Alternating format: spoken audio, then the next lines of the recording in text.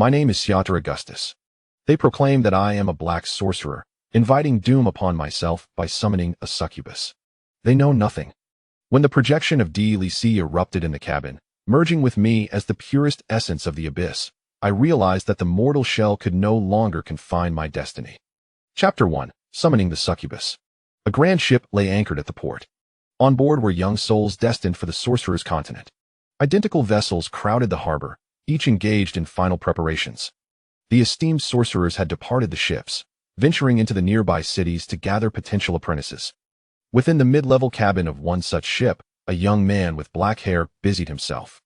This cabin was relatively cramped, the floor meticulously cleansed and adorned with intricate runes drawn in blood. He was Xia'er, who had acquired a wondrous incantation from his companions, said to enhance one's sorcerer's physique through the offering of magic stones, thereby facilitating the journey to becoming an apprentice, or even expediting the ascent to sorcererhood. Xia'er worked fervently, continuously inscribing specific runes within the sanguine sigil. At last, gritting his teeth, he produced a handful of black stones, the universal currency of the sorceress realm. Magic stones. He placed the stones on one side of the blood sigil, while on the other side lay a white goat, its hooves bound. Once everything was prepared, Xia'er reverently knelt at the center of the sigil, softly intoning a prayer to an unknown entity. I offer this sacrifice, beseeching your power to descend upon me. As the final syllables of the prayer left his lips, the blood sigil began to emit a faint crimson glow. Tendrils of black mist gradually enveloped the space, and the once vibrant magic stones began to fade, quietly transforming into a powdery substance. The once helpless white goat, now engulfed in terror, struggled in vain against its bindings. Xia'er watched in exhilaration, murmuring, "It worked. It truly worked." In the next moment, wisps of black mist coalesced, forming a glowing crimson eye before him, accompanied by a voice brimming with seduction. "Mortal, I am Delise. Is it you who summoned me?" Xia'er's body trembled with excitement as he knelt, his voice quaking with reverence. "Mighty Delise, it is I who called upon you. Please bestow upon me your power." From the depths of the black mist, Delise's enchanting laughter resonated, leaving Xia'er blushing. Delise stated, "Mortal, I shall grant your wish. However, your sacrifice is insufficient to fully summon me. Will you assist me?" Xia'er's face flushed with eagerness. I will. Here it comes. I shall endow you with power." In the next instant, the white goat succumbed to silence, its soul drawn into the black mist. Tap, tap, tap. As Xia'er anxiously observed, a slender silhouette emerged from the black mist, swirling and solidifying before him. Xia'er's complexion paled, his gaze fixed in astonishment. Before him stood a woman of unparalleled beauty, almost beyond description. Her skin was porcelain-like, with long black hair cascading down her chest. Her features were exquisite, lips curved into a subtle smile, her eyes radiating allure.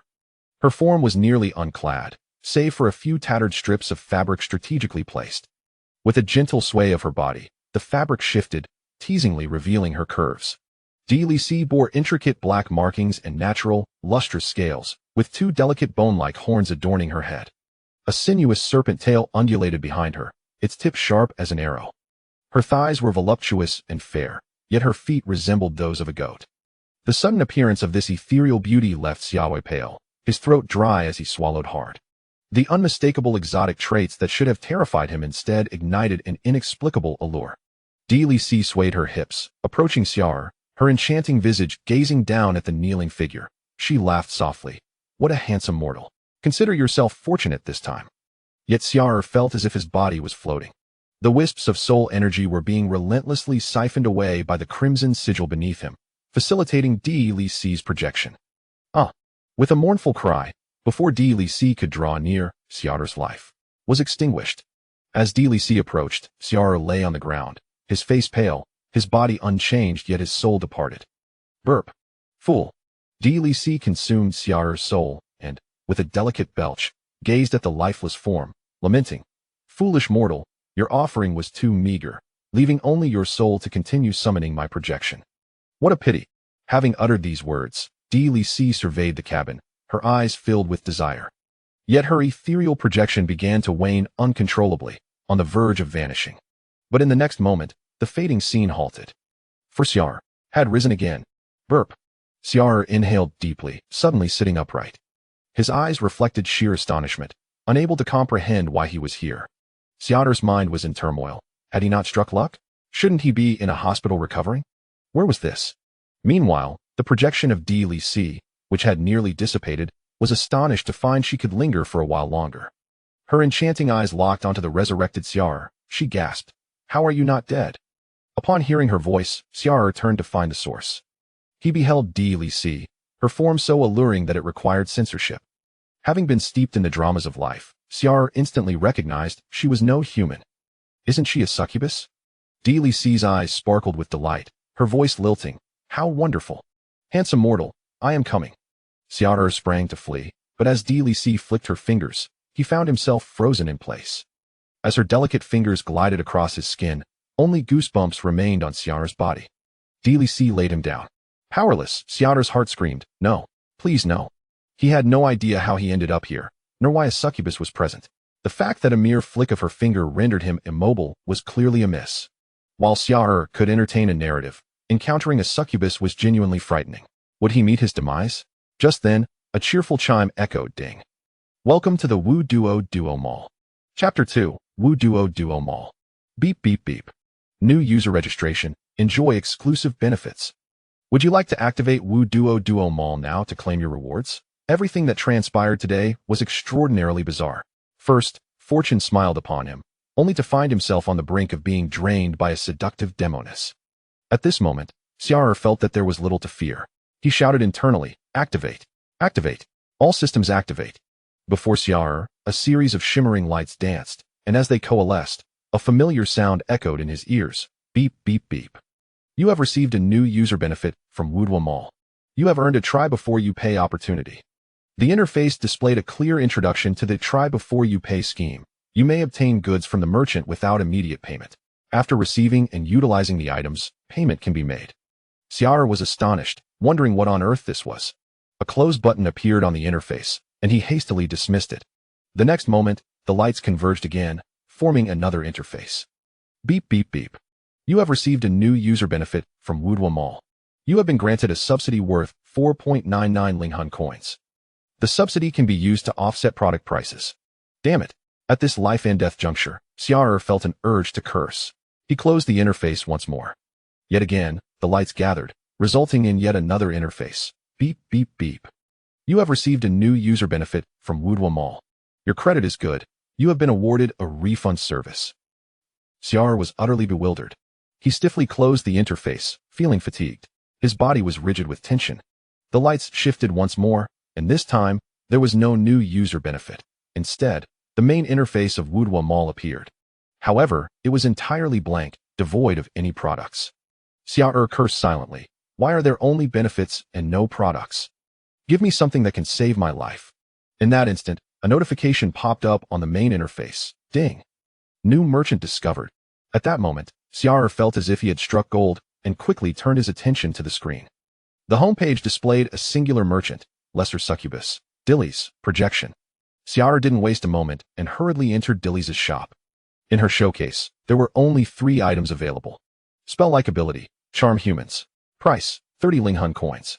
Delise's original flavor bra. Price, 10 Linghan coins. Abyssal Succubus Bloodline. Price, 100 Linghan coins. As Xia'er beheld the 3 items in Delise's showcase, 1,000 thoughts raced through his mind. Customer service. Where is customer service? I demand to see customer service. Xia'er roared internally, but the WuDuoDuo system was evidently rudimentary and lacked the customer support he desperately needed. Without customer service, he had to rely on his judgment to make the necessary purchases.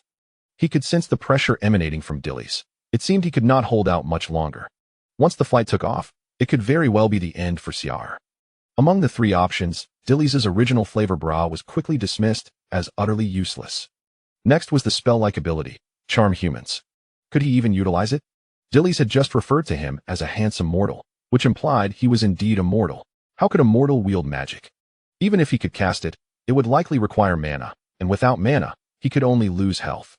Finally, there was the Abyssal Succubus Bloodline. Compared to the others, this one was evidently the most expensive. Xia'er's mind raced. He had the try before you pay benefit and a refund service at his disposal. In such a critical moment, he resolved to use everything available. When in doubt, choose the most expensive option. The costly one might prove useful, while the cheaper ones certainly would not. With determination, Xia'er clicked to purchase the Abyssal Succubus Bloodline. Ding! You have utilized the new user benefit. Try before you pay. The merchant is processing your order. Xia'er was perplexed. Processing? How could that be? Just then, Delise let out a piercing scream. Delise tilted her head back, exposing her pristine neck, emitting a long, sharp cry. In that moment, Xia'er realized he could move. He looked up and met Delise's gaze. In her eyes, there was nothing but emptiness. This sensation was all too familiar to Xia'er. After every flight, he would enter a sage mode. In the next instant, Delise's form detonated into translucent shards that transformed into black mist, swiftly converging and rushing into Xia'er's chest. I will find you. A somewhat weary female voice echoed in his ears. Xia'er had no time to react as the black mist surged into his body. Then came the notification from WuDuoDuo. Ding. The merchant has dispatched your order. Subsequently, Xia'er fell into a state of unconsciousness. In this unconscious state, he was enveloped by the black mist, his body trembling incessantly. Beneath his skin, it felt as if countless tiny creatures were scurrying about. Black scales emerged sporadically from his skin, only to vanish moments later. Eventually, after an indeterminate passage of time, Xia'er finally regained consciousness. Ugh! He let out a pained groan, clutching his head as he rose from the ground, still bare and smeared with debris and blood. He stood up and surveyed his surroundings, discovering that Delise had vanished without a trace. Xia'er checked himself and found that no parts were missing, especially relieved that his manhood remained intact. Finally, Xia'er breathed a sigh of relief. Thank goodness. Thank goodness. I'm still functioning. Though the immediate life-threatening danger had abated, he surveyed the cramped room, which was in utter disarray. Xia'er understood that the crisis was not entirely averted. Summoning a succubus could hardly be considered legal or compliant. Looking around, it felt as if he were on a ship. Through a narrow window, he caught a glimpse of the sea beyond. As dawn had yet to break, Xia'er had no time to assess any changes in his body and hurriedly began to tidy the room. He disposed of the goat's carcass into the ocean, creating a splash. Then he swiftly cleaned the blood-stained patterns from the wooden floor. It was a laborious task, yet he managed to finish before dawn. However, remnants of red patterns still marred the floor, which Xia'er found impossible to eliminate. Only then did he afford himself the time to ponder the gravity of the situation. Had he truly stumbled upon fortune? How had he ended up here? Chapter 3. Xia'er. It was through this profound contemplation that Xia'er acquired the fragmented remnants of memories embedded within this corporeal form. This was also facilitated by the shattering of Delise's projection, allowing some unprocessed soul fragments to return to Xia'er's body. Waves of memories surged through Xia'er's mind, making him feel as though he were in the process of cognitive awakening. The intensity of this memory influx even caused him to experience a nosebleed. Incomplete memories merged into the essence of Xia'er's soul. After a considerable time, he finally reopened his eyes, his expression imbued with complexity. Rising to his feet, Xia'er retrieved a small mirror to inspect his appearance.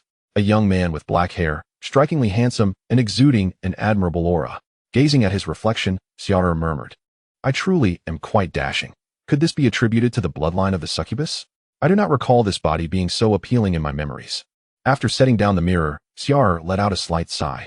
Although he had long admired the idea of traversing realms while living on Blue Star, the abruptness of his fortune in arriving in this world was nonetheless somewhat unsettling. Xia'er smacked his lips, reminiscing about the previous night, and could not help but marvel. The essence of the succubus is indeed potent. The memories in his mind were fragmented, yet after processing them, Xia'er gained partial clarity regarding his current situation. His full name was Xia'er Augustus, the youngest son of a count from a kingdom exceedingly distant from this place. Born without the right of succession, his career options were limited to serving a king or a duke or marquis. His predetermined life path could have led him to become a court noble or a knight. However, fortune smiled upon him when he was discovered to possess innate mental prowess, indicating potential to become a wizard, and thus, he unwittingly boarded a ship bound for the continent of wizards. Once aboard, Xia'er received a foundational meditation technique bestowed upon him by the esteemed wizards on the ship. The vessel had been sailing for over a year, far from home, yet Xia'er had achieved nothing. Upon his departure, his father had generously provided him with 50 magic stones, which served as his initial funding for education and enabled him to secure a modest room on the ship. At this moment, Xia'er was uncertain how far they were from the wizarding continent, but he had heard it was not too distant. Rumors circulated aboard that if one could break through to become a third-tier wizard apprentice using the foundational meditation technique before reaching the continent, the rewards would be substantial and highly coveted. However, after nearly a year of diligent practice, Xia'er felt no progress. Recently, someone had given him a forbidden piece of parchment that detailed a ritual to sacrifice to a demon, seeking power to enhance his training capacity, potentially allowing him to directly ascend to a third-tier wizard apprentice. In his mounting desperation, Xia'er succumbed to this temptation, and within the confines of the cabin, he hastily inscribed a runic array with his own blood, inadvertently summoning a succubus. Unfortunately, rather than bestowing the promised power, the demon drained his soul entirely. Most critically, he had not even savored the succubus's essence. Having traversed realms and borrowed this body to experience the delights of the succubus, he now found himself bereft of her presence. The blood runes on the floor nearly cleansed, yet his magic stones had dwindled to a pitiful few. Residing in a private room on the ship came at a cost. Ordinary currency was insufficient, requiring at least 1 magic stone per month. This expenditure clearly marked Xia'er as a target for exploitation. Last night's summoning had compelled Xia'er to purchase materials and ultimately sacrifice 20 to 30 magic stones to barely activate the array, only to have it insufficient for summoning Delise, who then drained his soul entirely. Now, Xia'er possessed a mere 7 magic stones, plunging him into a state of dire poverty. Moreover, he recalled that the parchment recording the array had been gifted to him by his dear friend, Xiaosu. Reflecting on memories of Xiaosu and the elusive threads of recollection, despite their incompleteness, Xia'er mused, "It seems I am still too naive in the ways of society. Not only was I exploited as a sheep, but I also bore the brunt of misfortune for others. Perhaps Xiaosu harbored nefarious intentions, aiming to eliminate the original owner." Cursing under his breath, Xia'er lamented, "Why must I encounter such absurdity upon my arrival?" Having come to this realization, the sun had already risen, and the sound of a bell echoed from the ship, signaling mealtime. If he wished to avoid hunger, he had to hasten to the dining hall.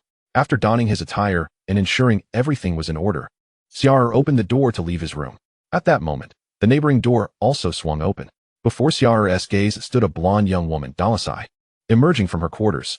In his recollections, she was an enchanting beauty, hailing from a kingdom not far from his own. With an alluring figure that surpassed even that of the succubus from the previous night, Xia'er had always been infatuated with Delise, yet she seldom reciprocated his affections. Staring intently at Delise, memories of her flooded his mind, but his gaze was too unabashedly lingering for her comfort, prompting an immediate glare in return. Xia'er quickly reverted to his habitual greeting, "Delise, good morning. Get lost. Don't bother me, you insufferable pest." Delise retorted vehemently, turning her head and tossing her hair as she strode towards the dining hall. Frowning slightly, Xia'er glanced back at his room and mused. It appears the soundproofing of this room is rather inadequate. Clearly, the commotion from the previous night had not escaped Dalise's notice. Recalling the events of last night sent a shiver down his spine.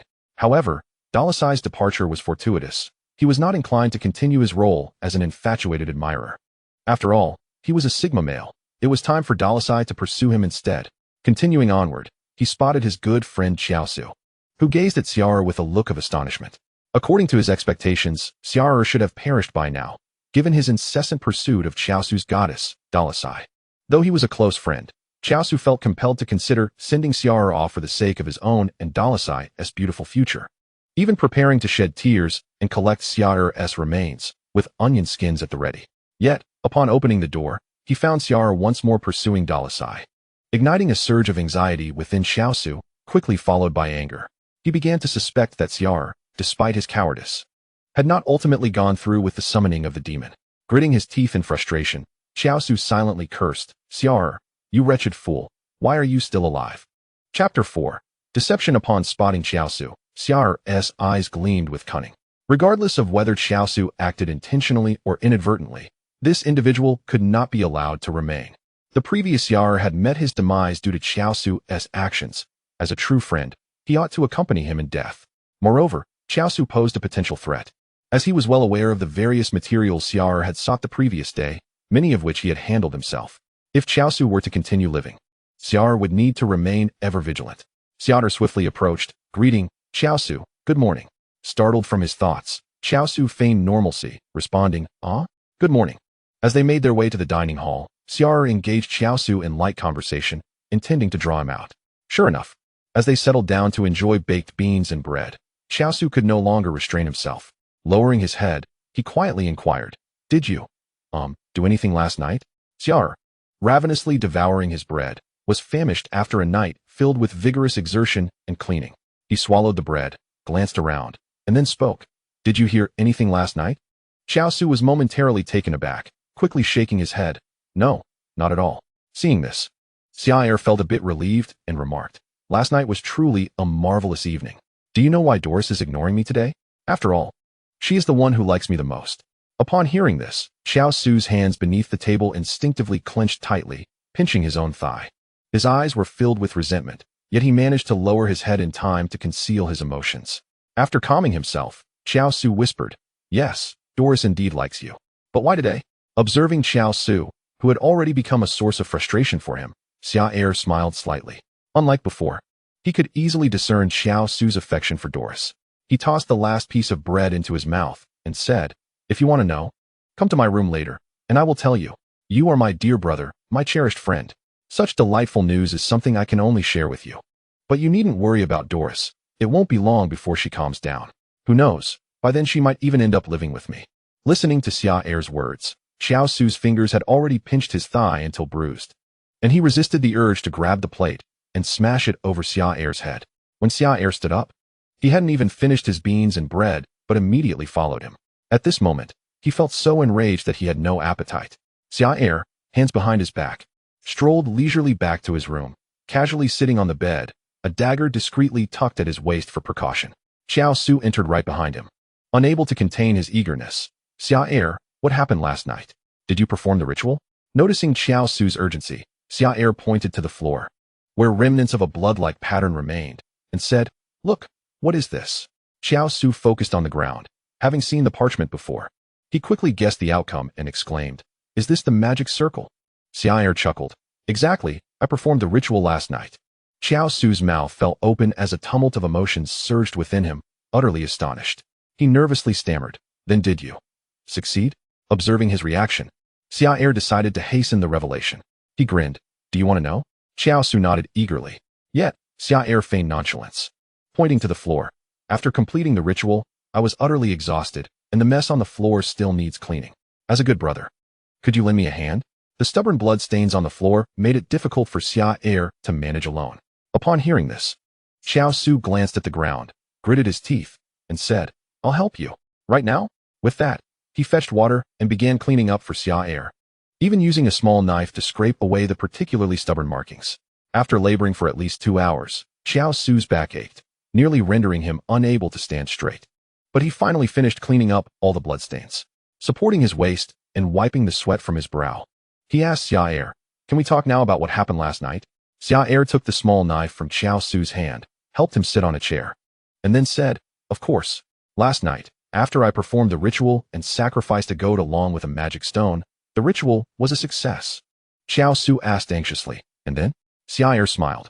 "What responded to my call was a succubus. Do you know what a succubus is? She is truly a stunning creature. The difference between Doris and this succubus is as stark as that between an old hag and a princess. Her skin was fair, her features exquisite, her figure voluptuous, and she wore almost no clothing.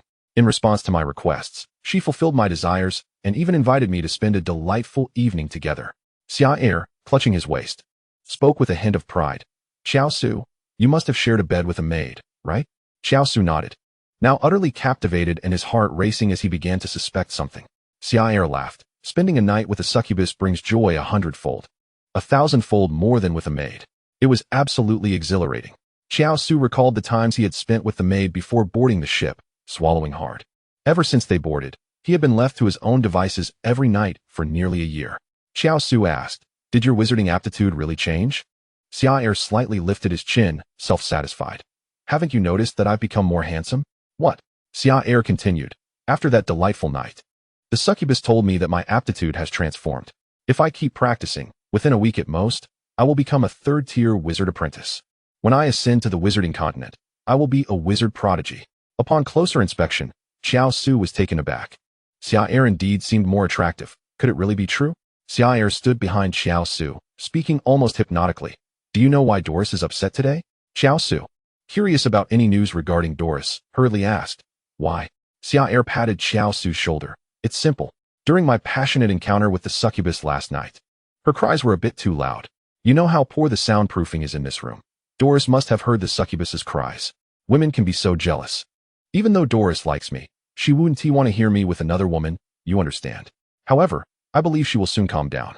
Once I break through to being a third-tier wizard apprentice, she will return to my embrace. Perhaps when I become a wizard prodigy on the wizarding continent, I will grant Doris the status of a maid. What do you think, my dear brother? Hearing this, Xiao Su's fists clenched tightly, though he remained unaware of it.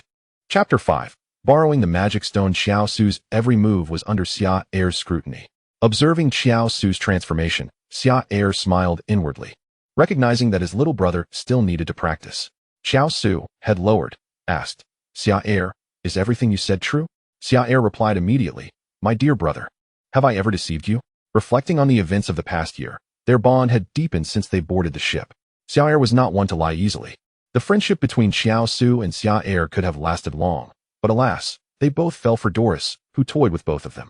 Contemplating the future that Xia'er painted, where Doris would ultimately turn to him, Xiao Su felt a heaviness in his chest. Doris's status would no longer be that of a wife or lover, but merely that of a maid. Xiao Su's breathing grew labored. Seeing the mood and emotions reaching a peak, Xia'er said, Xiao Su, my dear brother, you know I have never been greedy. This opportunity was given to me by you. If you wish to try the ritual as well, I will return the parchment to you. If you are too afraid to attempt the ritual, I will burn this parchment, and from then on, only I will know about the ritual. Of course, as my dear brother, I will not abandon you. You will become my servant, my most capable aide. With that, Xia'er produced the parchment and lit a candle. The black smoke from the flame spiraled upwards. Xia'er held the parchment in his hands, quietly watching Xiao Su's reaction. Xiao Su's heart was engaged in a fierce internal struggle. He was uncertain whether to follow Xia'er's lead and attempt the ritual. Imagining the succubus Xia'er described and the future he spoke of, Xiao Su's heart burned with desire. Yet, he also sensed the danger. What if it went wrong? The thought of Doris becoming Xia'er's maid while he remained merely a servant filled him with dread. What would happen if Xia'er and Doris were in the same room, with Doris crying out, while he stood guard outside? The tormenting sensation engulfed Xiao Su, rendering him almost breathless. His fingers trembled, yearning yet hesitant. Observing this, Xia'er resolved to stoke the flames further, stating, I am aware that you harbor affections for Delise as well. However, in the spirit of our brotherhood, should you ascend to the rank of a third-class wizard apprentice through the ritual, I shall relinquish Delise to you. After all, having spent a delightful night with a succubus, I find myself somewhat indifferent to her. You know me. I am quite generous when it comes to brothers. Yet, if you do not achieve the status of a third-class apprentice before we disembark, I fear Delise, even if she were to serve as my maid, would not endure hardships with you. At that point, I would find it difficult to abandon her. Wouldn't you agree, Xiao Su? As he spoke, Xia'er extended the parchment toward Xiao Su, then gradually maneuvered it toward the flickering candle flame. Xiao Su's gaze remained fixated on the parchment. As it drew closer, his breathing grew heavy. When it was moved away, his expression turned pained. Just before the parchment was ignited, Xiao Su let out a low growl and abruptly snatched the parchment from Xia'er's grasp. Seeing this, a smile spread across Xia'er's face. After seizing the parchment, Xiao Su regained his composure, a hint of embarrassment coloring his features. Xia'er patted Xiao Su's shoulder and reassured him, I understand. You do not wish for me to be alone on the path of wizardry. Xiao Su nodded vigorously, exclaiming yes. Yes. Xia'er continued, hasten to perform the ritual. Be cautious, for the wizard masters may return, leaving you no time to conduct it. It would be best to procure the necessary materials today. You know what is required. Xiao Su nodded silently. Xia'er then inquired, Xiao Su, how many magic stones do you have? Xiao Su paused for a moment. About 50 or 60. Why? Xia'er replied, I used magic stones for yesterday's ritual and have nearly exhausted my supply. As a good brother, could you lend me a few? Just 20 would suffice. I wish to swiftly cultivate to third-class apprentice. Xiao Su hesitated, his eyes drifting. 20 magic stones were indeed a significant amount. However, Xia'er straightened Xiao Su's posture, looking him in the eye and saying, Are we not good brothers?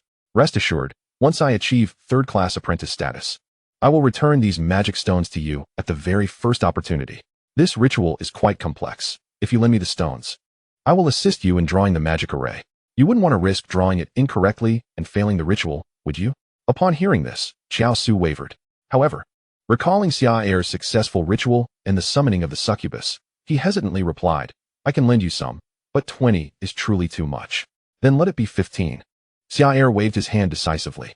Xiao Su wished to protest further, but was grasped by Xia'er's hand, ultimately conceding with a reluctant nod. After bidding farewell to Xiao Su, Xia'er lay on his bed, tossing magic stones into the air and catching them gently. Magic stones are truly beautiful, he mused. Xiao Su had already departed to gather the materials required for the ritual, and Xia'er planned to assist him in the afternoon. Reflecting on the previous ritual held by Xia'er, he recalled that summoning a demon was akin to signing a death warrant. For those of them who were not even third-class wizard apprentices, summoning demons would result in dire consequences. Blood would be the price, and demons were even more merciless, demanding souls. Once Xiao Su initiated the summoning ritual, his fate would be sealed. In truth, had Xiao Su not taken the parchment, Xia'er would not have spared him either. Refusing the parchment indicated that he recognized the inherent danger it possessed. To decline was to expose his understanding of Xia'er's deceit. Thus, such a cunning mind could not be allowed to persist. Once Xia'er grasped the situation aboard the ship, he would seek an opportunity to dispose of Xiao Su. But that would require careful planning to avoid any loopholes. By afternoon, Xiao Su had procured all the necessary materials. Finding a moment when no one was around, Xia'er stealthily entered Xiao Su's room and skillfully drew the blood magic array as per the parchment's instructions. When the coast was clear, he slipped away once more. Late into the night, Xia'er remained awake, too anxious to stay in his room, instead opting for the deck, where he was closer to the wizard apprentices stationed on the ship, ready to leap overboard should danger arise. It was undoubtedly safer than remaining in his room. Having prepared everything, Xia'er awaited Xiao Su's demise. Chapter 6. Resolving the Brotherhood. In the dead of night, Xia'er leaned against the rail on the deck, daring not to close his eyes for even a moment, one eye on watch while the other remained fixed on the dimming merchant name within the WuDuoDuo Mall. Meanwhile, in Xiao Su's room, he sat anxiously on his bed, clutching the parchment. At that moment, he was in a state of indecision. For the parchment was a legacy of his family, yet all who had previously utilized this incantation had met with death. Thus, he had intended to manipulate Xia'er while simultaneously orchestrating his departure. However, Xia'er had not perished. Rather, the ritual had succeeded, enhancing his cultivation talent. After several hours of vacillation, Xiao Su remained torn, even contemplating abandonment. Yet, the memory of Xia'er's smug expression earlier that day, along with his plans concerning both Xiao Su and Delise, ignited an unquenchable flame of fury within him, ultimately solidifying his resolve. Xiao Su muttered to himself, Xia'er is more incompetent than I. If he can successfully conduct the ritual, there is no way I shall fail. With that, he knelt at the center of the magic array and began to chant the incantation. Indeed, as Xiao Su recited the spell, the magic stones placed within the array began to deplete. Having acquired Xia'er's successful experience, every aspect was replicated precisely, including the quantity of magic stones. As the stones diminished, Delise responded to the summoning signal. She swiftly answered, Mortal, do you yearn for power? Xiao Su could hardly contain his excitement. Kneeling and urgently proclaiming, I do yearn. Please aid me. Delise laughed melodiously. You summon me now, yet your offerings are insufficient. Are you willing to contribute a bit more? Just a little, and you shall obtain a delightful night as well as power. As Xiao Su listened to her seductive voice, he felt his body weaken, recalling Xia'er's earlier descriptions, his breathing becoming labored. He quickly replied, I am willing. I am willing. Hee. Delise laughed softly, then began to extract Xiao Su's soul energy. Like Xia'er, Xiao Su knelt at the sacrificial position of the magic array. Having now forged a verbal pact with the succubus, it was nearly impossible to escape death. As Delise's form gradually solidified, even before her projection fully coalesced, Xiao Su's complexion paled, and he collapsed to the ground. With a faint cry of despair, Xiao Su's soul energy was entirely devoured by Delise.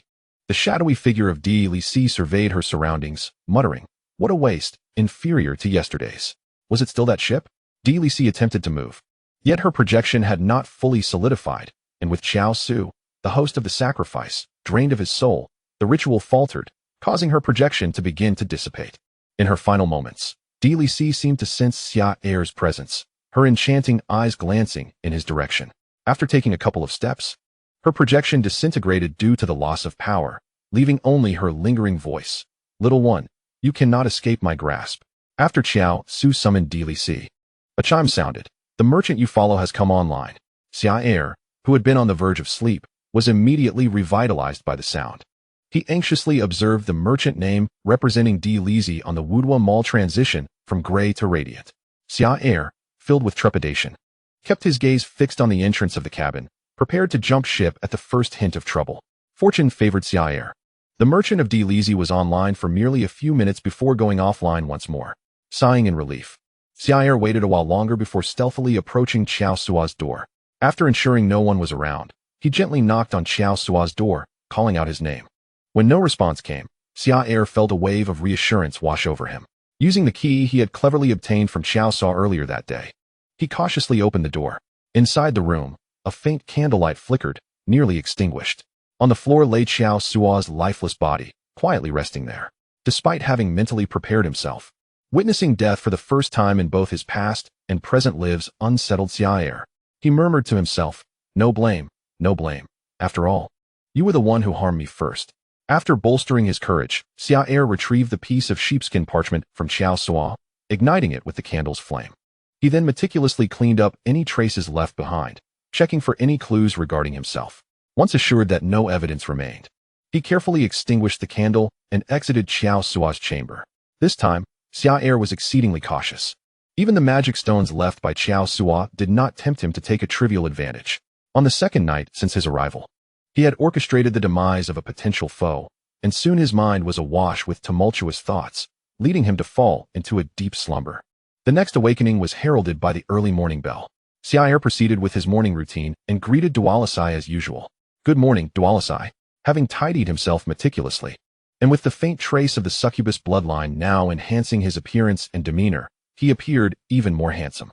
His exuberant greeting caught Delise's attention, who had been contemplating her strategy to ensnare him, leading her to steal a few glances. However, recalling the sounds she had heard the previous night, she scoffed, preparing herself for an anticipated apology from Xia'er. Yet, after his greeting, Xia'er paid her no further heed and headed directly to Xiao Sua's door, knocking and calling out for him. Naturally, no response came. Xia'er, feigning that Xiao Sua had merely overslept, made his way to the dining hall. Delise followed closely behind, seething with indignation. One of Delise's friends grasped her wrist and whispered, "Why isn't your Augustus here to accompany you today?" Delise huffed in response, "It's better that he doesn't bother me. I find it much quieter without that incessant cawing." Her companion remarked, "Lately, Xia'er seems to have become even more handsome. Don't you think?"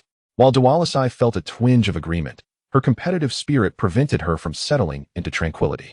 Gazing at Xia'er's retreating figure, she coldly retorted, "Is that so? Perhaps it's your taste that has deteriorated. To me, Xia'er is merely akin to sheep dung by the roadside." Her friend couldn't help but burst into giggles at this. "If you don't want Xia'er, I might just have to sample his charms." Delise cast a dismissive glance at her friend and replied nonchalantly, "If you don't mind the filth, go right ahead." Unbeknownst to Xia'er, the unfolding drama behind him was of little concern. His mission today was to maintain his usual facade. On the first day, no one noticed anything amiss. Xiao Sua's absence raised no eyebrows. By the second day, however, some began to sense the oddity, and as they passed his door, a faint odor became apparent. The temperature aboard the ship was not low, and with more than 48 hours having passed since death, the room could no longer contain the stench. By the third day, as Xia'er finished breakfast, Xiao Sua's door was forcibly opened. A knight clad in armor stood outside, sword in hand, while several sailors bustled about, tidying up Xiao Sua's quarters. Before long, the sailors carried Xiao Sua's body out of the room. The knight addressed the gathering crowd of youths with a cold voice. This young man was experimenting with dark sorcery in his quarters and met his demise. "Are you not concerned that you too may be tainted?" At these words, the onlookers, pinching their noses, quickly dispersed. Xia'er stood at a distance, observing as the knight used his sword sheath to lift the small pouch containing Xiao Sua's magic stones, slipping it into his own cloak. The knight showed no interest in investigating the cause of Xiao Sua's death. Meanwhile, the apprentice wizards remaining on the ship had no intention of descending from the upper decks. The knight was merely a servant to the wizards, and the apprentice wizards served as his attendants. Watching the knight's actions, Xia'er felt a hint of regret. Had he known that disposing of a body would be so simple, he might have seized Xiao Sua's magic stones at the outset. Once Xiao Sua's body was removed and the room cleaned, it would not be long before someone else moved in. With his worries now alleviated, Xia'er began to earnestly engage in his training. He had acquired the foundational meditation technique upon boarding the ship, which comprised a total of 45 runes that needed to be mentally recorded during practice. When one could successfully memorize all 45 runes in their mind at once, a transformation would occur, elevating them to a third-tier apprentice wizard. Those with exceptional talent had already ascended to that rank within the first few months. While the benefits of becoming an apprentice wizard were not immediately evident, one significant advantage was the ability to move to the upper deck of the ship at no cost. The upper deck featured larger rooms, superior service, and no fees. Xia'er's original talent had been lacking. After a year, he had only managed to memorize around 20 runes. At that rate, he was unlikely to achieve the rank of apprentice wizard before reaching the wizarding continent. It was precisely due to this slow progress that Xia'er had resorted to desperate measures. However, those issues belonged to the former Xia'er. The current Xia'er had evolved, having gained the diluted bloodline of a succubus, which significantly enhanced his innate abilities. Perhaps it was not solely due to the succubus bloodline. The meditation training relied heavily on one's soul. Xia'er's original talent was not comparable to his current capabilities, at least from the few days of training thus far. His rate of progress surpassed that of his previous self. Perhaps in a couple of months, he might successfully memorize 45 runes. Given the rumored length of the voyage, it seemed that they would not reach the wizarding continent in that time. With his thoughts collected, Xia'er entered into meditation, recording each rune, using his mental energy to imbue meaning into these symbols. This was the essence of meditation practice, which, while beneficial, was quite taxing on the mind. Memorizing runes that had already been recorded was relatively straightforward, but those still in the process of being memorized proved to be exceedingly challenging and draining. After approximately 2 hours of practice, Xia'er could no longer endure. He clutched his head and opened his eyes. That evening, he had successfully recorded another rune, bringing him one step closer to his goal. Before achieving the rank of apprentice wizard, their daily training sessions would not be overly lengthy. The mental effort required to memorize runes was substantial, and they could hardly sustain their focus for long periods. Under similar training durations, those with superior talent found it easier to record runes, gaining a significant advantage in the early stages. Though the meditation practice had concluded, Xia'er was not yet weary. In addition to his meditation, he also needed to practice nightly techniques. The night breathing technique, originating from the noble Augustus family, is known as the melting flame breathing method. This technique allows one to cultivate to the level of a great knight and has consistently produced great knights for the Augustus lineage. Additionally, Xia'er has mastered a subordinate version of this technique, the flame breathing method. Although its efficacy is somewhat inferior to that of the melting flame breathing method, and its training speed is slower, it can still awaken the seed of knighthood, enabling one to become a knight squire. The breathing technique is instrumental in honing the body, endowing Xia'er with formidable physical strength. As the younger son of a former count, Xia'er possesses ample resources for training in this technique. Even though he is not particularly zealous about his cultivation, he has activated the knight seed within him, thus becoming a knight. His knightly physique grants Xia'er immense strength, allowing him to unleash faint flames and high temperatures during his attacks. However, knights are no match for sorcerers. Even the mightiest great knights are said to only equate to a first-tier sorcerer apprentice. As for a knight like Xia'er, he stands little chance against a sorcerer apprentice, who can easily toy with him. Nevertheless, among the common folk who do not even qualify as sorcerer apprentices, a knight's status and combat prowess are still quite impressive. Until Xia'er ascends to a third-tier sorcerer apprentice, he requires a means of securing his livelihood. Cultivating the night breathing technique necessitates special medicinal oils to fortify the body without causing harm. Many sorcerer apprentices engage in the night breathing technique as well. For prolonged meditation and the absorption of magical energy can inflict damage on the body. If they wish to avoid an early demise, it becomes even more imperative to practice the night breathing technique. Otherwise, their bodies will soon succumb. Previously, Xia'er was not diligent in practicing the night breathing technique, as his aspirations lay with becoming a sorcerer. However, the current Xia'er recognizes that a robust body is a vital asset. It is essential to maintain one's physical well-being. Under the cover of night, Xia'er meticulously applies medicinal oil to various parts of his body and commences his training regimen according to a specific method. The night breathing technique relies not solely on breath, but also necessitates muscle training and the harmonious activation of the night seed within. The entire process leaves Xia'er utterly exhausted, taking a full 2 hours to complete a single round. It is no wonder Xia'er previously shunned the night breathing technique. It is a true test of physical endurance. Chapter 8. In the dead of night, an utterly fatigued Xia'er lies on his bed, his eyes devoid of spirit. He murmurs, Who on earth invented this inhumane method of the night-breathing technique? Who could possibly endure the arduous practice required to attain the rank of a great knight? Lying on his bed, Xia'er feels akin to a wrung-out cloth, his body aching, eventually succumbing to sleep after a considerable time. In the morning, the effects of the medicinal oil remain potent. Although Xia'er feels somewhat weary, he is free from pain. If he can maintain this regimen consistently, his physical strength will undoubtedly improve. In the dining hall, bereft of his former close companion, Xia'er feels solitary. Although he still occasionally bothers Delise, he no longer exhibits the same obsequious demeanor. His continued harassment of Delise serves merely to uphold his facade. With time, Xia'er will likely disregard her entirely.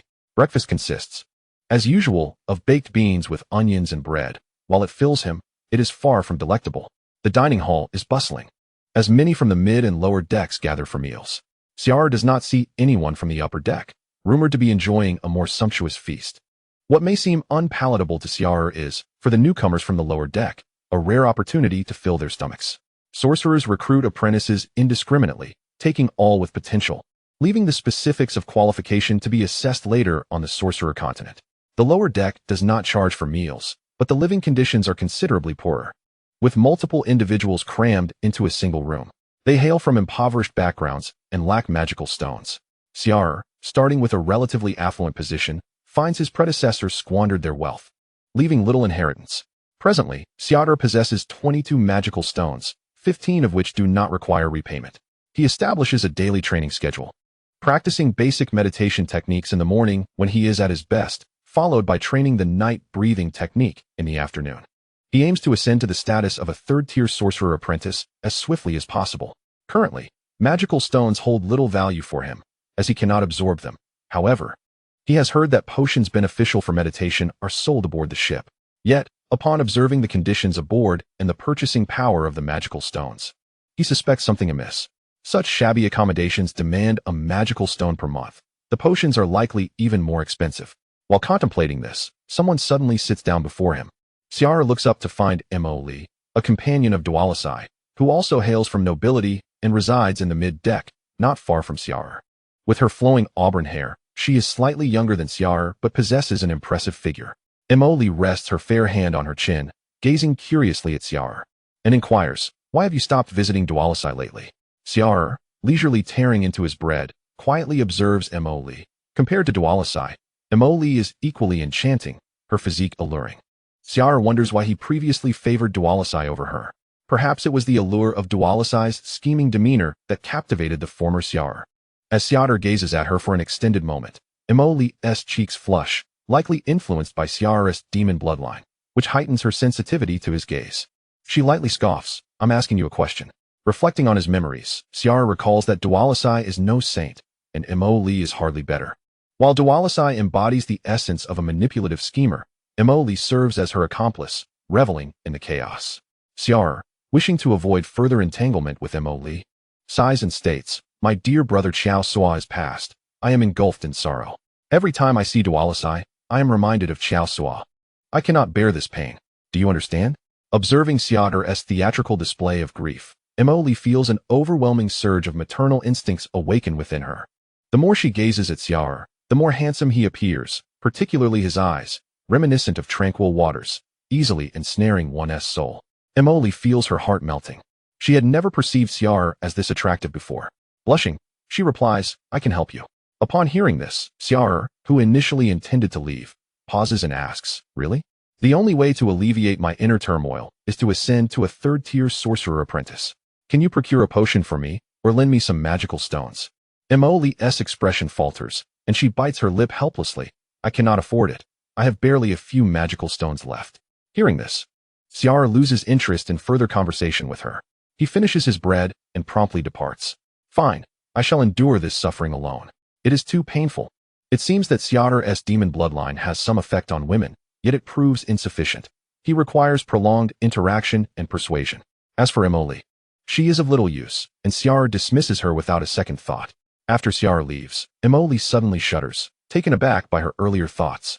Covering her face, she realizes that she had become overly infatuated. She had initially come to mock and provoke Xia'er, hoping to revert him to his former role as Delalise's sycophant.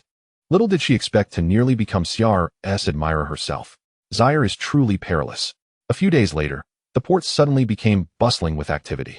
Surrounded by guards, Xia'er discerned the situation from the discussions of those around him. The last batch of novice wizard apprentices was about to board the ship. "Oh, a wizard!" Excited gasps erupted from the crowd, and Xia'er quickly turned to see several small flying figures descending onto the upper deck of the ship, a place inaccessible to him and his companions. Flight has always been humanity's dream, and witnessing such a spectacle without the aid of an aircraft filled Xia'er with envy. "How exhilarating! When will I ever soar through the skies?" he murmured softly. Below at the port, a throng of young individuals gathered, much like Xia'er.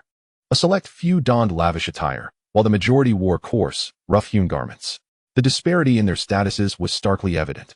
Yet Xia'er understood that in this extraordinary society, the social hierarchies of the mundane realm held little significance in the wizarding continent, where one's former opulence might instead become a hindrance. On the ship's staircase, groups of individuals ascended, while a more opulent staircase saw only a few individuals making their way up. Those cloaked in black were all apprentice wizards, among whom Xia'er had previously encountered one. Ding! A new merchant discovered. Chapter 9. The Deep Sea.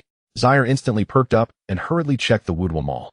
Indeed, besides the previously concealed Delise, a new merchant had emerged. Second-tier wizard apprentice, Wood. It was truly Wood. He was the only one Xia'er recognized among the group. The others were merely fleeting acquaintances. Xia'er had met Wood during a mental power assessment, and after boarding, he had purchased his mid-tier cabin from Wood as well. Reflecting on this connection, Xia'er began to speculate as he perused the merchant interface. Thus, it seemed that these merchants required some form of interaction or relationship with Xia'er. The enchanting Delise was also someone with whom he had engaged deeply, forming a significant bond. Watching Wood's figure ascend to the upper cabin, Xia'er quickly examined the merchandise. Wood's second-tier wizard apprentice cultivation insights, 50 soul coins. Wood's third-tier wizard apprentice cultivation insights, 30 soul coins. Apprentice wizardry. Wood's insect-repelling buzzing cultivation insights, 10 soul coins. Wood's acid projectile cultivation insights, 10 soul coins. Wood's malicious intuition cultivation insights, 10 soul coins. Compared to Delise, Wood offered a plethora of goods, many of which greatly tempted Xia'er. However, the cultivation insights for apprentice wizardry were not what Xia'er required at present. It was akin to seeking fuel at a gas station without a vehicle. Conversely, the insights for wizard apprentice cultivation were precisely what Xia'er needed. The only dilemma was that he was devoid of funds. Delise's merchandise operated on a pay-later basis, supplemented by a refund from a previous transaction. Yet these new benefits would vanish after use. Additionally, there was a 50 soul coin red envelope as part of a 100 billion subsidy. But it could only be used for discounts, not for full payment. If only Xia'er had even a single soul coin in his possession, he could procure Wood's second-tier cultivation insights. Alas, his hands were empty, leaving him utterly helpless. To possess a treasure trove yet return empty-handed was an excruciating experience. How to acquire soul coins remained a mystery to Xia'er, but he had begun to form theories. Soul coins were undoubtedly linked to souls, perhaps even necessitating the act of killing. Speaking of killing, those accustomed to it knew well how to proceed. Yet Xia'er was not such a person. Managing to eliminate the troublemaker Xia'er was already a considerable feat for him. To take matters into his own hands was currently beyond his capabilities, especially with the return of wizards, which would likely result in stricter oversight aboard the ship. Although Xia'er gazed longingly at the upper cabin, he found himself without a single viable option. The only course of action was to utilize his extraordinary talent to diligently practice the foundational meditation technique, thereby ascending to the rank of a third-tier wizard apprentice. Upon returning to his quarters, Xia'er had not yet crossed the threshold when he overheard someone exclaiming nearby, "Can I switch rooms? This one reeks. Who the hell made a mess in here? Either stay or leave. No refunds on the magic stones." "I'll stay." The ship departed the port, continuing its journey into the deep sea. Although these vessels were constructed of wood, they were undoubtedly enhanced by magic. Resembling mid-sized cruise ships in size, each accommodating numerous passengers. Having been at sea for half a month, Xia'er had already mastered the 30 foundational runes of his meditation technique. He estimated that within another fortnight, he would be able to condense all the foundational runes and become a third-tier wizard apprentice. However, beginning today, the voyage would no longer be tranquil. Merely gazing down from the deck, the color of the sea had already darkened, indicating they had entered the deep sea. The dim waters concealed depths unknown. Before Xia'er could further contemplate, a voice from behind called out, "The wizard has issued a decree. From today onward, even during the day, no one is permitted on deck. After meals, everyone must return to their quarters and secure the doors and windows. Regardless of what transpires outside, do not open the door. Alongside Xia'er, the other newcomers on the deck obediently retreated to their quarters. At that moment, a sense of urgency enveloped Xia'er. The signs aboard the ship clearly indicated that as they ventured into the deep sea, even with the wizard's presence, danger loomed. The lower and mid-tier cabins lacked the protection of wizards and knights. However, the upper deck was different. It was closer to the wizards and apprentices, and those permitted to ascend possessed commendable qualifications. Even when faced with peril, wizards would surely protect these gifted individuals effectively. Recognizing this, Xia'er felt compelled to act promptly. He hastily retrieved a set of light armor from his belongings. This metallic armor, crafted from superior materials, offered commendable defense. Bringing heavy armor to the wizarding continent was impractical. Yet for his safety, the Count had insisted Xia'er carry a set of light armor. Previously, this armor had been tucked away in a box, gathering dust beneath the bed. Now, it was finally time for it to see the light of day. Xia'er resolved to wear this armor daily for the foreseeable future, treating it as a form of endurance training akin to that of a knight. A bit of fatigue was a small price to pay if it meant preserving his life. In the dining hall, Xia'er spared no morsel of food, knowing that potential danger loomed, and he needed to sustain his strength. It was not only Xia'er who sensed the impending peril, many others shared his apprehension. The lower cabins were more fortunate, with multiple occupants sharing quarters, lending strength in numbers. The mid-tier cabins, however, were single rooms, meaning that in the event of danger, one would face it alone. Consequently, many individuals began forming partnerships, ensuring they had companions for mutual support should the need arise. In light of these sentiments, Xia'er had no intention of integrating himself into such groups. In the face of unknown threats within a realm governed by wizards and knights, clustering with inexperienced individuals was not necessarily a wise strategy. Being among the inexperienced did not guarantee one's safety. As he was eating, Emily approached and sat beside Xia'er, her plate in hand. As she gazed upon the light armor beneath the gray robe of Xia'er, Molly's eyes sparkled with intrigue. She hastily inquired, "Xia'er, would you care to join our party? It is certainly unsafe lately, and we have assembled a team of 7, including 2 knights and 3 squire knights. Your presence would undoubtedly enhance our safety." Xia'er cast a sidelong glance at Molly and replied, "No, thank you. I find solitude quite agreeable. You may carry on without me." After finishing his last bite, he rose and departed. Behind him, he heard the voice of Molly's companion. "Who does he think he is? Molly wants to form a team to save him. Let him face danger alone." Chapter 10. The Fishman. The words that reached Xia'er's ears were dismissed as the barking of a defeated hound. In just over half a month, he would ascend to the rank of a 3rd-tier wizard apprentice, at which point he would move to the upper deck. How foolish, indeed. Moreover, they were all novices. Being part of their company would only invite additional risks. As they ventured into the deep-sea region, the waves grew increasingly turbulent. Even with a sizable vessel, the ship began to sway more violently. During this time, nearly everyone was confined to their quarters, listening to the howling winds and crashing waves outside. Xia'er initially believed that remaining vigilant would see them safely through these waters. However, from the following day onward, vigilance tightened aboard the ship, and knights began to appear during mealtimes, distributing provisions. For the next few days, it was advised that they refrain from venturing outside their rooms, remaining indoors whenever possible. Even the dullest of minds could sense something amiss.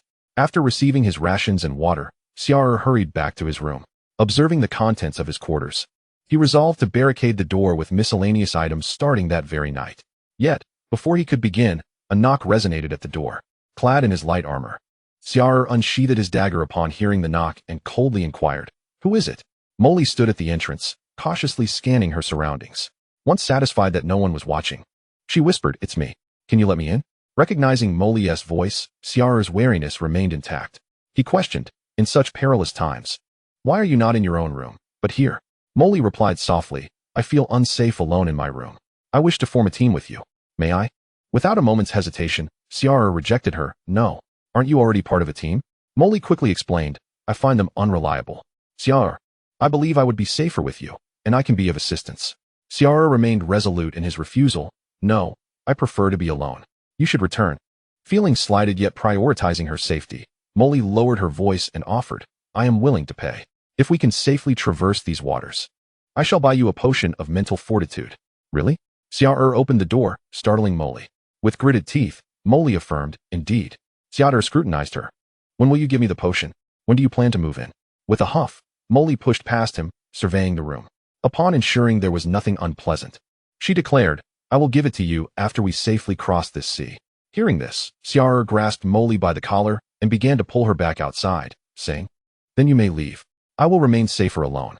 Molly immediately clung to his arm, exclaiming, No, please. What will you do if you take the potion and I encounter danger? Feeling her softness pressing against him, Xia'er raised an eyebrow. Molly indeed had her merits. Seizing the opportunity, he proposed, How about this? You provide me with half the price of the magic stone as a deposit. Once we have crossed this sea, you can give me the remaining half. I have no need for the potion. I only desire the magic stone.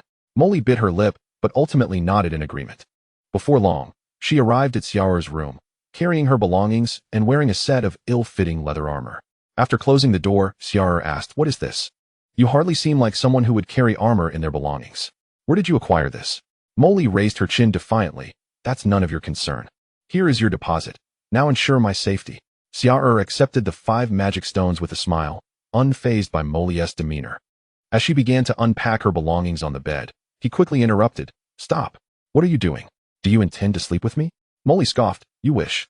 I will sleep on the bed, while you can take the floor. With a firm stance, she declared, If we are sharing a bed, I expect you to provide me with the magic stones. Xia'er eyed her for a moment before replying. Even if we share a bed, what is due must still be paid. With my looks and physique, any woman I sleep with would surely offer some magic stones. Enough of this nonsense. I need to ensure my rest and vitality. Otherwise, who will protect us in case of danger? Molly, infuriated, huffed in frustration but ultimately complied. Removing her belongings from the bed and settling onto the floor, Xia'er stashed the magic stones away and barricaded the door with various items from the room. For the following 2 days, he refrained from practicing the knight's breathing technique in order to maintain his optimal state. Just as Molly began to feel her expenditure was in vain, a voice suddenly echoed from the upper deck of the ship. Attention, everyone. Remain silent in your quarters and prepare your weapons for battle. Fishmen are approaching. Both Molly and Xia'er, previously asleep, were instantly awakened by the announcement. In the dimly lit room, where doors and windows were sealed, they exchanged glances, unable to see anything. Xia'er slowly rose, while Molly took deep breaths. He ignited a candle, startling Molly, who quickly hissed, What are you doing? Lighting a candle will expose us. Xia'er pointed to the bed. Get on it. Molly gasped. What time do you think it is? Is that what you're thinking about now? Frustrated, Xia'er retorted, The fishmen are attacking, and darkness does not hinder them. But it does affect our combat effectiveness. Use your brain and find something to muffle your mouth. I do not wish for your screams to reveal our location. Molly was taken aback by his harshness, but quickly covered her mouth. Without regard for her resistance, Xia'er pulled out a cloth and silenced her. By candlelight, Xia'er drew his knight's sword and sat on a chair, quietly facing the door. Molly pressed against the cabin wall, muffling her mouth, not daring to make a sound. Bold fishmen, do you dare to attack a wizard's ship? You seek death. From above, a wizard's roar echoed, accompanied by the explosive sounds of spells being cast. Each explosion sent shivers through Molly's body as she lay on the bed. Xia'er rose, gripping his knight's sword, poised for any impending threat. The only sounds that reached their ears, apart from the explosions, were the rustlings of movement and the guttural calls of the fishmen. Chapter 11. Slaying the fishmen. The deep sea is not a safe place. In these unfathomable waters dwell colossal sea beasts and various tribes of fishmen. These tribes act as marauders of the deep, seizing any passing vessels. Even ships protected by wizards are not spared. The fishmen relish the taste of danger. Wizards may be powerful, yet the fishmen possess their own strength and often outnumber them. When conflict arises, fishmen are not afraid to confront wizards. Their plundering of wizard-guarded vessels serves not only for sustenance, but also for propagation. The individuals aboard these maritime vessels possess the latent potential to become wizards, endowed with the innate talent for spellcasting. This is also an advantageous gift for the mermen, who capture humans not for the purpose of interbreeding, but rather to consume them or to extract a portion of their extraordinary abilities through nefarious means. Within the upper deck, wizard apprentices and full-fledged wizards are engaged in fierce combat against the encroaching mermen. The intensity of the battle is palpable, while the wizards undoubtedly possess superior strength. The overwhelming number of mermen, who are undaunted and relentless, poses a significant challenge. In order to safeguard the more talented apprentices, the wizards find themselves unable to withdraw from the fray. The sheer volume of mermen swarming the ship is staggering, as they cling to the vessels and ascend the sides. These ships are adorned with magical runes, rendering their hulls and outer walls robust enough to withstand ordinary merman assaults. However, there are indeed formidable mermen who manage to breach the hull, creating substantial openings that allow a multitude of them to infiltrate the ship. In this chaos, the echoes of terrified screams from young boys and girls resound within the ship as they encounter the invasion of the mermen. Listening to the rustling sounds of the mermen's approach and the increasingly loud chattering, Emily trembles with fear, her body shaking violently. Xia'er grips his knight's sword tightly, taking deep breaths to steady his nerves. From the various details, it can be inferred that the mermen are numerous and can hold their own against the wizards above. The inability to quickly resolve the conflict suggests that the majority of the mermen lacked significant strength. With this realization, Xia'er feels a sense of calm wash over him. The sounds of mermen crawling closer and the sporadic thuds against the door heighten the tension. As the mermen approach, Xia'er and Emily instinctively hold their breath. Emily cautiously slides off the bed, donning ill-fitting leather armor and clutching a dagger. Xia'er glances back at her, but refrains from speaking. At this moment, every bit of strength counts towards their safety. Once again, the chattering of the mermen escalates, accompanied by the increasing sounds of them battering the door. Xia'er and Emily brace themselves. The thudding reverberates through the room as the mermen reach Xia'er's door. Just as Xia'er swallows hard and prepares for battle, distant screams pierce the air. Emily's eyes widen in shock as she recognizes familiar voices among the cries. Trembling, she removes the cloth that muffled her mouth and leans in close to Xia'er, whispering, "Their room has been breached."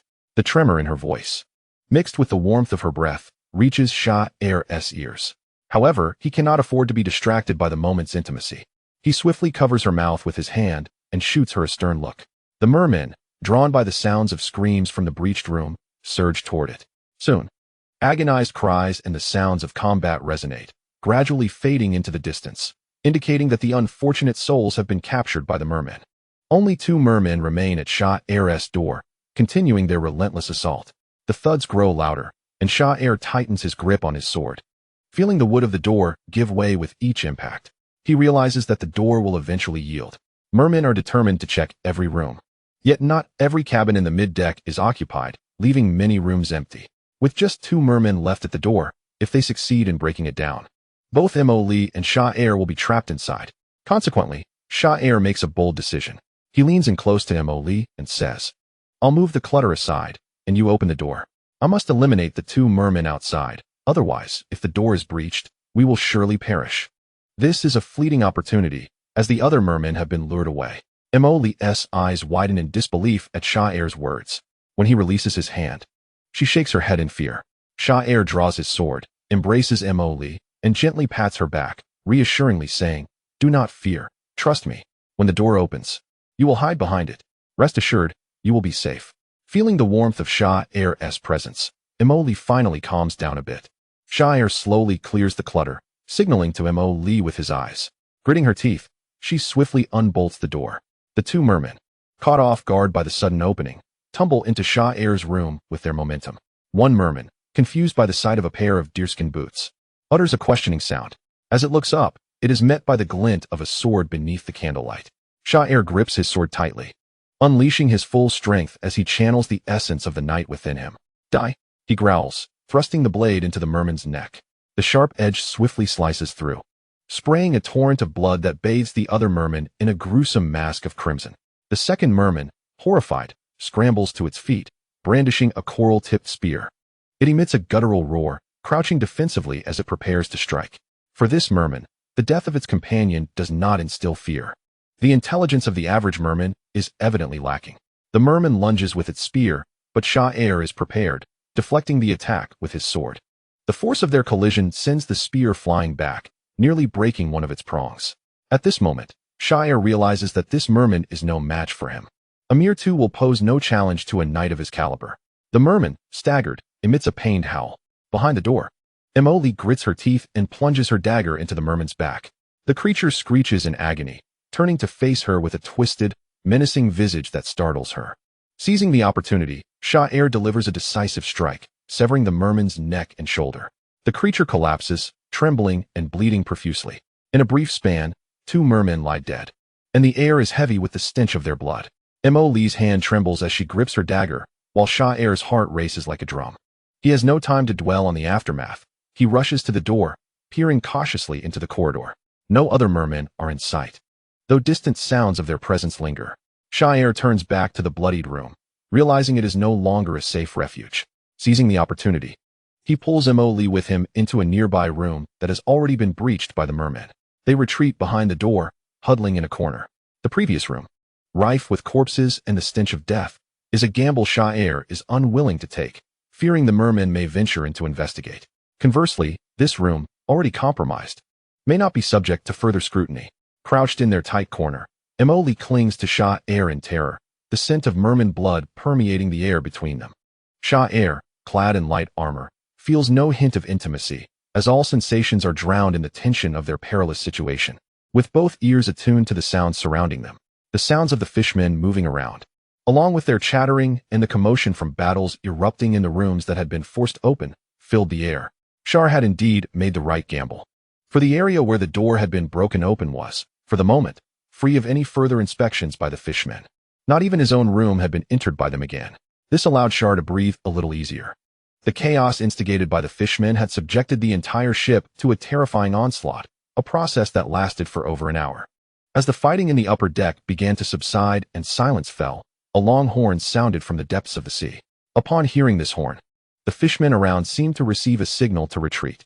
Their chattering echoed everywhere, accompanied by the sounds of many fishmen hastily moving about. Before long, the sounds of splashing as they leaped into the water reached Xia'er's ears. After another 10 minutes, the ship fell into complete silence, leaving nothing but an eerie stillness around. Xia'er slowly released the embrace of Mo, shifting his body cautiously before peering outside.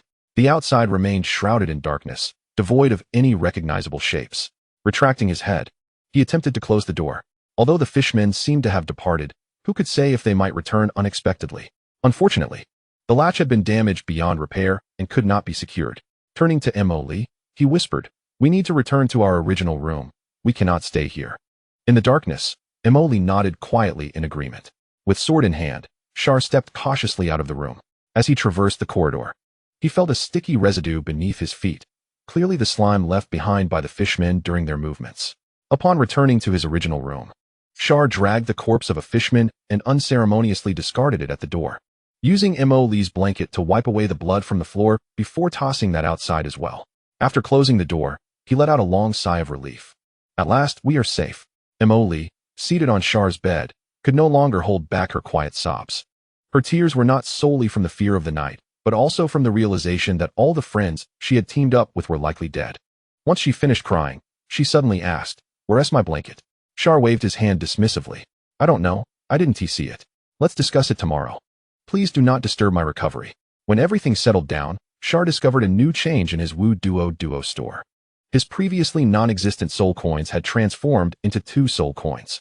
His grip on the sword tightened involuntarily as he pondered. He had slain 2 fishmen, thus acquiring 2 soul coins. Indeed, one must slay and plunder souls to earn such currency. He had little time to contemplate the implications of this realization. His sole focus was on purchasing more swiftly. He opened the WuDuoDuo merchant interface and located the second merchant, Xia'er Academy, second rank wizard apprentice, Wood. Although Xia'er found Wood's other products intriguing, he had no means to afford them. His entire wealth amounted to merely 2 soul coins, along with a 499 soul coin billion-dollar subsidy red envelope. There was no hesitation. He would purchase the most expensive item. Surely, the cultivation insights of the second-rank wizard apprentice would encompass that of the third-rank apprentice as well. Even if it did not, the red envelope's funds must not go to waste. If he could not buy the right item, he would opt for the costly one. Xia'er directly placed an order for Wood's second-rank wizard apprentice cultivation insights, 50 soul coins. Ding. The order was successfully placed. The merchant is processing the shipment. In the next moment, Xia'er found his soul coins deducted by 1, and the red envelope vanished simultaneously. Subsequently, a torrent of chaotic knowledge flooded into Xia'er's mind, causing an intense swelling sensation in his head, as if his brain were expanding. Resting against the bed, Xia'er quickly supported his head with his hands, closing his eyes to endure the pain of this sudden influx of information. Though his head throbbed, his thoughts gradually became clearer. The previously jumbled knowledge began to untangle itself, transforming into concepts Xia'er could comprehend. In the darkness, Mo had already drifted into a deep slumber. Yet, Xia'er quietly opened his eyes. Wiping away the small trickle of blood from his nose, his gaze filled with joy. He had indeed profited from this purchase, as his mind was now filled with Wood's insights on cultivation relevant to his current stage as a second and third rank apprentice. While these insights would not directly enhance Xia'er's power, they served as a strategic guide laid out before him. Although he could not gain all the experience directly, it was akin to having a set of notes to study from, allowing him to accelerate his training. With this invaluable resource, Xia'er could save a considerable amount of time in his future cultivation endeavors. The uncertainties and confusions he had previously faced in his training were now mostly resolved. However, some complexities remained that even Wood had not grasped. Contemplating this, Xia'er quickly understood the reason. Wood himself was merely a second-rank wizard apprentice, not even at the top of the food chain aboard the ship. In the true wizard continent, he would likely be deemed insignificant, just another small fry. Like Xia'er, he was a novice on the path of wizardry. Wood's understanding was limited, only slightly surpassing Xia'er's. Should Xia'er seek more detailed cultivation insights, he could likely obtain them from the wares of more powerful wizard merchants in the future. For now, however, Wood's knowledge was sufficient. With it, he could guarantee that he would become a third-rank wizard apprentice in just a few days. Chapter 13. Potions. The apocalyptic night had finally passed. As the morning sun bathed the ship in light once more, the familiar chimes of the bell rang out. Both Xia'er, who had stood guard through the night, and the drowsy Mo were startled awake by the sound. The bell is ringing again. Shall we go out? Mo exclaimed in surprise. Xia'er glanced at the provisions in their room and replied, "There's no rush. We still have food." Although they chose not to venture out, the sounds of footsteps passing by outside suggested that others had begun to emerge. After a while, Xia'er resolved to step outside and see if there were any important matters to be addressed in the dining hall. He instructed Mo to remain in the room and clean up the bloodstains, while he herself made his way to the dining area. The hall was bustling with numerous people, some bearing visible injuries. Food and provisions were once again being distributed. On the second level stood a wizard apprentice clad in a gray robe, accompanied by a dozen knights. As the number of people in the dining hall increased, the wizard apprentice glanced at the knights nearby. One knight immediately called out, "Silence!" At the knight's bellow, the previously raucous dining hall fell into an immediate hush. The wizard apprentice stepped forward, surveying the assembly with a calm demeanor. "Ladies and gentlemen, we are currently deep in the ocean. Last night's crisis was but the first. It shall certainly not be the last. To ensure our safe arrival at the wizard continent, the ship must be kept clean. Many lives were lost last night, both human and fishmen alike. Your task today is to assist the sailors in clearing the fishmen corpses from the ship. For the sake of your lives, strive to advance to the rank of third-rank wizard apprentice as quickly as possible."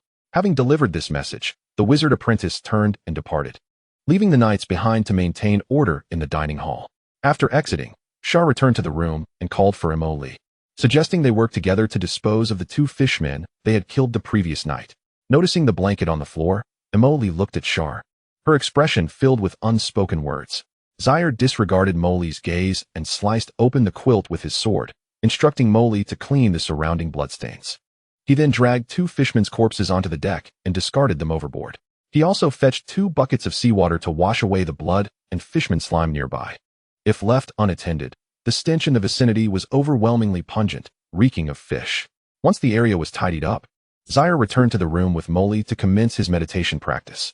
With a serious tone, he advised Mo, "The mid-deck is still perilous. We must hasten to become third-class wizard apprentices. How many runes do you still require?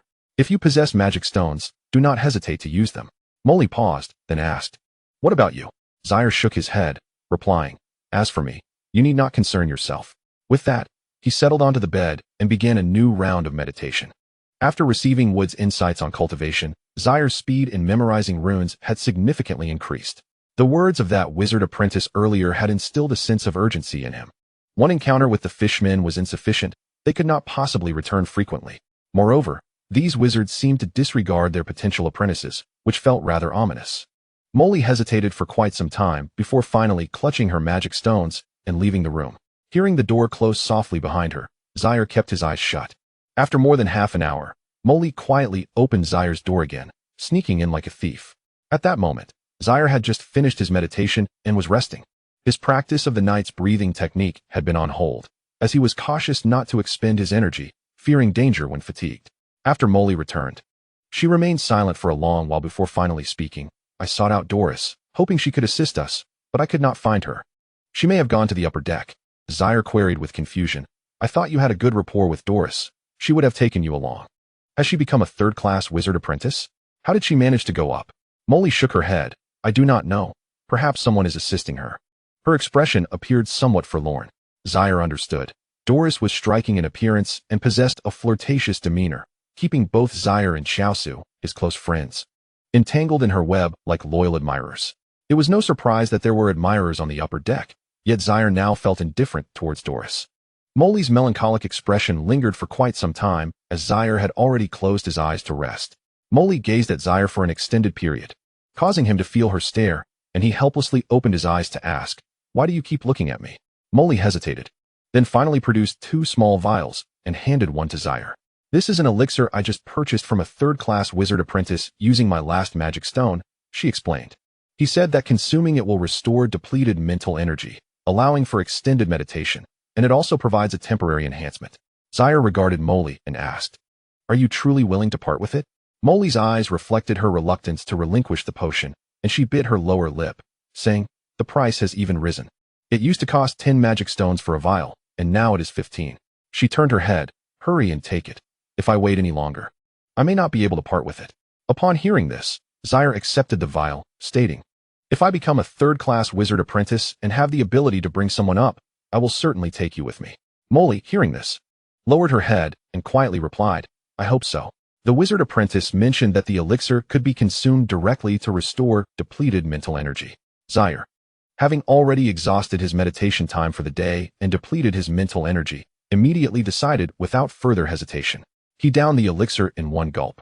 The taste bitter and fishy, reminiscent of the essence of lamb or beef kidneys. "What on earth is this flavor?" he exclaimed in disgust. However, the next moment, his eyes widened as he distinctly felt his mental energy, drained from the excessive consumption of memory runes, rapidly recuperating. He quickly filled the vial with water, rinsing it 3 times before setting it down. Although the elixir was effective, it still took nearly an hour for Xia'er to fully restore his mental energy. Once rejuvenated, he entered a meditative state anew. With the aid of the potion, Xia'er could save at least 2 more days of time. While he meditated, Molly sat on the bed, hugging her knees, quietly observing Xia'er in deep contemplation, her gaze vacant, lost in thought. Chapter 14. Third-class wizard apprentice. As the final rune was recorded in Xia'er's mind, all the runes began to emit a faint glow. These glowing runes interconnected, causing transformations in Xia'er's body. His mental energy surged, amplifying in strength. In a meditative state, Xia'er could detach his mental energy from his body, using it to observe the surrounding environment. Simultaneously, he could perceive the scattered traces of magical power all around. Recalling the methods from Wood's cultivation insights, he began to absorb these particles of magical energy. His mental energy acted like tendrils, capturing the magical particles and drawing them back into his body, where they gradually coalesced within his mental space. Before long, he began to feel fatigued. The magical particles were somewhat corrosive to the body. Having just ascended to the status of a third-class wizard apprentice, Xia'er could not absorb too much magical energy. When Xia'er finally opened his eyes, he found Molly had fallen into a drowsy slumber, still clutching the vial of mental energy elixir. Rising, he sensed the changes in his physique. He had officially become a third-class wizard apprentice, yet he had not yet mastered any spells. Although he possessed magical energy, he lacked corresponding combat power. Nevertheless, even in this state, his combat ability surpassed his previous self. As a third-class wizard apprentice, Xia'er could now influence objects with his mental energy.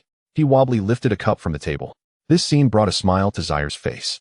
Glancing outside, he noted that dusk was approaching. Now that he had become a third-class wizard apprentice, he had no desire to linger in the mid-deck any longer. He certainly did not wish to encounter another experience like the one from the previous night. Xia'er walked towards the door, but halfway there, he turned to look at the drowsy Molly. He gently patted her wine-red hair to rouse her. Molly, still dazed, looked up and murmured, "Huh?" Xia'er announced, "I have become a third-class wizard apprentice. I am going to the upper deck of the ship now. Would you like to accompany me?" Molly blinked, initially bewildered, but her eyes widened in surprise the next moment. Clutching the mental energy elixir in one hand and pointing at Xia'er with the other, she exclaimed, "You? Is that really you?" Stammering in disbelief, she struggled to articulate, finally managing to say, "Is this elixir truly that powerful?" Xia'er chuckled lightly, "Perhaps." He then added, "The sky is darkening. I can surely ascend to the upper deck, but you may not be able to. Are you certain you want to come with me now? If I go up and you cannot enter, you will have to return alone." Molly hesitated for a moment, but then gritted her teeth and declared, I will follow you. Xia'er nodded slightly, donning light armor and grasping his sword as he led Molly outside. The ship was not small, yet not particularly large either.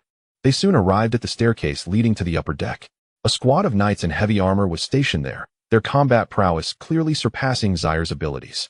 As Xia'er attempted to ascend, one knight extended his hand to block him, lowering his helmet to peer through a gap, stating, Halt. Only wizard apprentices are permitted to ascend to the upper deck. Xia'er took a step back and said, I am already a third-level wizard apprentice. You may summon someone to verify. Upon hearing this, the knight immediately nodded, Please wait. One of the station knights stepped away from the group and ascended. Shortly after, a wizard apprentice clad in a gray robe descended, someone who was a half-acquaintance of Xia'er, Wood. Wood glanced at Xia'er, a smile forming at the corners of his mouth, and remarked, So it's you. Release your mental energy, and I will ascertain whether you can ascend. Xia'er respectfully nodded, Yes, Lord Wood. He then released his mental energy. Observing this, Wood nodded with satisfaction, Not bad. You are indeed fortunate to break through and become a wizard apprentice during such perilous times. Come up. As Wood spoke, the knight who had initially blocked the way also stepped aside, clearing the path.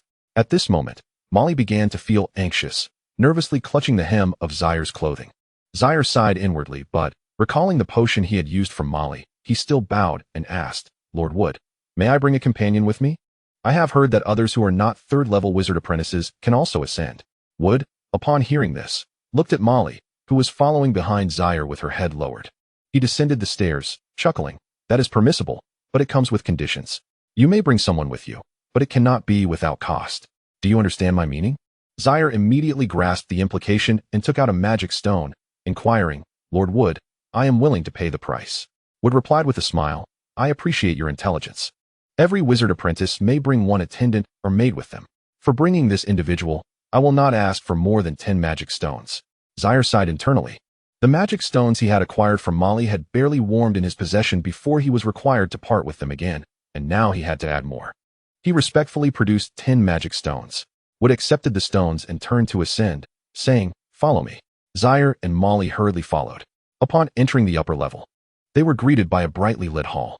Dozens, if not hundreds, of candles illuminated the surroundings. Wood summoned a servant and instructed, Arrange accommodations for them and explain the rules. Afterward, Wood withdrew. Xia'er and Molly followed the servant, who, despite being a servant, was also a knight. The knight led them to a room, and upon entering, he respectfully stated, My lord, this will be your room going forward.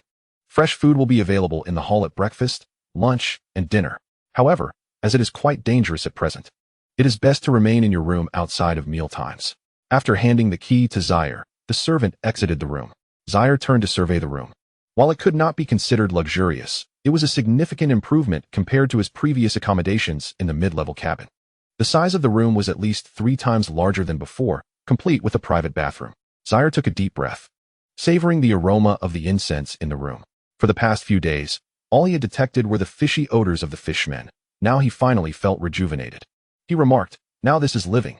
Molly, too, was caressing the items in the room, sighing, I find myself reminiscing about my room in the kingdom. I would not have even glanced at a room of this standard back then. Yet now, it feels like a luxurious room only found in dreams. Upon hearing this, Xia'er chuckled and playfully patted Molly's backside, saying, Enough of that. Hurry and pay me back. I have already subsidized 5 magic stones for bringing you up. Chapter 15. The upper cabin. Having settled into the upper cabin, Xia'er felt his previously anxious heart finally ease. The knights here possessed considerable combat prowess, and there were also wizard apprentices and wizards present. If there were danger even in this place, it would imply that the entire ship lacked a safe haven. Here, Xia'er could finally shed his light armor and spend a long overdue time washing himself in the bathroom. As he felt the warmth of the water enveloping him, he let out a long sigh that even made Molly's face flush and her heart race. After cleaning himself, Xia'er laid on the bed. At that moment, he truly felt alive, experiencing the softness of the bedding as he drifted into a deep slumber. When he awoke once more, the surroundings were pitch black. Thunder rumbled, and the ship swayed more violently.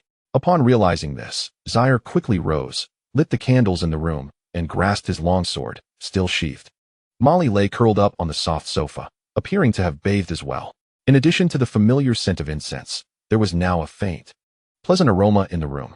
Xia'er mused, This is certainly far better than the stench of fish and sweat. After a long sleep, Xia'er found it difficult to rest again, listening to the thunderstorm outside and the surrounding environment. Fortunately, it was a safe night, with no sounds of battle echoing through the air. The next morning, accompanied by the soft chimes of the upper cabin's bell, Xia'er, who had unknowingly drifted back to sleep, awoke once more. He glanced at Molly, who had not slept soundly the previous night. Her clothing was askew, revealing much of her smooth, fair skin. Xia'er could not help but steal a few more glances until Molly hurriedly tidied her attire. He chuckled and proceeded to wash up and head outside. In the hall, it appeared as though a small feast was underway, with a central table laden with an array of delectable dishes: roasted whole lamb, stewed beef, fresh fish, and various fruits and vegetables. The sight of such food made Xia'er's mouth water. Since boarding the ship, he had bid farewell to his previously lavish lifestyle. He had been consuming baked beans and bread for over a year, with only the occasional dock stop allowing him to indulge in fresh vegetables and meats. At this time, many had already emerged, and the male wizard apprentices were mostly accompanied by female companions. In contrast, Molly did not stand out among them. Some were dressed quite revealingly, rivaling the enchanting demon Delise he had seen that night. Clad in mere strips of cloth, Xia'er found it challenging to divert his gaze. In the upper cabin, the number of women exceeded that of men, not necessarily because there were more female wizard apprentices, but because many male wizard apprentices brought female companions. Some possibly more than one. Clearly, the stipulation allowing only one attendant or maid was only applicable to newcomers like Xia'er. His arrival did not cause a stir, for many. Becoming a wizard apprentice at this stage was considered rather late. Some among them had already been there for nearly half a year. Xia'er and Molly moved forward, quickly selecting their food. With his first bite, he felt a surge of satisfaction. Molly, too, disregarded her ladylike demeanor, eagerly indulging in the delicious fare. Xia'er remarked, "The magic stones were not wasted. Just this food alone is worth the price." With her mouth nearly full, Molly could not respond, only nodding vigorously. Then, as if she had spotted something, she forgot to chew. Following her line of sight, Xia'er saw a familiar face, Doris. However, unlike the Doris he once knew, her current state was far from favorable. Once radiant with beauty and golden hair that shone like sunlight, now she stood submissively behind a female wizard apprentice, her face marked with visible bruises. Doris had evidently recognized Molly and Xia'er, her eyes wide with disbelief. The wizard apprentice in front of Doris noticed Xia'er's gaze and offered a slight smile, greeting him. "Do you know each other?" Jasmine's mouth was stuffed, and although she wanted to speak and nod, she glanced at Charles and ultimately restrained herself. Meanwhile, Charles lifted a piece of beef to his mouth and chuckled. "I don't know him. It is irrelevant." Doris, who had initially felt a slight thrill, was now engulfed in an overwhelming sense of desolation. In the past, Charles had been her devoted admirer, but now he was anything but. The witch apprentice across from them turned to Doris with a smile and said, "What a pity. Even if he knew you, you would still have to follow me." Haha. With that, she took Doris by the hand and returned to her room. Doris trailed behind, glancing back repeatedly at Charles and Jasmine. Unfortunately, Charles's heart was now as hard as iron, and he no longer cared for such women. Jasmine had lost her appetite and silently watched Doris depart. Charles inquired, "What's the matter? Are you feeling heartbroken?" Jasmine gazed at the food on her plate and asked, "Weren't you once infatuated with Doris? Why do you seem so indifferent now?" Charles shook his head and replied, "The Charles of the past is dead. The current Charles is different. I no longer have feelings for Doris. My passion lies with sorcery." Charles's words bore double meanings, yet Jasmine remained oblivious to their deeper significance. He looked at Jasmine and said, "I recall you possess a vial of mental energy potion. You should use it soon. On this ship, everything else is illusory, connections, magic stones, all are mere facades. Only what you cultivate is truly yours." After finishing his meal, Charles intended to meditate for a while, but he was interrupted by a knock at the door. Upon opening it, a knight stood before him, speaking in a deep voice, "My lord, please follow me. The wizard wishes to see you." A slight chill ran through Charles's heart, yet he dutifully followed the knight. The knight's heavy footsteps echoed behind him, and Charles could almost smell the pungent scent of bloodlust emanating from him.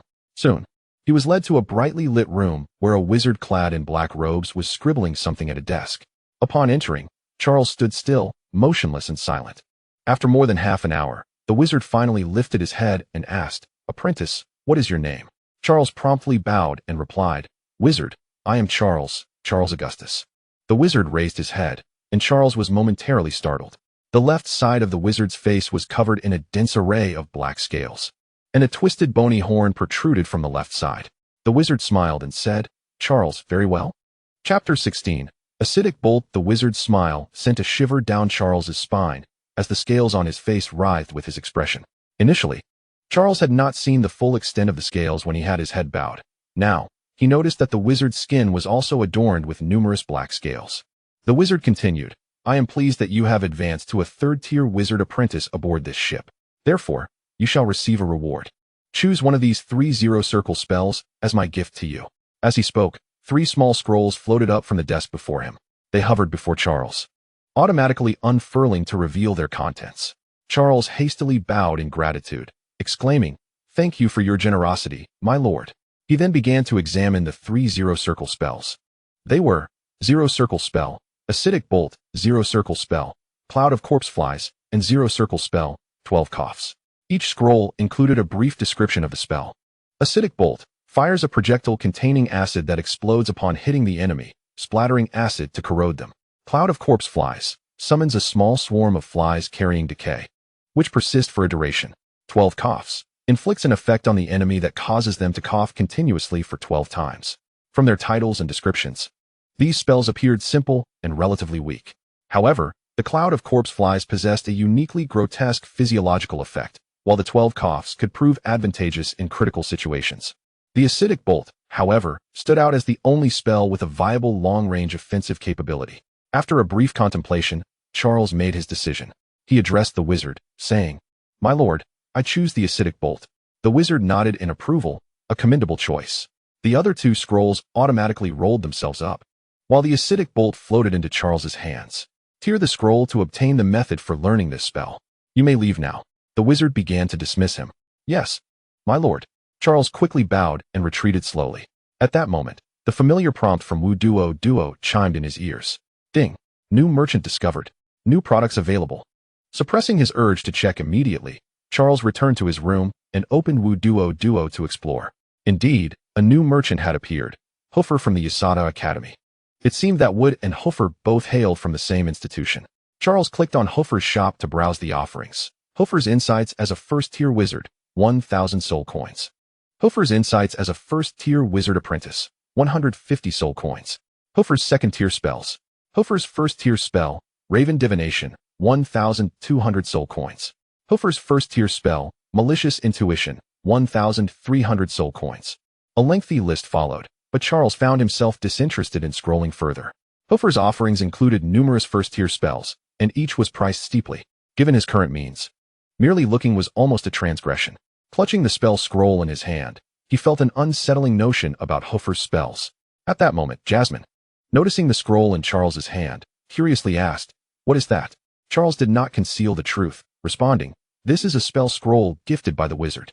It should be received by every apprentice who advances to the 3rd tier." Upon hearing this, Jasmine's curiosity deepened. Charles inquired, "How much longer until you become a 3rd-tier wizard apprentice?" "It is too dangerous for you to remain uninitiated in the upper echelons. You should stay indoors, and I will bring you food." Jasmine paused for a moment, reflecting on what she had witnessed earlier, and then retracted her head slightly, saying, "If all goes smoothly, I might need another half-month. If not, who knows?" Charles raised an eyebrow slightly, but soon relaxed. After all, he had already done his utmost by bringing Jasmine along. He looked at the scroll in his hand, a vague thread of thought eluding him. After a while, an idea struck him, and he quickly asked Jasmine, "Do you remember which academy we were told we would attend in the Wizard Continent during our testing?" Jasmine pondered for a moment before replying. "I believe it was said we would go to Baishan Academy. I have heard it is one of the top wizard academies on the continent." "Why do you suddenly ask about this?" At that moment, the chaotic thoughts in Charles's mind crystallized with sudden clarity, as if struck by a bolt of lightning. He recalled the fragmented memories of the previous Xia'er, and, it seemed, he had also heard about the Baishan Academy, which prompted him to eagerly board the ship, although he was oblivious to the whereabouts of Baishan or the nature of the academy. He still set sail. However, now Xia'er thought of the 2 merchants aboard, Wood and Hoover. Their names bore no relation to Baishan Academy. What in the world was Xia'er Academy? Thoughts surged through Xia'er's mind as he concealed his changing emotions and remarked, "Nothing. I am merely curious. It is of no concern now. You should focus on your cultivation, especially the mental strength potion. Drink it as soon as possible. A day sooner is better than a day later." Although Molly still harbored some doubts, she nodded in agreement. Xia'er gazed at the scroll in his hand and finally comprehended the reason behind his recent unease. The exploitation of newcomers by the wizards, the lax safety measures for the lower ranks after facing dangers, and the attitude of older wizard apprentices towards their non-apprentice companions. The skills that Wood and Hoover possessed, as indicated by their names, were certainly not of a commendable nature. All these disarrayed clues formed a coherent narrative, leading Xia'er to the realization that they might never reach by WuDuoDuo Academy, but rather be destined for Isata Academy. This place likely harbored no benevolence. However, overthinking proved futile. Xia'er took a deep breath, tore the scroll, and activated it instantly, a cascade of runes flooding his mind. He began to study spells, while the sounds of Molly retching after consuming the mental strength potion echoed in his ears.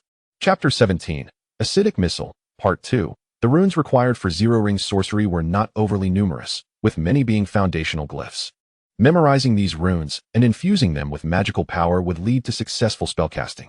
Theoretically, this would not consume much time. If one were to liken Xia'er to a kindergarten student, the basic meditation technique would be akin to counting from 1 to 100. While zero-ring spells resembled basic arithmetic operations, one might argue that it was challenging, yet it was not insurmountable. However, for a child in kindergarten, it was far from simple. Xia'er poured his fervent desire for knowledge into the acidic missile, dedicating an entire day to memorizing the runes. When his mental energy began to wane, he finally opened his eyes, sighing inwardly. He had thought learning sorcery would be straightforward, but the craft was anything but simple. At the current pace, mastering this spell would take at least a week, and this was merely a zero-ring spell. Xia'er ceased his training, yet Molly remained furrowed in concentration, continuing her meditation. The potion vial lay empty, suggesting her meditation would extend for some time yet. In the ensuing days, Xia'er devoted himself wholly to the study of sorcery, while Molly engaged in her meditation practice. Throughout this period, Xia'er first absorbed magical energy, striving to capture as much as possible to retain within his body before commencing his spell learning. Once his mental energy was nearly depleted, he would then practice the knight's breathing technique, applying medicinal oil to enhance the effects of his training. With weary eyes, Xia'er opened them, envisioning runes in his mind. As a series of runes coalesced successfully, magical energy coursed through them. Before him materialized a viscous sphere of light green liquid, approximately the size of an orange. This was the acidic missile. With a flicker of mental energy, the acidic missile shot forth, striking the wall of the bathing chamber. The sound of sizzling accompanied the impact, as the targeted area appeared to suffer an assault of sulfuric acid. The wood corroded, emitting white smoke and swelling with green bubbles.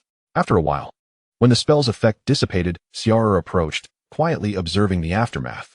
The previously treated wooden board now bore a dent the size of a human head. Should this acidic missile strike a person, even a knight clad in armor would likely sustain severe injuries from corrosion. A hit to the head or face could even lead to fatality. Yet Xia'er shook his head, recognizing that this zero-ring spell's potency was not particularly remarkable, and the casting time was somewhat prolonged. From the moment he began to cast, sketching runes, infusing magical energy, to the final activation, it took nearly 5 seconds. Furthermore, the effective range of this spell did not exceed 50 meters. Such a limited distance and prolonged duration would provide ample opportunity for an enemy to dispatch Xia'er several times over. Gently caressing the corroded wood, he acknowledged that as a novice, his spell casting time was lengthy, but with practice, he could undoubtedly reduce it. It could be shortened from 5 seconds to 3, 2, or even instantaneously. This was certainly within reach. Exiting the bathing chamber, he found Molly at the door, her face a portrait of curiosity as she looked at him. Hesitating to speak, "Feel free to ask whatever you wish. There is no need to hold back," he encouraged. Molly, as if released from a spell, quickly inquired, "Is this the sorcery you have learned? It looks impressive. If we encounter danger again, will you be able to cast spells to protect us?" Xia'er nodded slightly in response. Molly was taken aback, stammering, "After all my questions, you respond with just one word?" Xia'er cast a sidelong glance at her, asking, "How long until you can break through to a third-tier wizard apprentice? Shall I toss you into the midship cabin?" Molly shook her head vigorously, resembling a bobblehead. Xia'er returned his gaze, slowly shedding his clothing as he prepared to practice the knight's breathing technique. Molly, seated on the sofa, was instantly captivated by the contours of Xia'er's muscles, her eyes fixed upon him. After a moment of practicing the breathing technique, Xia'er opened his eyes, saying, "If you wish to watch so intently, then you may apply the oil for me." "Oh, okay. I will do it right away," Molly exclaimed. Initially startled, but then secretly delighted. She approached him with the medicinal oil, her slender fingers gently gliding over his skin to apply it evenly. Molly found the close-up admiration and tactile experience quite enjoyable. Meanwhile, Xia'er felt no romantic sentiments. The application of the oil was rather uncomfortable. The areas of contact felt somewhat fiery, and after the oil was absorbed, his muscles began to ache and tingle, testing the resolve of the practitioner. Days turned into weeks. And after another month, Molly finally achieved the status of a third-tier wizard apprentice. Theoretically, she could now request to move out, yet she remained silent. With no intention of relocating, Xia'er found no reason to intervene. He was now wholly absorbed in his sorcery practice. After a month of diligent study and exploration, he had reduced the casting time for the acidic missile from approximately 5 seconds to just 1 second. This represented a swift advancement, though it had essentially plateaued. It was akin to raising a test score from 20 to 80 or 90, where the progress might be rapid. However, elevating from 80 or 90 to 95 or above proved to be far more challenging, let alone achieving a perfect score. On the deck of the upper ship cabin, Xia'er stood gazing at the distant seascape. Surrounding him were a dozen or so ships, each separated by several hundred meters. Positioned at the side, he envisioned runes in his mind, infusing them with magical energy, and soon a single acidic missile shot forth from him. Whoosh! The missile traveled approximately 70 meters before slowly descending, ultimately landing upon the ocean's surface. A sense of elation filled Xia'er during this time. He had not only shortened the casting time of the acidic missile, but also enhanced its range. Through diligent training, he had accumulated a certain amount of magical energy within himself, allowing him to unleash approximately 12 acid projectiles each day. Although this may seem modest, it nonetheless marked a continuous process of improvement. His gaze was fixed on the distant acid projectiles, which, upon reaching their maximum range, fell uncontrollably into the depths below. With a resounding splash, the projectiles struck the ocean's surface, and the next moment, an explosion erupted as a colossal wave surged forth, creating an awe-inspiring spray of seawater. To his astonishment, Xia'er found it hard to believe that such an effect could be produced by his own acid projectiles. Indeed, the very next instant, a massive, twisted tentacle emerged from beneath the surface, crashing onto the water. Chapter 18. The Coastal Giant Octopus. It was as if a bomb had detonated on the sea's surface, sending towering waves cascading in every direction, drenching everything in their path. An enemy attack. Sea beasts. From the upper deck of the ship, several wizards soared into the air, their voices echoing in the tumult. Terrified, Xia'er gripped the railing tightly. He dared not move an inch, as the ship rocked violently amidst the waves. If he were to let go, he might be flung into the abyss. Aboard numerous vessels, 2 or 3 wizards ascended from each, raining down frantic attacks on the surface of the sea and the protruding tentacles. Xia'er felt as though he could scarcely breathe, a heavy weight pressing upon his chest. The distant voices of the wizards became indistinct, their forms blurring before his eyes. Overwhelmed by fear, he yearned to release his grip and flee back to the safety of the ship's cabin. Yet, through sheer willpower, he resisted the urge to let go. With a thunderous roar, another colossal wave surged upward, as a tentacle of at least 10 meters in girth emerged from the depths. Beneath the surface lay an unfathomable terror, an enormous sea beast lurking in the shadows. This massive tentacle struck a moving vessel with tremendous force, shattering the upper masts, sails, and wooden cabins into splinters. Xia'er collapsed onto the deck, struggling to catch his breath, astonished by the sheer power of the creature. But the chaos was not yet over. The tentacle ensnared the ship with an agonizing grip, tightening its hold with an unsettling crunch. As more tentacles emerged, the sea beast gradually revealed its full form, resembling a gigantic squid with an unfathomable number of thick appendages. Upon witnessing the true form of the sea beast, the wizards in the sky scattered in terror. One wizard, flying above Xia'er, exclaimed in horror, "It's the coastal giant octopus. How could such a creature be here?" Xia'er's heart raced. He surmised that this was indeed the name of the formidable beast. As the wizards ceased their onslaught, the tentacles constricted even tighter. With the sound of splintering wood, the ship was ultimately dragged beneath the waves. In that moment, Xia'er perceived the chilling cries of countless lives aboard the vessel, swallowed by the depths. As the ship shattered and vanished, bubbles and whirlpools erupted on the surface. Time seemed to stretch endlessly, and Xia'er eventually regained his composure, trembling as he stood, gazing into the distance. The sea had returned to its eerie calm, yet the dark depths sent a shiver down his spine. His hands instinctively tightened around the railing as he stared at the water, lost in thought. The lives aboard that ship had been utterly defenseless against the assault of such a terrifying creature, dragged into the abyss with no hope of survival. The wizards, once airborne, had fled in fear upon witnessing the coastal giant octopus, and none had returned. At that moment, Xia'er became aware of a tingling sensation on his face, discovering that he had sustained a small wound, the source of which was unknown. He opened the WuDuoDuo shopping mall, and indeed, a new merchant had appeared. The coastal giant octopus was listed, though its name was obscured, with the rest of the information concealed. The merchant icon was gray, indicating it was offline. This offered Xia'er a slight sense of relief. If it were still online, it would mean the creature had not yet departed, poised to launch another attack at any moment. Before long, small black dots appeared in the sky. Xia'er looked up to see the fleeing wizards returning, cautiously assessing the situation before daring to return. Reassured that the coastal giant octopus had retreated, one of the wizards, whom Xia'er had encountered before, spotted him drenched and disheveled on the upper deck. He descended swiftly, landing nearby and exclaiming in astonishment, "You managed to endure until the end. Why did you not flee?" This wizard was tall, towering over Xia'er, who had not noticed his stature while seated. Xia'er wiped the seawater from his face and respectfully bowed, replying, "My lord, I was so frightened that my legs turned to jelly, and the ship was rocking too violently for me to escape." "What did you see after we left?" the wizard asked. Xia'er honestly recounted all that he had witnessed. After listening to Xia'er's account, the wizard visibly sighed in relief, appearing to believe that the creature had truly departed. "You should hurry back. Do not venture out for a while. The sea is not safe." Xia'er nodded eagerly, and once the wizard departed, he returned to his quarters, secretly lamenting the lack of any reward for his endurance. Inside his room, chaos reigned, with Emily tidying up, clearly shaken by the earlier events. Upon seeing Xia'er return, she rushed over, her eyes red, disregarding his drenched state as she enveloped him in a tight embrace, murmuring, "You scared me to death. You scared me to death." It was unclear whether her fear stemmed from concern for his life or her own. Xia'er gently patted her back, reassuring her, "It's all right, we are both still alive." After releasing Emily, Xia'er quickly washed up, changed his clothes, and lay down on his bed. His mind raced with thoughts, uncertain of what awaited him at Xia'er Academy, whether it was a place of benevolence or a den of peril. Yet, he felt an overwhelming desire to leave the sea behind. He had initially believed that the attacks by the fishmen were perilous, and moving to the upper deck would shield him from life-threatening encounters. However, that assumption had been swiftly proven wrong, as a far greater danger had presented itself. While he could at least fight back against the fishmen, even if it meant sacrificing himself to take down a few, facing the coastal giant octopus, like the ill-fated ship, would only lead to a swift demise. Being suffocated was hardly a pleasant way to pass.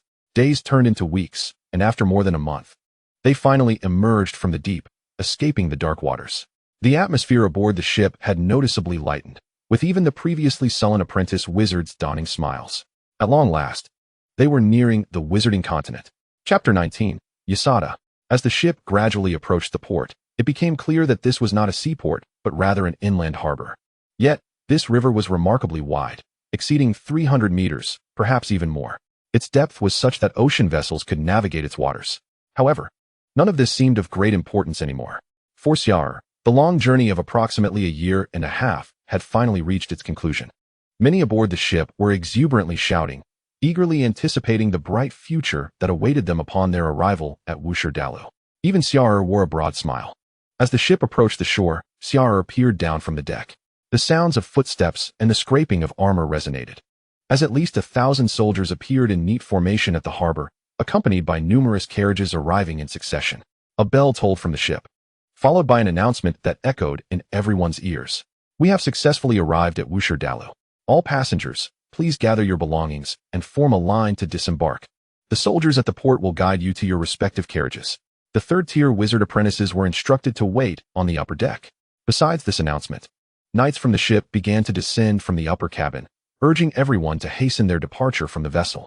Xia'er, Emily, and the other newly appointed third-tier wizard apprentices gathered on the upper deck. At that moment, a wizard clad in a black robe stood before them. Once everyone had assembled, he addressed them. "Congratulations on your arrival at WuDuoDuo. It is commendable that you have ascended to the status of third-tier wizard apprentices while still on the ship. Unlike the fools below, your worth is considerably higher."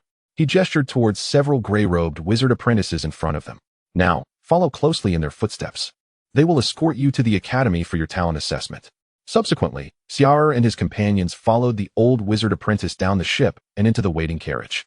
As Xia'er sat in the carriage, he lifted the curtain at the rear to gaze outside. The ship could accommodate at least 1,000 people, and with 12 vessels. There were certainly over 10,000 individuals.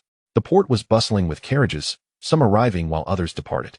In contrast, the carriage they occupied appeared somewhat more luxurious. Initially, Xia'er thought that once they boarded the carriage, they would not be far from their destination, but he was mistaken in his optimism. This journey would extend for over half a month, allowing only 1 to 2 hours daily for rest and personal hygiene. The remainder of the time was spent traveling in the carriage. The soldiers seen at the port were all knights, forming a protective escort for the carriages. Throughout the journey, Xia'er and his companions endured considerable hardship. The comfort of the carriage was incomparable to that of the ship, which at least had rooms and beds. The carriage offered only cold wooden benches, albeit third-tier wizard apprentices enjoyed some privilege, with 3 or 4 individuals per carriage. Those who did not even qualify as third-tier wizard apprentices were packed in like sardines. Xia'er and Mo Li were fortunate to share a carriage, allowing him to rest his head on Mo Li's lap while they alternated between sleeping and keeping watch. The other 2 apprentices in their carriage faced more difficulties, struggling to find rest and suffering from aches and pains. Only after becoming somewhat acquainted could they alternate sleep as Xia'er and Mo Li did. Compared to them, the knights outside were truly formidable. They appeared tireless. Only the horses required rest, and as soon as the convoy moved, they would switch mounts to keep pace. Along the way, the carriages were continuously diverted. Observing the various emblems depicted on the carriages, Xia'er began to speculate. Each emblem likely represented a different wizard academy. He belonged to the Xia'er Academy, while the other ships might belong to different institutions. Contemplating this, Xia'er silently mourned for the wizards aboard the ship that had been swallowed by the marauding giant squid. Others had brought at least 1,000 fresh souls, potentially including some with remarkable talents. Yet, their misfortune led to their ship sinking, an unfortunate turn of events indeed. After nearly a month of relentless travel in the carriage, when Xia'er finally stepped down, weary and sore, he was struck by the sight of the structures ahead. Mo Li, beside him, was equally awestruck, her mouth agape. They were not alone. Others around them were similarly astonished, a cacophony of exclamations filling the air. Before Xia'er's eyes loomed a colossal complex of buildings. As he surveyed the surroundings, he realized that this academy was not situated atop a common mountain or in a secluded valley. Nearby lay a vast marshland. From a distance, a perpetual mist enveloped the area, not the usual delicate white, but a sickly blend of deep green and grayish purple. The fog shrouded the lower portions of the buildings, casting them in a veil of obscurity and foreboding. Rising from the mist was an immense structure comprised of countless towers, spires, arches, and various indescribable forms, wildly piled together. From afar, it resembled a gigantic tower piercing the sky. This towering edifice seemed almost alive to Xia'er. Streams of energy in varying hues crisscrossed between the towers, weaving an intricate, dazzling web in the air. The towers comprising the massive structure were not uniform. Some defied geometric norms, piercing through the fog at unimaginable angles. Some soared straight like spears, their tips disappearing into the higher layers of mist, while others twisted and spiraled as if subjected to immense forces. Their surfaces adorned with irregular protrusions and depressions. Some towers appeared to be fractured, the breaks uneven, as though they had endured fierce battles or explosions. Surrounding the peaks of the towers, in the windows, were suspended lanterns, greenish flames flickered. In other areas, blue orbs of ice blue light or violet radiance served as the sources of illumination. Yet, this dim light illuminated only a limited area, deepening the surrounding shadows. Merely gazing upon this colossal structure tightened Xia'er's heart. Ahead, a wizard ascended into the air, standing atop a gnarled tree, arms outstretched, his black robe billowing in the wind.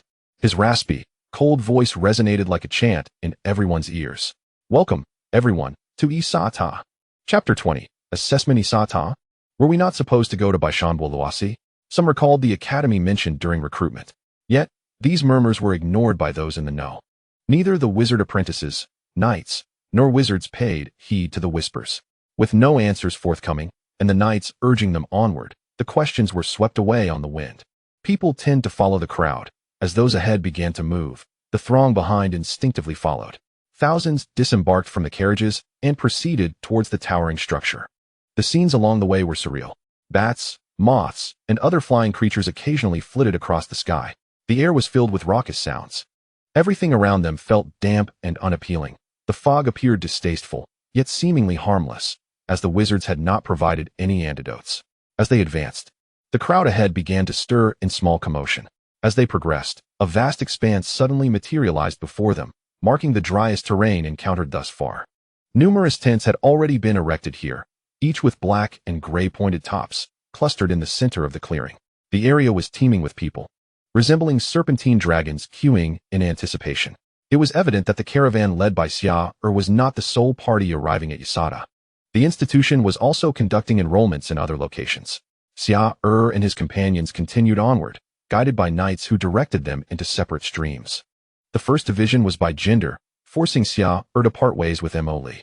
With reluctance, Emily cast a lingering glance back at Xia'er, prompting him to gently pat her head, reassuring her, "Go on, I will find you later." She nodded, then abruptly threw herself at him, planting a kiss on his cheek before joining the throng. Wiping the moisture from his face, Xia'er said nothing and pressed forward. Ahead, the crowd continued to split. Those who did not qualify as third-tier mage apprentices were ushered into several lines, each corresponding to a tent. Xia'er, as a mage apprentice, was led into a different queue. The number of people here was considerable. Indeed, over 100 apprentices stood in line before him, with more continually joining from behind. Standing tall, Xia'er rose on his toes to survey the surroundings, estimating the crowd to be in the thousands, perhaps even more. A suspicion arose within him that this was not the entirety of the newcomers. Some had arrived earlier, while others were yet to come. Just how many individuals was Xia'er admitting this time? Without any familiar faces around him, Xia'er had no inclination for idle chatter and passively followed the line. Clearly, Xia'er had intentionally disrupted the gathering to prevent cliques from forming. After several hours of waiting, it was finally Xia'er's turn. Ahead, 6 knights clad in uniform armor, each bearing a distinct emblem, stood guard at the entrance to the tent. They exuded an intimidating aura, each one emanating the strength of at least a high-ranking knight. Feeling this presence, Xia'er's breath caught in his throat. One knight, with a deep voice, commanded, "Follow me." Xia'er complied, stepping into the tent. At its center sat a figure draped in a black robe, a transparent crystal orb the size of a human head before him. After bowing respectfully, Xia'er took a seat, finally getting a clear view of the wizard. This wizard appeared far from ordinary. His face was etched with countless lines that seemed to undulate ever so slightly, extending a bony finger, resembling a mummified hand. The wizard pointed at the crystal ball and inquired, "Apprentice Xia'er Augustus?" "Yes, my lord," Xia'er replied. The wizard nodded slightly, and a small knife flew towards Xia'er. "Make an incision in your palm, allowing your blood to touch the crystal. I shall test your aptitude for magic." The wizard's gravelly voice echoed in Xia'er's ears. Without hesitation, Xia'er grasped the sharp knife and, gritting his teeth, sliced open his left palm. A sharp pain surged through him as he pressed his hand against the crystal, channeling his mental energy into it. The orb felt like a black hole, voraciously consuming his mental strength and blood. After reaching a certain threshold, the crystal finally began to react. "Enough, stop," the wizard commanded. Xia'er quickly withdrew his hand. The orb began to glow, its light transitioning from dim to brilliant, akin to an enormous bulb illuminating the space. After a while, the luminescence retreated into the crystal, coalescing into a multitude of runes that Xia'er could not comprehend. The runes within the orb split and combined, ultimately taking on a faint blackish-red hue.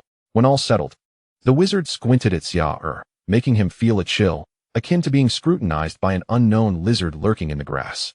The wizard spoke, "Your talent is commendable. Your soul aptitude has reached the 2nd tier. Henceforth, your meditations will yield significant results. Furthermore, you possess a trace of demonic bloodline, which will greatly assist your early cultivation. Your soul and bloodline talents are well suited for the 3 schools of magic offered at the Academy: blood and flesh sorcery, abyssal tomes, and pain conversion. Keep this knowledge to yourself. Speak of it to others, and there will be consequences." The wizard chuckled lowly. "Now, you may leave. Follow the guidance and proceed forward." Xia'er bowed deeply, expressing his gratitude. "Thank you, my lord." He covered his wounded hand and exited through the tent's opposite side. Here, several knights stood guard. One knight halted Xia'er, extending his left hand. Xia'er obediently offered his hand, and the knight applied a spoonful of black ointment to the wound. The previously painful and oozing injury began to staunch and heal rapidly with the ointment's aid, the palm tingling as it mended. Continuing onward, Xia'er found this path seemingly led to Xia'er. Along the way, many individuals were present, yet the path ahead was distinctly defined, guided by a knight. Xia'er stepped onto a central route. As he progressed, the surrounding environment grew increasingly peculiar. The birds and bats soaring overhead heightened his alertness. He sensed numerous eyes scrutinizing him from the shadows. Chapter 21, Flight. Few traversed this path, with individuals spaced several dozen meters apart. After over an hour of walking, a new vista unfolded before him. They appeared to have reached the vicinity of Xia'er's base. From a distance, Xia'er loomed grand and majestic, adorned with magnificent towers and spires. Upon closer inspection, the sight was awe-inspiring. The foundation of Xia'er resembled a mountain. It was perplexing how such black stone could emerge from the marshy terrain below. From afar, Xia'er seemed less imposing, but as Xia'er approached, he realized that the stone base alone towered like a mountain. The black rock shimmered with a dark metallic luster, its surface slick with moss and vibrant vines that sprawled like veins. These vines appeared extraordinary, occasionally pulsating as if they possessed a heartbeat, reminiscent of serpents in motion. Directly ahead, a massive archway yawned, its doors firmly shut. This was the entrance, yet alongside it, smaller paths and doors could be seen. Guided along his route, Xia'er glanced at the adjacent paths, noticing others queuing in large numbers. He began to ascend, the mist swirling around him, the stone steps slick and treacherous, requiring careful navigation to avoid slips. Suddenly, a hapless apprentice ahead lost his footing, tumbling down over 20 steps, landing in a bruised heap. Witnessing this, Xia'er became even more cautious.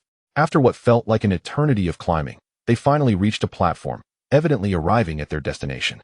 However, before Xia'er could exhale in relief, the scene before him rendered his legs weak.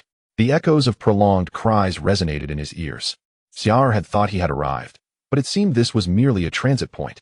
In the distance, a multitude of monstrous beings with diverse forms can be seen, either crouching on the ground or standing tall. Some resemble gigantic bats, their crimson eyes glinting ominously, their mouths occasionally gaping to reveal sharp, fine teeth within. Others appear akin to colossal birds, such as owls and nightjars, yet their sizes seem exaggerated. Each creature towers over a person. Approaching, a sorcerer clad in a black robe beckons. Despite his trembling legs, Xia'er is compelled to move forward. Do not dawdle. The sorcerer huffs disdainfully, waving a hand, causing Xia'er to lurch uncontrollably ahead. When he finally halts, he finds himself nearly pressed against a gigantic bat, its dark fur filling his view, the foul stench of its breath wafting toward him. Before Xia'er can react, the bat unfurls its fleshy wings, its claws grasping firmly onto his shoulders. With a powerful flap, the colossal bat soars into the sky, taking Xia'er along. Unable to contain himself, Xia'er screams as they ascend rapidly. The bat's flight is swift yet erratic, shifting unpredictably up and down, sometimes swaying side to side. Xia'er, held aloft and gazing upwards, gradually gains a view of the surroundings below. Towering structures loom around him, some standing straight, while others twist in spirals towards the heavens. Behind the Xia'er Tower, he glimpses small urban areas, arranged in a fan-like distribution.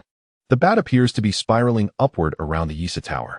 With Xia'er in tow, its speed slows after several minutes, gradually descending. With a thud, Xia'er is unceremoniously dropped just a few feet from the ground. Another one has fallen. Cackles of laughter echo around him. Rising to his feet, Xia'er realizes he has landed in a small plaza. Surrounding him are numerous towers, which from a distance appear diminutive, yet upon closer inspection, he discovers they possess diameters and widths of several dozen to hundreds of meters, towering even higher at 100 or 200 meters. Truly magnificent. The plaza is bustling with people. Several apprentices, clad in gray robes, gather in small groups, observing the spectacle with laughter emanating from their midst. Moments after Xia'er arrives, several more newcomers are brought to the same spot. In contrast, Xia'er's fortune seems less favorable, as the giant birds gently lower their passengers, while bats, unable to halt gracefully, simply drop them. Ahead, a row of tables comes into view, where someone is gesturing towards Xia'er and the other newcomers. Recognizing the opportunity, Xia'er obediently approaches. Greetings, young apprentice. I am a senior assigned by the academy to guide you newcomers. A woman in a gray robe, with a radiant smile, informs him. Xia'er promptly bows in gratitude. Thank you, senior. The woman giggles, her eyes scanning Xia'er's face and attire.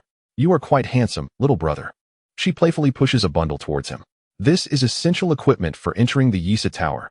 2 sets of gray robes, a key to your room, a book on meditation, and this newcomer handbook. After accepting the items, Xia'er expresses his gratitude once more. Thank you, senior. The female apprentice continues. Now that you are in the Xia'er Tower, we are all family. I reside in the tall tower behind us and will be here in the plaza for the next few days. If you have any questions, do not hesitate to find me. Xia'er sincerely thanks her again. All right, senior. The female apprentice then inquires, do you still have any magic stones on you? New students need to prepare quite a few necessities, and I have some excellent items available. Xia'er, with a pained expression, shakes his head. Senior, my magic stones were spent on mental potions aboard the ship. Upon hearing this, the smile on the apprentice's face dims considerably. She gestures to a servant standing behind her, who steps forward. All right, young brother, please follow this servant to select your residence. The other essentials are detailed in the newcomer handbook. Yes, senior. Xia'er follows the servant away. Although he possesses magic stones, he cannot afford to spend them now or reveal their existence. He knows nothing of the Xia'er Tower's economy, and spending recklessly would only lead to being taken advantage of. After walking a short distance, the senior's playful laughter rings out behind him. Xia'er remains unfazed, having anticipated this outcome. Chapter 22. Resident Xia'er follows the servant into an alleyway at the rear side of the plaza. Where are you taking me? He inquires. The servant, maintaining a humble posture, finally responds, Sir, after arriving at the Xia'er Tower, each new apprentice is entitled to a free room for the first 2 years. I am here to guide you there. Xia'er surveys the towering edifices and asks, will I be living in a similar tower? The servant shakes his head vigorously, explaining, such towers require magic stones. You will be assigned to a different type. The servant then halts, gesturing toward a cluster of low-rise buildings beneath the shadow of the towering structures.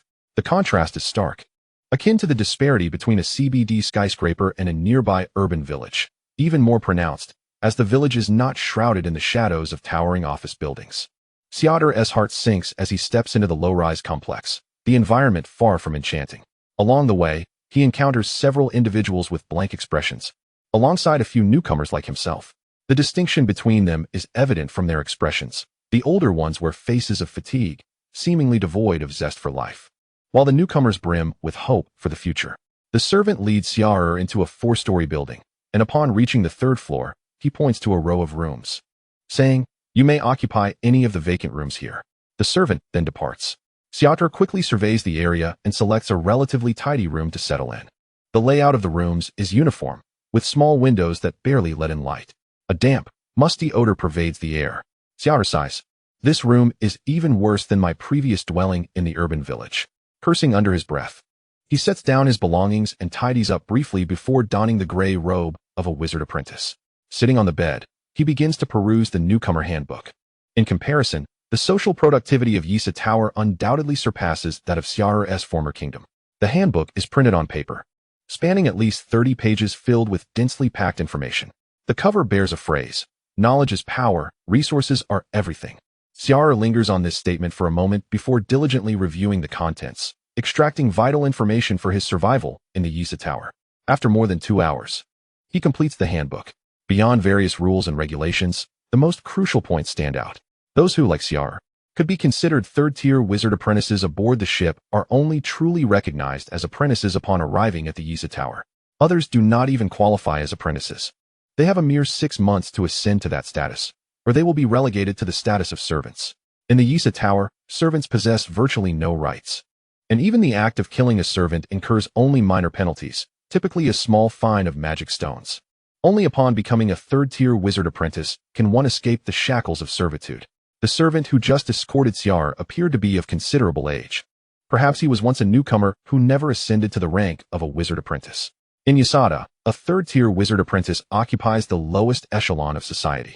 Studying at Xia'er offers no so-called newcomer benefits. Everything here requires tuition fees for education and living expenses for sustenance.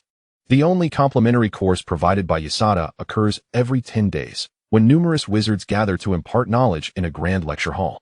There are several such halls within Xia'er, marked on a simple map included in the pamphlet. Beyond this, every other course requires payment. A single magic stone might grant access to a few sessions, while more expensive courses could demand dozens, if not hundreds, of stones. Meals also incur costs. There are canteens nearby, but one must pay a monthly fee to dine there. Other forms of currency hold no value here. Only magic stones can facilitate transactions. In Xia'er, everything necessitates the expenditure of magic stones. Without them, one might very well perish from hunger. Even accommodations follow this pattern. Newcomers are granted free lodging for the first 2 years, but once that period expires, they must either rent or purchase a place to stay. Setting aside the pamphlet, Xia'er sighed deeply. Living in Yasada is no easy feat. He counted his magic stones, realizing he possessed merely 21. This quantity places him in the ranks of the destitute within Yasada. Everything demands expenditure. Attending classes requires funds. Acquiring new spells necessitates payment. And learning new meditation techniques also costs money. As dusk fell, Xia'er consumed a meager portion of dry rations before surrendering to sleep. Upon awakening, he began to contemplate the challenges of training and survival in Yasada. The area where Xia'er resides is densely populated with newcomers, who are rather dispersed throughout. Yasada seems to have orchestrated this arrangement deliberately. He currently has no way of locating Li. Otherwise, their companionship could provide mutual support. The immediate priorities are clear. Theoretically, the most crucial task is to acquire a new meditation technique. Insights gleaned from Wood's training notes reveal that the efficiency of the basic meditation method is subpar, and it would be prudent to replace it as soon as possible. Xia'er purchased Wood's training notes from the WuDuoDuo Mall, thereby obtaining his current meditation method, which saves him a considerable sum of magic stones. However, he dared not switch methods aboard the ship for fear of being discovered. Now that he has arrived in Yasada, he can contemplate making the change, albeit not in haste. He intends to acclimate to his surroundings and gather more information first. Secondly, he must identify a means of livelihood. Without this, the prospect of continuing his studies is futile, as survival itself would become a pressing issue. Only after securing these essentials can he dedicate himself to earnest learning and practice. In the ensuing days, clad in a gray wizard's robe, Xia'er traversed bustling areas such as the small square and the canteen. He deliberately soiled his robe to obscure his identity as a newcomer. Amidst the throngs, he listened intently to others' discussions, gradually enhancing his understanding of Yasada. On the 5th day of his arrival, Xia'er finally attended his first free class. Within a massive tower, the classrooms were brimming with students. Xia'er had to sit at the back, having arrived later than most. After a lengthy wait, a wizard donned in black robes entered the classroom. The previously raucous environment fell silent upon his arrival. Surveying the crowded room, the wizard declared, "I do not appreciate having so many people in my class. Those standing, leave at once." A gasp of shock escaped someone's lips, yet many hastily fled. Unwilling to remain, Xia'er, seated beneath the chair, felt an unexpected surge of fortune. Chapter 23. Open Class Memory Runes. Utilizing Runes. Analyzing Runes. The world is composed of runes. Mastering runes equates to mastering everything. This is Rune Studies. After expelling the excess students, the wizard commenced his lecture. On the blackboard, several semi-ethereal hands began to inscribe notes. The wizard then turned to face all the apprentices. He announced, "On the 4th floor of Tower 7 in District 12, I hold supplementary classes. If you wish to delve deeper into runes, feel free to enroll." Xia'er, seated at a distance, was momentarily taken aback. How could a lecture devolve into a promotion for his supplementary classes? After this brief advertisement, the wizard resumed his lesson. He covered fundamental topics, discussing the functions of new runes, how they interrelate, and so forth. The fresh knowledge felt like a portal to a new realm opening before Xia'er. Alas, the duration of this class was regrettably short. After 2 hours, the wizard concluded his course, once again promoting his supplementary classes before departing. Although he left, the remaining students showed no intention of vacating the classroom. The entire day was dedicated to attending open lectures. After more than half an hour, the second wizard entered the classroom. This wizard hunched over, clad in a black robe with a hood obscuring his features. Despite the veil of shadow, he emanated an unsettling aura that sent shivers down Xia'er's spine. The blackboard's unseen hand continued to write. The wizard's hoarse voice reverberated throughout the classroom. Understand pain. Experience pain. Study pain. How can one transform their own, others, and even environmental pain into energy to enhance spellcasting, forge items, and perform sacrifices? Explore the essence of the soul, utilizing emotions and the fundamental nature of life as fuel and cost. This is the study of souls and pain. The tone and content of his lecture left Xia'er feeling somewhat unnerved. The first afternoon class featured a tall female wizard. Though she too wore a black robe, her aura was distinctly different from the others. One could discern her beauty from her stature and the sound of her footsteps alone. With her hood in place, strands of golden hair peeked out from beneath the brim, her figure perfectly proportioned in all the right places. Standing at the front, she introduced herself. "I am Wizard Lauren, and I will elucidate the study of abyssal tomes." The unseen hand began to write, and Lauren's voice, brimming with allure and temptation, commenced, interpreting tomes. analyzing theories, mastering distorted grammar and forbidden symbols, employing summoning rituals, unraveling the madness of knowledge, investigating the origins of the abyss, deciphering forbidden symbols, resisting knowledge pollution, and utilizing the bloodline of the abyss. This is the study of abyssal tomes. Her enchanting voice brought forth forbidden knowledge. Initially captivated merely by Lauren's presence, Xia'er now found himself fully engaged. Lauren continued her discourse. The world is vast. The wizarding realm is not the sole existence within the multiverse. In the lower planes lies the terrifying, bottomless abyss, harboring the most horrific and foul elements of the cosmos. Yet, even within the most dreadful, chaotic, disordered, and filthy abyss, life persists. Abyssal demons, born of the abyss, represent a formidable race, their power rivaling that of wizards of comparable rank. The study of abyssal tomes aims to analyze and comprehend the abyss, transforming its power into our own. We analyze the demonic bloodlines, integrating them into ourselves, memorializing the runes of the abyss, and creating new spells. We summon demons, dissect them, and study their physiological structures. Or perhaps we call upon them to aid us in battle. For mortals, this is a taboo, a source of terror, yet for us sorcerers, it is a pathway to ascendancy among the higher echelons of sorcery. You are all third-tier sorcerer apprentices, and at this juncture, engaging with the studies of the Abyssal Grimoire. Delving into the nature of abyssal demons and comprehending them will greatly benefit your future. A female apprentice, visibly anxious, stands to inquire, "Teacher Lauren, I wish to understand how abyssal demons can assist us." Upon hearing her question, Lauren smiles gently and responds, "Every type of abyssal demon is a magical entity.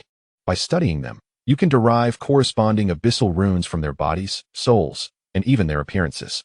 Certain runes can significantly enhance your daily life, combat prowess, and even your cultivation. Should you be fortunate enough to inherit the bloodline of an abyssal demon, your capacity to absorb magical energy will surpass that of others. The essence of a sorceress and an apprentice's cultivation rests upon two pillars: the enhancement of mental fortitude and the augmentation of magical power. The bloodline of a demon will accelerate your growth in the accumulation of magical energy." One student poses a query, "Teacher, but isn't bloodline innate? We have never possessed the bloodline of abyssal demons. Does that not render it useless to us?" Lauren, with a smile, replies, "Bloodline is a lifelong subject for sorcerers to explore. From the initial stage of a third-tier apprentice to the pinnacle of a ninth-circle sorcerer, one can progress along the path of bloodline research. Most of you possess mortal bloodlines, yet some may have traces of magical creature bloodlines, granting them advantages in their cultivation. However, this does not imply that mortals cannot possess bloodlines. As sorcerers, we can integrate the bloodlines of other beings into ourselves, transforming them into our own. This includes the bloodline of abyssal demons, which is among the most sought-after bloodlines in Xia'er. If you are interested, you are welcome to visit my laboratory and classes located on the 3rd to 5th floors of Tower 6 in District 12. Here, a teaching group composed of 7 sorcerers offers a variety of courses, including shaping, curses, and countermeasures. In these sessions, I will elucidate the methods of summoning demons, how to seize their bloodlines to enhance oneself. Here, you may also directly exchange magical stones for body modifications, acquiring the bloodline of demons. Lauren leans upon the lectern, her smooth chin peeking from beneath her hood as she declares, "The earlier you acquire your bloodline, the greater the benefits will be. A stronger physique and a swifter accumulation of magical energy will expedite your ascent to second-tier or even first-tier apprentices. Consequently, you will have more time to explore how to become sorcerers, and for some bloodlines, the path to transcendence as a sorcerer will become significantly easier. Let us embrace the bloodline. Embrace evolution." Chapter 24. The Society. As the day's lessons conclude, Xia'er has attended 4 classes: Rune Studies, Soul and Pain Studies, Abyssal Grimoire Studies, and the Art of Curses and Countermeasures. Xia'er offers a plethora of courses beyond these, with numerous subdivisions yet to be explored. However, such matters hold little relevance for Xia'er at present. In the 4 classes attended today, all the sorcerers merely skimmed the surface of their subjects, showing no intention of delving deeper. Even if they had, Xia'er felt he would be unable to comprehend. The public courses at Xia'er lack a cohesive curriculum. Which instructor will appear in class is left to chance.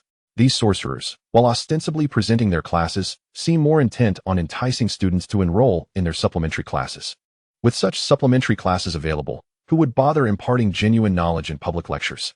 Thus, these public courses serve more as advertisements for supplementary classes than as valuable teaching opportunities for apprentices.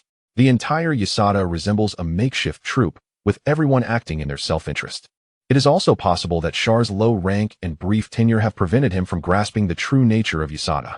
Upon exiting the classroom, Xia'er finds a multitude of sorcerer apprentices setting up stalls or holding signs outside. He looks around, observing the diverse array of offerings. "Xia'er, over here, not far off." A fellow apprentice beckons him.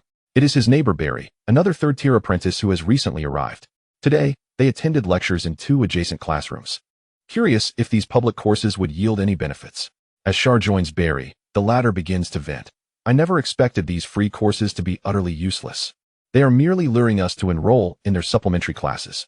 Xia'er nods in agreement. Barry continues. "Xia'er, let us join a society." Xia'er, taken aback, responds, "A society? Are we forming a new alliance?" His mind races with thoughts. Barry, having been out early and late these past few days, is more informed about the surroundings. He explains, "As third-tier sorcerer apprentices in District 11 of Xia'er, life and study are not simple. Do you still possess sufficient magical stones to support your learning?" Xia'er shakes his head repeatedly, revealing he has only 20 stones left, having recently given one to the cafeteria.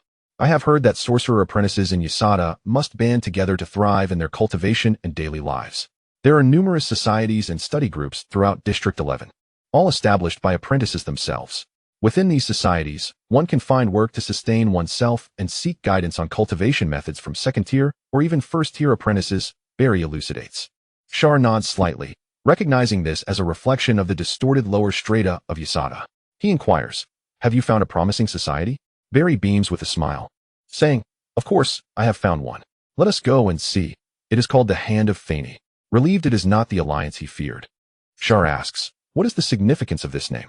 Barry whispers, "I heard that the society was not always called this. Among its initial founders was one named Fani, who changed the name upon becoming a sorcerer." Xia'er nods in understanding, speculating whether there might be sorcerers backing these societies and study groups. Soon, Barry leads Xia'er into a tower. Upon entry, Xia'er discovers an abundance of societies and study groups, with names ranging from the absurd to the somewhat normal, with the Hand of Fani being among the more reasonable. Pushing open a door, they enter a spacious room adorned with the emblem of the Hand of Fani. This room is vast, akin to a hall, spanning over 100 square meters, with additional rooms at the back. Approaching the entrance, Barry informs the receptionist, who is one of 2 third-tier female sorcerer apprentices of striking appearance, likely noble before arriving in the sorcerer realm, "We have come to join the society." The process of joining the Hand of Fani is exceedingly simple. After registering their personal information, it is complete. A female apprentice guides Xia'er and Barry into the main hall, introducing them as they walk. "Welcome to the Hand of Fani. You are fortunate to join us at a great time. Our society provides substantial assistance to sorcerer apprentices." Xia'er inquires, "Might I ask what kind of assistance is offered?" The female apprentice gazes at Xia'er with a look of admiration. There is no denying that Xia'er possesses a striking appearance, and after acquiring the bloodline of a succubus, his allure to women seems to have intensified. As the witch apprentice guided Xia'er forward, her body intentionally brushed against his. Xia'er showed no inclination to reject her advances. The apprentice spoke softly. "You are all newcomers to Xia'er, aren't you? Surviving in Xia'er is not a simple task. Even basic sustenance requires magic stones, and to cultivate more swiftly, one must possess magic stones for training or purchase potions. Moreover, as third-tier witch apprentices, you lack a fundamental understanding of cultivation, necessitating attendance in classes to acquire new knowledge. Everything, indeed, requires expenditure. We, the Fani Show, offer job introductions, presenting suitable employment opportunities for third-tier apprentices, allowing newcomers to work for their sustenance and earn magic stones to aid in their cultivation. Additionally, we have first-tier witch apprentices conducting lectures. Although their teachings may not match those of the wizards, they demand fewer magic stones and provide substantial assistance to us third-tier apprentices. If you prefer not to seek external employment, we also offer part-time opportunities, such as this." The apprentice pointed to a blank magic stone beside them, saying, "This is a blank magic stone that you may purchase and infuse with your own magical energy during your training. Once filled, these magic stones hold purchasing power within Xia'er. If you accumulate enough, you can seek out wizards or first-tier apprentices to attend lectures and learn cultivation techniques." Xia'er and Bali gazed at the blank magic stones, prompting Xia'er to inquire, "How long does it take to fill such a blank magic stone?" The apprentice placed a hand on Xia'er's shoulder and replied, "The time required varies for each individual, but generally, it takes about 3 to 4 days." Chapter 25. Unclogging the sewers, Xia'er and Bali followed the apprentice on a tour of Xia'er, gaining a deeper understanding of the organization. The society encompasses numerous aspects but can be primarily categorized into three main areas. First, labor and part-time work. There are various employment opportunities available. Xia'er functions more like an agency, connecting its members with job prospects. The income from each job varies significantly. Simple tasks yield scant magic stones over a month, while perilous jobs may offer dozens of magic stones in a single day, albeit at the risk of life. Furthermore, blank magic stones are a valuable asset. Magic stones can be naturally occurring or artificially charged, with the Academy employing large-scale enchantments for charging. The efficacy remains the same. Infusing blank magic stones is often the only option for many struggling apprentices. However, engaging in this practice means sacrificing days of training, as one's magical energy is diverted into the stones, hindering personal advancement. Thus, unless one is utterly desperate, this option is best avoided. Second, purchasing meditation methods, zero-ring sorcery, or other techniques, including nightly breathing methods. These items are widely available within Xia'er, with the Academy's official offerings priced highest, while street vendors offer the most affordable options. Ultimately, the choice of whom to purchase from lies in personal preference. Third, first-tier apprentices offer lectures. Some experienced first-tier apprentices are available for enrollment in their classes, where one can learn meditation techniques and receive explanations for the sorceries purchased from them. Fourth, seeking companionship for mutual support. Everyone belongs to a society. If you do not, who else would be subjected to such treatment? Third tier, which apprentices occupy the lower echelons of Xia'er. Those who are not even apprentices are merely expendable resources within Xia'er. While belonging to a society may result in exploitation by its senior members, lacking any affiliation could lead to universal exploitation. In the early morning, Xia'er rose from his bed, lifting his smooth, supple thighs. Ultimately, he could not resist the temptation to reward the apprentice, Ai, who had provided them with guidance. Sitting on the edge of his bed, he inhaled the fragrance of the room, which was far more pleasant than his own squalid abode. This room was sunlit, unlike Xia'er's, which rarely saw daylight. He pondered how he should learn and live moving forward. At this moment, possessing a diluted bloodline of the succubus proved advantageous for accumulating magical energy. Thus, in the long run, it is essential for me to study the Abyssal Tome, as understanding my bloodline and reinforcing it in the future is crucial. My short-term goal is to survive in Xia'er. I need to find a job that not only supports my livelihood but also aids my cultivation. My midterm objective involves acquiring more sorcery to ascend to second-tier and first-tier apprentice status, while seeking a lucrative, yet manageable job. Relying solely on my physical appearance is not a sustainable strategy. Next, Xia'er contemplated his advantages. I have the WuDuoDuo Mall. As long as I interact with wizards or apprentices, I can glean knowledge from them, significantly reducing my need for formal classes. This way, I can save considerable time and expenses in the early stages, facilitating my progress. Moreover, purchasing cultivation insights requires soul coins, so it would be best to find a job that involves interaction with souls. Must I resort to killing? The thought sent a shiver down Xia'er's spine.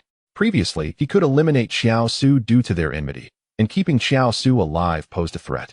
Lost in thought, Ai on the bed stirred awake, her delicate fingers resting on Xia'er's shoulder. She pressed her body against his back, and Xia'er could distinctly feel her softness. What are you thinking about? Xia'er asked. I was contemplating what kind of job I should pursue to sustain myself, while also learning additional knowledge, he replied. Ai giggled. With a physique as robust and handsome as yours, I am certain many women would be willing to spend their magic stones on you. Xia'er smiled slightly, turning to seize Ai's vulnerability, asking, would you be willing to provide me with magic stones? Ai, with a dreamy gaze, replied. Of course I would, but I have little magic stones to spare. Xia'er was not surprised. Ai's living conditions were only marginally better than his own. And as a front desk worker at Xia'er, her financial means were limited. I prefer to rely on myself to earn magic stones, Xia'er declared. While he could accept a relationship like the one with Ai, seeking a wealthy patron would be uncontrollable. A mutual connection is entirely different from merely spending someone else's money. In his previous life, wealthy women were merely for amusement. In this life, the inhabitants of Xia'er are wizards, and those who become wealthy surely possess remarkable strength. They could easily drain Xia'er of his resources. Living off someone else's generosity is not as delightful as it seems. Feeling the pressure of Xia'er's grasp on her vulnerability, Ai's body softened further, and she leaned closer, cooing, although I lack magic stones, I can help you keep an eye out for suitable job openings within the society. Upon hearing this, Xia'er smiled. That would be splendid. I appreciate your assistance. AI Li Ka enveloped Xia'er in a warm embrace, her voice sweetly whispering in his ear, if I find something for you, you must reward me properly. Xia'er playfully squeezed her vulnerability and replied, I shall reward you right now. He then shared with AI Li Ka the type of job he was seeking, hoping she could swiftly assist him in finding an appropriate opportunity. For Xia'er, the ideal job would involve interaction with souls, or perhaps hunting some beasts. If such positions were unavailable, he would settle for one that allowed him to learn a skill, such as alchemy, potion making, or even scroll crafting. However, the likelihood of securing such a job was slim, as these roles often come with no salary and may even require tuition fees, leading to further financial burdens. By the time he returned home, it was already afternoon. Upon hearing that Xia'er had come back, Bali hurriedly opened the door and asked with curiosity, Xia'er, did you not return last night? What did Ilika need your assistance with? Observing Bali's puzzled expression, Xia'er replied, Ilika's household had a blockage in the sewer. She asked me to help clear it, and it was quite exhausting. However, despite the fatigue, there is a silver lining. Ilika has promised to assist us in finding a leisurely job that offers a good earning of magic stones. Bali, upon hearing this, exclaimed in delight. Really, that is truly wonderful. Ilika is such a good person. Reflecting on Ilika, Xia'er also praised, indeed, Ilika is remarkable. Chapter 26, Slaughtering Magical Beasts as Expected. Ilika proved to be a good person, as she secured a suitable job for Xia'er on the third day, slaughtering small magical beasts. This position required one to be at least a third-tier wizard apprentice and possess the physical strength of a knight. Early in the morning, Xia'er set off for the workplace, which was located within a grand tower in District 10. From a distance, a strong, fishy odor wafted through the air, accompanied by a cacophony of sounds. Alongside Xia'er were several apprentices from Xia'er, all of whom believed they were capable of undertaking this job. Upon finding the staff and explaining their purpose, a manager soon appeared. This manager was also a wizard apprentice, and judging by the emblem hanging from their chest, they were a first-tier wizard apprentice. The manager approached Xia'er and the others, stating, to work at the magical beast slaughterhouse, you must be a third-tier wizard apprentice and possess the physical strength of a knight. Are you all qualified? The group, in earnest, responded, Sir, we are qualified. The manager surveyed them briefly and continued, There are too many applicants. I will only take 3 this time. The rest must return. The apprentices from Xia'er exchanged glances. With 5 individuals applying for 3 spots, they now found themselves in competition, previously unfamiliar with one another. The manager's declaration heightened Xia'er's sense of caution. Come in. I will select 3 from among you. Upon hearing this, one apprentice hesitated and said, Sir, I will not participate. The manager nodded, unbothered by the loss of one individual. The remaining 4, lacking the same confidence, followed the manager into the slaughterhouse. The strong stench intensified inside, assaulting their senses. The manager led the way while explaining, Those who work here are all wizard apprentices. Slaughtering magical beasts is different from killing other creatures. Although the beasts are restrained, their magical energy still flows within them. Ordinary individuals and knights can kill these bound magical beasts, but they waste their magical energy. Before we slay the beasts, we must guide their magical energy into a small portion of their flesh. Only then can we maximize our profits. As the manager continued to guide them through numerous slaughtering workshops, they eventually arrived at a less crowded room. The manager called out, Bring a horned sheep over. Shortly after, a yellow horned sheep, its legs bound, was presented. The manager introduced, This is a low-level magical beast, a horned sheep, and it will be your assessment task. Use your own magical energy, whether to stimulate or guide, to consolidate the sheep's magical energy. I will decide who to retain based on your performances. The 4 apprentices exchanged glances, none willing to step forward first. Guiding and stimulating were easier said than done. No one had taught them how to gather the magical energy of a beast. Noticing the lack of volunteers, the manager pointed to them in order, saying, We will proceed in this sequence. You go first. The chosen apprentice furrowed their brow, but had no choice but to approach the horned sheep hesitantly. Yet, even upon arrival, they remained uncertain about what to do. After a considerable struggle, they had the sheep bleeding, while they themselves were drenched in sweat. Judging by the manager's expression, it was evident that this apprentice's method was inadequate. All right, you may step down. The manager's words were like music to the apprentice's ears. They quickly retreated, and the manager's gaze fell upon Xia'er. Feeling a pang of anxiety, Xia'er approached the horned sheep, placing his hand on its abdomen. He gradually infused his mental energy into the beast. Indeed, He sensed the magical energy within the creature, yet how to guide it remained a daunting challenge. His own magical energy was easily directed through mental strength, but the magical energy of the beast was evidently different. Given the difficulty of guidance, Xia'er decided to opt for stimulation.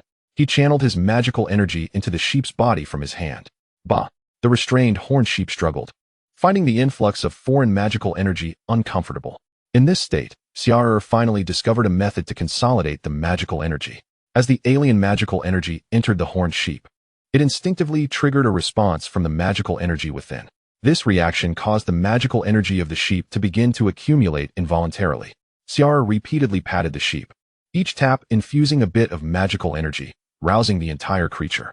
Ultimately, he concentrated the magical energy in the sheep's chest and abdomen.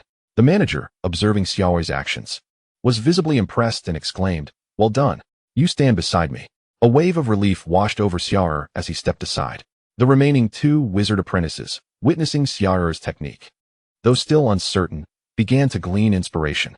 Their subsequent attempts, while not as flawless as Xia'er's, surpassed the first apprentice's performance. The manager declared on the spot, "You 3 may stay, you can leave." The eliminated apprentice lowered their head, feeling a mix of resentment but dared not protest, obediently exiting. The manager then summoned 3 veteran employees, instructing, "From now on, you will follow them and learn how to slaughter magical beasts." "Yes, sir." With that, the manager departed, and the 3 remaining apprentices naturally divided their roles. Xia'er followed a seasoned employee, at least 30 years of age, who was also a 3rd-tier wizard apprentice. "I am Xia'er. You shall follow me from now on." "What is your name?" the veteran inquired.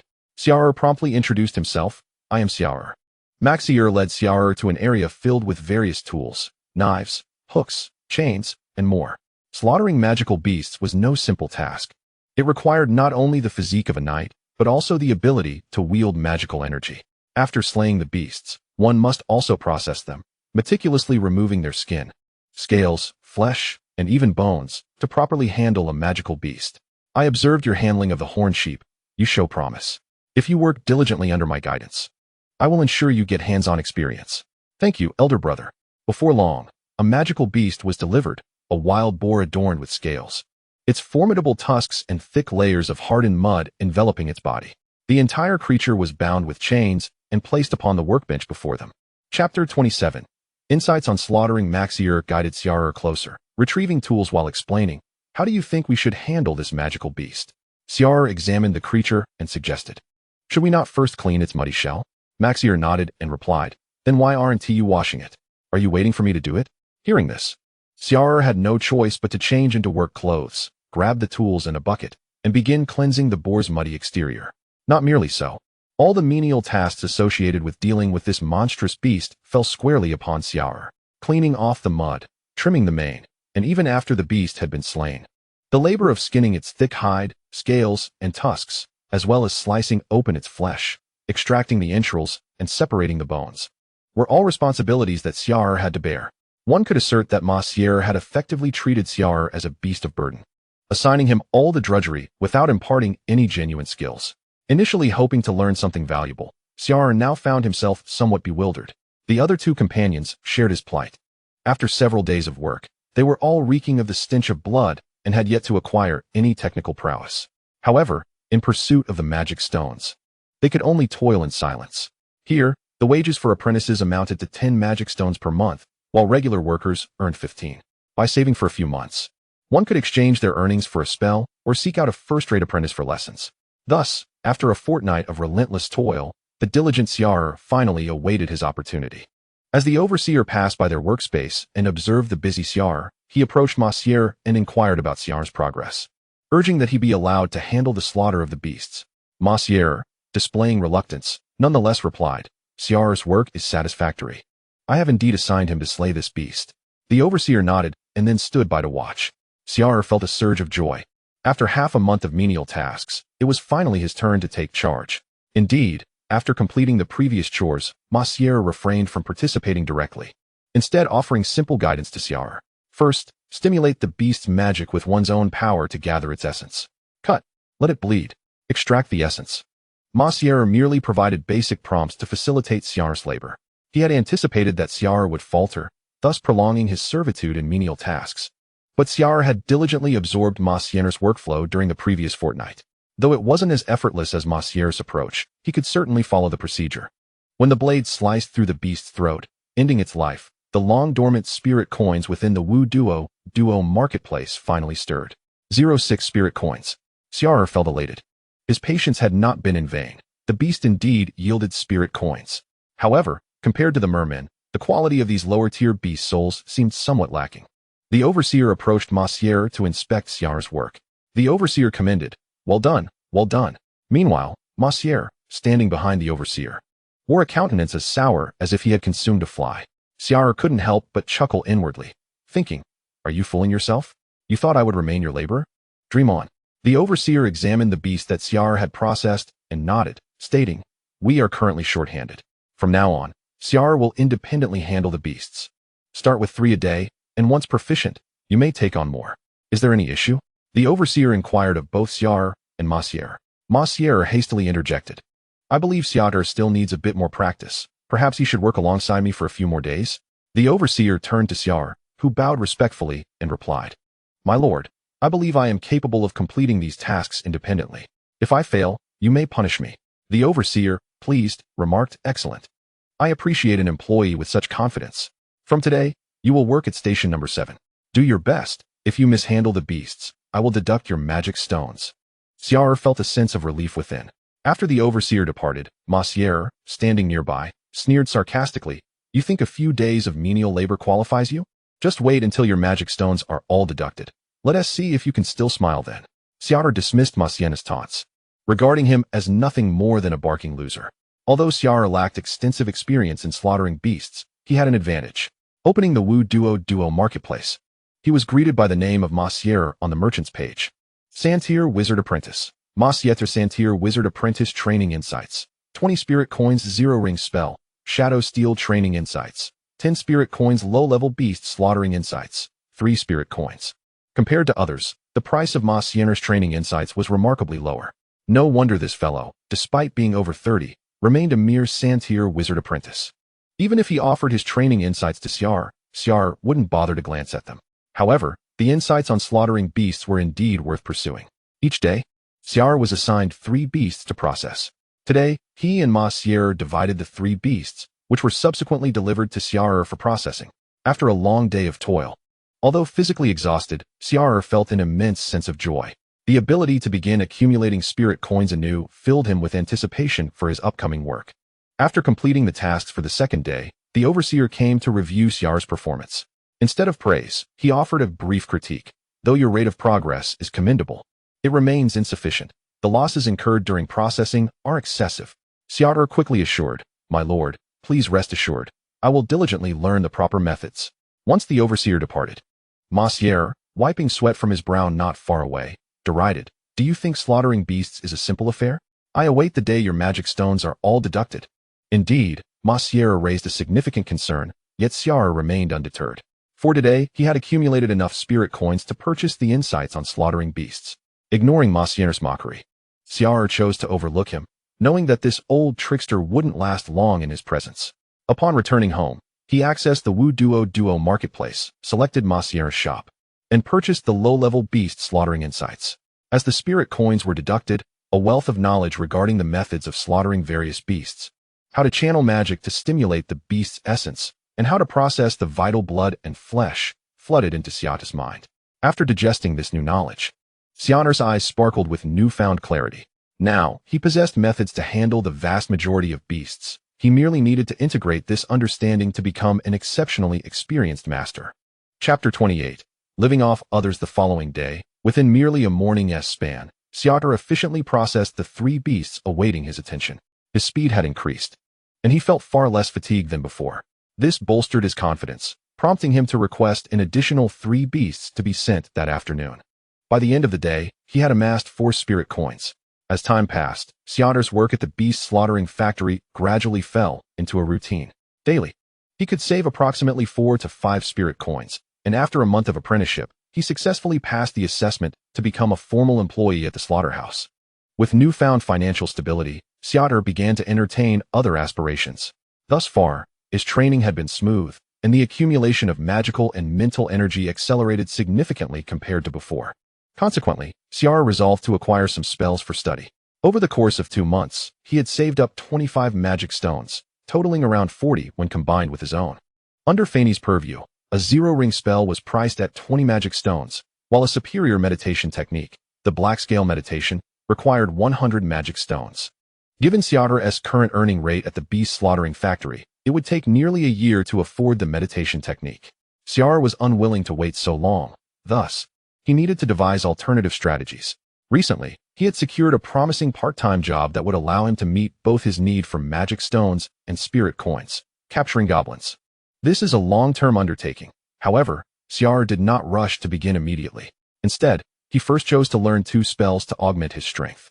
Cleansed of any impurities, Xia'er procured these 2 zero-ring spells from Fanny's hand, Shuiyu, Mouse Speech, and Guzhenfeng, Bone Needle Bee. The effect of Shuiyu allows one to comprehend the simple emotions of mice and potentially command them. It is a rather commendable functional zero-ring spell. Guzhenfeng, on the other hand, is an offensive spell. Upon completion of the incantation, it can launch 3 bone spikes in succession, with power equivalent to that of a crossbow bolt. Both spells significantly enhance Xia'er's capabilities. One serves a supportive function while the other is offensive. Coupled with the acidic missile bestowed upon him by a wizard previously, Xia'er now possesses 3 spells. Furthermore, after acquiring these incantations, he discovered the training insights for these 2 spells at the WuDuoDuo shop run by Fanny's apprentice, which, once purchased, would greatly expedite his learning process. Late at night, accompanied by a soaring lament, Elika lay feebly upon Xia'er, her fingertips traced across Xia'er's chest, drawing circles and crosses intermittently. Elika inquired, "Are you truly going to accept the task of capturing goblins? I have heard that this mission is rather perilous." Xia'er gently stroked Elika's hair and reassured her, "I possess the physical strength of a knight and have recently acquired 2 spells. There is no need to worry about me. The pace at which I earn magic stones at the beast slaughterhouse is exceedingly slow. If this continues, when will I be able to acquire the meditation technique? Rest assured, I will be cautious." Curiously, Elika asked, "What spells have you learned?" Xia'er did not withhold the truth, for Elika could easily inquire about it from Fanny's hand, Shuiyu and Guzhenfeng. After a moment's hesitation, Elika questioned, "Will you not learn a defensive or healing spell?" With a heavy sigh, Xia'er replied, "I wish to, but I have no magic stones left. Even if I wanted to learn, I cannot. I have a set of light armor. I believe it will suffice against those goblins." Listening to Xia'er, Elika lay silently on his chest for a long while. After some time, she sat up and gazed quietly at Xia'er's face. Finally, she rose and rummaged through a small pouch, hesitating for a long moment before placing it into Xia'er's hands. Xia'er squeezed the pouch, astonished to find it filled with magic stones. "Why have you given me the magic stones?" he asked incredulously. Elika, resting on Xia'er's shoulder, bit down hard on his arm and declared, "I fear you might perish in the sewers. I have no more magic stones. Take these and purchase another spell." Gently caressing Elika's fair back, Xia'er felt a torrent of emotions but could not find the words to express them. After a lengthy pause, he said, "Elika, I will repay you well in the future." Elika sat directly on Xia'er, insisting fiercely, "I do not want future repayment. I want it now." Exiting Elika's room, Xia'er held the several magic stones she had gifted him. After careful contemplation, he decided to purchase 2 more zero-ring spells, Shurti Piandui, Stone Deflection, and Hunan Shurjua, Dusk Vision. Shurti Piandui is a defensive spell. However, the prices of zero-ring spells vary greatly. Quality defensive spells can range from dozens to hundreds of magic stones, and Xia'er could not afford such luxuries. Thus, he opted for a cost-effective option. The effect of Shurti Piandui allows one to deflect projectiles approximately the size of a fist. This would prove advantageous in the impending battle against goblins. In addition to deflecting stones, it also provides a slight effect on less forceful projectiles, such as spears thrown from a distance or arrows that have slowed down. With this spell, Xia'er could engage in combat with greater assurance when facing ranged attacks. Hunan Shurjua further enhances combat capabilities. Once cast, it grants approximately half an hour of night vision, though the clarity is not as sharp as during the day. It is certainly preferable to being blind in complete darkness. Upon returning to his quarters, Xia'er began to purchase the training insights for these 3 zero-ring spells, acquiring them from the WuDuoDuo shop run by 4 first-tier apprentice wizards. With each purchase, knowledge began to flood into Xia'er's mind. Techniques for memorizing spell runes, constructing spell arrays, and hastening spell casting. All these small tips coursed through his thoughts. Previously, while studying the acidic missile aboard a ship. Xia'er had spent nearly a week merely grasping the basics of that spell, followed by an entire month before he could effectively employ it in battle. However, with the acquisition of these training insights, he successfully mastered Guzhen Feng within just half a day. In the subsequent 2 days, he honed this spell to the point where he could cast it in under 1.5 seconds. Such timing rendered this zero-ring spell effective in actual combat.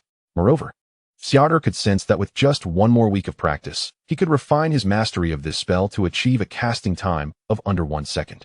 With the completion of Guzhen Feng, Xia'er felt a sense of reassurance, and he quickly set about mastering the remaining 3 zero-ring spells. Once all preparations were complete, Xia'er gathered his equipment and prepared to set forth. Chapter 29. Capturing goblins dressed in the light armor he had brought from home, which offered a decent level of protection without being overly burdensome. Xia'er donned his gray apprentice robe over it. He arrived at the assembly point of Fanny's Hand, located at the exit of District 12. With 4 days of rest allotted at the beast slaughterhouse each month, he had yet to take a day off this month. After completing his work during the day, he was now ready to depart in the evening. Altogether, he had 4 days and 5 nights for this venture. Upon reaching the assembly point, he found 5 others gathered, forming a team of 6. Upon arrival at their destination, the leader of the group stepped forward with a sword in hand and said, "Now that everyone is here, let us get acquainted. I am Beak. These 2 are my original teammates, Delise and Kate." Beak, clad in heavy armor, and the other 2 wore light armor similar to Xia'er's. "I am Xia'er Kadu and Lysalai." After introductions were made, Beak said, "Let me explain the task. The goblin capture mission is an old task from Fanny's Hand, issued by a certain wizard. Initially, I, Delise, and Kate were the only ones assigned to it, but the wizard's demand for goblins has increased, hence we are expanding the team. You 3 possess knightly strength, and I hope we can form a long-term squad." Xia'er and the other 3 nodded slightly in agreement. "All right, let us board the carriage. I will explain how the mission will proceed on the way." Beak gestured. The 6 of them climbed aboard a spacious wagon, which took them down towards the rear of Xia'er. In contrast to the imposing front of Xia'er, the terrain at the back was considerably gentler. The wagon meandered downward as Beak began to elaborate on the mission. "The goblins we are capturing are not the ones you may remember. Their strengths vary greatly. Some weak goblins can be easily subdued by ordinary peasants, while powerful goblins are rumored to possess abilities comparable to formidable wizards. We will descend into the urban area behind Xia'er, navigating the intricate sewers to capture goblins. Our task specifies that we seek only these stronger goblins, who are significantly more formidable than their kin. Only goblins of knight-level strength can be considered as magical stones. Other goblins, no matter how many are captured, are of little use." Xia'er inquired whether there were many goblins of such strength in the sewers of the lower city. Beak nodded and affirmed, "Indeed, there are many. This is Xia'er, where various experiments and potions are conducted by 2nd and 1st-tier apprentices and even esteemed wizards within their laboratories.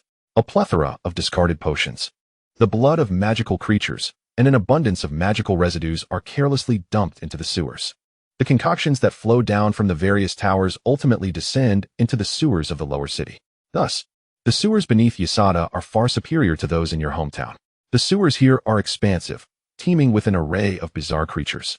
Goblins, with their inherently chaotic bloodline, are particularly prone to mutations in such an environment.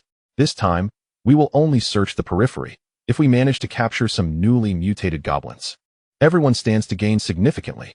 As Beak elaborated, Xia'er and the 2 other newcomers gained a deeper understanding of their mission. He glanced back at the towering Xia'er, his thoughts in disarray. Wizards are inclined to engage in diverse research, akin to a colossal research facility. The waste they discard is of no value to them. Yet it may indeed give rise to some peculiar entities. No wonder this mission offers such generous compensation. Beak chuckled, stating that the danger would be minimal if they only searched the outskirts. As a 2nd-tier wizard apprentice, he had experience dealing with goblins, and the reward for this task was substantial. A standard goblin is worth 3 magical stones, while a fortunate catch of a mutated goblin could fetch anywhere from a dozen to several dozen magical stones. Newcomer Kudun asked if the mutated goblins were all strong. Beak shook his head, clarifying that this is not necessarily the case. Some mutated goblins are quite weak, yet their value remains high. The price of a mutated goblin correlates not with its strength, but rather with the degree of its mutation. If they encounter a formidable goblin, they need only turn and flee. There's no need for a direct confrontation. Additionally, the goblins they slay can have their ears severed for a bounty. These districts suffer greatly from goblin raids, and for every 10 goblin ears collected, one magical stone can be redeemed. This is excellent news. Xia'er and the others expressed their delight.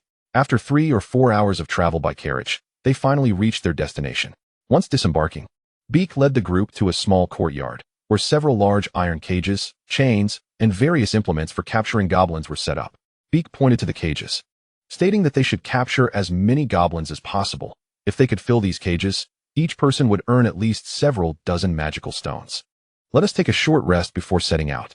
After resting for about an hour, Beak gathered everyone and set off. This district was home to many residents, some native to Xia'er, while others were servants who had not yet become third-tier wizard apprentices. Some had settled here, procreating and ultimately forming several districts. In the eyes of the wizards, these servants may perhaps be seen as mere expendables. Xia'er had no time for reflection.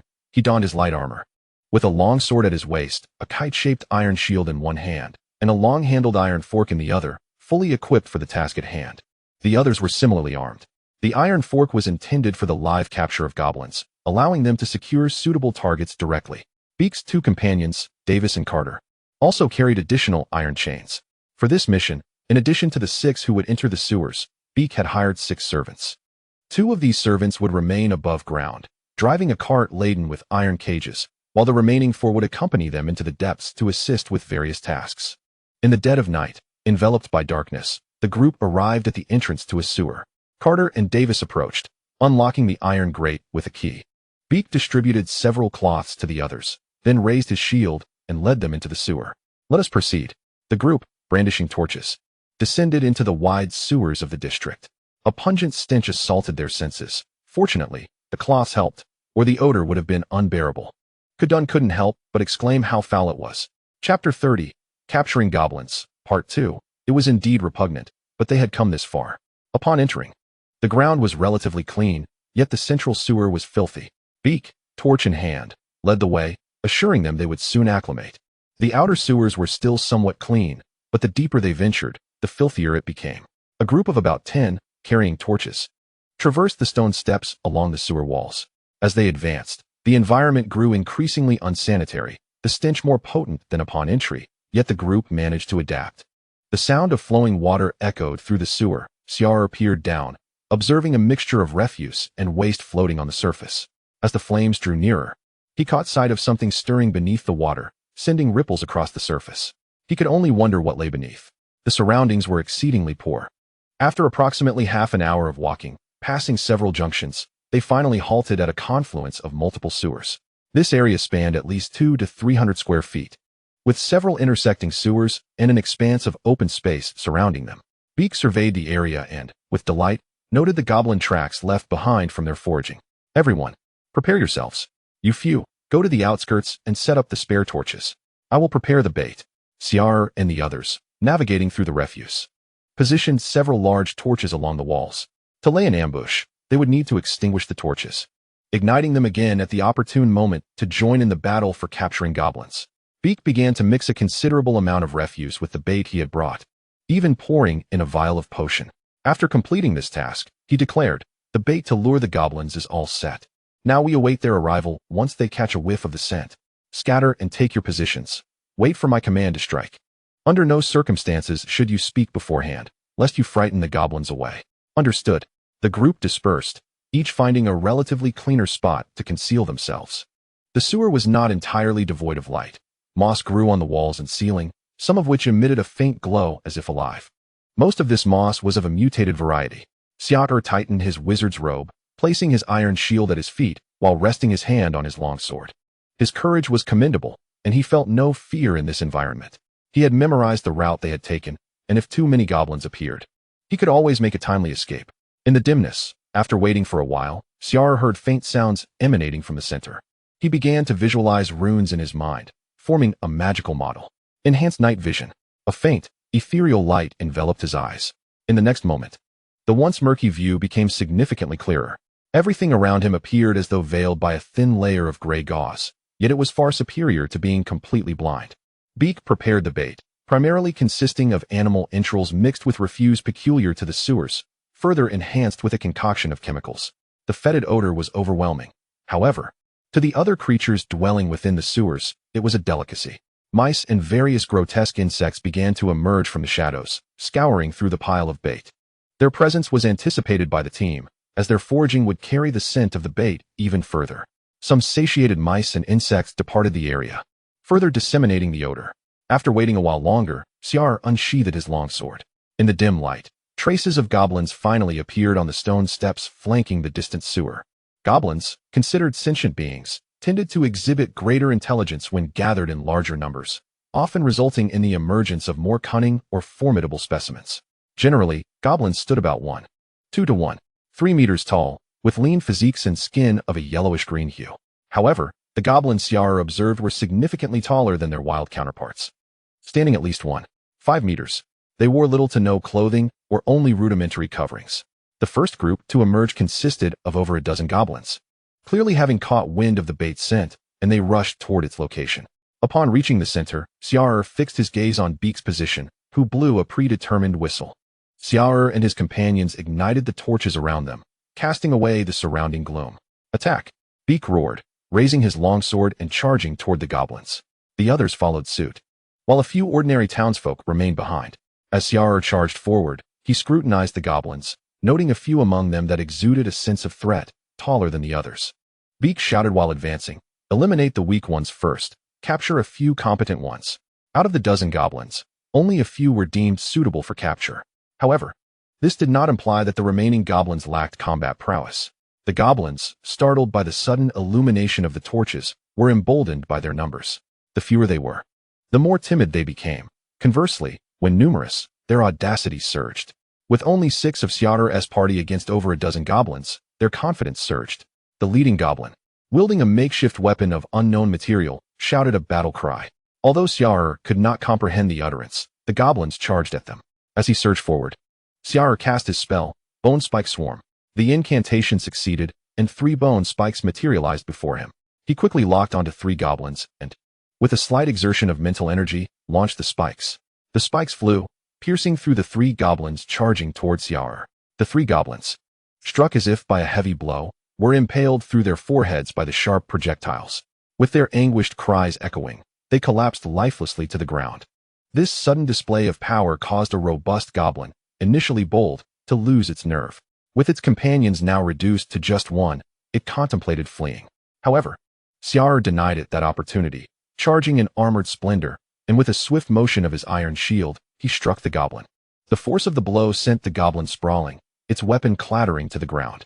In the dim light, fragments of goblin teeth and debris could be seen scattering. This goblin, possessing a physique akin to a knight's, was rendered incapacitated by Xia'er's shield. The ambush unfolded rapidly and concluded just as swiftly. The ordinary goblins were all slain, leaving behind only those of knightly strength. Despite the goblins' enhanced power, their combat skills, weaponry, and tactics paled in comparison to those of the wizard apprentices. A total of 5 knight-level goblins were captured alive, while 1 was accidentally slain due to the chaos. The rest were defeated. In total, the 5 goblins yielded 15 magic stones, a considerable reward that far surpassed Xia'er's earnings from the beast slaughterhouse.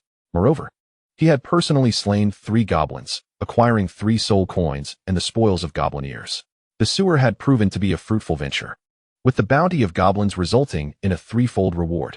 The bodies were dragged to a concealed area. Although the blood could not be entirely masked, goblins typically paid little heed to such matters. The captured goblins were rendered unconscious, securely bound with iron chains and gagged, left in the rear to be collected later. The bait's efficacy endured for a commendable duration. After more than an hour, another small group of goblins arrived, slightly fewer in number, numbering around 12 or 13, with notably fewer strong individuals among them. As the torches were lit, illuminating the murky sewer, Xia'er and his fellow apprentices charged forth once again. Xia'er cast Bone Spike Swarm once more, eliminating 3 goblins. 1 goblin, terrified, turned to flee, chattering incoherently. Yet, Xia'er had no intention of letting it escape. He pursued it with great strides, swinging his long sword to behead it. The captured goblins contributed to the team's collective bounty, while the ears of the slain goblins were his personal gain. By night's end, Xia'er had slain 7 goblins, and with a few more, he could amass yet another magic stone. Upon returning to their starting point, the captured goblins were already bound. Beak surveyed the chaotic surroundings, permeated by the strong scent of blood, and declared, "Let us call it a night." It's unlikely any goblins will return here soon. The others concurred. Having already captured 8 night-level goblins, which would translate to a value of around 20 magic stones, they returned to the courtyard above ground, securing the goblins within iron cages. The task of capturing goblins was one of nocturnal endeavors. Only at night would the subterranean goblins lower their guard. During the day, they tended to retreat into hiding. The sewer system beneath the urban area was a vast labyrinth, with some passages not even constructed by human hands, but rather formed from natural subterranean caverns. The goblins that concealed themselves during the day returned to their lairs, making eradication a challenging endeavor. The powerful individuals looked down upon the task of cleansing these goblins, as delving deep underground yielded minimal returns amidst the foul stench of the sewers. For the likes of Xia'er and his companions, small groups could manage to handle a dozen or so goblins with ease. However, when faced with larger hordes, they would be forced to retreat in panic. The proliferation of goblins and other unsightly creatures beneath the urban landscape, in Xia'er's estimation, was likely not only due to the low yield, but also perhaps due to the negligence of Xia'er. After all, the terrain resembled a complex, mutable biological settlement. The wizards, akin to frenzied scientists, would hardly expend effort to cleanse such fertile grounds for experimental samples. They would rest during the day and continue their nocturnal hunts for goblins in the sewers. The following day's hunt proved to be remarkably successful, yielding 9 goblins and maintaining a steady profit.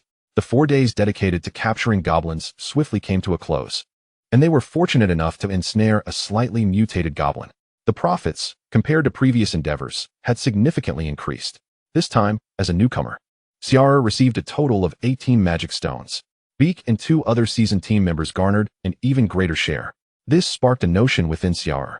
Once he amassed more magic stones, he could venture alone into the sewers to hunt goblins. It was not strictly necessary to capture goblins.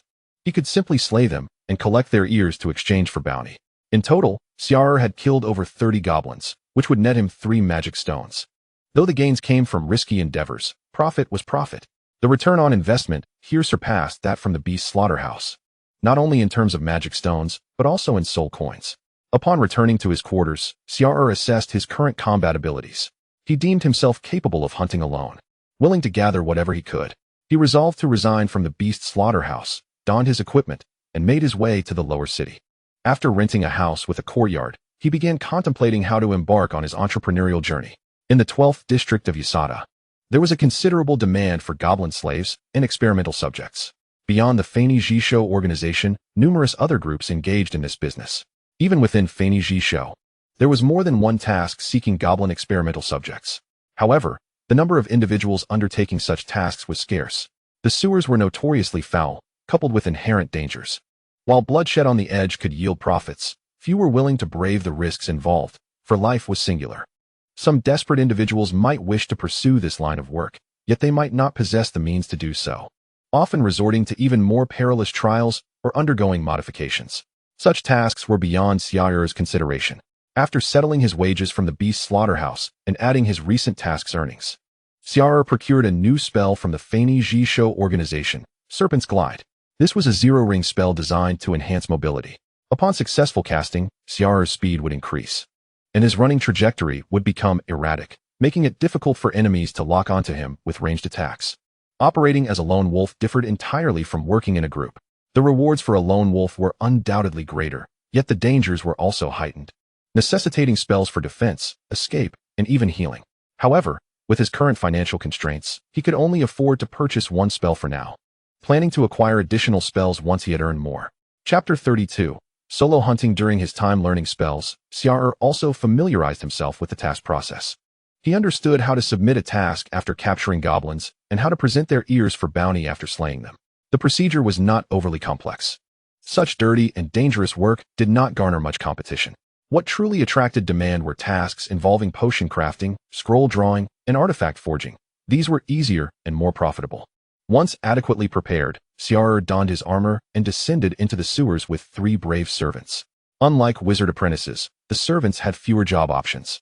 Although Xia'er's payment was modest, he promised to share insights on meditation and training to become a 3rd-tier wizard apprentice whenever he had the opportunity, which successfully recruited 3 courageous servants. Beginning at the sewer entrance, they ventured deeper underground while Xia'er engaged in light conversation with his 3 companions. "You are fortunate to be with me. Work diligently. and during the day, I will share my meditation experiences. Thank you, my lord. The 3 servants were overjoyed, and the foul stench around them seemed less overwhelming. After walking for half an hour, Xia'er initiated the bait preparation process following Beak's method. The bait comprised foul-smelling sewer waste combined with a special potion, priced at 1 magic stone per vial. Once mixed, the resulting odor was an irresistible temptation for goblins. After blending it with refuse and adding the potion, everything was ready. The 3 servants were positioned at a safer distance, lacking combat prowess in the underground. Even if they lit torches, visibility would remain poor. Xia'er, sword in hand, stood in a concealed location. After a while, he heard rustling sounds around him. The first to appear were indeed large black rats, significantly larger than ordinary, some even exceeding the size of cats. Xia'er inscribed runes and crafted a spell model, and with the expenditure of mana, the rat speak spell was cast upon himself. Upon the spell's activation, Xia'er felt a distinct change. While he could previously only hear the squeaks of the rats, he now discerned simple emotions within their sounds, mostly conveying sentiments of hunger and urgency. The rats exhibited a reasonable level of intelligence, prompting Xia'er to ponder the possibility of raising a group of rats as his eyes and ears. This idea held promise. Perhaps the underground black rats harbored mutations, which could be explored when he gained more strength. He envisioned forming a rat espionage team. The bait emitted a foul odor, attracting rats and insects alike. While the insects consumed the bait, they would fall prey to the rats. The departing rats would further disperse the bait's scent. Some rats would leap into the water and swim across, allowing the bait's aroma to drift downstream. Finally, after waiting for over half an hour, Xia'er's desired goblins arrived. The group of goblins chattered excitedly as their voices drew closer, awakening Xia'er from his meditative state. He swiftly cast a spell, Dim Vision. Upon successfully casting the spell, he focused on the source of the noise. There, several goblins swaggered into view. Their condition resembled that of the goblins he had previously slain, armed with rudimentary weapons, primarily wooden clubs, or even bones, and sticks made from unknown materials. The goblins' target was unmistakable, the pile of bait. They approached, drawn by the scent, and disregarding the dangers, charged eagerly towards it. The rats and insects on the ground did not instill fear in them. Instead, they lowered their guard. As the rats sensed danger, they scattered. Yet some unfortunate ones met their end beneath the goblins' clubs. One goblin seized the corpse of a dead rat, disregarding the filth, and stuffed it into its mouth, blood gushing as it tore into the flesh. With dim vision active, Xia'er did not require a torch to launch his attack. In the darkness, he counted the number of goblins approaching, 11 in total, with 3 being slightly larger, meeting the standard. The others were mere fodder, weak and pathetic. Yet caution was essential in this environment. Xia'er began casting spells, inscribing runes. After a second, the Bone Spike Swarm spell was successfully cast. With 3 sharp bone spikes hovering beside him, Xia'er stood less than 60 meters from the goblins. As an apprentice spellcaster, his attack range was limited, with third-tier apprentices having even shorter ranges. 60 meters was already the maximum shooting distance for the Bone Spike Swarm. At this distance, should the goblins notice the attack, the 3 Knight-class goblins could reach Xia'er in no more than 3 seconds. Consequently, he would have a maximum of 2 casting opportunities before being discovered, or perhaps 3 if fortune favored him. Xia'er scanned the group of goblins, first locking onto 3 ordinary goblins on the periphery. With a swift motion, he released his attack. 3 faint sounds of slicing wind echoed in the air. Puff, puff, puff. The 3 outermost goblins had no chance to react. Their heads shattered in an instant. Their lifeless bodies collapsed onto the ground, their skulls gaping open, white brain matter and red blood oozing forth, resembling tofu pudding doused with chili oil. After dispatching the 3 goblins, Xia'er showed no signs of pausing, continuing to inscribe his runes. Bone Needle Bees. Before the spell could be unleashed, the goblins noticed the corpses of their fallen comrades. Chittering in panic, they became visibly flustered, oblivious to Xia'er's presence. This confusion was precisely what Xia'er desired. The Bone Needle Bees continued to launch forth. Whoosh, puff, puff. 3 Bone Needle Bees zipped through the air, directly piercing the heads of 3 ordinary goblins. The scene erupted into chaos as the goblins, having failed to see their adversary, realized 6 of their number lay slain. The remaining goblins turned tail to flee. Yet Xia'er would not allow their escape. He drew his sword and bellowed, "Kill!" Only then did the goblins realize their enemy was but 1. With 3 Knight-class goblins and 1 ordinary goblin, they were outnumbered 4 to 1. The goblins' courage surged. The 4 goblins charged towards Xia'er with wild cries. Among them, 3 possessed greater combat prowess, capable of withstanding even the bone needle bees. Moreover, Xia'er aimed to capture these goblins alive. So he directed his final spell toward the knees of the 3 charging goblins. Whoosh! Puff! Puff! The 3 goblins, struck in the knees, stumbled a few steps before one leg gave way. 2 of them lost control and fell to the ground.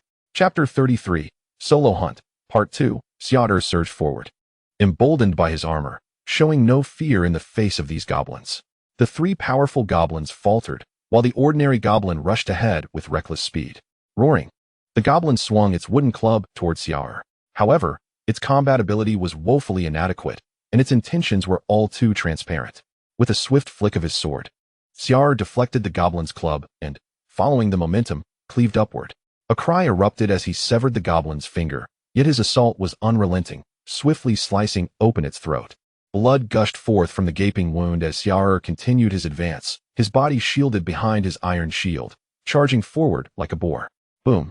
The approaching goblin, already injured at the knee, hesitated over whether to continue its charge. But Xia'er was quicker. This goblin, standing about 1.60 meters, possessed the strength of a human knight. Yet the disparity in true combat prowess was undeniable. The goblin was knocked over by Xia'er's collision, disoriented and sprawled on the ground. The 2 remaining goblins lost their nerve. Goblins tend to exhibit bravado in numbers, but from the original 11, only 2 remained standing, both limping and hesitant to fight, no longer willing to engage. Xia'er raised his iron shield and struck down upon the goblin that had just risen. With 2 powerful blows, he rendered the goblin unconscious, its head bloodied and battered. The 2 goblins, having lost their will to fight, saw Xia'er not pursuing and felt a surge of relief, dragging their injured legs as they fled.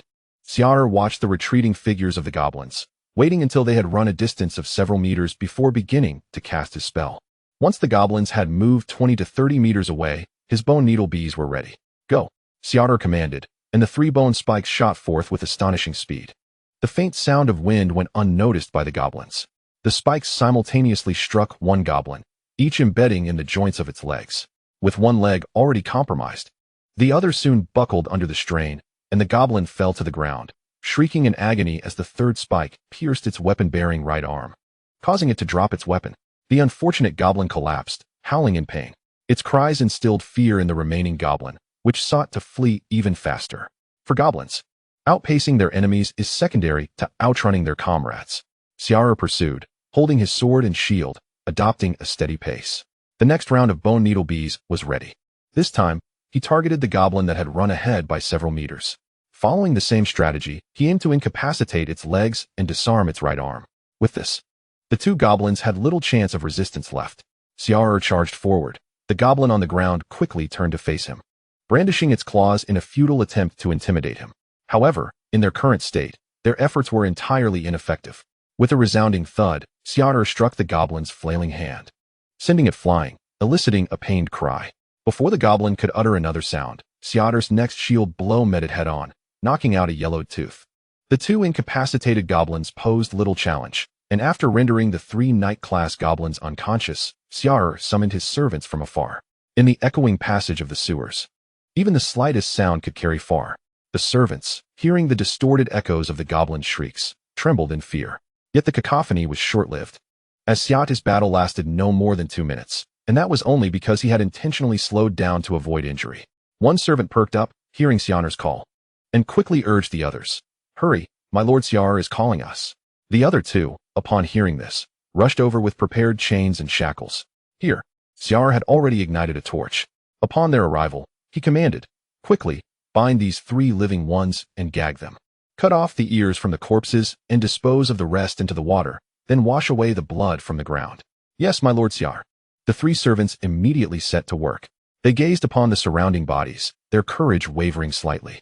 The servants moved swiftly, as there was no telling when the unconscious goblins might awaken. At that point, it would require additional effort to subdue them again. The goblins were bound, their wounds hastily bandaged to prevent excessive bleeding. Living goblins held value. The dead ones were worth little beyond their ears. The servants carried the 3 unconscious goblins away to wait in the back. The bait required time to take effect, and there was a chance more goblins might arrive soon. Xia'er restored his magical energy, taking refuge in a corner, awaiting the next wave of goblins. This time, Xia'er earned 9 magic stones in a single day, having invested only 1. The profit was substantial. After waiting for more than half an hour, sounds gradually emerged from another passage. Xia'er turned toward the source, feeling a sense of foreboding. The noise was too loud and chaotic. Sure enough, a horde of goblins emerged at the passage's end, numbering at least 30 or 40. Xia'er felt a pang of despair. The goblin numbers were overwhelming. If there had only been a dozen, he might have managed an ambush, but now, the numbers had doubled, leaving him hesitant to act. Some goblins had already spotted the bait and the discarded goblin corpses in the sewer. Some were snatching at the bait, while others leapt into the water to retrieve the bodies. Clearly, they could not wait for the corpses to decay naturally. The number of goblins had become overwhelming.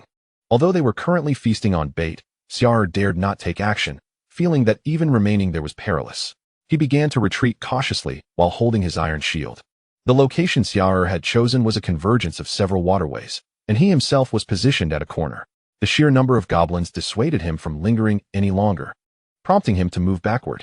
Who could say whether this group of goblins would advance once they finished their meal? Gripping his iron shield and longsword, he stealthily backed away for a while before suddenly breaking into a run. Not only that, but he also employed a serpentine glide to further accelerate his escape. He halted near 3 servants, and only then did he flee the sewers with his spoils. Chapter 34. A new sorcery. Despite a minor mishap at the end of this hunt, the rewards were still commendable. After delivering the captured goblins back to the courtyard, Xia'er shared his insights on meditation with the 3 servants before commencing his own meditative recovery. From this hunting endeavor, Xia'er gained a clearer understanding of his combat prowess. He found he could easily dispatch goblins numbering 15 or fewer, provided he seized the opportunity for a sneak attack. However, encountering a greater number posed a tangible risk. In such cases, forming a team was not advantageous. Typically, goblins in the sewers would emerge in groups of 10 to 20. More than that would result in insufficient food to share. The addition of another person would only dilute the profits. If there were 30 goblins, even an extra person would not suffice to handle the situation. After resting, Xia'er disposed of the 3 goblins to prevent them from dying in his home. Once he had fully recuperated, he began preparing for his next hunt. This routine persisted for over a month, with Xia'er venturing into the sewers every 3 days while utilizing the remaining 2 days for recovery and meditation. This ensured a steady accumulation of magic stones and a smooth training process. Each hunting trip yielded varying results. Sometimes he would capture 5 or 6 suitable goblins, while other times it was only 2 or 3. On one occasion, after a long day's work, he returned empty-handed due to an overwhelming number of goblins. Nevertheless, during this period, he amassed over 180 magic stones, which he invested in new sorceries. Aside from the magic stones, the most significant gain during this time was the collection of soul coins from the WuDuoDuo marketplace, totaling over 400. With financial resources at hand, Xia'er had no intention of hoarding. While attending lectures, he purchased insights from 3 first-ring wizards regarding the training of 3rd-tier wizard apprentices. Despite being mere 3rd-tier apprentices, their teachings were considerably superior to the previous training notes from WuDuoDuo. With these 3 insights, Xia'er's meditation speed improved significantly. Coupled with the purchased sorcery training notes, his combat abilities were steadily rising. Recently, the 0-ring sorceries he acquired included Greasy Ground, Web Ball, Foxfire Technique, Daze Spell, and Leech Therapy. Among these 5 spells, 2 were control spells, 2 were offensive spells, and 1 was a healing spell. The first 0-ring sorcery, Greasy Ground, creates a small slippery area approximately 3 by 3 feet in size upon successful casting. The slickness derives primarily from grease, which can synergize with other spells. The second, Web Ball, releases a spherical web that, upon impact, expands and adheres to everything nearby. Xia'er tested it and found that even a knight's strength could not easily break free from its grip due to its extreme stickiness. Even if cut or torn, remnants of the web would still retain effectiveness. The third spell, Foxfire Technique, conjures a ball of cold light that serves both as illumination and a means for ranged attacks. The flame is frigid and does not produce a burning sensation initially, yet it inflicts damage that becomes apparent only after one has been burned. This spell can also be combined with Greasy Ground to yield a synergistic effect. The fourth 0-ring spell, Daze Spell, incapacitates weaker enemies directly. While it cannot affect foes stronger than Xia'er in terms of mental and physical prowess, it is more than sufficient against goblins. With this increased repertoire of abilities, Xia'er preferred to avoid close combat whenever possible, making the Daze Spell particularly suitable for him. Lastly, Leech Therapy, his soul healing spell, summons a phantom leech to cleanse wounds, stop bleeding, and detoxify. While it may not significantly aid in the immediate recovery of physical injuries, It greatly reduces the risk of infection, a crucial factor considering Xia'er's recent battles in the sewers, where unsanitary conditions and bizarre substances abound. A mere attack from a goblin could be as harmful as a bite from a Komodo dragon. The benefits of leech therapy became evident as it absorbed toxic blood and cleansed wounds, minimizing infection risks. In the future, Xia'er planned to continue learning additional healing spells, striving to expand his arsenal. All these spells were acquired through the WuDuoDuo marketplace, and he grasped them swiftly. With the addition of these spells, Xia'er felt a marked improvement in his combat abilities. His progress in training had been steadily increasing, with both his magical and mental capacities surpassing previous levels, allowing him to cast a broader range of spells. This bolstered his confidence, enabling him to face over 20 goblins without succumbing to panic. In the deep of night, at the entrance of the sewer, Xia'er, accompanied by 5 individuals, ventured forth once more. With his improved strength and increased goblin captures, his original trio of servants proved insufficient, prompting Xia'er to expand his team. The original 3, now mentoring newcomers, required no persuasion from Xia'er, as the 2 new recruits diligently worked. Furthermore, Xia'er did not hesitate to share his meditation insights with the servants during his free time. At least one servant indicated that they were nearing the threshold of becoming a 3rd-tier wizard apprentice, a promising development for both Xia'er and the others. Continuing deeper into the sewers, Xia'er had long since acclimated to the sensation, even becoming accustomed to the foul odor. He conjured a ball of foxfire, eliminating the need for a torch as it floated beside him, illuminating the surroundings. The goblins in these sewers were akin to respawning minions. Xia'er had slain 300 to 400 this month alone, and each visit still easily attracted goblins. Besides Xia'er, other teams were also hunting goblins in the surrounding urban area. Cumulatively, thousands of goblins perished each month, yet considering their terrifying reproductive capabilities, such casualties seemed insignificant. Without Xia'er capturing these experimental subjects, the goblin population underground would likely have spiraled out of control. Chapter 35. Raising the rats. Delving deeper underground along the sewer paths, upon reaching his destination, Xia'er instructed one of the servants to release several rats. The mice in question are those recently nurtured by Xia'er. After employing the art of mouse speech, Xia'er is now capable of engaging in rudimentary communication with these creatures. Mice possess a modicum of intelligence, yet it is not substantial. Under the dual approach of carrot and stick, Xia'er has managed to control over a dozen of them. These mice, captured from the sewers, are selected based on their willingness to communicate with Xia'er, indicating a semblance of wisdom. Through Xia'er's meticulous training, even without utilizing mouse speech, the rodents can comprehend and execute simple commands. These mice have now become Xia'er's scouts and eyes. Squeak, squeak. A procession of black-furred mice scuttles at Xia'er's feet, incessantly chattering. Xia'er activates mouse speech. Eat, eat, eat. Boss, eat, eat, eat. The mice's intentions are straightforward. They now regard Xia'er as their leader, exchanging their labor for rewards. Xia'er produces a handful of jerky, scattering it upon the ground, while instructing, "Go, 2 of you guard one passage. If you encounter a goblin, send 1 to notify me."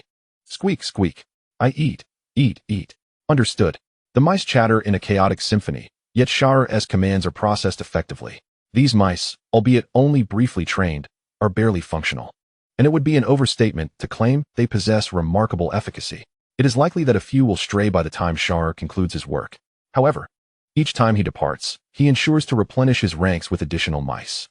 Among these nurtured rodents, a few have become quite obedient, returning promptly whenever Xia'er summons them. The summoning tool consists of a small horn. Once blown, its sound reverberates far within the sewers. With the bait set and the scout mice released, the servants retreat to a distance, completing the preparatory work. What follows is a period of quiet anticipation. After some time invested in research and spellcasting, Xia'er has notably improved his casting speed, particularly with the Bone Needle Swarm. This spell, due to frequent use, has been refined to be cast in under a second, nearly achieving instantaneous release. Recently, Xia'er has also been exploring the addition of runes to enhance the attack power of the sharp bone spines generated by this spell, or to increase their quantity. While he is lost in contemplation, faint goblin noises echo from the passageway. In the depths of the sewer, sounds travel far, and the faintness of the noise indicates the goblins are still at a considerable distance. Simultaneously, a black-furred mouse races swiftly to Xia'er's feet. Squeak, squeak. The mouse clings to Xia'er's boot, calling out incessantly. Through mouse speech, Xia'er acquires information from the mouse, tapping its forehead gently and tossing a piece of jerky before it. The mouse retreats to nibble on the treat. From the mouse's cries, Xia'er discerns the number of approaching goblins, around 16 or 17. As for their strength, the current state of the mice does not allow for precise differentiation. However, Xia'er is now well acquainted with these goblins. Within this number, at most 5 can be compared to knight-level goblins, while the rest are relatively weak. As the goblin sounds grow closer and they converge upon the bait set by Xia'er, he is already prepared for battle. After more than a month of hunting, Xia'er has optimized the arrangement of the bait. Previously, the bait was clustered together, leading to goblins swarming to snatch it, which would easily alert them upon slaying one. Now, however, the bait is distributed in several piles, spaced apart. Thus, this wave of goblins arrives unwittingly divided into several groups, each comprising 3 or 4 goblins. Xia'er stands in the shadows, his vision cloaked in dim illumination.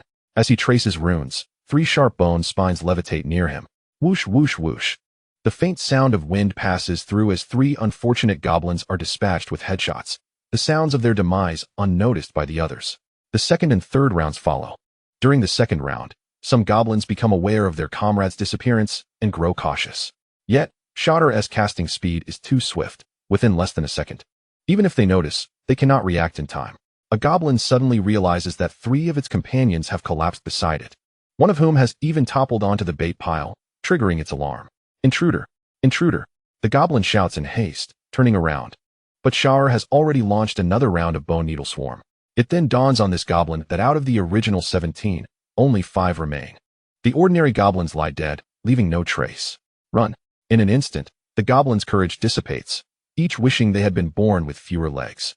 However, as they flee down the same passage, they become mere targets for Xia'er. Emerging from the shadows, he aims in the direction of their frantic escape and casts the spell, Greasy Surface. The ground of the passageway transforms into a slick, treacherous surface. The fleeing goblins are unaware of this change. The 2 leading goblins slip and tumble, sprawling on the ground. The 3 goblins behind them, unable to avoid the mishap, crash down as well. Following this, Xia'er, having cast Greasy Surface, unleashes his second spell, Web Projectile. A basketball-sized orb of white webbing shoots forth, striking a goblin that has just regained its footing. Bang! The web explodes, ensnaring the goblins within a sticky cocoon of webbing. What is this? Run! Get up! The goblins howl from several meters away, struggling unsuccessfully against their confinement.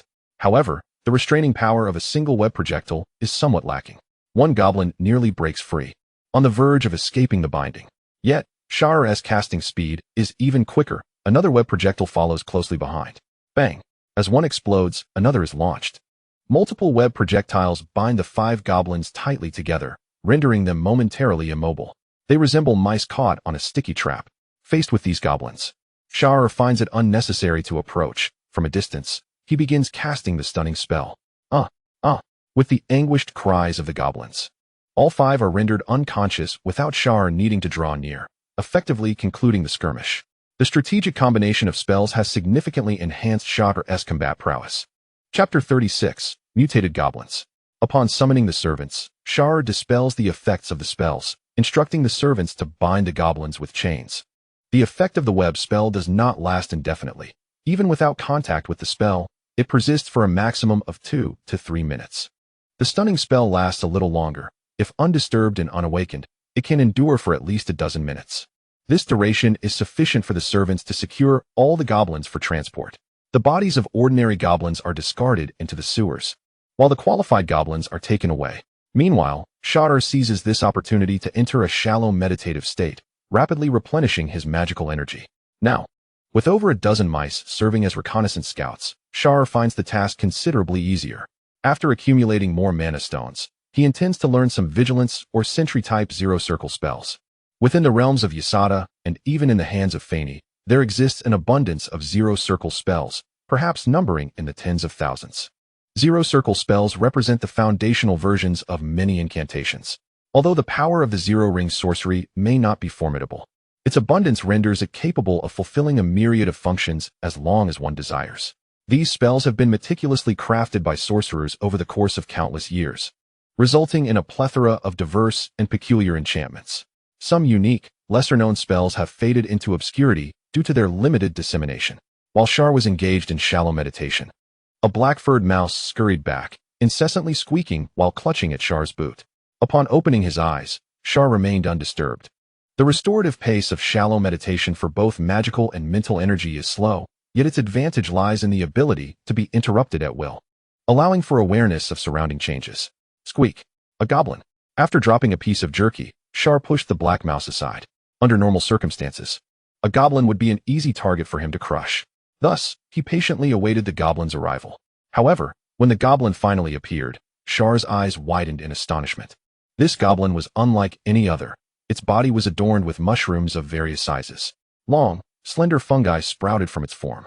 Initially, Xia'er assumed these were garments or perhaps hair, but as the goblin drew nearer, the dim lighting revealed features that made Xia'er unconsciously clench his fingers. This goblin was evidently taller than its kin, while a typical night-level goblin might stand at a maximum height of 1.6 meters, this one was at least 1.8 meters tall, robust, and exuded an air of confidence in its own strength. This was a mutated goblin from the underground. At that moment, to Xia'er, this creature no longer resembled a goblin, but rather a walking magical stone. The pressing question now was how to subdue this goblin. The distance between them was merely a few dozen meters when the previously relaxed goblin caught the scent of goblin blood and brain matter on the ground. Goblins are omnivorous creatures, and consuming the corpses of their kind is not an alien concept to them. They are well acquainted with the scent of their own. This realization thrust the goblin into a state of alertness. Gripping a grayish-white bone staff, it scanned the vicinity. Without Xia'er realizing it, the goblin swiftly pinpointed his location. Roar. As their eyes met, Xia'er felt a surge of dread. Indeed, when you gaze at a goblin, the goblin gazes back at you.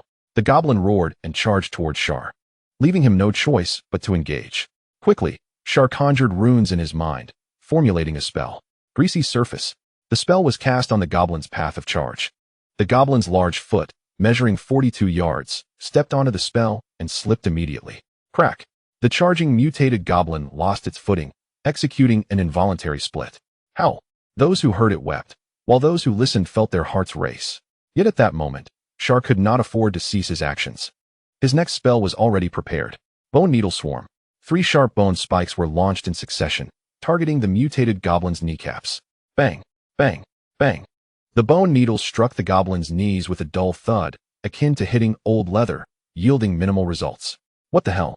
Xia'er was taken aback. The bone needle swarm had always been accurate against other goblins, yet this was the first time it failed to penetrate.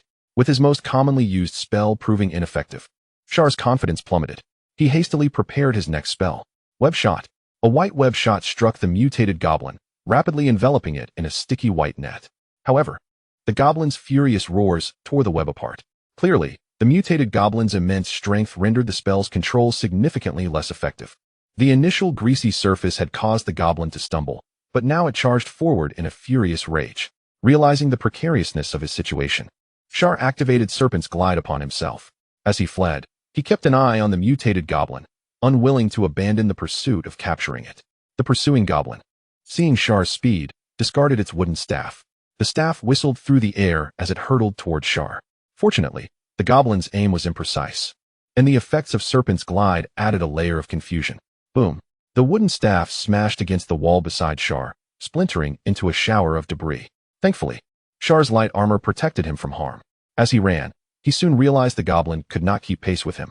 With this newfound insight, Xia'er's spirits lifted considerably. He glanced back, observing the mutated goblin clutching its groin as it pursued him. Scanning his surroundings, Xia'er cast another greasy surface. The goblin, having forgotten the earlier lesson, stepped onto the greasy ground once more. Splash. This time, its luck was even worse, as it fell unceremoniously into a sewage drain. Splash. The enraged goblin roared as it struggled to climb out of the drain. Meanwhile, Xia'er prepared his next spell. Acidic Missile. This was one of Xia'er's original spells, potent and, most importantly, corrosive. If the bone needle swarm could not pierce the goblin's skin, then acid would erode it. A green, viscous globule shot forth, striking the mutated goblin's knee as it finally emerged onto dry land. Sizzle. Howl. Chapter 37. Capture successful. Xia'er felt a surge of joy from a distance. Indeed, the acidic missile proved effective against this mutated goblin. Recognizing its efficacy, Xia'er unleashed a barrage of acidic missiles. One missile soared toward the goblin. Its flight speed could not compare to that of the bone needle swarm. The mutated goblin swatted at it. However, the result was wholly unexpected. The missile was a thick, murky liquid. The goblin's hand deflected only half of the missile, while the other half splattered onto its palm. The searing pain of corrosion caused blisters to form on its skin, igniting a fiery agony. Now, not only did its knee throb, but its palm did as well. Xia'er continued to release acidic missiles, meticulously targeting the goblin's knee. 2 more strikes landed, and the mutated goblin's mobility began to falter. Realizing it could not catch Xia'er, the goblin turned to flee. Yet there was no way Xia'er would allow this precious prize to escape. As the mutated goblin retreated, he cast another greasy surface in its path. In the dim environment, the goblin failed to notice the change, stepping onto the slick surface once again. It slid forward several meters, and in its rapid charge, crashed into a wall. Bang! Howl! Even from a distance, the sound sent a shiver down Xia'er's spine. Seizing the opportunity, Xia'er switched spells. His next incantation was Stunning Spell. Howl! The goblin, already disoriented from the collision, was further affected by the stunning spell. Though it did not fully incapacitate the creature, it left its head spinning. Observing this favorable effect, Xia'er promptly cast the spell again. This time, the mutated goblin swayed and collapsed to the ground, motionless. From afar, Xia'er halted his steps. Was it truly fainted, or was it merely feigning? At this moment, Xia'er felt a sense of uncertainty. He was somewhat apprehensive that the mutated goblin was feigning death. Unable to ascertain the situation, he cast another spell of stunning. A howl erupted as the mutated goblin sprang to its feet, bellowing in rage towards Xia'er, uttering a stream of curses that Xia'er could barely comprehend. The mutated goblin seized debris from the ground, hurling it at Xia'er. In response, Xia'er cast a protective spell, Stone Deflection, while raising his shield to defend cautiously. The audacity of the mutated goblin to resist and roar was alarming. It was no ordinary goblin, and a decisive strike was imperative. Acidic Missile. The projectile soared towards the lower half of the mutated goblin, while Xia'er swiftly unleashed his second incantation, Bone Spike Swarm. 3 bone spikes hurtled towards the goblin's eyes. The size of the acidic missile alerted the mutated goblin, which attempted to block it with refuse. Yet, while it could shield its lower half, it could not guard against the onslaught above. The 3 sharp bone spikes successfully pierced the goblin's eyes, and even as it attempted to blink rapidly, it could not evade the assault. A chorus of anguished howls erupted from the mutated goblin as its eyes were obliterated, blood streaming from the corners. In its torment, the mutated goblin writhed on the ground, scattering debris everywhere. Xia'er, exhilarated, clenched his fist. The goblin was finally trapped. With its sight lost, escape was nearly impossible. Although the loss of its vision might affect its value, it was far better than letting it flee. As the goblin continued to roll in agony, Xia'er cast several more stunning spells, and at last, the creature fell silent, its hands slipping from its eyes. It appeared that this time, the goblin was genuinely rendered unconscious. Nevertheless, Xia'er remained cautious, casting an acidic missile at the goblin's knee to continue the corrosion. Observing that the mutated goblin showed no reaction, he then targeted its groin with another acidic missile. With still no response, Xia'er felt a sense of reassurance. He quickly called for the servants in the distance, fearing that the commotion might frighten them away. Fortunately, they believed that the increased goblin activity was merely a result of a larger-than-usual influx. And though the echoes in the sewer traveled far, the sounds became distorted over distance. When the servants arrived, Xia'er promptly ordered them to bind the mutated goblin with chains. During this process, he cast 2 more stunning spells, wary of the creature awakening. After securing the goblin multiple times, ensuring it could not easily break free, Xia'er finally felt a sense of relief. This encounter had been exceedingly intense. Had the mutated goblin gotten closer, Xia'er would certainly have faced dire consequences. Having concluded the battle, Xia'er found his magical energy nearly depleted. Should he fail to manage the situation, he would have to retreat even if it meant allowing the goblin to escape. Thankfully, he emerged as the victor this time. He sounded the horn to summon the nearby rats. Ultimately, out of the dozen or so, only 8 returned, likely frightened away by the fierce battle. Nonetheless, this significant haul would surely yield enough magic stones. The servants carried the mutated goblin, while the other goblins, bound and facing Xia'er's threats, could only obediently exit the sewer. Upon returning to the surface, Xia'er inhaled deeply, exclaiming, "The air above is so exquisite." Without delay, he hurried back to his residence with the goblin. The mutated goblin was loaded onto a cart, shielded from view. Such a valuable trophy was not to be left in the lower district. Who knew if someone might scale the walls in the dead of night to cause mischief? The longer the night, the more dreams that could turn troublesome. He intended to transport it directly to Xia'er for sale. At dawn, Xia'er drove the cart back to Xia'er. First, he returned to Fanny's hand to seek an appraisal of the mutated goblin's worth. The value of ordinary goblins was consistent, but the valuation of mutated ones varied significantly. Each mutation had its own price, with common variations fetching only dozens of magic stones. However, rare or powerful mutations could command unpredictable prices. To ascertain the value, one must have knowledge of the product, hence the need for appraisal. Shortly, a first-class apprentice wizard emerged, surveying Xia'er, before gesturing towards the cart. "Open it, let me see." Xia'er promptly unveiled the cart, revealing the battered mutated goblin. The apprentice wizard's demeanor shifted instantly, as he ascended the cart and cast several spells before stepping down. With a complex expression, he regarded Xia'er and declared, "You, my friend, have struck gold." Chapter 38. The sale struck gold? Indeed, this was splendid news. Xia'er eagerly inquired, "Sir, how much is this goblin worth?" The apprentice wizard replied, "This mutated goblin, based on its physique and the mushrooms adorning it, exhibits a significant level of mutation. Moreover, its mutation is relatively rare. According to the records at Fanny's hand, a similar specimen sold for over 600 magic stones a few years back." Xia'er was taken aback by the revelation. Over 600. What a fortune! His face lit up with joy as he expressed his gratitude. "Thank you, sir, for your appraisal." The apprentice wizard asked, "Do you have a suitable buyer in mind? If the buyer is not appropriate, negotiating the price could be troublesome." Xia'er nodded in understanding. This high-value item was not like ordinary goblins, whose prices were stable. Such a mutated goblin would be expensive for those in need, but significantly less to those who did not. Xia'er queried, "Sir, do you have any buyers?" The apprentice wizard replied, "I know a few esteemed wizards who are in demand for such mutated goblins, and I can assist you in negotiations." However, Xia'er quickly interjected, "Sir, I am willing to pay the market rate for the service." The apprentice wizard nodded in satisfaction, stating, "I will waive the appraisal fee this time.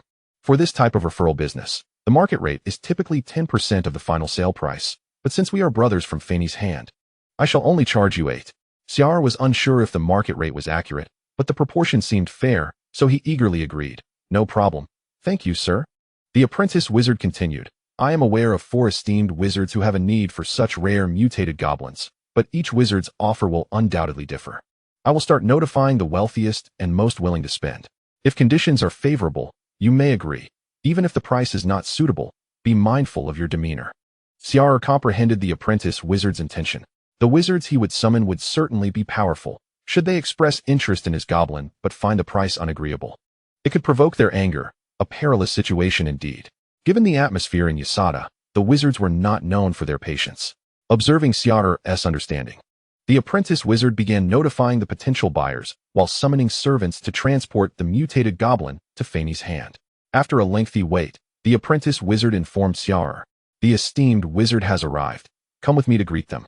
After such a long wait for a wizard's arrival, neither Xia'er nor the apprentice wizard exhibited impatience. Wizards are powerful and often preoccupied. For them to arrive on the same day was indeed a rare occurrence. Upon seeing the visitor, the apprentice sorcerer bowed alongside Xia'er and exclaimed, "Lord Lauren." At that moment, Xia'er finally realized that the newcomer was someone he had encountered before. He had first met this sorcerer during his inaugural public lecture on the study of the Abyssal Grimoire. Lauren was dressed as before, in a hooded black robe that obscured his face, the hood serving to conceal his features. However, judging solely by his stature and demeanor, it was evident that Lauren possessed considerable attractiveness. "I have heard of a rare mutated goblin. I hope you will not disappoint me." Lauren's voice resonated with a sense of familiarity. The apprentice and Xia'er hurriedly escorted Lauren to the location of the mutated goblin. As they waited, the apprentice announced, "Lord Lauren, this specimen will certainly meet your expectations. Please, take a look." Inside the iron cage before them lay the mutated goblin, languidly sprawled on the ground. Its body, previously bruised and battered from battle, had sprouted a considerable amount of mushrooms once more. Lauren leaned in for a closer examination and unleashed a series of spells that Xia'er could not comprehend. Satisfied, he nodded, "Very well. Indeed, this mutation is quite remarkable and will aid my research significantly." Turning to Xia'er and the apprentice, Lauren inquired, "What is your asking price?" The apprentice opened his mouth to respond, but Lauren shot him a glance and coldly remarked, "Let the seller state the price." The apprentice's words were choked back, and he bowed his head in frustration, hoping Xia'er would be shrewd in this negotiation. Xia'er understood that selling and buying inherently involved haggling. It was implausible to reveal the bottom line right away. Thus, he bowed and stated, "Lord Lauren, I wish to sell this goblin for 1,000 magic stones." Lauren chuckled softly, You wish to charge me 1,000 magic stones for a mere goblin? Do you have any idea how many goblins I could acquire for that price? Xia'er quickly clarified, my lord, this is a mutated goblin. A mutation. Lauren shook his head. At most, 500 magic stones. Furthermore, I am determined to purchase it. The degree of mutation warrants no more than this price. The apprentice hesitated, struggling to voice his concerns. Lord Lauren. This is against the regulations. Lauren let out a disdainful snort, a palpable pressure enveloping the apprentice, as she coldly retorted, you wish to lecture me on regulations? The apprentice, already bowing, bent further, beads of sweat forming on his forehead. Although Xia'er remained unaffected by Lauren's intimidation, he felt a surge of anxiety. Nevertheless, he had not felt threatened by Lauren, so he persisted. Gritting his teeth, he said, my lord, this price is excessively low. Our team lost several members to capture this mutated goblin. We cannot sell it at this rate. Lauren continued to exert pressure on the apprentice, asserting, I shall not alter my offer for magic stones. However, I can grant you 2 slots in my tutoring class. Each slot can fetch 200 magic stones. If you are willing, accept this offer. If not, HM. With Lauren's cold huff, the apprentice finally crumpled, collapsing to the ground. Xia'er's heart raced higher with his fall. Considering Lauren's offer, it was not entirely unacceptable. The 2 tutoring slots, which he could either use or sell, held value. Additionally, attending the classes could be beneficial. While Xia'er could acquire knowledge independently, having an esteemed instructor elucidate concepts would enhance his understanding. Thus, Xia'er hastily agreed, I accept. Excellent. A wise decision. Lauren's tone brightened as she released the pressure on the apprentice. She produced 3 cards and tossed them into Xia'er's hands. Upon inspecting them, Xia'er discerned one was a magic stone card, while the other 2 were unrecognized. Lauren explained, these are the classroom cards for my tutoring sessions. To attend, simply bring the card for registration. Yes, thank you, my lord. Xia'er quickly nodded. His heart settled. He had only heard of magic stone cards before, never having possessed one. This item was useless without magic stones, but once one had an excess, the storage function became essential. Magic stone cards were issued by the superpowers of the sorcerer's continent, the Magic Stone Bank, and could be exchanged for magic stones at nearly any sorcerer's settlement. As Lauren departed from Faney, the mutated goblin floated behind her. Once Xia'er and the apprentice bid farewell to Lauren, they exhaled a sigh of relief. The apprentice remarked, we apprentices must exercise extreme caution when dealing with the sorcerers. Xia'er silently agreed. Initially contemplating visiting several other sorcerers to compare offers, they had not anticipated their first transaction would be so harshly dealt. Xia'er inquired, how much should I pay? Although the 2 classroom cards were each worth 200, he knew he could not sell them for that price. Having received 500 magic stones and 2 classroom cards, the pricing was challenging to determine. Noticing that Lauren was keen on promoting her public classes, Xia'er realized it would be even more difficult for him as a middleman. The first apprentice pondered briefly before responding, the value of the classroom cards is hard to quantify. But I suggest you attend the classes directly. We apprentices at Xia'er must attend lectures. One cannot become a higher-level apprentice or sorcerer alone. I shall not count the other classroom card against your magic stones, so how about we settle on a total of 700 magic stones? After calculating, Xia'er found the offer acceptable. Thus, he readily exchanged the magic stones with the apprentice, taking his remaining profit and departing from Faney. Upon returning to his abode, Xia'er contemplated his next steps.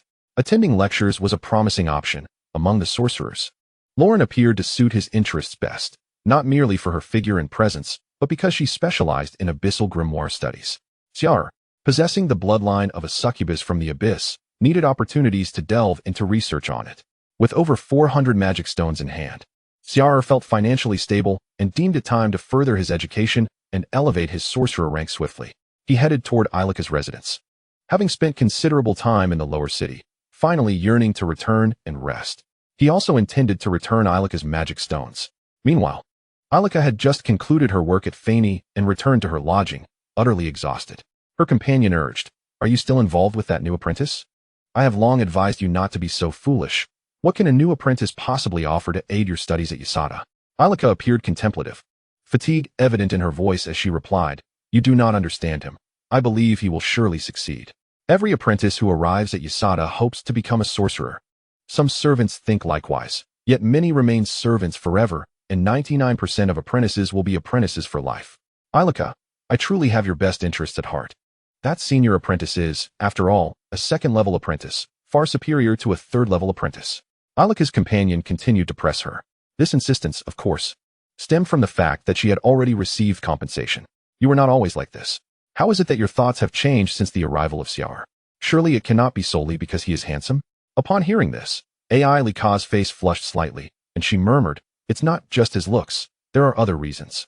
Her sister paused for a moment and inquired, "What else is there?" At this juncture, Ai Lika found it difficult to articulate her feelings. She could not possibly admit that it was Xia'er's formidable power that captivated her. Observing her hesitation, her sister remarked, "I heard you even lent him the magic stones you saved up. How long did it take you to accumulate those? They were meant for your classes. Now, the stones are gone, and that fellow hasn't returned for over a month. Do you regret it?" Ai Lika felt a wave of embarrassment wash over her. What was meant to be a light-hearted conversation with her sister had morphed into a source of discomfort. Not far away, Xia'er happened to approach. He overheard the exchange between Ai Lika and her sister. Initially, his intentions towards Ai Lika were merely to satisfy a physical desire. But her act of lending him magic stones deeply moved him. Now, seeing Ai Lika face the mockery of others, he could not simply stand by. He called out from behind, "Ai Lika." Startled by the sound of Xia'er's voice, Ai Lika turned to see her beloved waving at her from a distance. Her sister frowned, casting a skeptical glance at Xia'er. With a joyful scream, Ai Lika released her sister's hand and dashed towards Xia'er, leaping into his arms. "I thought you would never return." Xia'er gently patted her back, reassuring her, "How could I ever bear to leave you behind?" As he spoke, he produced a class card and asked, "Do you see what this is?" Ai Lika turned to look and exclaimed in astonishment, "Is this a wizard's class card?" Having worked under Faye and I for an extended period, she had certainly seen such a card before, especially since she had aspired to save enough for classes. Xia'er nodded and placed the card into her hands, saying, "Here, this is a gift I prepared for you." Overjoyed, Ai Lika bit her lip, gazing up at Xia'er, and asked, "If you give me this card, what about you? Shouldn't you attend classes as well until you grow stronger?" She had realized that Xia'er must have overheard their earlier conversation. Xia'er smiled faintly, caressing Ai Lika's long hair, and then pulled out another card, saying, "Don't worry. I have two. Class cards are not easily traded. Even if sold, they cannot fetch their original price. It is far more beneficial to give one to Ai Lika." "Xia'er, you are truly remarkable," Ai Lika exclaimed, marveling at the two cards. Holding one of the cards, she shouted to her sister, "Look, I can attend the wizard's classes now." Chapter 40. Attending classes. Her sister's expression turned rigid, her heart seething with resentment, even feeling a sense of loss. Like Ai Lika, she also worked at Fei Mi's establishment. Unfortunately, Ai Lika seized her opportunity, while she did not. With a forced smile, she recalled her earlier words and felt too embarrassed to remain, leaving in a huff. Ai Lika led Xia'er back to her room, and upon entering, she could not resist offering him a passionate kiss. Embracing Xia'er tightly, she murmured, "I love you so much." Xia'er kissed Ai Lika, nearly taking her breath away. Panting slightly, Ai Lika looked at Xia'er and said, "You are too good to me. A wizard's class card costs at least 150 to 200 magic stones. You shouldn't have bought two. One would have sufficed. You could have attended the class and then returned to share your knowledge with me. That would have been the most suitable approach." Xia'er chuckled, responding, "You were willing to give me all the magic stones you saved. Why didn't you think about what was most suitable then? Why is it that when it comes to me, you seek the most suitable method? Magic stones are not meant to be hoarded like this. My recounting of the wizard's teachings will be entirely different from the original." Ai Lika grinned mischievously. "But I chose correctly because I believe in you. You will surely succeed." Xia'er embraced Ai Lika as they approached the bed, saying, "Then you should continue to have faith in me." Ai Lika continued to murmur, "But I don't even know how to thank you. Do you realize how long I saved magic stones for that class card? It has been several years." Ai Lika was 2 years older than Xia'er. She had arrived in Isata at a young age. Yet, she had never managed to save enough magic stones for classes. Legitimate work earned too little too slowly. Xia'er smiled gently and asked, "Do you truly wish to thank me?" Ai Lika nodded eagerly. Xia'er leaned in and whispered something into Ai Lika's ear. Upon hearing it, her face flushed crimson, and she quickly shook her head. No, that is definitely out of the question." Xia'er urged, "Come on, just this once." Ai Lika's face burned with embarrassment, and after much hesitation, she finally relented. "Just this once. Only this once." With that, she pushed Xia'er onto the bed and slowly leaned down towards him. Xia'er caressed Ai Lika's soft, flowing hair. The two of them indulged in each other's company for an entire day and night. After alleviating their stress, they finally left the room. Having saved enough magic stones for classes, Ai Lika temporarily resigned from her position at Fei Mi's establishment. Attending classes made it impossible to maintain a full-time job. As for future magic stones, she would have to seek alternative means. Xia'er and Ai Lika arrived at Luolan's class. The term class was perhaps a misnomer, as it resembled a learning institution. Luolan was one of the instructors here, alongside 6 other wizards. The curriculum not only included abyss magic, but also studies in pain, runes, and curses. After submitting their class cards, they officially became students here. They could attend classes for a year, and if they wished to continue afterward, they would need to pay tuition again. Xia'er and Ai Lika parted ways, choosing different courses. Ai Lika opted for runes, intending to specialize in transmutation magic in the future. Meanwhile, Xia'er wished to explore various subjects but understood that one's energy is finite. Thus, he planned to initially study the abyss magic, which would be most beneficial to him. This particular class was taught by Luolan. On the new day, Xia'er followed the directions and arrived at the classroom. The number of apprentices was sparse. Including Xia'er, there were only 3 individuals present. This was not surprising, as Xia'er was currently a 3rd-tier wizard apprentice, and the number of those who could afford to enroll with magic stones at this stage was minimal. Most of the attending apprentices were 2nd-tier. Given that Xia'er had only recently arrived in Isata, it was impossible for him to enroll in the same courses as 2nd-tier or even 1st-tier apprentices. He simply could not keep up. The other 2 had arrived 2 months earlier than Xia'er and were likely from affluent families, which granted them immediate access to learning opportunities. In the afternoon, Luolan finally arrived at the classroom. Upon seeing the new student, she recognized Xia'er and asked, "What is your name, newcomer?" Xia'er stood up promptly and respectfully replied, "Teacher Luolan, I am Xia'er." Luolan nodded slightly, and a hefty book flew onto his desk. "This is the curriculum we will study this year. The other 2 apprentices have already been learning for 2 months, so the course cannot wait for you. Therefore, you will need to self-study the material from the first 2 months after class. I will provide you with 3 opportunities to consult me." "Yes, teacher." Xia'er sat down and began to peruse the weighty tome. The cover bore the inscription, Abyss Magic. After a brief glance, Xia'er felt elated. The knowledge contained herein was indeed unfamiliar to him. Missing 2 months of coursework was hardly a significant issue. Tomorrow, he would show Luolan what a true genius is. As Charles gazed upon the newly established merchant in the WuDuoDuo Mall, the formidable sorceress Lorlan presented an array of wares, with prices ranging from a mere dozen soul coins to several hundred. Charles had already uncovered the abyssal grimoire he sought, containing insights pertinent to the 3rd-tier sorcerer apprentice. Yet, despite these insights, the absence of the original text necessitated its comparison for effective practice. The lesson swiftly elapsed, and Lorlan's elucidations unveiled a realm of possibilities for Charles. She returned every 3 days to impart knowledge, while the remaining time was allocated for self-studying, with inquiries to be addressed during class. Upon the conclusion of the lesson, Lorlan beckoned Charles, stating, "You have missed 2 months of coursework, which I shall compensate for. Follow me." "Yes, teacher," Charles replied, departing the classroom under the envious gazes of the other apprentices, ascending towards the upper levels of the tower. Along the way, numerous apprentice sorcerers were encountered, but beyond the 2nd floor, none remained visible. The atmosphere turned decidedly serene, and Charles felt a subtle tightening in his chest. Lorlan opened a grand door, leading into her laboratory. Charles endeavored to restrain his curiosity, but he could not resist glancing around. Inside, other apprentices clad in wizarding robes were busily engaged, casting curious looks at Charles as he entered alongside Lorlan.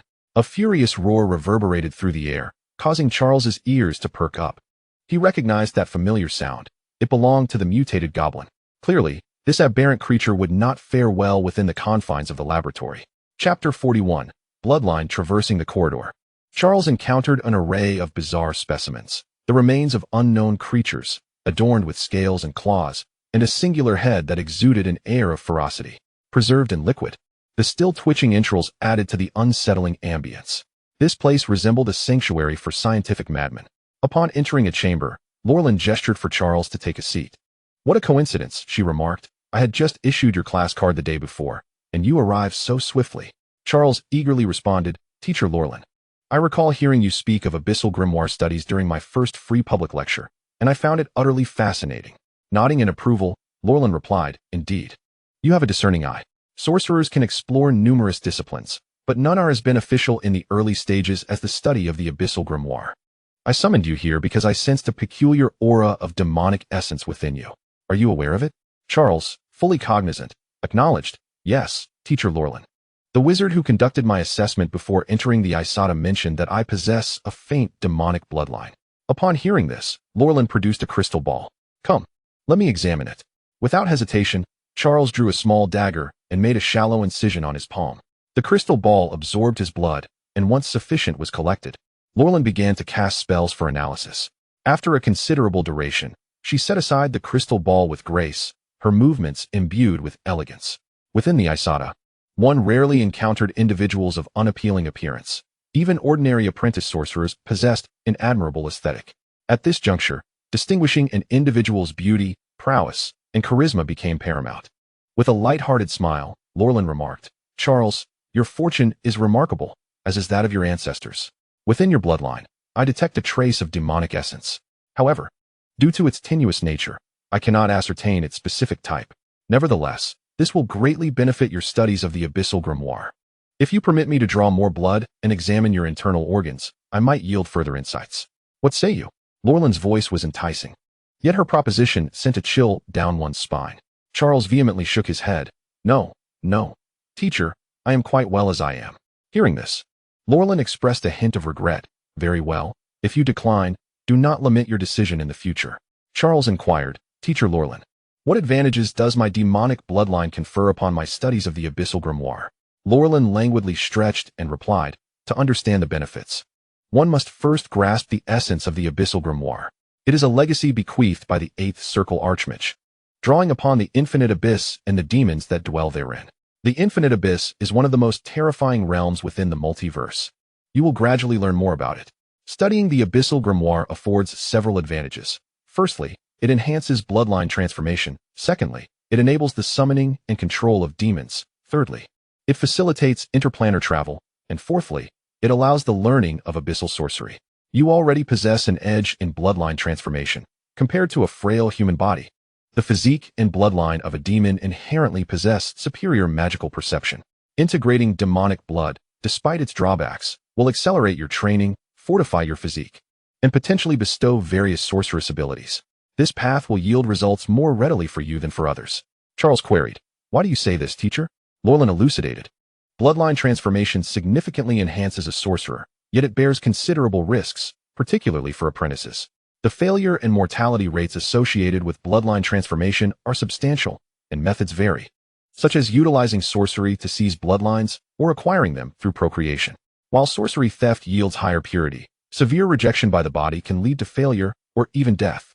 In your case, your bloodline appears to have been acquired through procreation. Though thin, your demonic bloodline remains stable. Currently, you exhibit no signs of bloodline affliction, which is a significant advantage, indicating that your bloodline is reliable. As you continue your studies of the Abyssal Grimoire, you can progressively enhance this aspect of your bloodline, increasing the proportion of demonic essence within your being. Hence, my suggestion to extract more blood and analyze your internal organs is indeed beneficial for you." Charles, however, continued to shake his head. He felt no need for a blood draw or an internal examination to confirm his succubus bloodline. Lorland expressed her disappointment, adding, "Continuing to purify your bloodline will greatly aid your future training. Your capacity to accumulate magical energy will accelerate, your physical strength will intensify, and you may awaken sorceress abilities. Furthermore, when summoning demons to engage in battle, you will likely invoke more formidable entities." A shiver coursed through Charles as he recalled the drained form of old Charles at the hands of Delise. "Teacher, is it not said that demons are perilous? Would summoning a demon not result in backlash?" Lorland chuckled. "In theory, it should not, provided that the contract established prior to summoning is sound. However, you are perhaps considering this a bit prematurely. With your current magical capacity, you could at most summon a demon worm, which would be of little utility. Moreover, the abyssal sorcery learned through the grimoire possesses greater lethality and corruptive effects compared to conventional sorcery." Lorland continued, "Possessing a bloodline and studying the Abyssal Grimoire is akin to striking gold. Dedicate yourself to your studies, and should you perform admirably, I may even consider taking you on as my true apprentice." Thus, Lorland embarked on weaving a tapestry of dreams and aspirations. Though whether she would ultimately accept Charles as her student remained uncertain. Xia'er, of course, did not place too much emphasis on the lofty ambitions being discussed. Yet he still displayed a palpable excitement. "Teacher Luolan, I will certainly study diligently," he exclaimed. "Well then, off you go." Upon leaving Luolan's laboratory, Xia'er found that he could perceive far more than when he had entered. The entire laboratory was filled with peculiar experimental apparatuses, and a dozen or so apprentices clad in gray robes were busily engaged in their tasks. Xia'er mused to himself, when will I possess a laboratory of my own? Chapter 42. The meditation method of the obscure eye. Upon returning to his residence, Xia'er began to delve into the weighty tome of the Abyssal Demon Codex. While the content was evidently foundational, it nonetheless captivated him. He also accessed the WuDuoDuo Mall, where he discovered Luolan's shop. Xia'er's first ring wizard Luolan. Luolan's lower fire bloodline. 2,000 soul coins. Luolan's first ring wizard cultivation insights. 1,000 soul coins. Luolan's third ring wizard apprentice Abyssal Demon Codex cultivation insights. 30 soul coins. Compared to other wizards, Luolan's offerings were not lacking. From the shop, it was evident that Luolan possessed the bloodline of a lower fire mage. Moreover, if Xia'er were to make a purchase, he would be acquiring Luolan's version of the lower fire bloodline. Hence, one could infer that bloodlines obtained from a wizard would undoubtedly be less pure than those procured from a demon. This time, Xia'er opted to acquire Luolan's insights on the cultivation of the Abyssal Demon Codex for third-ring apprentices. This effectively granted him direct access to Luolan's study notes, enabling him to grasp the subject matter more swiftly. Having over 400 magic stones in his possession, he also contemplated changing his meditation method. Luolan's shop revealed that she employed the meditation method of the obscure eye.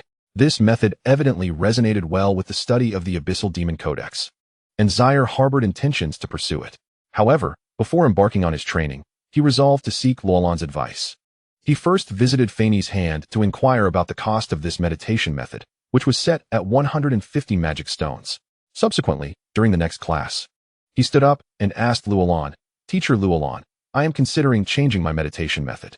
Do you have any recommendations?" Without a moment's hesitation, Luolan replied, "I have meditation methods for sale, and there are 3 suitable options for you. Choose whichever you prefer." Taken aback, Xia'er responded, "Please, do elaborate, teacher."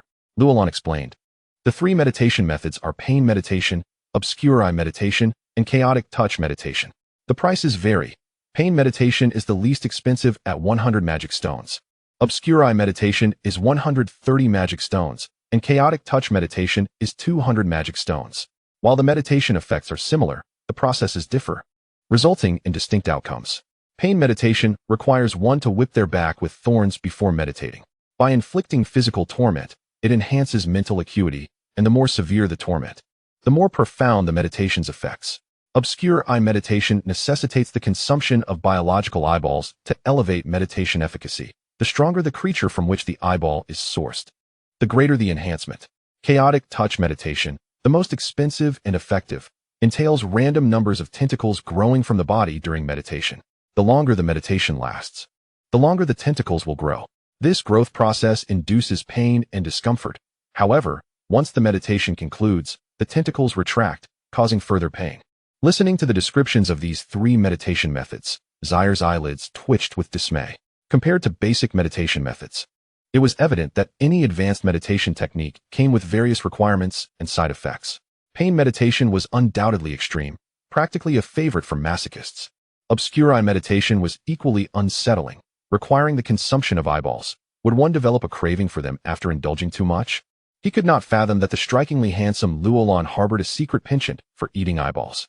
As for chaotic touch, was this truly a method meant for cultivation? Was one to cultivate themselves into an octopus? With a grimace, Xia'er inquired, "Teacher Luolan, does every advanced meditation method entail such additional cultivation conditions and side effects?" Luolan nodded, stating, "Indeed, all advanced meditation methods are thus. Power comes at a price." Xia'er sighed inwardly, yet he found himself with limited alternatives and promptly declared, "Teacher, I would like to choose the obscure eye meditation." Luolan nodded approvingly, a wise choice. She handed him a scroll and deducted 130 magic stones from his account. Regardless, Xia'er had nearly resolved to make the purchase beforehand. To his surprise, buying from Luolan turned out to be slightly more affordable. Fanny's hand was truly a heartless organization, seemingly intent on squeezing every last coin from its patrons. The lecture continued, and Luolan, evidently in high spirits after her sale, provided even more detailed explanations. After class, she departed, leaving behind 3 students in the classroom. Xia'er's 2 fellow apprentices, one male and one female, remained. The male apprentice stood up, approached Xia'er, and introduced himself. "Xia'er, I am Joseph. We are both students in Teacher Luolan's class." Let us keep in touch. Responding to Joseph's friendly overture, Xia'er readily agreed. Certainly. The other female apprentice then rose with a scoff, declaring, "You two fools dare to talk of camaraderie?" With that, she strode out of the classroom. Xia'er and Joseph exchanged glances. Joseph explained, "Do not take it to heart. Her name is Xia'er, and she hails from a wizarding family. I have heard she is on the verge of becoming a second-ring wizard apprentice." At this point, Xia'er understood. Xia'er was evidently of noble lineage, a stark contrast to his own background. While Xia'er's lineage could only be traced to a secular dynasty, Xia'er was born into a family of wizards. In comparison, Xia'er's family background was hardly worthy of mention beside hers. After all, individuals of Xia'er's ilk were abundant in Xia'er. Xia'er chuckled, "I see. And what of you, Joseph? What is your family like?" Joseph shook his head with a smile. "My family is rather insignificant. My grandfather is merely a first-ring wizard apprentice and has little hope of advancing to become a wizard. Our family does not even qualify as a proper family here." Upon hearing this, Xia'er did not dare to underestimate Joseph. Although they were both apprentices, the distinction between first and third ring was substantial. The lack of promotion opportunities implied that Joseph would not need to invest further in advancement, allowing him to allocate his earned magic stones elsewhere, such as enhancing his combat prowess or paving the way for future generations. A hint of envy crept into Xia'er's voice as he remarked, "Joseph, your family circumstances seem quite favorable. It is truly enviable. With your grandfather's support, you must be well on your way to becoming a wizard." Flattery was a simple task for Xia'er, and indeed, upon hearing his words, Joseph's smile grew even brighter. After all, before Xia'er's arrival, he had been thoroughly overshadowed by Xia'er. Chapter 43. Second-ring wizard apprentice Xia'er and Joseph engaged in light-hearted conversation, forging a budding friendship. In Xia'er, where the majority were wizard apprentices, having an ally was far preferable to accumulating adversaries. The days that followed unfolded serenely for Xia'er. Every 3 days, he attended classes in Xia'er, while the intervening time was spent either meditating at home or venturing into the lower districts to capture goblins for magic stones. His life was both fulfilling and gratifying. During moments of ennui, he would also reach out to Erica to nurture their bond. In the stillness of the night, Xia'er occasionally reminisces about Li. He has contemplated the arduous endeavor of searching for her, yet the difficulty is considerable. It is evident that Xia'er is deliberately disorienting newcomers. The lower and middle tiers where the apprentices of Xia'er reside comprise a total of 24 distinct regions. Including the lower city, the number of areas increases further. By the time Li arrived, she was already a third-tier apprentice, but during the sorting process, she was redirected, leaving Xia'er uncertain of which region she had been assigned in the lower tier of Xia'er. All he can do is hope that Li will be fortunate. During this period, Xia'er's mental acuity and magical prowess have been rapidly advancing. His innate talent for mental strength is commendable, and his magical perception, bolstered by his incubi lineage, enables him to swiftly reach the zenith of a third-tier apprentice. After 6 months of attending classes at Lowland, Xia'er has touched the threshold of becoming a second-tier apprentice. In the late hours of the night, within the meditation chamber rented with magic stones, Xia'er is engaged in meditation. Half a year ago, he transitioned to the method known as the Eye of the Obscure. Compared to conventional meditation techniques, the efficacy of the Eye of the Obscure is at least doubled. This enhancement is achieved merely by consuming the eyes of ordinary pigs and sheep. Were he to use the eyes of magical creatures or other formidable beings, the benefits gained from meditation would undoubtedly accelerate. Inside the meditation chamber, Xia'er bites into a sheep's eye, savoring the burst of juices within. His expression remains unchanged. Initially, he found the consumption of eyeballs somewhat disconcerting. However, after 6 months of practice, the peculiar texture has ceased to disturb him. In fact, due to his ample consumption, he is now capable of critiquing the flavor and texture of these eyeballs. After ingesting an eyeball, Xia'er resumes his meditation with the Eye of the Obscure, an intricate symbol composed of hundreds of runes. As he meditates, this runic eye gradually expands or contracts in accordance with the magical energy absorbed. Throughout this process, both his mental acuity and magical power are exercised and enhanced. Xia'er's accumulation of magical energy and mental strength has already reached the pinnacle of a third-tier apprentice. And as this meditation commences, both his mental and magical forces begin to coalesce. A faint sound resonates in Xia'er's mind. The mental strength, which had previously encountered limitations in growth, has now regained the opportunity to flourish. A second-tier apprentice. Xia'er opens his eyes, his face alight with joy. It has been over a year since his arrival in this realm, and he has finally ascended from an ordinary individual to a second-tier apprentice. Throughout this journey, Xia'er has experienced numerous events and has come to appreciate the wondrous beauty of the wizarding world. Rising from the pitch-black meditation chamber, his eyes gleam with determination in the darkness. He silently vows, in this lifetime, with the chance to become extraordinary and the aid of a fortuitous hand, I shall strive to be the strongest. One must not squander an open door. After this moment of reflection, Xia'er resumes his meditation. His ascent to the status of a second-tier apprentice has been neither slow nor particularly swift. Despite his talents and experience, he is occasionally outpaced by others who expend considerable resources. Jodi achieved the rank of a second-tier apprentice 2 months prior to Xia'er. Yet her advancement required an immense consumption of resources. She consumes 1 or 2 vials of potions almost daily, while Xia'er has not ingested more than 10 vials during this time. Nevertheless, his lag is not excessively prolonged. Over the past 6 months, Xia'er has learned several new first-ring spells, including the environmental manipulation spell Vine Snare, which causes thorny vines to sprout and entangle an enemy's legs and areas with vegetation. Quagmire Trap, which softens the ground to create a muddy pit, and Summon Puddle, which conjures a water source for drinking in non-arid locations. For restorative healing, he has acquired Plant Drain, which siphons the vitality from surrounding flora to mend wounds. Bone Needle Stitch, which summons a magical bone needle to close wounds, and Nerve Numbness, which reduces pain sensitivity.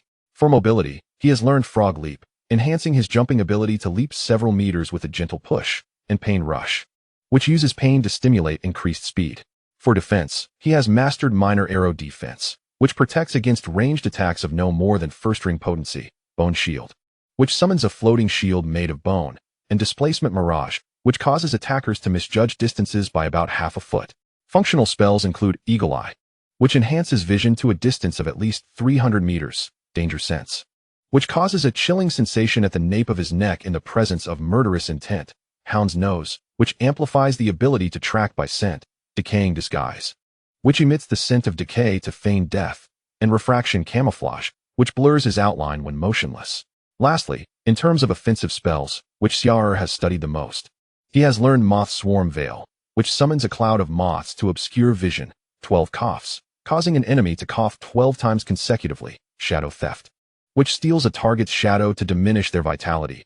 Ice Spike, which conjures a spike of ice to strike a target. Pus Blood Bomb, which causes the target's body to develop pus-filled sacs that explode rapidly. And Raging Red-Eyed Rats, which summons 7 red-eyed rats to tear at an opponent. The offensive capabilities of first-ring spells are often not particularly potent, as their strength relies on the amount of magical energy infused during casting. For instance, with sufficient magical energy, Xia'er could summon a dozen red-eyed rats with Raging Red-Eyed Rats. Similarly, 12 Coughs, if executed with enough vigor, could induce 2 to 3 dozen coughs, or even more. If such a spell were to strike an enemy, further combat would be unnecessary. The mere act of coughing could force them to expel their lungs. Xia'er has adeptly mastered these spells over the past 6 months and has utilized them on numerous occasions.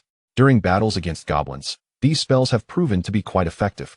In contrast to Xia'er's choices, Joseph has immersed himself in the study of transformative spells and experimentation. Xia'er does not concur with this approach, but refrains from overly persuading Joseph. In Xia'er's view, apprentices remain novices, possessing only a rudimentary understanding of many concepts. Utilizing half-baked knowledge for experimentation and the refinement of spells is, in essence, a futile endeavor. Even if results are achieved, they would be mere strokes of luck. Thus, Xia'er has chosen not to squander time in this area. Chapter 44, The Nightmare Realm.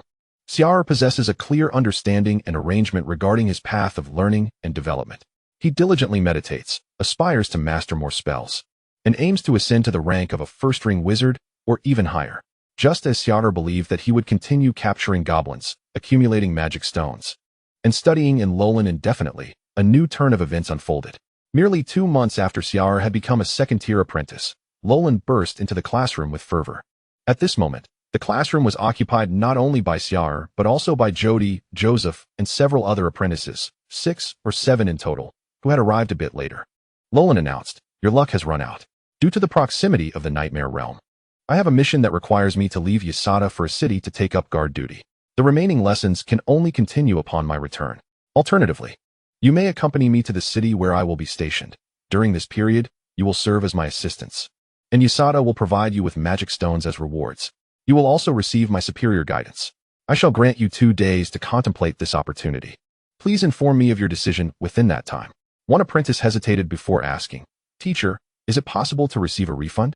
Luo Lan's tone abruptly rose, and in the next moment, the apprentice was sent flying, crashing against the wall behind him. Hidden beneath her hood, Luo Lan inquired, "Is there anyone among you who still wishes to request a refund?" Charles and the other apprentices all shook their heads vigorously, not daring to utter a word. Once Luo Lan departed, the remaining individuals in the classroom engaged in hushed discussions for a while before dispersing. Charles left alongside Joseph, who asked, "Charles, are you planning to accompany teacher Luo Lan outside, or will you remain in Xia'er? I've heard that when the Shadow Realm approaches, it can be quite perilous." Joseph spoke with subtlety. Charles was not well versed in the Shadow Realm, having only encountered brief mentions in various texts. He was aware that the wizarding world was not the sole realm within the multiverse, a fact he had long understood. The wizarding world was the largest among the neighboring dimensional realms, surrounded by numerous secondary planes. The Shadow Realm, in contrast, was another significant world within this cluster. It was fragmented, akin to a shadow, and it intersected with many worlds, including the wizarding world. During these intersections, individuals from the wizarding realm could venture into the Shadow Realm, while shadow creatures would also have the opportunity to enter the wizarding world. The duration of these intersections was unpredictable, ranging from mere days or months to sometimes spanning years or even decades. Charles asked Joseph, "Are you referring to those shadow creatures?" Joseph nodded, saying, "Indeed, among the shadow creatures, there exist many formidable beings. While we are relatively safe within Xia'er, where the wizards will address these threats, the situation becomes uncertain if we venture outside. Do you understand my meaning?" Charles nodded, comprehending Joseph's implication. He himself was not inclined to leave. He had established a stable source of income through magic stones within Xia'er and preferred to proceed with measured steps. 2 days later, Charles found himself in Luo Lan's office. She remarked, "Charles, I have always held high hopes for you. I intend to formally accept you as my student once you become a first-tier wizard apprentice. Would you like to accompany me outside for this mission?" Leaning forward, she expressed her genuine regard for him. Over the past 6 months, all the zero-ring spells he had learned were purchased from her. The spells were a suitable match, and she was aware that Charles had not idled since entering Xia'er, as all his magic stones were earned through hunting. Such a practical apprentice was not something Luo Lan had previously needed, but with her impending departure from Xia'er, she found him increasingly essential. A first-tier wizard was undoubtedly powerful, capable of easily overpowering an apprentice, and Charles was no match for even a finger of Luo Lan. However, guarding outside the city did not equate to solitary combat. It was impractical to expect Luo Lan to personally confront even the smallest of threats. Such an approach would hinder her training and prevent her from continuing her meditation and experiments. Luo Lan had a laboratory, but most of the apprentices there served primarily as research assistants. While they could assist in experiments, sending them out on missions could lead to fatal consequences. This was one of the reasons Luo Lan sought to recruit Charles. However, he had already formed a resolution before arriving. He shook his head, saying, "Teacher Luo Lan, I prefer to stay in Xia'er and await your return to continue my studies." Luo Lan, upon hearing this, felt a twinge of displeasure but refrained from showing it. She stated, "Charles, you should know that refusing a first-tier wizard is not a wise choice. I hope you will assist me, become my student, and accompany me outside to guard." Charles displayed a troubled expression, hesitating to respond. "Teacher, I have heard that the intersections with the Shadow Realm can be quite dangerous. As an apprentice of my current caliber, will I be of any assistance to you outside Xia'er?" Luo Lan stood, placing a reassuring hand on Charles's shoulder, saying, "It is not solely the powerful wizards who can aid me. Your abilities are commendable." After a moment of contemplation, she continued, "Here's the deal. I will provide you with resources to advance to a first-tier apprentice, and when you achieve that rank, I will help you draw runes and assist you in contracting abyssal demons. The resources I lend you can be repaid once you become a first-tier wizard apprentice or a wizard yourself. Additionally, I will impart some zero-ring spells to you in the meantime. How does that sound? A favorable proposition, is it not?" Charles felt a stirring of interest. His slow progress in training was primarily due to a lack of resources. Although capturing goblins could yield magic stones, he was required to return for classes every 3 days. Moreover, he needed to devote time to his training, and the hours spent capturing goblins were insufficient to generate significant income. Coupled with the need to purchase spells, his circumstances had been quite strained. Over a year had passed, and he still resided in a free accommodation, occasionally visiting Erica for respite. Gathering his courage, Charles inquired, "Teacher Luo Lan, how many resources can I borrow, and how many zero-ring spells will I be taught?" Luo Lan, sensing his interest, smiled inwardly, aware that she had secured his commitment. A smile graced her lips beneath her hood as she replied, "You know Jody, right? The value of the training resources she purchases from me each month is what I can lend you." Chapter 45, Blood Ring Night Borrow. While not a direct gift from WuDuoDuo, the opportunity to borrow resources was indeed a rare kindness. Charles felt a surge of eagerness. Moreover, provoking WuDuoDuo at this juncture could lead to unfavorable consequences. Having lived in Xia'er for over a year, Charles had adapted to life here. It was a peculiar society where only wizards possessed true rights. Although WuDuoDuo was currently cordial with him, should Charles show disrespect, she might easily turn hostile. Charles asked, "Teacher WuDuoDuo, what is it about me that you find appealing? After all, I am merely a second-tier wizard apprentice." WuDuoDuo chuckled lightly, stating, "To me, whether first-tier or second-tier, you are all merely apprentices.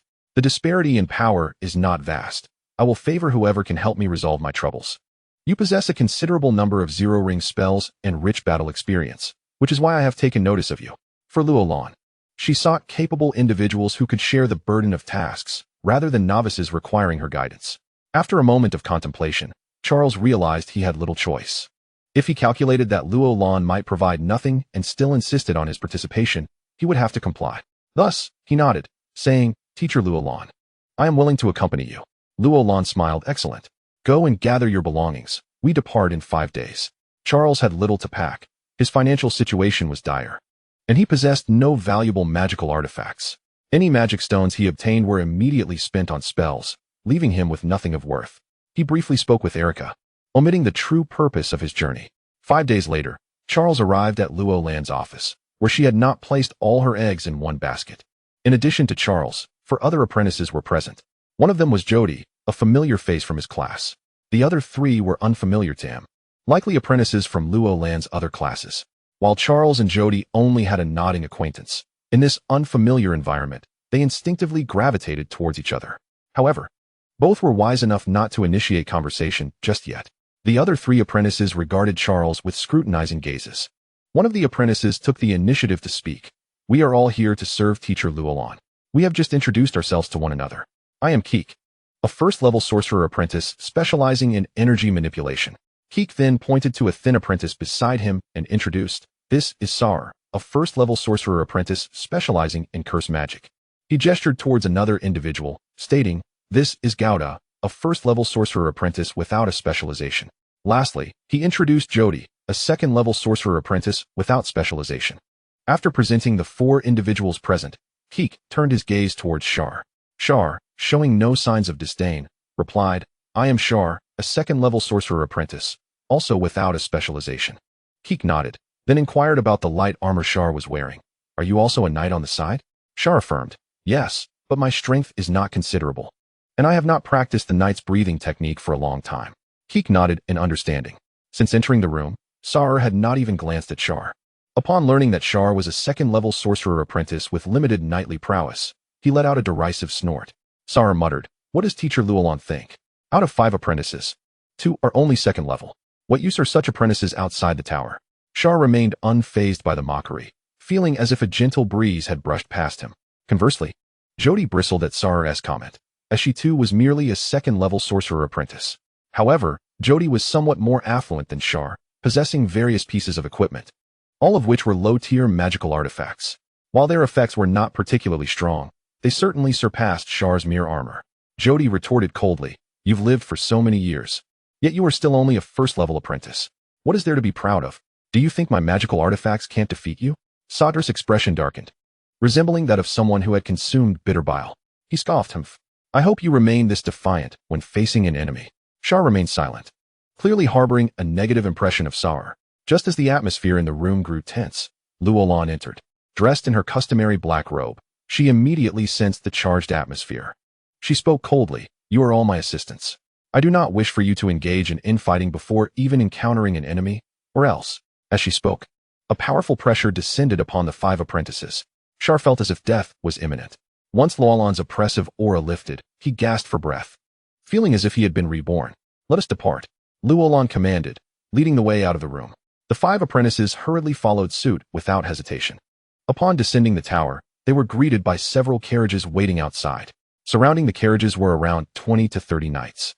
The leading knight exuded a formidable presence that made Xia'er feel an intense pressure. clad in heavy blood-red armor with thick plates. His helmet featured only a narrow slit for vision. A blood mist seemed to cling to him, undispersed by the wind. The armor was adorned with breathing runes that emitted a faint glow. The blood energy surrounding the knight was gradually absorbed by the armor. He stood beside a tall black warhorse, which too was impressive. The warhorse was draped in protective gear, and where the armor did not cover, patches of scaly skin were visible. As the knight and warhorse made their presence known, the warhorse neighed loudly, revealing an unusual set of sharp teeth. Keek, noticing the knight and his steed, gasped softly, "Is that a blood ring knight?" The term piqued Xia'er's curiosity. He had never heard of such a rank among knights before. He had previously thought that a Grand Knight was the pinnacle of human knightly training, but now, it was evident that this blood ring knight surpassed the Grand Knights in every respect. Chapter 46. Mutual Inquiry. The convoy commenced its journey, slowly departing from the massive composite tower of Xia'er. The knightly guards flanked the convoy, while the apprentices and teacher Luolan occupied the carriages. Luolan's carriage was the largest, filled with various belongings, including some experimental apparatus. Xia'er pondered whether Luolan would truly have time to continue her research while they were dispatched to guard the outer cities. The pace of the journey was swift, with hardly any breaks throughout the day. In fact, it was even faster than when Xia'er had arrived at Xia'er by ship, with shorter rest periods. However, the carriages were more luxurious, providing a smoother ride. After more than half a month of travel, Xia'er had scarcely had the opportunity to step out of the carriage for respite, with only half an hour each day for convenience. They arrived at a port, not the same one from Xia'er's previous visit, but rather a deep-water harbor along a great river. Here, they boarded a luxurious medium-sized vessel, which sailed upstream. Once aboard the ship, Xia'er finally felt a sense of relief. Traveling on land had been exhausting, and he wondered how the knights on horseback managed to endure. The war horses were housed in the lower deck, while the sorcerers and apprentices occupied the upper deck. Over 30 knights assumed the role of guards aboard the ship, with only a few Grand Knights and the most powerful Blood Ring Knight assigned to protect Luolan. The Grand Knights possessed combat abilities comparable to those of first-level sorcerer apprentices, with sufficient strength but limited tactics. Generally, if a conflict were to arise, unless the distance was minimal, the sorcerer apprentices could utilize various low-tier spells to eliminate the Grand Knights from afar. However, if they were close enough, the outcome of the battle could be dramatically different. The medium-sized vessel matched the grandeur of the large ship Xia'er had arrived on in the sorcerer's domain. While it contained few magical artifacts, it offered an abundance of various mundane foods. Although the variety was slightly less, the level of luxury was on par with what Xia'er had experienced in the Count's territory. During dinner, not everyone emerged. Among the 5 apprentices favored by Luolan, each possessed a certain level of competence, with no one being lazy. That evening, only Xia'er and Keek joined for the meal. Xia'er had nearly finished eating by the time Keek arrived. Upon seeing Keek, Xia'er nodded in acknowledgement and continued his meal. After exchanging a few casual words, Xia'er finally posed his burning question, "Lord Keek, what is a Blood Ring Knight?" This inquiry had weighed on Xia'er's mind for quite some time, and he was grateful to find an opportune moment to ask. Keek, hearing the question, did not rush to respond. He contemplated his relationship with Xia'er. Unlike Xia'er, Keek understood that teacher Luolan had invited Xia'er to join the team for a reason. Xia'er must possess unique qualities. Thus, Keek smiled and said, "This is not particularly secretive information. However, sorcerers value equitable exchange. After I clarify your doubts, would you be willing to enlighten me in return?" Xia'er pondered for a moment, realizing he had no secrets to conceal. He surmised that Keek would not inquire about the WuDuoDuo Mall, so he nodded in agreement, "No problem." Encouraged, Keek began, "Since you practice the knight's breathing technique, you should know that, under normal circumstances, one can typically only advance to the rank of Grand Knight through this training." Xia'er nodded, recognizing that this notion was nearly an unbreakable law in his past understanding. In the memories of the elder Xia'er, he had never heard of any rank above that of a Grand Knight.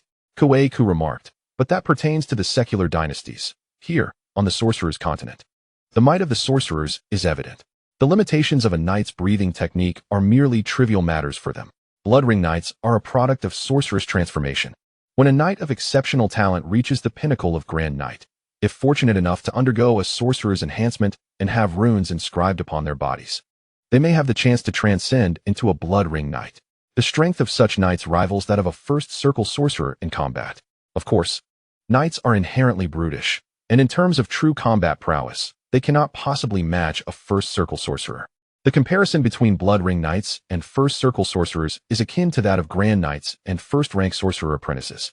Within the academy, Many esteemed sorcerers cultivate blood ring knights as their guardians or other subordinates. Upon hearing Kuei Ku's words, Xia'er nodded in understanding. Thus, blood ring knights are akin to super soldiers among knights. Recalling the threat he felt upon encountering a blood ring knight, Xia'er dared not underestimate this knightly class. Although blood ring knights cannot best first circle sorcerers, dealing with sorcerer apprentices is certainly within their grasp. There exists a stark disparity in the combat capabilities of both sides. After Kuei Ku concluded his exposition, he inquired, "Now it is my turn. I do not intend to belittle you, but I am curious as to why teacher Luo Lan invited you to join her assistant team, and how you dared to take on this task and leave Yisata as a second-rank apprentice." Xia'er anticipated that Kuei Ku might pose such a question before he even asked. He pondered for a moment and replied, "This is not much of a secret. In truth, I am uncertain why teacher Luo Lan invited me to join her team." The curiosity in Kuei Ku's eyes intensified. What did teacher Luo Lan say at that time? Xia'er candidly explained, "I attended teacher Luo Lan's lectures, and in my spare time, I would capture suitable goblins to sell to the teacher's laboratory. The teacher deemed my grasp of sorcery commendable and recognized my combat experience, thus inviting me to join her assistant team." Kuei Ku's eyes widened in astonishment as he exclaimed, "You captured goblins from the lower city? The ones from the sewers?" Kuei Ku had heard of this trade and even researched it, but he had not pursued it further. During his time as a third-rank apprentice, he found the sewers unbearably foul, and his combat abilities were insufficient to earn any magical stones in that line of work. By the time he became a second-rank or even a first-rank apprentice, he could have earned magical stones through this trade. But he had other means to acquire them. Hence, he never delved deeply into it. Xia'er nodded nonchalantly. "Indeed, I captured goblins from the sewers." Kuei Ku, upon hearing this, scrutinized Xia'er and exclaimed, "Xia'er, you truly astonish me.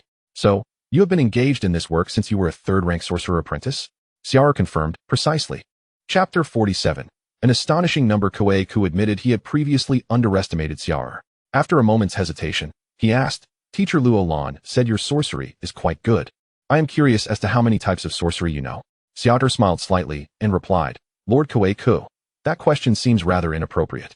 Kuei Ku hesitated but then said, "It is indeed somewhat inappropriate, yet my curiosity is insatiable. How about this? You can ask me another question, and we shall exchange one for one. What do you think? You may pose a question of high value." Upon hearing this, Xia'er organized his thoughts.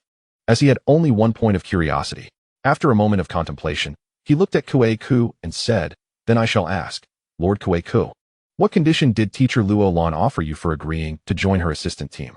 Kuei Ku appeared momentarily stunned and exhibited considerable hesitation, clearly reluctant to answer this question. Observing this, Xia'er chuckled, "If it is difficult to answer, let us consider it as if we have not asked each other anything." Kuei Ku exhaled, shook his head, and smiled. "There is nothing to hide. The reason I am willing to leave Yisata to assist teacher Luo Lan is that she is willing to share her insights on how to advance to a first circle sorcerer with me. Moreover, I suspect that Sal and Gold, both first-rank sorcerer apprentices, were also attracted by this condition." Xia'er was greatly taken aback. He had not anticipated that this condition would be the draw for Kuei Ku and the others to assist Luo Lan. However, upon reflection, it was indeed a generous offer. In Yisata, everything required magical stones, and resources were scarce. Even guidance from teachers necessitated the expenditure of magical stones as tuition fees. Xia'er himself had come out because Luo Lan was willing to lend him resources to aid in his cultivation. For those first-rank sorcerer apprentices, the most enticing prospect was how to break through to become a first-circle sorcerer. It was no surprise that they were lured by such a condition. Xia'er had been in Yisata for too short a time and lacked resources. However, he was not deficient in insights regarding cultivation, as WuDuoDuo could provide assistance. The situation was different for Kuei Ku and the others. As sorcerers were seldom willing to share such knowledge, it was not merely a resource issue. Xia'er nodded. "I understand now, so that is the case." Kuei Ku then asked, "And you? Teacher Luo Lan believes your sorcery is commendable. What types of sorcery do you possess?" Xia'er smiled gently and replied, "I have quite a number of zero-circle sorceries. I won't delve into specifics, but I can tell you how many I know." Kuei Ku appeared displeased and furrowed his brow. Xia'er stated directly, "I have mastered a total of 30 zero-circle sorceries, all of which I can proficiently cast and have utilized in combat. This is also a primary reason why teacher Luo Lan invited me to join." "How many?" Kuei Ku, who had been frowning, was now like a duck with its neck grasped. The astonishment in his gaze was uncontainable, and his voice suddenly rose several degrees. 30. You are merely a second-rank sorcerer apprentice. How could you know so many sorceries? Xia'er nodded affirmatively. Indeed, 30. Is it not unusual for a second-rank sorcerer apprentice to learn so many sorceries? Kuei-ku took a deep breath. Looking at Xia'er, he said, you have dedicated your time entirely to learning sorcery? Why not allocate more time to meditation? Wouldn't you have already broken through to a first-rank sorcerer apprentice by now? Xia'er shook his head. I have maximized my time for meditation. Kuei-ku gazed at Xia'er's face, only then realizing how remarkably young he was. Suppressing his astonishment, he inquired, how long have you been in Xia'er? 5 years. Xia'er smiled slightly and shook his head. For years? 3 years. Kuei-ku ceased his questioning, his voice becoming dry. After a lengthy pause, he could not help but exhale a deep breath and remarked, I finally understand why Teacher Luo-lan invited you. You are indeed a natural for learning sorcery. Xia'er laughed. Lord Kuei-ku, why do you say that? Kuei-ku sighed. Even if you had only been here for a year, becoming a second-rank sorcerer apprentice would not surprise me, as I progressed at a similar pace. Yet, considering you have learned 30 zero-circle sorceries in such a short time since arriving at Xia'er, it is truly astounding. Do you know how many sorceries I know? Xia'er shook his head and asked, I do not know, but I am certain it exceeds my count. Kuei-ku's expression turned complex as he stated, Indeed, I know more than you, yet I have been in Xia'er for 10 years. Over the course of 10 years, I have managed to acquire and proficiently wield no more than 40 spells in the realm of sorcery. I consider myself a relatively advanced apprentice in the art of magic, as even those such as Xia'er and Gouda may possess an even more limited repertoire of spells. Thus, it becomes evident why I was taken aback earlier. Xia'er finally comprehended this reality. He had always assumed that others had a longer duration of practice in sorcery than himself, and not everyone would necessarily master a vast array of spells. However, he was astonished to discover the scarcity of spells they knew. Upon reflection, it made sense that their mastery was limited. Xia'er had always exhibited a remarkable talent for learning sorcery. He mastered his first zero-ring spell, Acid Dart, in just a week. In contrast, Emily took more than half a month to learn her first spell. Furthermore, merely knowing how to use a spell is insufficient. Extensive study and consistent practice are essential to truly master it. Even with Xia'er's innate talent, it took him an entire month to wield Acid Dart with proficiency. For an ordinary individual, this process would take even longer, possibly 2 to 3 months. Xia'er had the advantage of the WuDuoDuo Mall, where he could purchase the training insights of other apprentices and sorcerers, significantly expediting his learning and mastery of spells. Others lacked such opportunities and had to invest considerable time in their studies. Spending 2 to 3 months to learn and master a single zero-ring spell was excessively protracted. Many sorcerer apprentices in Xia'er also needed to work to earn magic stones, which consumed a great deal of their time. Not all spells learned could be monetized, leading many to condense their study periods. Meditation requires time, and working to earn magic stones also demands time. Thus, how much remains for learning spells? Therefore, upon hearing that Xia'er had acquired so many spells at such a young age, Keek felt as though he had been living in the shadows for many years. After conversing with Keek, Xia'er came to realize his own strength.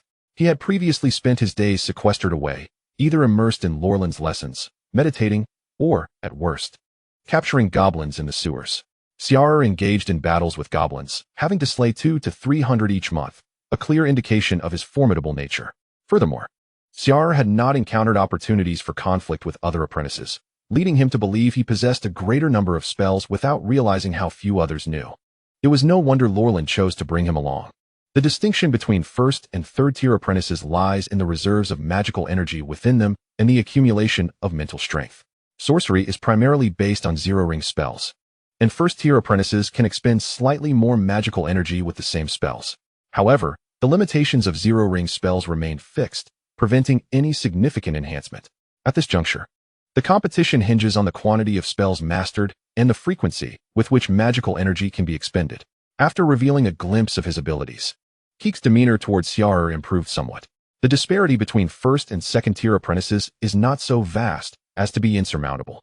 A proficient second-tier apprentice could potentially vanquish a first-tier apprentice before exhausting their magical energy, which is not an improbable feat. The vessel traversed the river for over a month, diverting into a tributary along the way.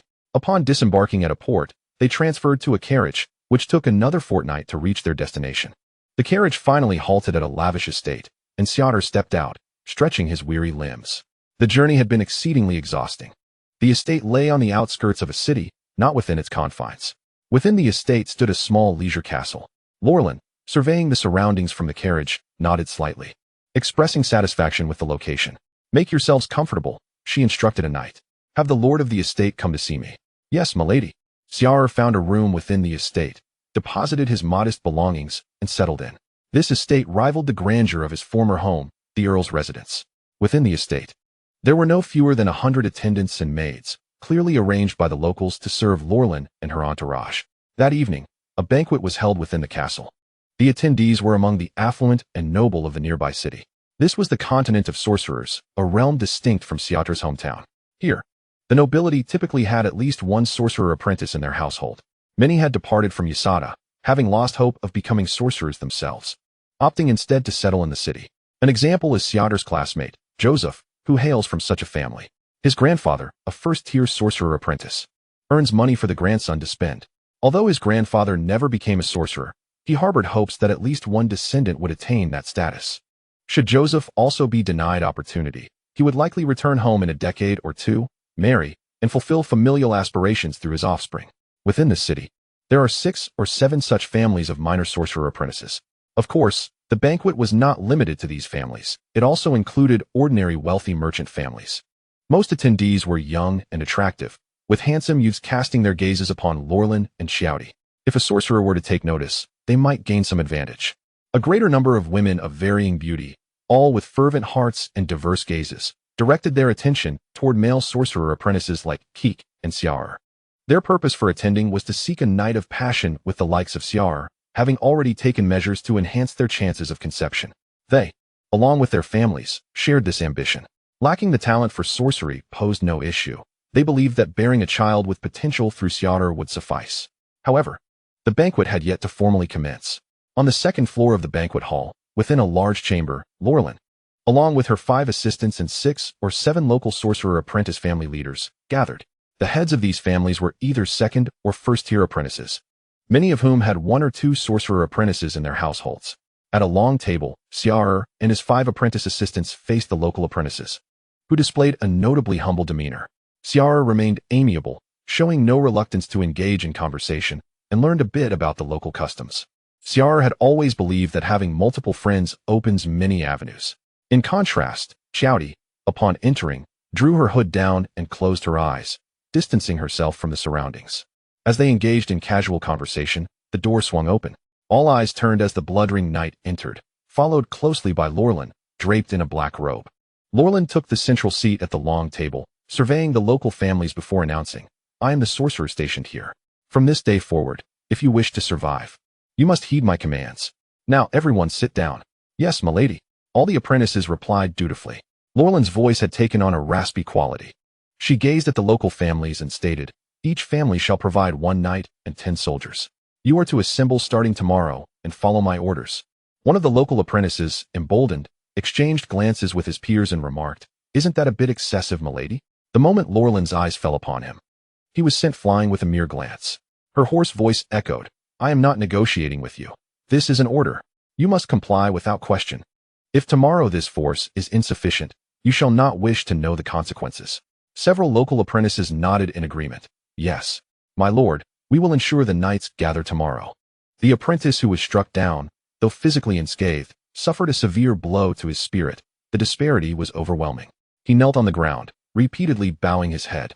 Lorelyn continued, stating, "During this convergence of the Yin realm, I do not wish for excessive casualties in this city. Should the death toll rise, your families will have no reason to remain. If any Yin beasts or infected individuals appear, deal with them promptly." "Yes, my lord." Lorelyn began to reassure the local families, saying, "Every month, I shall hold a lesson within the estate. Should you encounter any issues in your training, feel free to seek my counsel." A carrot and a stick. The local apprentices immediately expressed their gratitude. "Thank you, my lord. Thank you, my lord." Chapter 49. Information on the Yin realm. Lorelyn possessed the capability to effortlessly eliminate all apprentices within this room. However, when faced with genuine threats, it would ultimately fall to Lorelyn to take action. Yet, it would be impractical for Lorelyn to address even the slightest issues alone. Lorelyn then instructed, "Starting tomorrow, you are to select apprentices to form pairs, akin to my assistant apprentices, to patrol the city and densely populated areas. Each pair will patrol for 5 days, after which a new pair will take over." "Yes, my lord." "Yes, teacher." The local apprentices and the 5 from Xia'er all rose in response. One humble local apprentice bent low and inquired, "My lord, we lack understanding regarding this convergence of the Yin realm. How should we handle situations encountered during patrols?" Lorland's gaze swept across the local apprentices, and she patiently replied, "It is entirely normal for you to be unaware. Each convergence between the Yin realm and our wizarding world can span decades, if not centuries. The last convergence occurred over 300 years ago. Such events bring numerous changes to the wizarding world, the most common being an extension of the night. During the day, shadows lengthen under the light. Prolonged exposure to shadows may lead to the emergence of the Yin parasitic entities, a type of Yin creature that, upon parasitizing a host, transforms the individual, augmenting their strength while eroding their intellect. The appearance of these parasitic entities can trigger a chain reaction. If left unchecked, others in the vicinity may also become infected, potentially turning an entire city into a nest of Yin creatures. The longer a parasitic entity survives, the more it is enhanced by the Yin realm.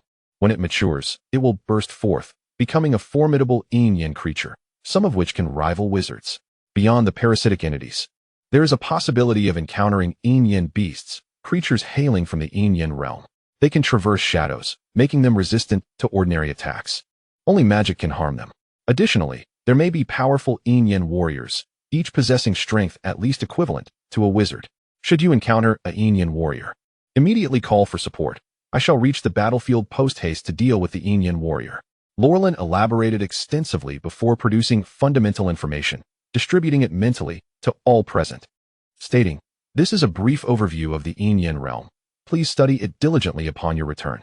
The nights have already begun to lengthen, and it will not be long before the Yin realm truly arrives and converges. For your own sake and that of the people here, remain vigilant. Any parasitic entity must be eradicated, lest their existence summon even more powerful Yin creatures." "Yes, my lord," the apprentices responded in unison.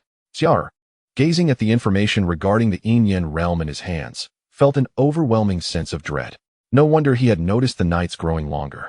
He had attributed it to the changing season, never considering this angle. Initially, he had intended to join the festivities in the banquet hall below, but now, burdened by a heavy sense of responsibility, he had lost all desire for amusement. Once Lorland departed the room, Xia'er and the others also left. Xia'er and Xiaodi returned to their chambers to rest, while Queek and the others descended to the banquet hall for some entertainment. Back in his room, Xia'er meticulously examined the information on the Yin realm. Lorland's verbal account was not exhaustive. Much of the deeper context needed to be gleaned from the documentation. The Yin realm could be considered the opposite side of the wizarding world. The records detailed powerful wizards venturing into the Yin realm, discovering that its expanse is even greater than that of the wizarding world. The Yin realm moves irregularly through the surrounding void, yet every few decades or centuries, it converges with the wizarding world. This process appears to be natural, without any proactive interference from Yin creatures. Compared to the wizarding world, the Yin realm is far more enigmatic, infused with fantastical and bizarre qualities. Even the incursions of Yin creatures into the wizarding world occur inadvertently. Yin creatures do not actively invade the wizarding world. All incursions are compelled, arriving without understanding how they entered. However, due to the differing rules governing both realms, the Yin creatures that enter the wizarding world find themselves compelled to kill to survive. Conversely, when wizards slay Yin creatures, they too reap benefits. Xia'er sighed slightly, realizing that both Yin creatures and the life of the wizarding world are, in essence, pitiable. Their interactions are characterized by a forced life and death conflict. The records noted that, in addition to Yin creatures entering the wizarding world, there is also a chance for beings from the wizarding realm to find themselves in the Yin realm. This relationship is reciprocal. Should someone unwittingly enter the Yin realm, they would find themselves in dire straits, needing to conceal their presence to the utmost. Otherwise, if discovered by Yin creatures, their fate would be grim. The Yin realm resembles another wizarding world, albeit far more peculiar. Living beings who enter the Yin realm may still return if they locate the convergence point within a few days. Yet even so, the vast majority of those forced into the Yin realm meet their demise there, as it is extraordinarily perilous. Just as Yin creatures can be hunted down and killed by wizards, humans in the Yin realm face certain death when encountering powerful Yin creatures. The Yin realm is vast, its internal landscape fraught with bizarre and tumultuous sights, akin to the dreams of insomniacs. As Xia'er perused the recorded experiences of powerful wizards within the Yin realm, he felt a stirring sense of longing. For wizards, knowledge equates to power. Acquiring a greater breadth of understanding and insights is immensely beneficial for their training. Furthermore, when ascending to the rank of wizard, the more knowledge one possesses, the higher the likelihood of success. This principle is evident in Lorland's insights on first-ring wizards. The more knowledge one acquires, the greater the potential to become a powerful wizard. Clearly, understanding the intricacies of the Yin realm could significantly enhance Xia'er's chances of becoming a first-ring wizard in the future. After briefly completing his reading of the material, he exhaled in relief. In most cases, if approached appropriately, the convergence with the Yin realm should not pose excessive danger. Xia'er closed the document, exhaling softly, contemplating whether to venture down to the banquet hall for some diversion. Upon raising his gaze, he found that the surrounding environment had undergone a remarkable transformation. As though he were enveloped in a veil of mist, Xia'er's complexion shifted drastically, and he was engulfed by astonishment. Where on earth am I? What has brought me here? Is this still the realm of sorcery? Chapter 50. The tome in Xia'er's hand slipped from his grasp and fell to the ground. He stood there, dumbfounded, absorbing the bizarre sights around him. He had initially believed that the world of sorcery was extraordinary enough, yet this place seemed to house even greater mysteries. Everywhere his eyes wandered, he encountered the most peculiar of phenomena. The surroundings still resembled the rooms of the manor, yet they appeared astonishingly dilapidated, as if abandoned for decades. Moreover, the ambience was cast in shadows, with ethereal wisps of light flickering about. The sensation was akin to that of a person with astigmatism gazing at a source of illumination. Xia'er could even detect a faint scent of decay lingering in the air. Previously seated upon a lavish bed, he now felt as though he were sinking deeper into the abyss. Upon glancing down, he discovered that the once opulent bed now lay in a state of disrepair and filth, as if it had been left to wither under the relentless sun. Xia'er hastily rose, and the moment he did, the bed seemed incapable of bearing his weight, collapsing into a heap of debris. With a soft rustle, chaos ensued as the bed crumbled, its velvet coverlet shredding into tatters. The air was filled with swirling remnants of ash. Xia'er quickly covered his mouth and nose, retrieving the tome from the ground. This book had become a precious talisman for survival. Losing it in this unfamiliar realm could spell doom for him. With caution, he exited the chamber, surveying his surroundings. This place retained the essence of the original manor, yet the conditions were far worse, with walls that bore the scars of fire. Straggling vines clung to the remnants of the structure. Ethereal shadows flickered in and out of sight. At the end of a long corridor, Xia'er spotted a distinctly different light. He swiftly perused the tome, and, indeed, this was a nexus to the world of sorcery. With quiet urgency, he quickened his pace toward the source of illumination. However, upon arrival, he sensed something amiss. According to the brief description in the tome, this passage should lead back to the world of sorcery, yet it was far too constricted. Even his head could not fit through. It resembled a candlestick, casting shadows in the flickering light. In terms of shape, it was undeniably a hollow the size of a candlestick. If only Xia'er could shrink his form, he might have been able to pass through. But at present, such a feat was impossible, and forcing his way through could lead to unforeseen complications. The tome offered scant information, its details insufficient. Before him, the light began to wane just minutes after he arrived, fading like a fleeting bubble until it vanished entirely. Xia'er's heart sank along with it.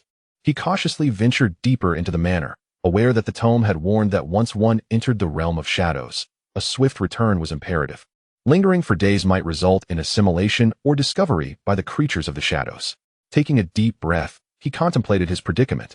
He needed to locate a passage back to the world of sorcery, which meant he could not afford to remain idle. The earlier candlestick-sized passage hinted at the fact that such routes were unstable and would disappear. He had to explore more locations to find a viable escape.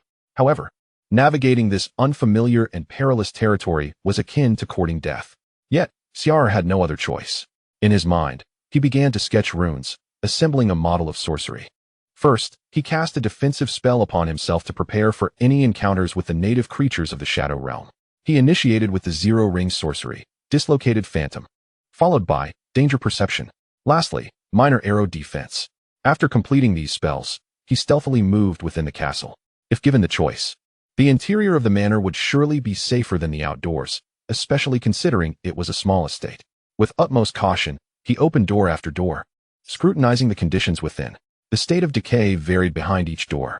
His original room resembled a space untouched for over a decade, while others were in considerably better condition. Upon pushing open another door, Xia'er's expression shifted to one of astonishment. This room was starkly different from the others, almost as if it had been occupied mere moments ago. A slight indentation on the bed suggested the presence of someone larger than a human.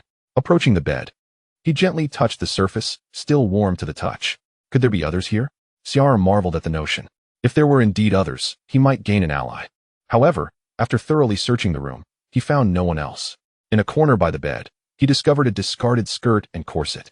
Grasping the soft fabric of the corset, he recalled that it appeared to belong to Kuei-ku. Had Kuei-ku brought a woman to his room? Yet, neither Kuei-ku nor his companion had entered the shadow realm. Xia'er's visage darkened as he tossed the corset aside. He meticulously examined the suite, finding traces of habitation but no sign of life. After thoroughly inspecting the entire room, he could not shake the feeling that the indentation on the bed had been a recent presence. The warmth remained. Xia'er muttered a curse under his breath. Clearly, the sensation of occupancy was merely an illusion. The state of these rooms might be static or change only after long intervals. He exited the room and continued his exploration, room by room. As he pressed forward, a sudden chill enveloped the nape of his neck. Danger perception. The effect of the spell indicated a potential threat. Xia'er quickly crouched down, scanning the vicinity for the source of danger. Soon enough, he identified a possible threat, a fireplace against the wall. The fireplace was a decrepit shade of gray-brown, filled with a thick layer of ash that suggested it had not been used in ages. Yet, something within the fireplace seemed to be stirring, causing the ash to tremble and rise in clouds. The chill at the back of Xia'er's neck intensified. It was evident that whatever lurked within the fireplace posed a significant threat. He steadied his racing heart, careful not to make a sound, and slowly retreated. His gaze fixed on the ashes within the hearth, refusing to divert his attention. Suddenly, a large cloud of ash billowed forth, and a pale human forearm shot out from the depths. Xia'er's heart raced with alarm. What the hell? The forearm, slender and elongated, bore fingers that curled like the talons of a bird. Xia'er's eyes widened in horror. What on earth is this? This pallid limb appeared as white as that of a corpse left to decay for a week. Yet, that was not the most alarming aspect. The palm was diminutive, perfectly proportioned to the forearm, but it bore 10 fingers in total, 8 on the palm and 2 bifurcated from the thumb. As he observed, Xia'er felt a peculiar itch creeping up his fingers. A slender forearm emerged from the dust of the fireplace, swaying slightly. Amidst the pile of dust below, something seemed to be thrashing about restlessly. Wisps of dust were continuously stirred up. Unable to suppress his dry swallow, Xia'er cautiously moved backward, fervently hoping that the owner of that forearm and hand would remain oblivious to his presence. After retreating more than 20 meters, the chill at his neck gradually dissipated. Xia'er cast a glance back, preparing to slip into Kike's room and shut the door quietly, planning to wait until later to emerge. However, that fleeting glance proved disastrous. The forearm, which he had been watching, suddenly stretched out again, kicking up a cloud of ashes, and even made contact with the top of the fireplace. A sharp sound echoed nearby, causing Xia'er's heart to leap. His gaze locked onto the fireplace once more. What he beheld sent chills down his back and neck. The hairs on his arms stood on end. The forearm, once merely swaying, now extended at least 1.5 meters. Yet, despite its length, it still appeared as a forearm, and Xia'er could not even discern an elbow joint. It seemed to bend like a noodle upon touching the top of the fireplace. And the palm emerged directly from the hearth, facing Xia'er. 10 slender fingers unfurled, and within the palm were 3 black eyeballs, presently fixated intently on Xia'er.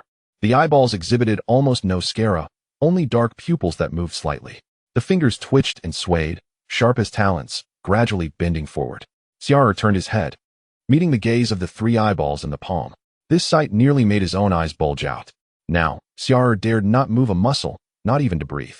The hand scrutinized him for several seconds before finally averting its gaze. A wave of relief washed over Xia'er as he thought, did it not notice me? Yet, before this thought could fully settle, the arm from the fireplace lunged forward with startling speed. Initially appearing slender and soft, it now resembled an enraged cobra, its talon-like fingers quivering ominously. The thick dust in the fireplace seemed to be abruptly expelled. In the next moment, a grotesque and twisted figure sprang forth, barreling straight towards Xia'er. The elongated arm, approximately 180 centimeters long, was taut like an enraged serpent. Connecting the arm was no other than a man's head, significantly larger than that of an ordinary person, at least 2 or 3 times bigger, reminiscent of the size of a jackfruit Xia'er had consumed in a past life. The man's pallid face, tinged with a bluish hue, bore closed eyes, with dried bloodstains at the corners and on his visage. His mouth gaped wide, revealing a multitude of sharp teeth. The head was attached to just a small neck, with the rest of his body entirely absent. His head was adorned with brown hair, which resembled unknown tentacles more than actual hair. These tentacles writhed beneath the head, propelling it towards Xia'er with alarming speed. From the cavernous maw, a hissing sound erupted. Hiss. Hiss hiss. Where the tongue would normally be, a black tentacle extended, ending in a sharp beak. Xia'er, witnessing this monstrous head charging at him, felt a surge of terror as cold sweat trickled down his spine, his hair standing on end. What in the world is this? Even facing 20 night-level goblins would pale in comparison to the fear instilled by this head. This creature transcended Xia'er's imagination, challenging the very limits of his physiology. He turned and fled, hastily preparing his spells. Without knowing the creature's combat prowess, it was prudent to enhance his speed first. The once familiar casting of the zero-ring spell, which he could typically complete in about a second, now took 2 seconds due to his fright. Slithering steps. The zero-ring spell enveloped Xia'er, accelerating his long legs, and he could no longer concern himself with stealth. After running a considerable distance, he realized that the monster, though grotesque and frightening, could not match the speed enhanced by his spell. A sense of calm washed over Xia'er. It cannot catch up to me. What a show-off. With his heart steady and hands no longer trembling, he resumed his spell-casting speed. While dashing through the castle's corridors with the grotesque head in pursuit, he readied his incantations. First, he unleashed the zero-ring's web projectile. A white, viscous sphere formed and was hurled towards the monstrous head without a backward glance. Whoosh! Bang! The web projectile exploded, splattering a large area with sticky white webs. The head, akin to a serpent, was ensnared by the spider's silk. Its momentum abruptly halted. The entire face of the head was enveloped in the white web. With the webs proving effective, Xia'er felt a surge of confidence. He launched 2 more web projectiles. The webs exploded, nearly engulfing the entire head in white silk.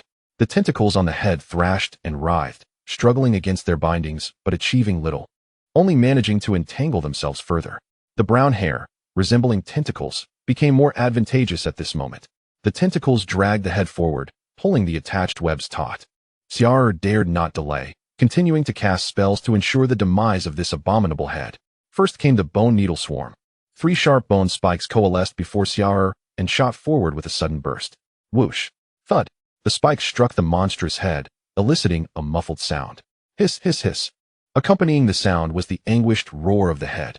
The bone needle swarm proved effective, prompting Xia'er to unleash another spell, eager to experiment further with varying effects. Ice spike spell. Pus blood explosion. The ice spike penetrated the head, provoking an extraordinary howl from the creature. The pus blood explosion, upon striking the head, caused dark red sores to erupt across its face, which subsequently detonated. Bang! Bang! Black blood splattered, even staining the white webs. After several attacks, the head's struggles weakened, and the once extended arms drooped helplessly. Yet, Xia'er maintained his vigilance, launching 2 more bone needle swarms. As the sharp spikes pierced the head, it ceased all movement. In Xia'er's view, the head rapidly decayed, transforming into an indescribable mass of putrid flesh, eventually reducing to a pile of ashes. Only then did Xia'er exhale a sigh of relief, thinking, finally, it's dead. In the next moment, he felt his previously depleted mental and magical energy beginning to replenish unconsciously.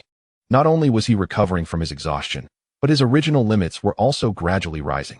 Although the increase was modest, it was equivalent to 2 or 3 days' worth of meditative practice for Xia'er. He recalled the information recorded in his texts. In the realm of sorcery, slaying life forms from the realm of nightmares would continually strengthen one's abilities. Likewise, life forms from the sorcery realm would gain strength by vanquishing the indigenous monsters of the nightmare realm. The fear within Xia'er diminished somewhat as he pondered in astonishment. If all the creatures here are of such caliber, perhaps I could benefit from this encounter. After lingering for a while, he found himself startled by his own thoughts. The perils of the Yin realm were undoubtedly far beyond the trivialities he had just encountered. Prolonged exposure to this realm posed the risk of assimilation, potentially binding him to its shadows forever. A sense of urgency surged within Xia'er. Could it be that the process of assimilation had already commenced? Was this the reason for such intrusive thoughts? He dared not contemplate further and approached the pile of ash that had once been the grotesque head, idly prodding it with a random object, hoping to uncover any remnants. Regrettably, it appeared that either the creature was of a low caliber or there were simply no relics left. The ash revealed nothing. Continuing past the ashes, Xia'er arrived at the fireplace, re-establishing his heightened sense of danger to guard against unnoticed threats. He stirred the ashes within the fireplace, yet found nothing of significance. After departing, he meticulously inspected the entire estate and castle, discovering no passages to the real world nor any other peculiarities. Within the estate, the majority of the flora had succumbed to death, reduced to mere ash, though some trees appeared to flourish, albeit in an unsettling hue. The surroundings seemed stripped of superfluous color, leaving behind a monochrome palette reminiscent of a black and white photograph, akin to shadows.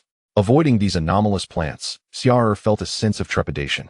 He could not ascertain whether approaching them would be perilous.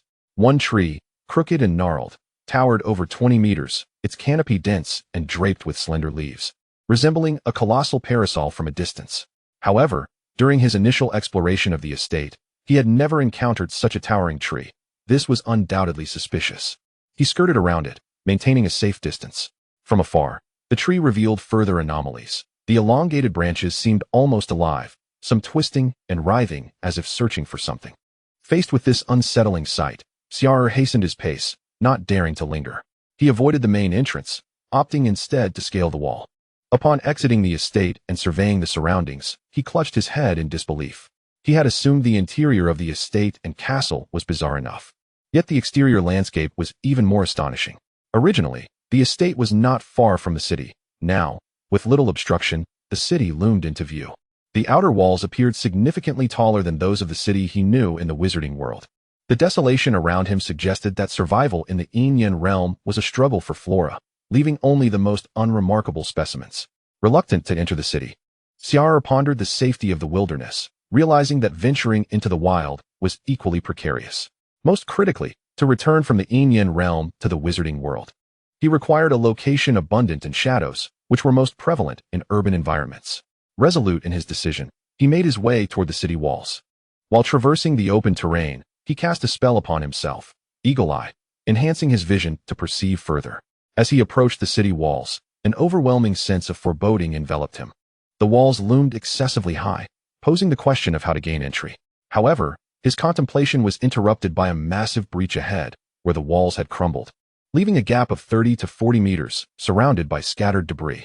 Standing 100 meters away, Xia'er gazed at the opening, which resembled an enormous gaping maw. Eagerly awaiting its prey, he hesitated, deliberating whether to enter through this breach or to seek the city gate. After a moment of reflection, he opted for caution, preferring to avoid an obviously perilous entry point. He circumvented the breach, continuing his search for the city gate. After an hour's trek, he finally located it. In stark contrast to the shattered walls, this area appeared equally precarious. The walls towered at least 30 meters high, surpassing the fortifications of the city he had known. The gate stood ajar, unlatched, flanked by flickering crimson candles casting a blood-red glow throughout the entrance. Witnessing this scene, Xia'er swallowed hard, questioning the prudence of his earlier choices. Comparatively, the breach in the walls now seemed somewhat safer than this ominous gateway. Should he turn back? However, retracing his steps would require another hour. And the longer he lingered in the Yin realm, the greater the danger. As he wavered in uncertainty, a rustling wind whispered behind him, accompanied by eerie, low laughter echoing in the distance.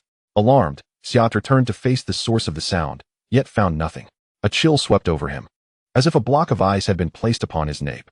Danger! A grave danger! He sprinted into the city gate. The uncertainty of what lay within contrasting sharply with the unmistakable threat of the wind pursuing him. The wind brushed against him, raising the hairs on his arms. While indistinct whispers filled his ears, low murmurs and snickers. Xia'er stumbled, struggling to maintain his footing, yet he pressed onward with great difficulty. Inside the gate, the flickering red flames of the candles on either side quivered in the wind, casting shadows that danced upon the walls and floor. Clenching his teeth, he spotted a small opening on one side of the gate, likely the watchman's nook responsible for operating the gate. The chilling wind of the Yin realm seeped into him, rendering his body frigid. The once indecipherable whispers began to clarify. Grandmother's needle is sewing my eyelids. With a grim determination, Xia'er growled from deep within, "Stop sewing." The next instant, he stumbled and fell into the watchman's nook, exerting his last ounce of strength to slam the door shut. The gentle breeze was thwarted by the wooden barrier, and the once clear voices faded into a cacophony of indistinct murmurs. "Do not fear, dear grandson, it will soon be stitched." The final coherent utterance was accompanied by a chilling, mocking laughter. Subsequently, the other voices dissolved into a murmur, obscured from understanding. Xia'er gasped for breath, feeling as though he had danced with death itself. Collapsing to the ground, he lay there for quite some time before regaining his senses. It was then he noticed an unsettling sensation. His eyelids throbbed painfully. Rushing to touch them, he winced as if pricked by a needle. A needle prick? Alarmed, he hastily examined other areas, relieved to find only his right eyelid was afflicted. Xia'er gently caressed the wounds, confirming their presence. 3 puncture marks adorned his eyelid. A chill coursed through his heart as he recalled the whispers carried by the wind, reminiscent of his grandmother stitching his eyelid. This thought sent his eyelid twitching in fear. He exhaled softly, internally reflecting, fortunately, I managed to escape into this small room by the city gate. Otherwise, if I had remained outside, would my eyelid truly have been sewn shut? What on earth is this? Can someone grant me a path to survival? Xia'er muttered under his breath. After regaining his composure, Xia'er began to inspect the small room. His body still bore the dim vision of the zero ring, allowing him to discern his surroundings. It was an utterly ordinary small room, with a wooden bed on the left, covered with what seemed to be hay, though it had decayed somewhat. Upon closer inspection, he noticed numerous tiny black insects, roughly the size of rice grains, crawling about. Xia'er glanced at them and decided to keep his distance. The room contained minimal furniture, only a few wooden stools. After waiting for a considerable time, he noted that the peculiar laughter outside had ceased and the wind had quieted, allowing him to breathe a sigh of relief. Cautiously, he opened the door and carefully assessed the situation outside, finally feeling at ease. Remaining in this small room was secure. Yet it did not offer a return to the wizarding world. Lingering in this realm of shadows would inevitably lead to demise. In such a brief span, Xia'er had already encountered danger twice. Prolonging his stay would only invite further peril. The red candlelight within the city gate had returned to its original state, no longer flickering. Xia'er ventured into the city, navigating by the houses. Occasionally, he would enter a side room to investigate. This was a rather typical medieval town, albeit with structures that towered higher than those in ordinary cities, many of which leaned precariously. Is anyone there? Can someone help me? Where am I? Voices echoed from a nearby location, causing Xia'er to instinctively tighten his grip.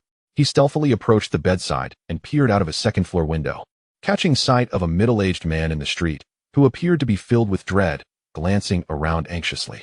Clad in white silk garments, he seemed to have just leapt from his bed, suggesting a comfortable lifestyle. Now, however, he was in a state of panic, having awakened to find everything around him lost. The room reeking of decay. He wandered the streets, yet encountered no other living souls. The middle-aged man continued to call out, but Xia'er had already mentally condemned him to his fate. In this realm of shadows, Xia'er remained vigilant, afraid to make even the slightest sound, lest he attract some otherworldly beast. The man's audacity to call out so loudly seemed to court disaster. Indeed, as Xia'er glanced over, he sensed movement nearby. From within the distant houses came a rustling sound, and in the next moment, a window on a 2-story building was violently thrust open, unleashing a grotesque mass that charged toward the middle-aged man in the street. Xia'er felt his heart seize as he suppressed his breath, daring only to catch a glimpse of the creature. In a fleeting glance, he discerned the creature's form.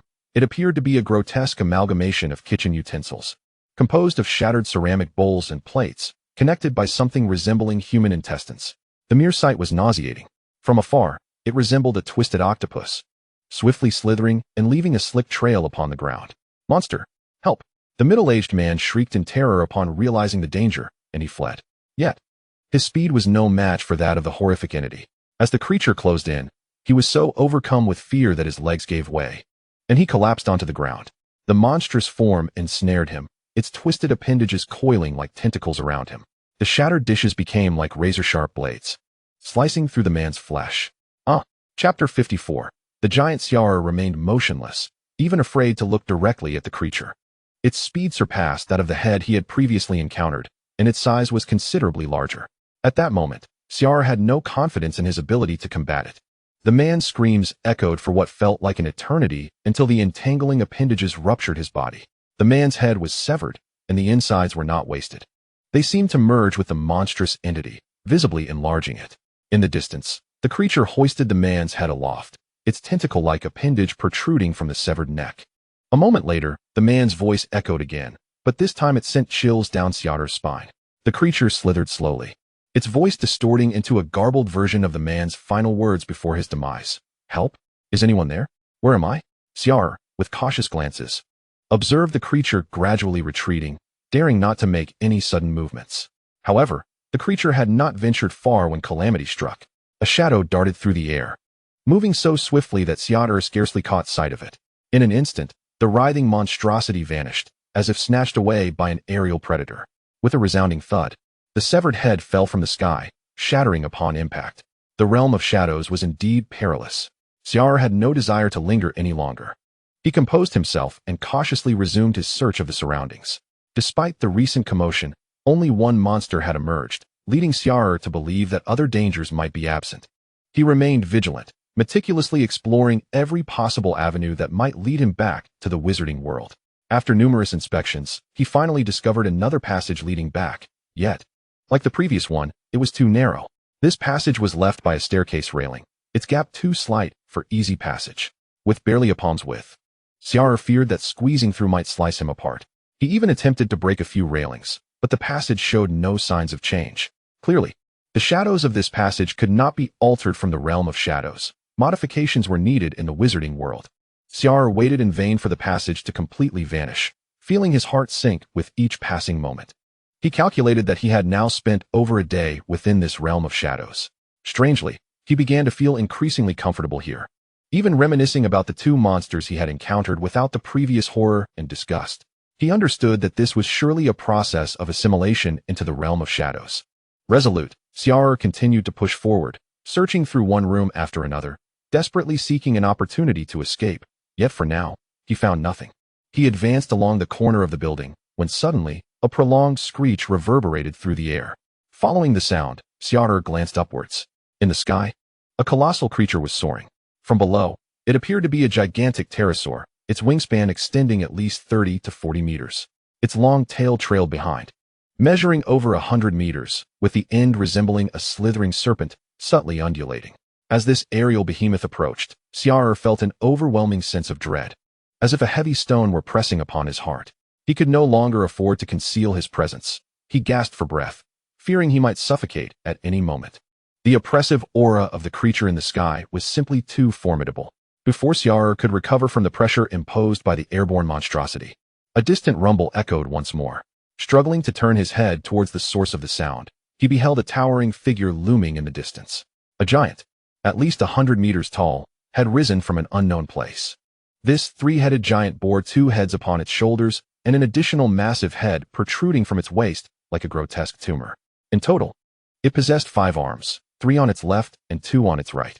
At that moment, the giant seemed oblivious to Xia'er, its 3 heads raised skyward, fixated on the flying pterosaur.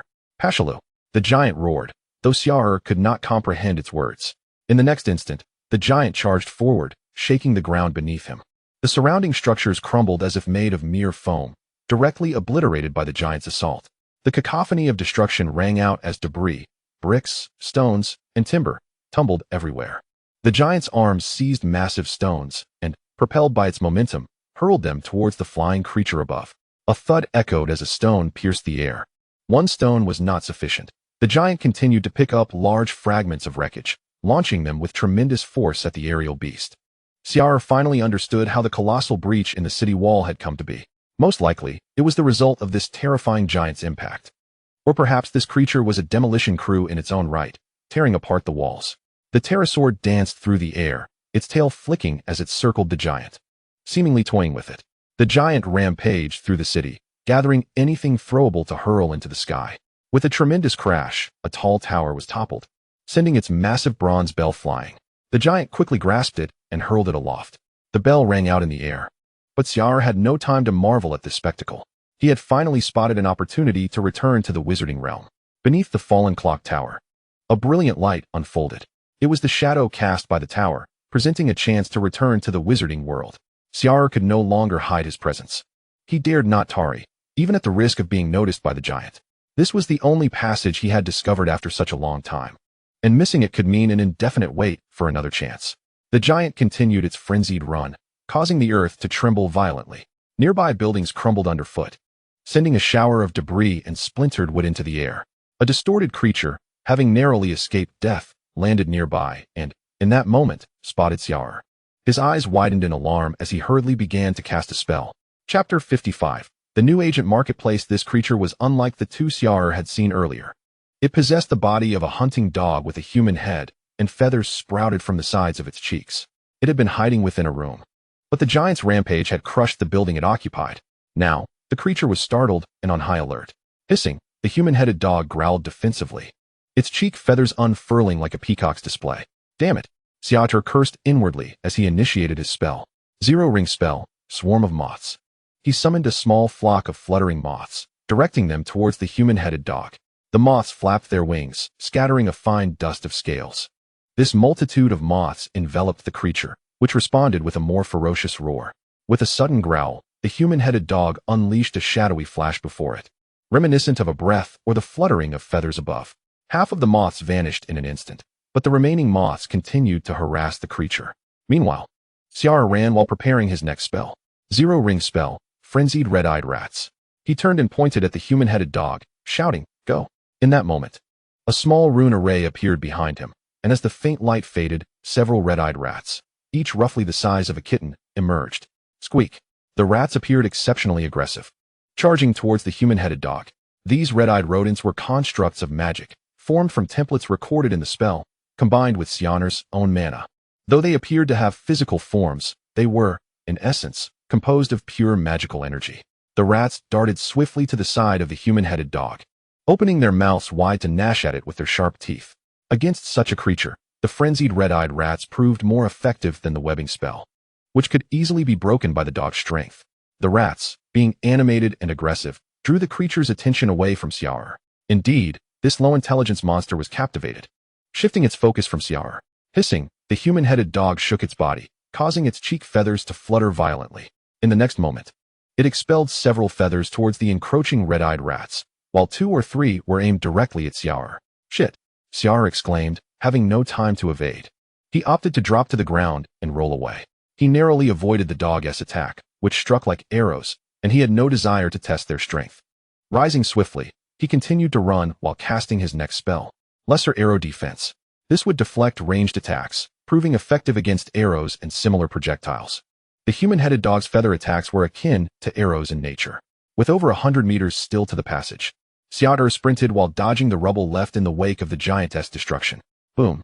A 3-story building, half crushed by the giant, teetered and began to collapse. Debris exploded outward, sending clouds of dust into the air. Xia'er paid no heed to covering his mouth and nose as he bolted forward, fearing that neighboring structures might also fall.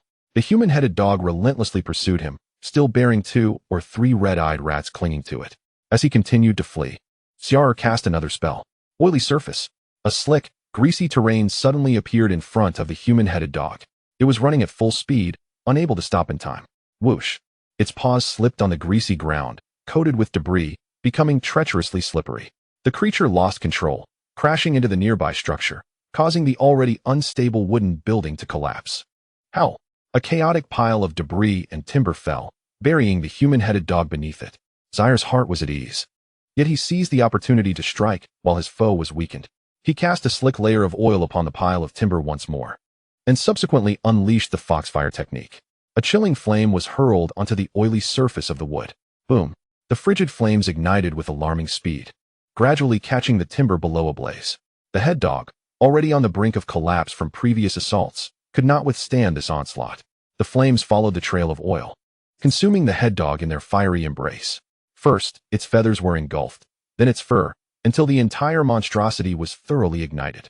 The beleaguered head dog, unable to endure this sequence, let out a mournful cry before succumbing to its fate. At that moment, Xia'er had already charged to the entrance of the passage beneath the bell tower. His mind surged with vigor, both his mental and magical energies rapidly escalating. A surge of joy filled him. Had the head dog perished? This could only explain the phenomenon, as his mental and magical prowess had similarly increased after vanquishing the previous cranial creature. With little time to assess the extent of his newfound strength, he sprinted towards the illuminated passage. As he traversed the threshold, a cacophony of whispers and shrieks assailed his ears, reminiscent of a malfunctioning tape or a radio devoid of signal, emitting a deafening noise. The scene before Xia'er was surreal, as though unseen hands were clawing at him from behind, attempting to drag him back into the realm of shadows. Though filled with dread, he summoned every ounce of his strength to dash forward. Upon emerging from the passage, he was met with a wave of dizziness and unable to hold back. He leaned against the wall and retched. After a considerable time, he gradually regained his composure. Raising his head, he surveyed his surroundings. Recognizing that the colors had returned to normal, it was now the dead of night, and he found himself beneath the bell tower. Turning to gaze at the structure, he noted how it was illuminated by the full moon hanging in the sky. The moonlight cast shadows upon the bell tower, which rippled like water. Xia'er understood that this was the very passage through which he had recently escaped, the key to leaving the realm of shadows. Taking a deep breath, he felt as though he had been granted a new lease on life. Yet, soon after, he was struck by a wave of itching across his body. Gray wisps of smoke began to emanate from him under the moonlight. His arms, too, were shrouded in this gray haze, and upon closer inspection, he could hear faint whispers. A chill ran down his spine as he realized that this smoke might signify the Shadow Realm's attempt to assimilate him.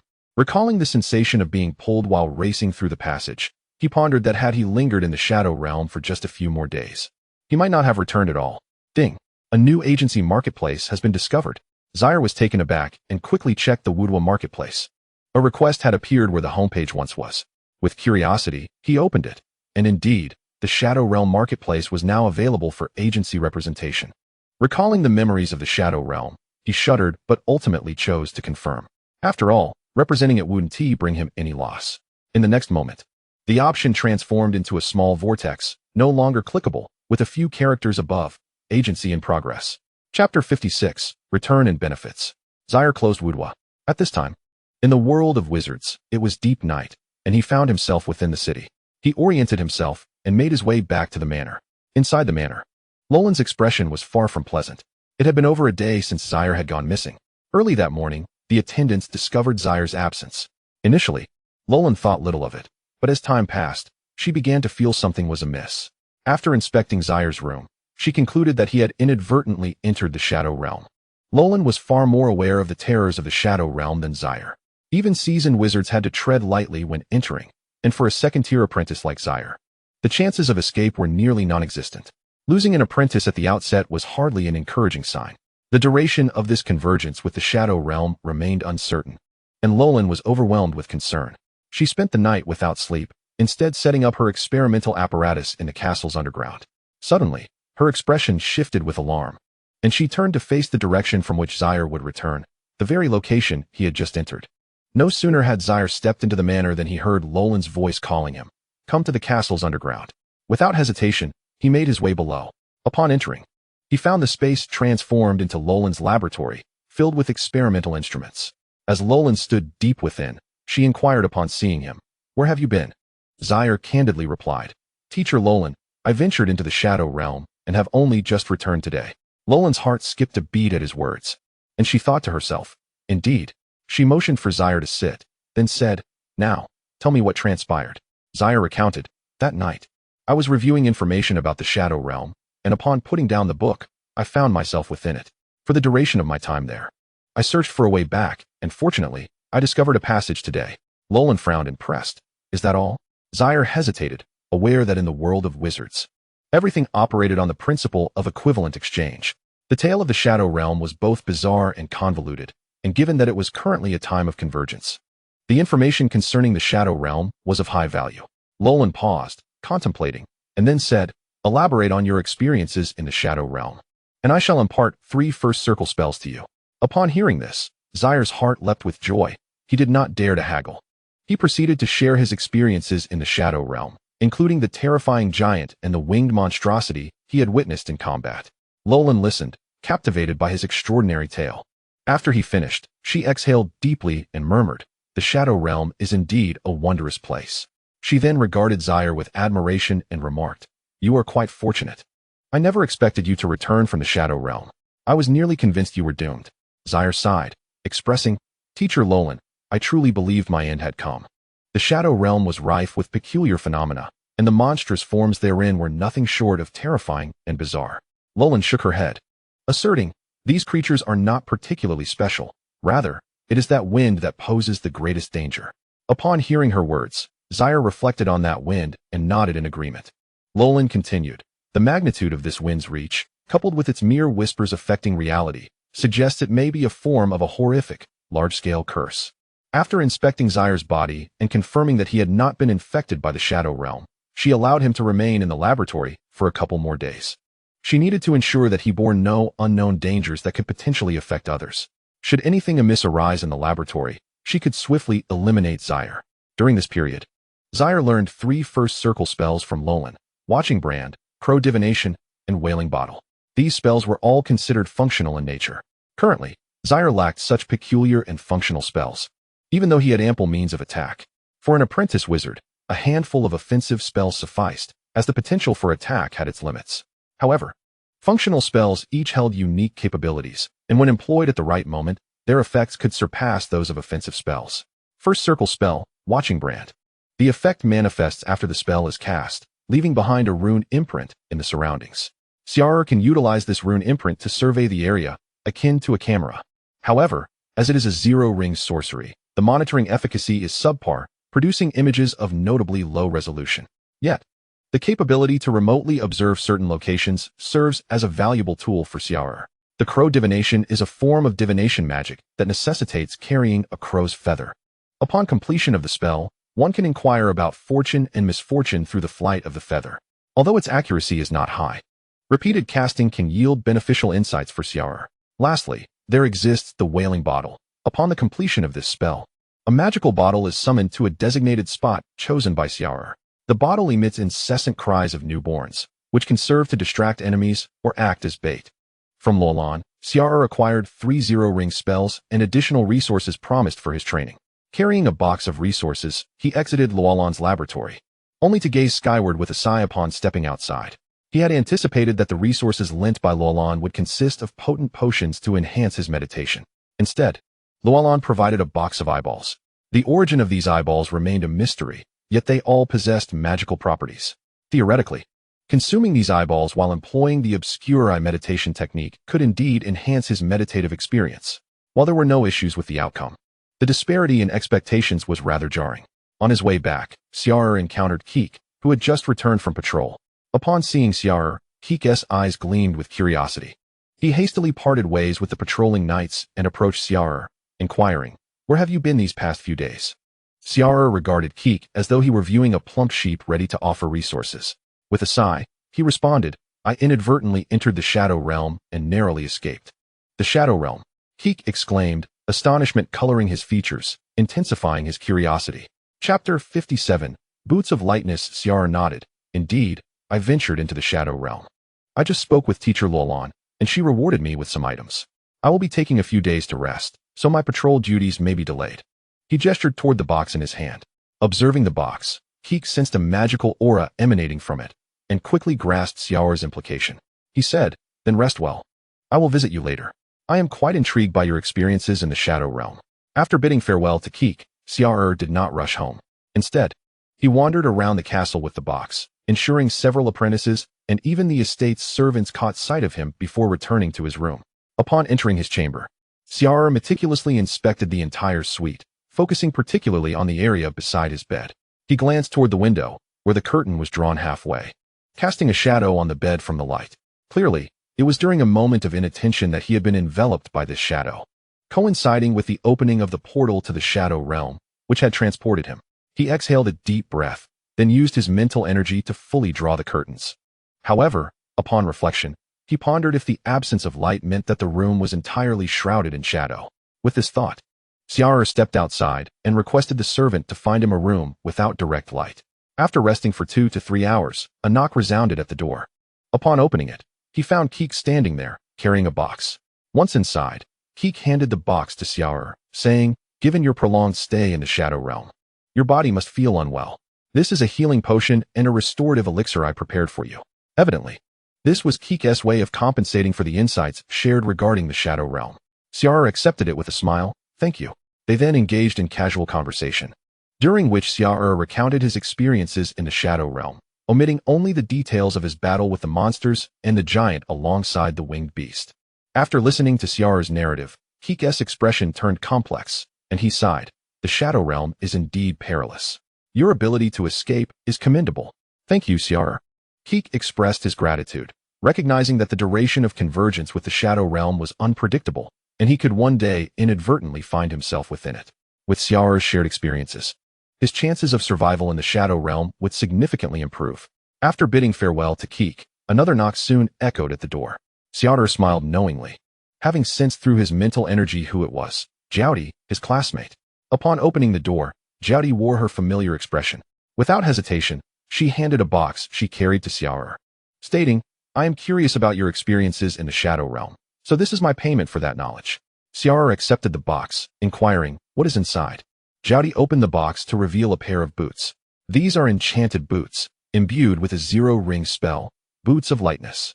When sufficient magical energy is present, they can release the effect of Boots of Lightness 3 times, each lasting approximately 15 minutes. During this duration, they will enhance your speed of movement. Upon hearing this, Xia'er was overjoyed. Had Xiaodi not been present, he would have eagerly donned the boots immediately. He looked at Xiaodi, meeting her gaze and sincerely expressing, "Thank you, Xiaodi." Xiaodi, observing the depths of Xia'er's dark pupils, felt as though she gazed into a profound abyss filled with mystery and allure, prompting her to quickly lower her eyes. Xia'er felt a surge of amusement, clearly recognizing the influence of his succubus bloodline at play. Xiaodi softly remarked, "No need for thanks. It is merely an exchange of equals. You are aware of the value of this enchanted item. I expect a thorough recounting of your experiences in the Shadow Realm." Xia'er nodded. He appreciated the principle of equitable exchange. Given the high value of the boots Xiaodi provided, he felt no hesitation in sharing his encounters within the Shadow Realm. Quality corresponds with price. A generous patron deserves respect. From beginning to end, he recounted everything he had seen and experienced in the Shadow Realm. During the narrative, Xiaodi interjected with numerous questions, eager to understand Xia'er's reasoning and thought processes during various situations. Once Xiaodi had thoroughly extracted all the knowledge concerning the Shadow Realm, she prepared to leave. Before opening the door, she turned back and said, "As we are both second-tier wizard apprentices and have attended Teacher Lolan's classes, I do not trust the others here. How about we team up for patrols?" Xia'er agreed, "Certainly." Seeing his acceptance, Xiaodi nodded and departed. Xia'er held no particular preferences regarding his patrol partner. Xiaodi was acceptable, as was anyone else. However, Xiaodi's point was valid. He indeed had reservations about the others. Keek and his 2 companions, while first-tier wizard apprentices, had uncertain motivations, and their combat abilities were equally ambiguous.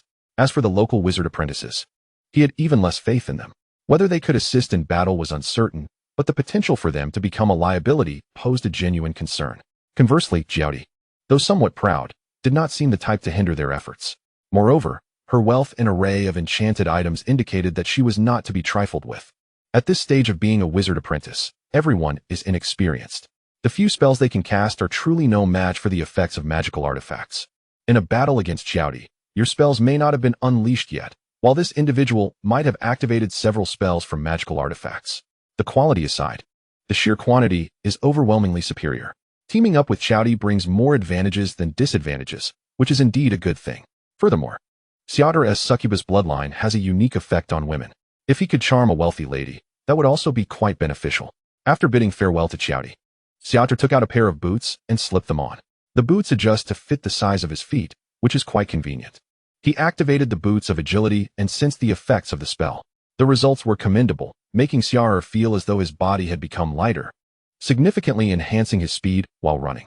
In combat situations, speed is a considerable advantage. Even if one cannot win, the ability to flee is invaluable. When combined with Xia'er's serpentine slide, his speed would be astounding.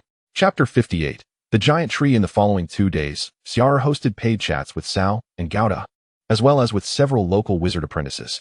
Overall, his earnings were quite impressive. He acquired several potions, some for restoring mental energy, others for healing wounds, and a few for replenishing magical energy. He even obtained a first circle spell, one that Xia'er deemed quite useful, from a local wizard apprentice. First circle spell, Taming Mice. This spell, combined with the mouse speech spell, can genuinely cultivate a batch of obedient mice for reconnaissance and thievery. If one could capture a magical rat, this spell could even possess combat capabilities. In total, Xia'er now possessed 3 spells related to mice. In his chamber, Xia'er was meditating. Since returning from the Shadow Realm, his strength had increased significantly. Killing the 2 creatures from the Shadow Realm had enhanced his mental and magical energy limits. The once turbulent vortex within him had finally settled. The homepage of WuDuoDuo had now added an entrance to the Shadow Realm. In the dead of night, Xia'er gazed at the entrance to the Shadow Realm, his expression fluctuating. Ultimately, he boldly clicked on it. As he did, his form seemed to gradually fade, and in the next moment, the surrounding environment shifted. Sensing the decaying atmosphere around him, he realized he had indeed returned to the Shadow Realm. Seated, Xia'er dared not move hastily. First, he listened to the sounds surrounding him. The area was silent, and only then did he rise. He slowly approached the bed and gazed outside. The view was filled with a grayish-black landscape, and the peculiar giant tree he had previously noticed now towered even higher, standing at least 40 meters tall. The branches hanging from the canopy, whether leaves or vines, nearly touched the ground, with a few twisting and exploring in the air. This tree was indeed suspicious. Xia'er mentally noted its location before reopening WuDuoDuo. Now, in the place where the entrance to the Shadow Realm had been, there was an added entry to the Wizarding Realm. Joy surged within Xia'er. If WuDuoDuo could transport him to the Shadow Realm, it could also facilitate his return to the Wizarding World without him having to wander aimlessly in search of a passage. Surveying his surroundings, Xia'er decided it was not the right time for further exploration, so he clicked on the Wizarding Realm to return. As his body faded, he vanished from the Shadow Realm. Boom! Just as his form disappeared, the branches of the giant tree in the estate thrust through the window into the room, searching for Xia'er's presence. These branches resembled vines, yet moved like a crawling serpent.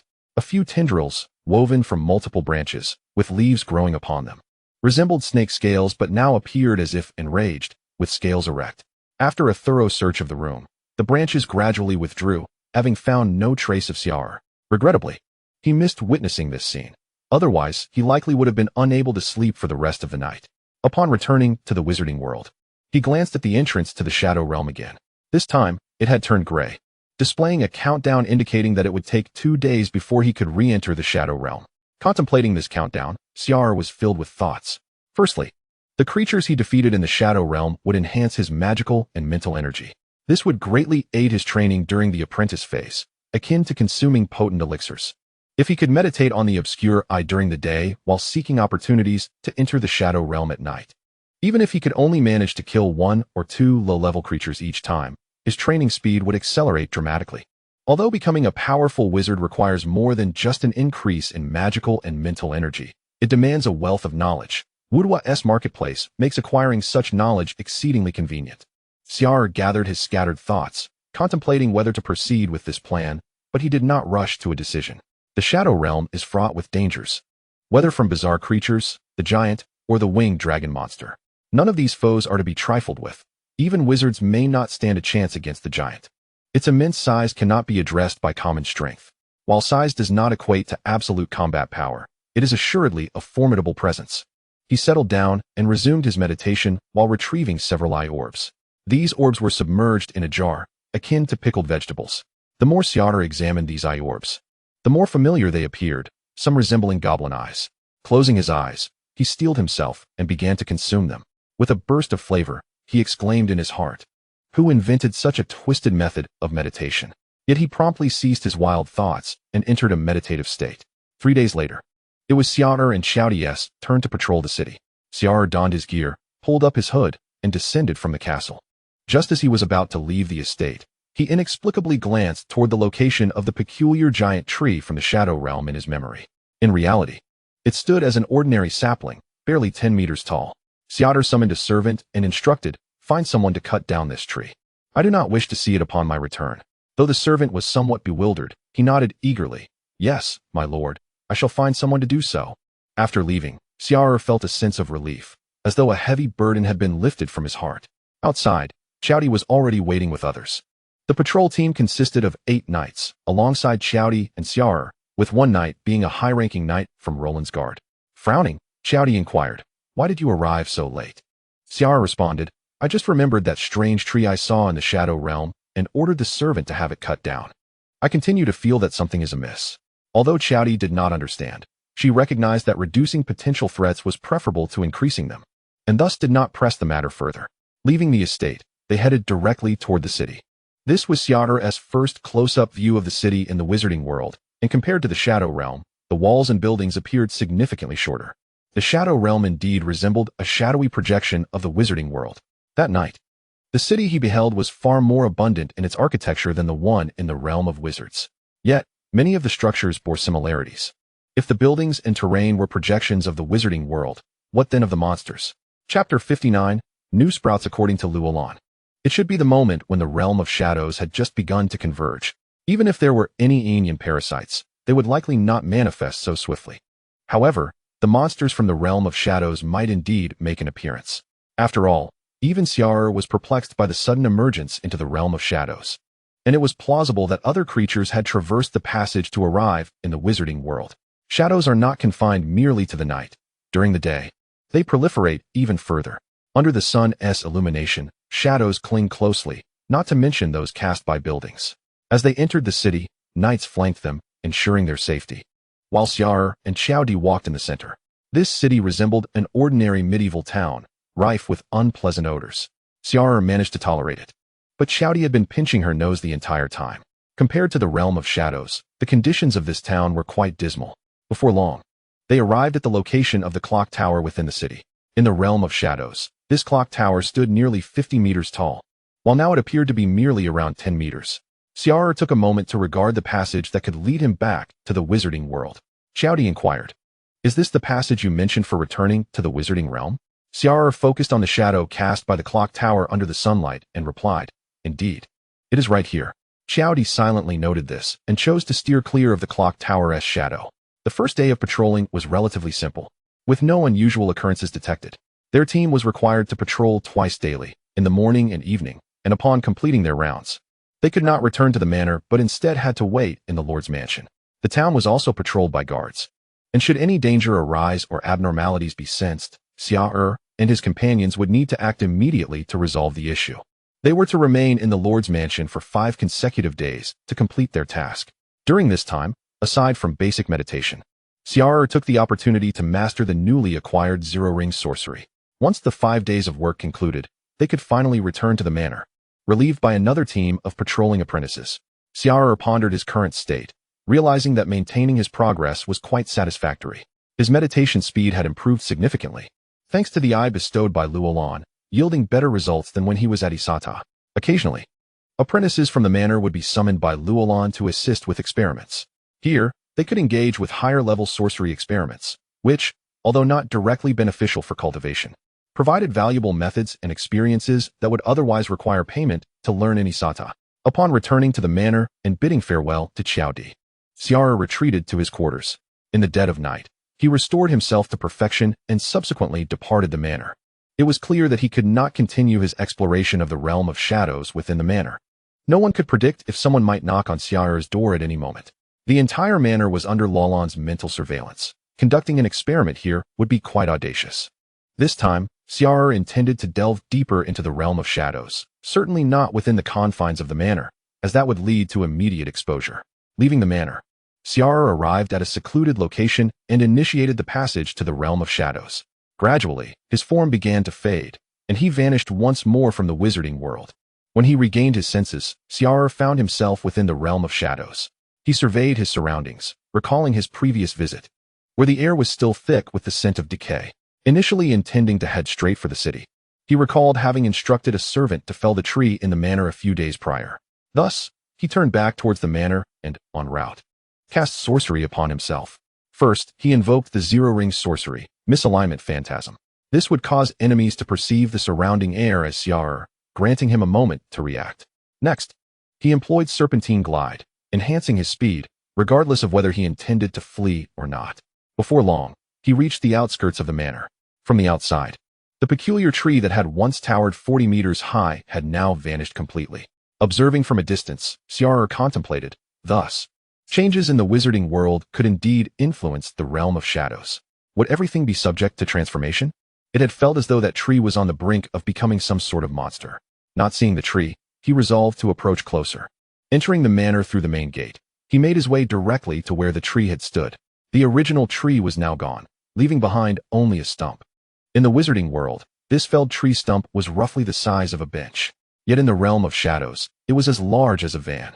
Gazing at the stump, Xia'er could not help but exclaim, "How enormous!" He scanned the area but found no trace of the fallen trunk, further igniting his curiosity regarding the peculiarities of the realm of shadows. However, he soon realized that he need not search for the trunk any longer, for he discovered that the felled stump had not entirely perished. A sapling had begun to sprout from one corner of the stump.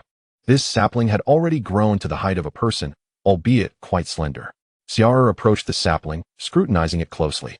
The newly sprouted seedling bore no resemblance to the trees of the wizarding world.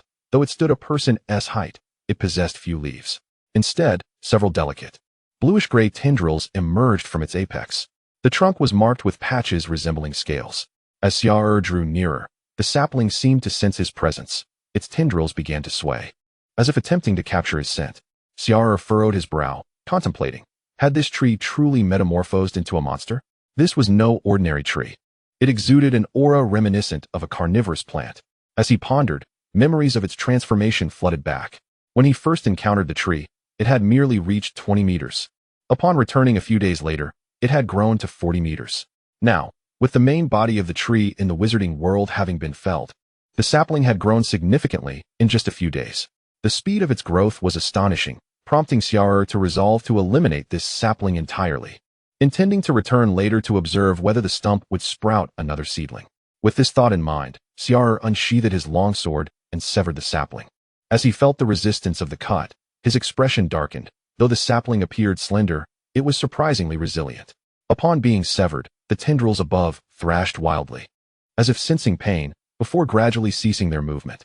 In that moment, Xia'er experienced once again the invigorating sensation that accompanied the slaying of a monster. Chapter 60, The Door. Now, Xia'er regarded the stump as one might a prized possession, circling it twice in contemplation.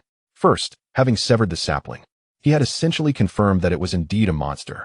Eliminating it would yield benefits. However, if the sapling was advantageous, might the stump not offer even greater rewards? Xia'er fixed his gaze upon the stump and its roots, his eyes gleaming with ulterior motives. Yet, upon reflection, if he were to return and the stump could sprout another sapling, would that not present another opportunity for gain? Though the stump might yield benefits, killing it now would render those gains one time only. The current dilemma lies in the origin of the benefits derived from this enhancement. Is it a result of the stump absorbing nutrients to nurture the sapling, or is the sapling's growth consuming the stump's reserves? This remains a question. However, after some contemplation, Xia'er dismissed it from his mind. He found the stump quite intriguing and decided to keep it under observation, ensuring its threat remained within manageable limits for future encounters. Having resolved the matter concerning the stump, Xia'er ventured into the castle within the estate and conducted a thorough inspection. No new monsters had emerged within the castle, prompting him to shift his focus toward the town. He moved with a swift yet silent grace. Upon his return to the city walls, he noted that the original breach still existed. On his first visit, he had felt a twinge of apprehension, hesitant to cross it. Yet, on this second occasion, he felt no such trepidation and boldly leaped over. It was likely that this gap had been created by the rampaging giant. Once inside the city, Xia'er was not taken aback by the desolation before him. Under the moonlight, nearly half of the city lay in ruins. The last time he departed, the scene had not been so devastated. Now, it was evident that the giant's reckless charge had left a significant portion of the town in shambles. With the city reduced to a mere wasteland, the number of buildings capable of producing suitable shadow passages had dwindled. Gazing at the wreckage, Xia'er couldn't help but feel a shiver of fear. Had he not discovered the shadow passage behind the clock tower in time, would he have survived beneath the feet of the enraged giant? As he surveyed the ruins, uncertainty gnawed at him, though he presumed the odds were not in his favor. Even if he had not been crushed by the giant, the chaos would have undoubtedly led him to encounter monsters. Xia'er scanned the surroundings, intent on locating a structure that might entice some lesser monsters for a hunt. He soon found a seemingly sturdy house, which he decided to use as his base within the city. After inspecting the exterior and finding nothing amiss, he extended his mental energy to assess the interior. The mental probe revealed nothing unusual, so Xia'er confidently pushed the door open. However, as he did so, he froze at the sight before him. Upon opening the wooden door, he discovered the frame was lined with sharp teeth, and a foul-smelling, twisted tongue suddenly dangled from above. This was something his mental probe had entirely failed to detect. Cursed be my mental energy. As Xia'er opened the door, it seemed to awaken the creature, and the teeth on the frame lunged at him. In an instant, the door resembled a gaping maw snapping shut, the teeth clamping down tightly. Xia'er gasped in horror at this unexpected turn of events. Fortunately, he had paused before entering, otherwise, he would have been devoured. The door and its teeth quickly released their grip, only for a multitude of black, tongue-like appendages to surge forth from the door frame, lunging towards Xia'er in an attempt to ensnare him and drag him inside. But Xia'er had legs. He promptly fled, darting 30 meters away before glancing back. The numerous tongue-like tendrils, each only 2 to 3 meters long, now resembled a curtain blowing in the wind, leaving Xia'er feeling nauseated. He inwardly cursed. How can the monsters of the Shadow Realm possess such a lack of decorum? Yet, despite his inner grievances, the sight of the immobile door frame brought him joy. A creature incapable of movement was much easier to deal with. He circled the door several times, not rushing to eliminate it, but rather documenting the creature's details. For a sorcerer, knowledge equates to power, and this immobile monster was an ideal subject for experimentation. After thoroughly recording its appearance, he began testing various spells on the doorframe monster. The initial spell, Bone Needle Swarm, yielded minimal results. Acidic Missile, Pus Blood Explosive, and Ice Spike spells demonstrated moderate efficacy. They possessed some destructive power, yet were not overwhelmingly strong. The summoned frenzied red-eyed rats proved ineffective, as they were swiftly ensnared by the creature's agile tongues. With a snap, the teeth closed, and not a single rat escaped, failing to make an impact. However, the doorframe monster also experienced a lull. Once the red-eyed rats perished, it was left with nothing. The teeth and tongues could not account for a century's worth of meals. Contemplating the mouth-like doorframe, Xia'er decided to cast the 12-cough spell. Upon completion, the doorframe monster reacted instantly, coughing as if it truly possessed a throat. Xia'er gazed at the entire house, astonished, wondering if the entire structure was the monster's true form. With that thought, he transitioned to another spell, Shadow Theft. Given the connection between the Shadow Realm and shadows, Xia'er felt compelled to experiment. To his surprise, it proved remarkably effective. As the Shadow Theft spell took effect, the doorframe monster reacted violently, its black tongue-like appendages thrashing about. Xia'er observed a noticeable dulling in the color of the tongues. His interest piqued. He cast the spell twice more.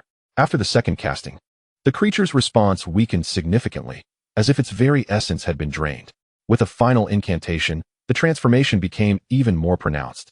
The tongues fell limp. The teeth on either side loosened, and with a clatter, several teeth, appearing aged, dropped from the frame. With one last casting, it seemed he had reached the creature's limits. All of the monster's teeth and tongues involuntarily fell away from the frame, and the entire structure crumbled into a pile of ash.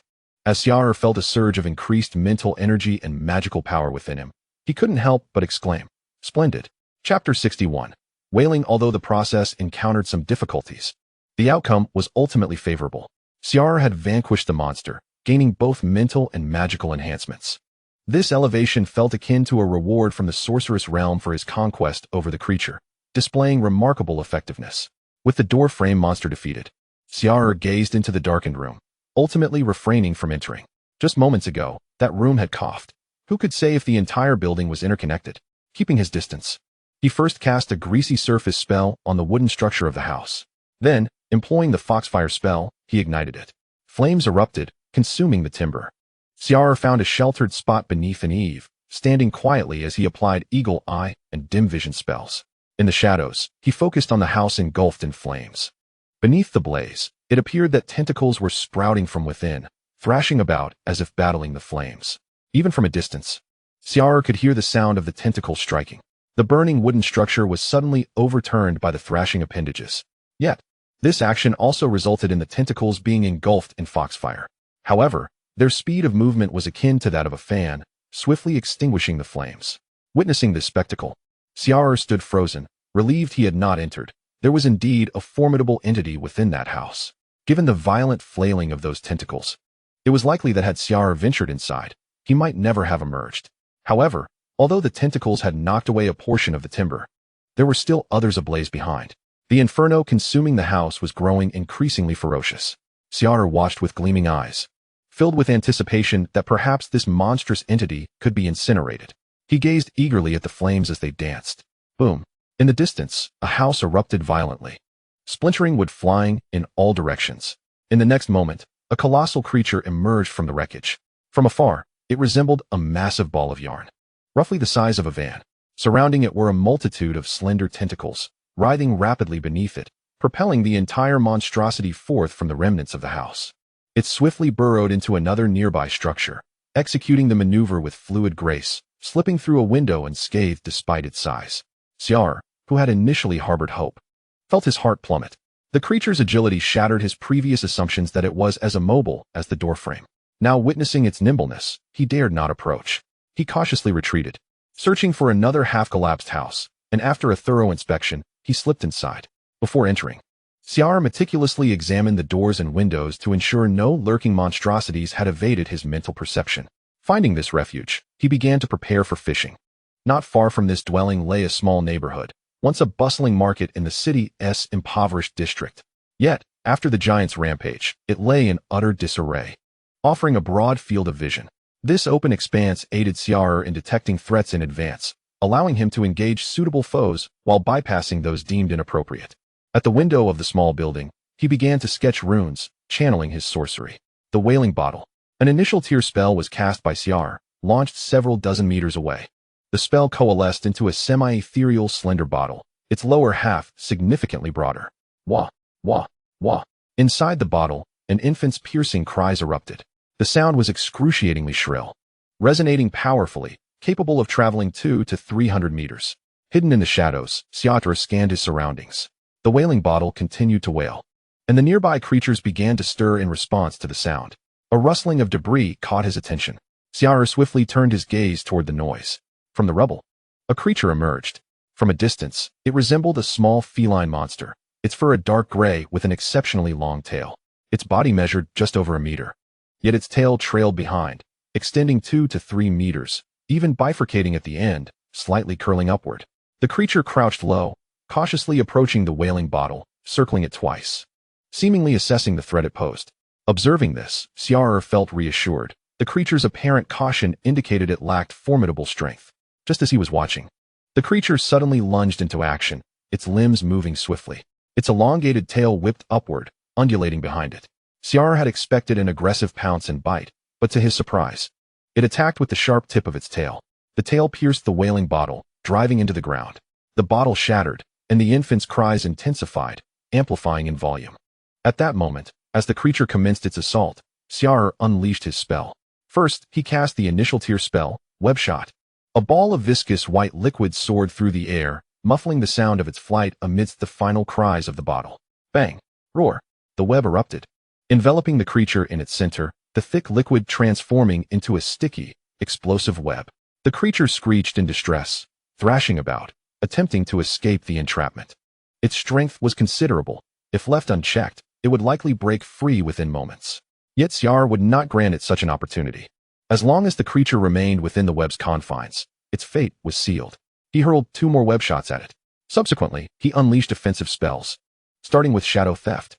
This spell diminished the creature's struggling strength almost instantaneously. A glimmer of hope ignited within Xia'er. The once vigorous creature, after being struck by 2 Shadow Theft spells, became lethargic, its thrashing movements slowing. Its tail that had once writhed outside the web now drooping weakly to the ground. Xia'er had discovered the optimal spell for dealing with the creatures of the Shadow Realm. Shadow Theft proved remarkably effective. In the realm of sorcery, it could only siphon a small fraction of energy, but in the Shadow Realm, these creatures were inextricably linked to shadows, amplifying the spell's efficacy. After several additional casts, the creature succumbed, devoid of any resistance. Chapter 62, Taming the Rat.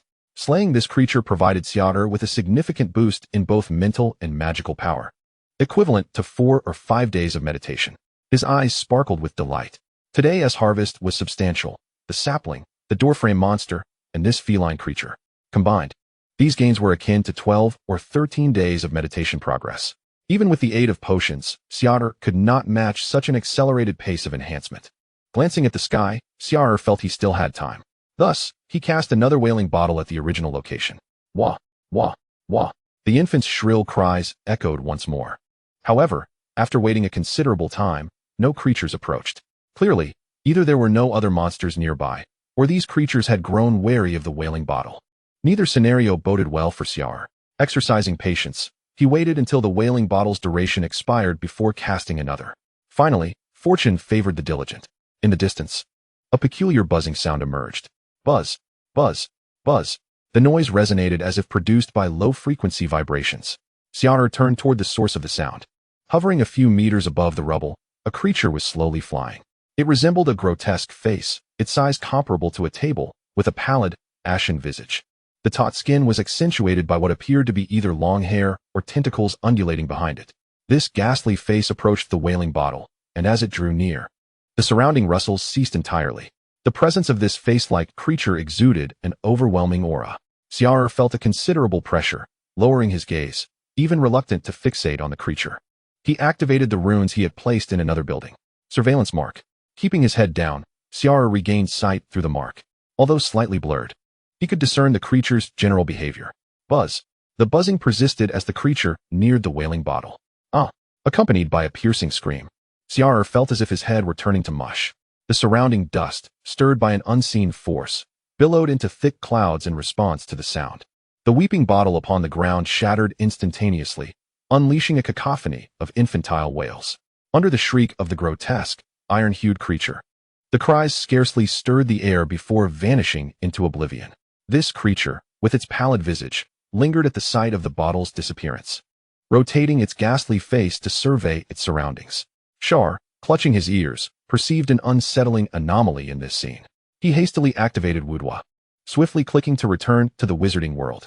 As his form gradually faded into the shadows, he disappeared within the realm of Yin. Moments after Xia'er's departure, the iron-faced creature let out another piercing scream, this one more formidable, resonating through the nearby structures with a sound of overwhelming strain. Xia'er reappeared in the wizarding world, emerging from the shadow of a building within the city. With no time to catch his breath, he hurried back to the manor. Once inside, he finally had the opportunity to explore the WuDuoDuo marketplace. In the realm of Yin, the first merchant had emerged, echoing mask. Yet, within this merchant's shop, everything was a jumble of garbled text, leaving only half a name discernible. This differed from his encounter with the plundering sea giant octopus, which, although powerful, did not obscure its information to such an extent. The echoing mask seemed to resist translation entirely, presenting only a series of incomprehensible characters. Xia'er closed WuDuoDuo, speculating that this might be due to the nascent nature of Yin and the limited understanding WuDuoDuo had of that realm. Upon returning to the wizarding world, Xia'er's body began to detoxify. Observing the faint shadows and wisps of smoke emanating from himself, he pondered deeply. Continuing on this path was clearly not sustainable.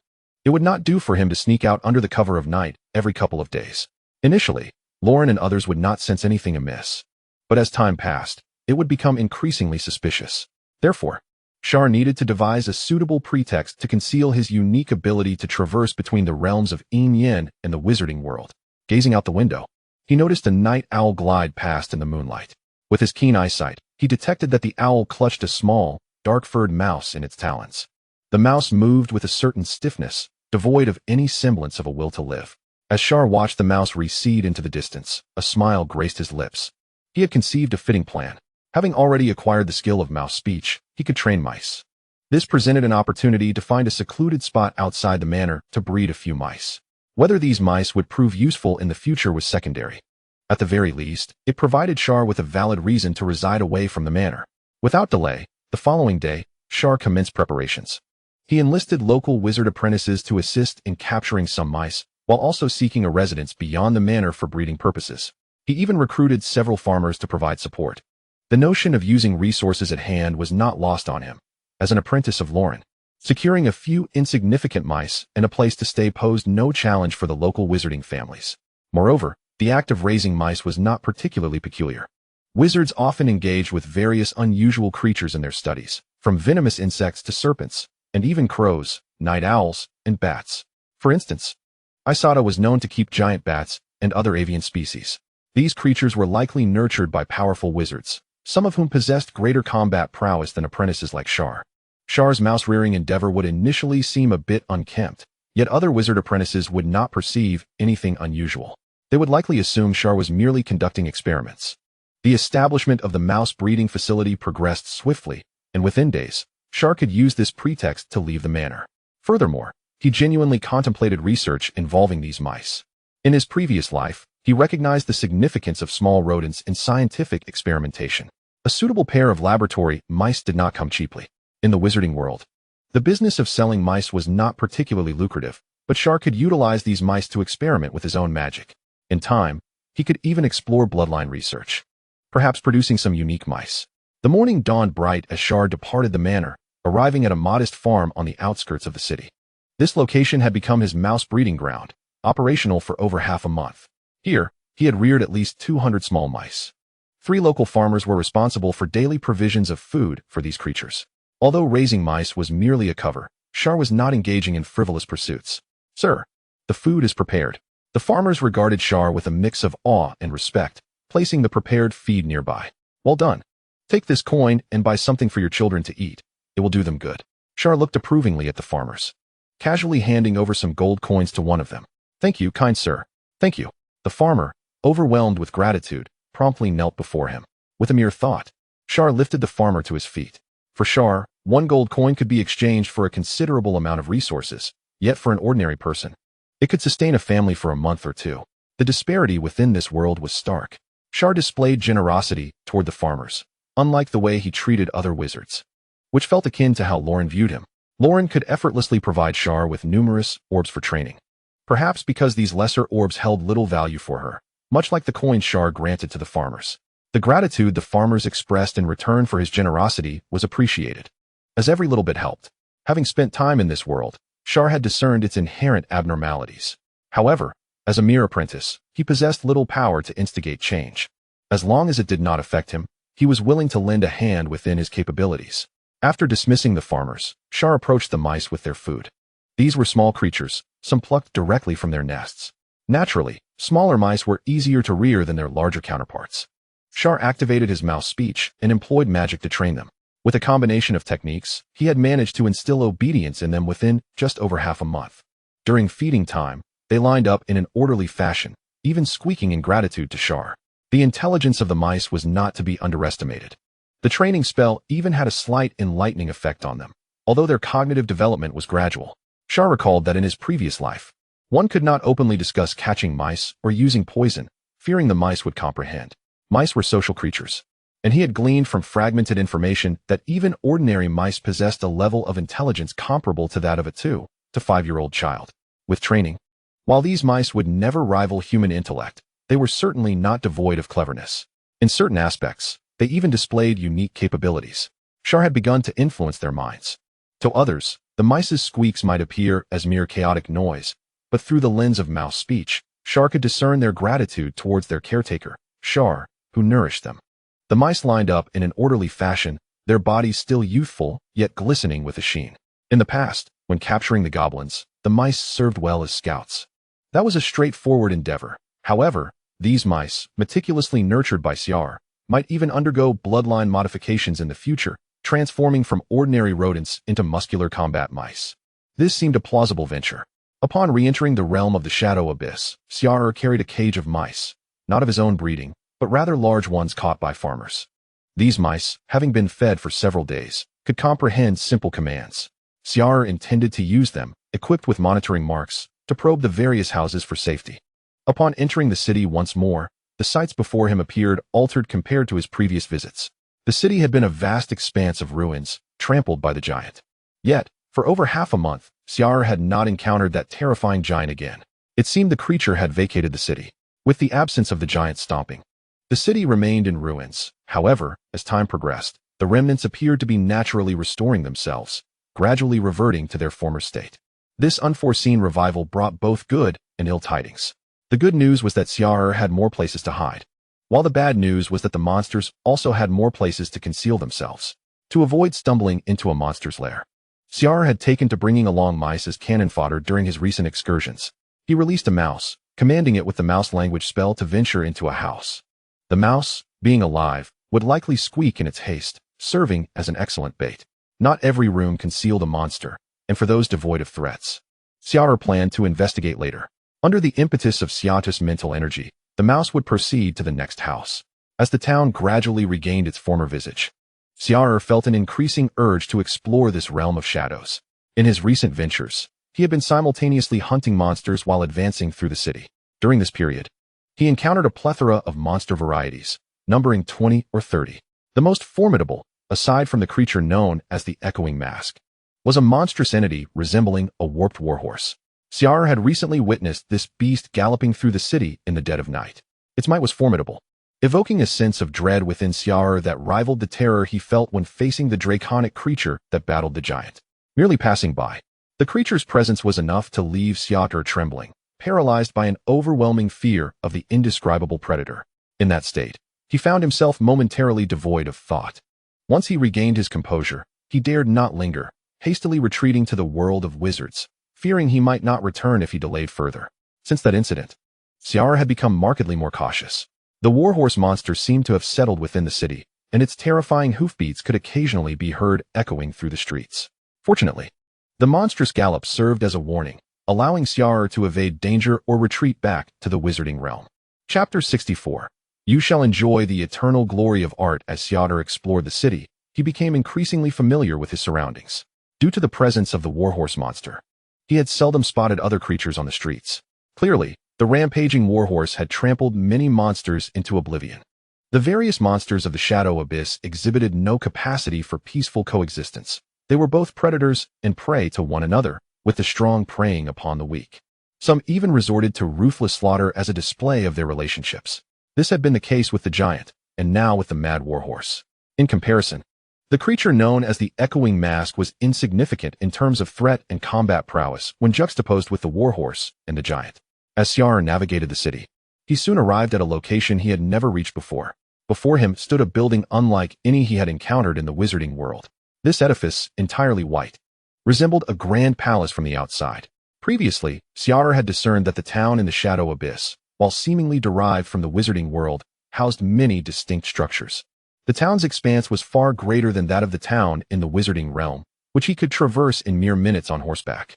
Here, however, even an hour's walk would not suffice to reach its end. Surrounding the palace was an empty expanse, devoid of any other structures for a radius of 100 or 200 meters. The White Palace stood in stark contrast to its surroundings. Towering at approximately 50 to 60 meters, the palace was encircled by a ring of robust white columns, each adorned with intricate carvings that appeared to depict certain scenes. Each column was at least as thick as two people embracing. The palace's apex was pointed, illuminated by the moonlight. The grand entrance was firmly shut, yet passages on either side were evidently accessible. Gazing upon this colossal palace, Xia'er sensed that it concealed something abnormal. Perhaps a secret lay within. As a wizarding apprentice, Xia'er's life was a pursuit of knowledge, and the allure of this palace was intoxicating. However, despite its proximity, he hesitated to enter. While ordinary residences might house apprentice-level shadow monsters, what manner of creature might dwell within this palace? Nevertheless, having come this far, Xia'er contemplated his options and opened the cage. Selecting 3 mice. After releasing them, he lured them closer to the palace with food. Perhaps there was no danger within. Perhaps the master was away. As these thoughts crossed his mind, the mice, guided by his commands, gradually approached. Xia'er's heart raced in tandem with their advance. The mice scrambled up a gentle slope to the palace's platform, adjacent to a side entrance. Using his eagle eye spell, Xia'er observed the scene with heightened tension. The mice scurried about the platform, squeaking, yet no monsters emerged, as if the palace were merely an ordinary structure. Xia'er cautiously approached, standing before the palace's outer columns. He gazed upward at the carvings, which, though indistinct from a distance, became clearer up close. The engravings seemed to narrate a story, albeit one without a beginning or end. Leaving Xia'er somewhat perplexed, he felt a disconcerting sensation from the columns. After studying them for too long, his vision began to blur. Resolved not to linger further, he resolved to return on another occasion, perhaps armed with a crystal ball to document the palace's mysteries. The pivotal moment was yet to come. He urged the mice to follow him into one of the side passages. Moonlight illuminated the corridor, casting light upon the first small section ahead. Xia'er nudged the hesitant mice with his foot, prompting them to gradually advance.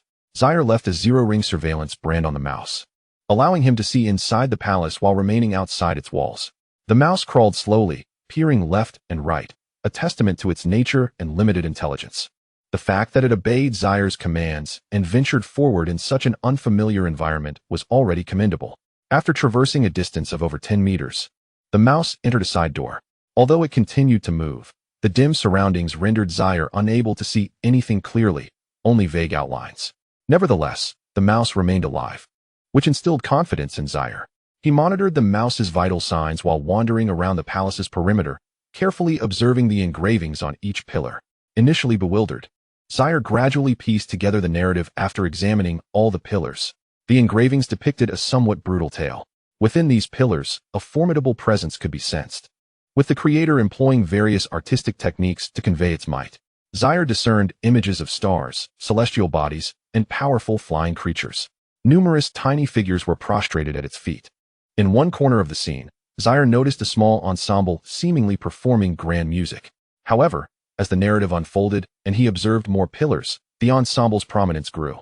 The once inconspicuous figures appeared to have garnered divine favor, intensifying their efforts to present melodious tributes to the deity. Yet in the latter part of the imagery, ordinary instruments and melodies evidently failed to satisfy this divine entity. The ensemble's instruments became increasingly peculiar, featuring forms never before seen. Ultimately, even instruments crafted from human remains emerged, including drums made from human skin, violins fashioned from vertebrae, and small drums constructed from skulls.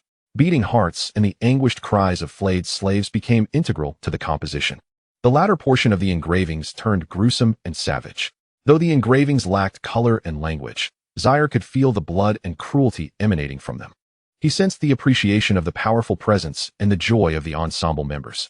On one of the front pillars, Xia'er even encountered a series of unfamiliar runes. Despite not recognizing them, he grasped their meaning. "You may enjoy the eternal glory of art." Startled, he quickly glanced across, where he indeed found another inscription. The price's flesh turned to poetry at the curtain call. Chapter 65. The theater. The engravings on the pillars and the final runes opened Xia'er's eyes wide. He diligently recorded these unfamiliar yet comprehensible runes, but they eluded his memory. Sighing, he realized their impressive nature. If he could bring them back to the wizarding world, they might fetch a handsome price. He recalled the first public lesson at Xia'er, where the teacher spoke of rune studies. The meditation techniques of wizards, their sorcery, and various research endeavors all revolved around runes. These extraordinary runes likely contained power and would surely benefit Xia'er, yet he could not retain them in his mind. After absorbing the entire narrative, Xia'er turned back to check on the mouse, which was still alive and scurrying about the perimeter. However, as the distance increased, the surveillance brand became ineffective, rendering him unable to see anything. Just as Xia'er hesitated, contemplating whether to enter the White Palace, a gentle breeze began to blow from the distance. Dust was stirred along the road, and wind chimes hanging on either side of the building swayed slightly, producing a sound. In the air, strange whispers and eerie laughter echoed. The wind returned. Merely watching it caused Xia'er's eyelids to throb once more. His first encounter with this wind had been while hiding in a small room. However, there was no place to evade it around this palace. The only refuge lay within its interior. Xia'er's indecision transformed into resolve. If something were amiss, he could always return to the wizarding realm. He turned and entered the White Palace before the wind could reach him. Unbeknownst to him, as he turned, the previously approaching breeze vanished as if it had never existed. The wind chimes fell silent, the dust settled, and tranquility returned. At that moment, Xia'er had already entered the palace's interior through a side passage. He activated his dim vision, enabling him to discern the path and surroundings even in the pitch-black palace. He stealthily passed through the side door. Upon entering, he found himself in a vast, empty space, reminiscent of a grand hall. The side door behind him closed quietly after he stepped inside. Sensing a shift, Xia'er quickly turned to look back. The door was shut, causing his heart to race. He cautiously retreated, casting several protective spells around himself. Minor arrow defense, stone deflection, bone shield, misplaced phantasm, and light-bending camouflage. The misplaced phantasm and light-bending camouflage were both concealment spells. The former misled enemies regarding Xia'er's location, while the latter reduced his presence when he remained still. Attempting to reopen the side door proved futile. It had become as impenetrable as iron. Suddenly, the once tranquil hall erupted with the flickering of candle flames. Each candle ignited, illuminating the walls and central chandelier, casting the hall in bright light. The faintly yellow candlelight left Xia'er momentarily stunned. Gradually, he redirected his gaze towards the hall. It resembled a banquet in full swing, brightly lit, yet he could see no signs of any guests. The sounds around him grew louder, resembling the chaotic noise of a banquet, accompanied by footsteps, conversations, and laughter.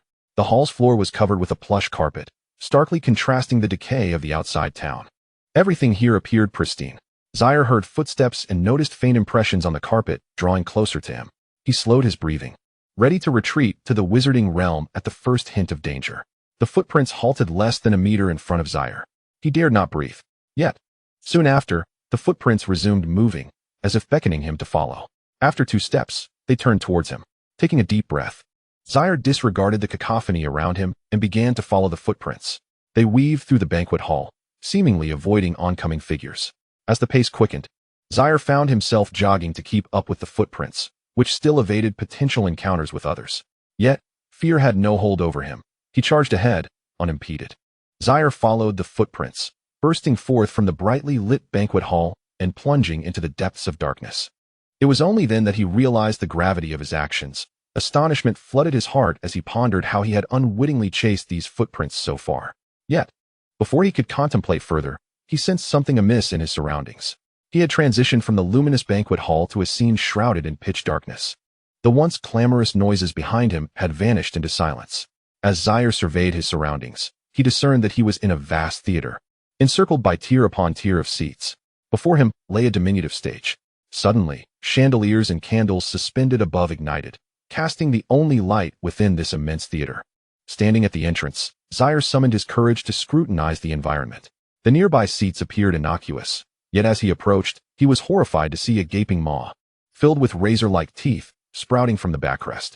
The jagged teeth opened and closed as he drew nearer, yet the mouth could not strike at Xia'er, who remained standing. Doubt gripped Xia'er as he gazed at the multitude of seats, perhaps numbering in the thousands, if not tens of thousands. Surely, not every seat harbored such a monstrous entity. The sheer number was staggering. He couldn't help but question whether these seats were dormant.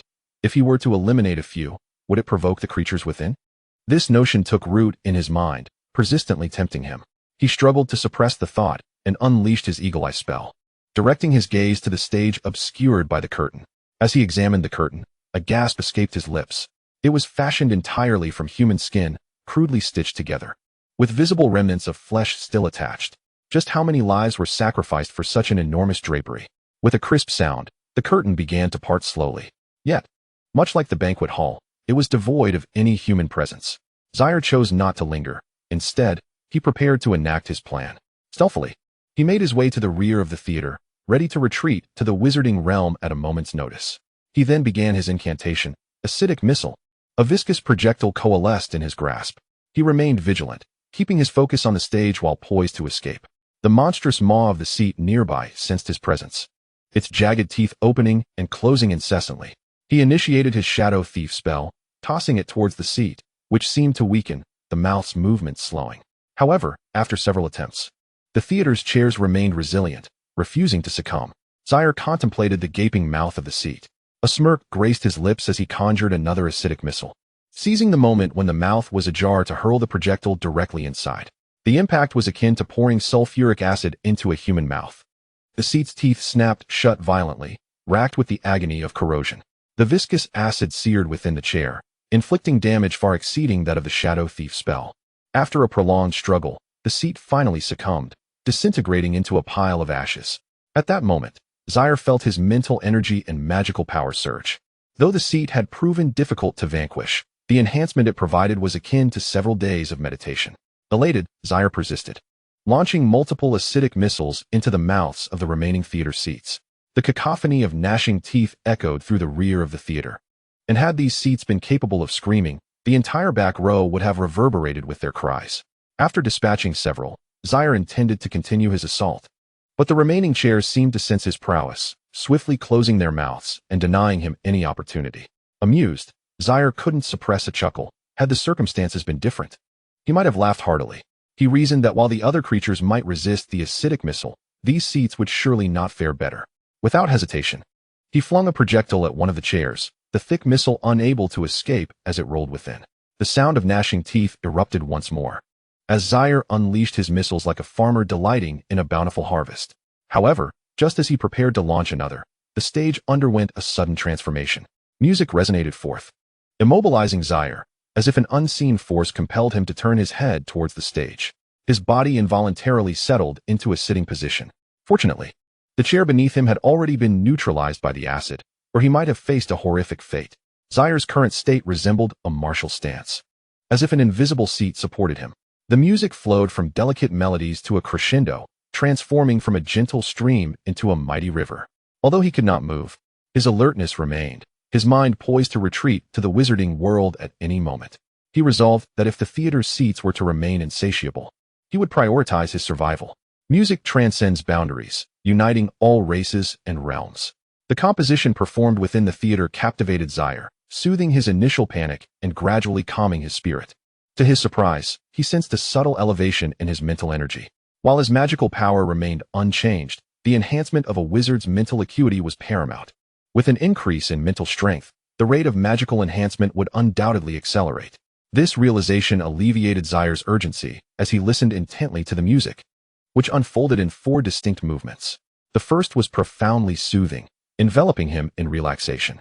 The second introduced a hint of climax, as the gentle flow intensified into a powerful current.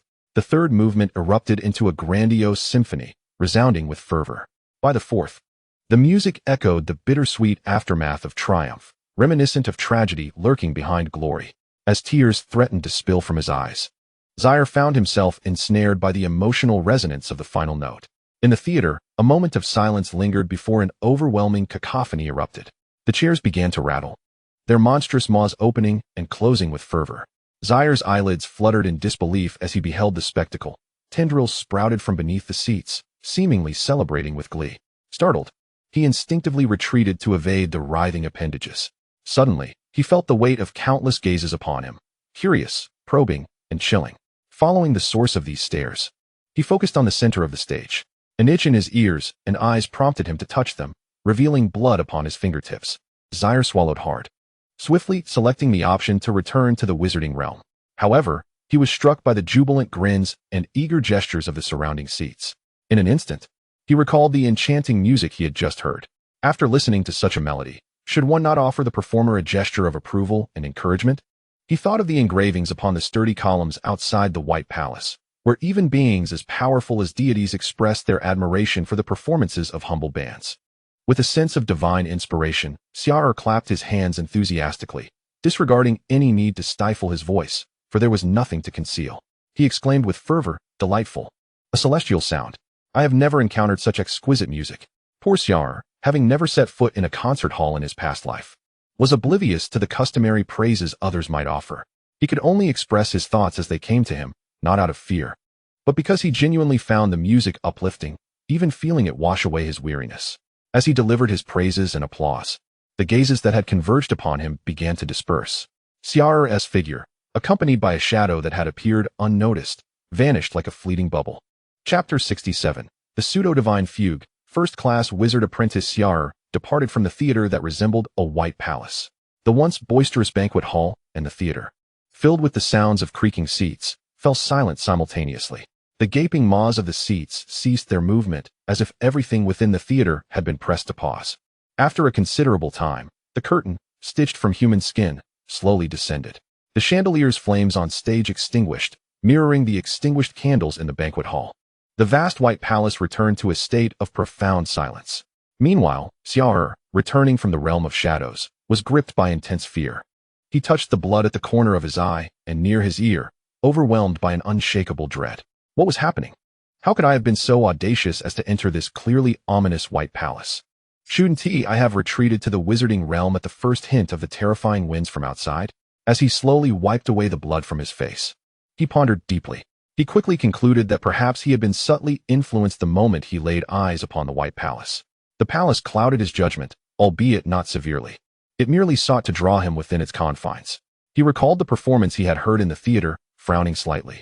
Could it be that the intention behind drawing him in was solely to listen to their music? Ding! A notification sound from WuDuoDuo reached his ears. Xia'er hastily checked to find the latest announcement. You have garnered the attention of the Xia'er Symphony. You have received a ticket to the Xia'er Symphony. You have listened to the Xia'er Symphony's Pseudo-Divine Fugue. Your mental prowess has been enhanced under the influence of the Pseudo-Divine Fugue. New merchants have emerged among the vendors. The Xia'er Symphony, like the Huixiang mask, bore a name that appeared garbled, devoid of any merchandise. Yet, having immersed himself in the music, Xia'er had reaped significant rewards. He cleaned the blood from his body, too pressed for time to continue contemplating the White Palace and the Xia'er Symphony. Such entities were evidently formidable and not to be trifled with. As a mere second-class wizard apprentice, he was but a trifling plaything in their hands. Looking around, Xia'er realized he was no longer within the city. It was clear that the location of the White Palace had extended far beyond the actual projection of the wizarding realm in the realm of shadows. Xia'er raced through the night, first returning to the old rat farm outside the manor. Along the way, he encountered a small nest of goblins.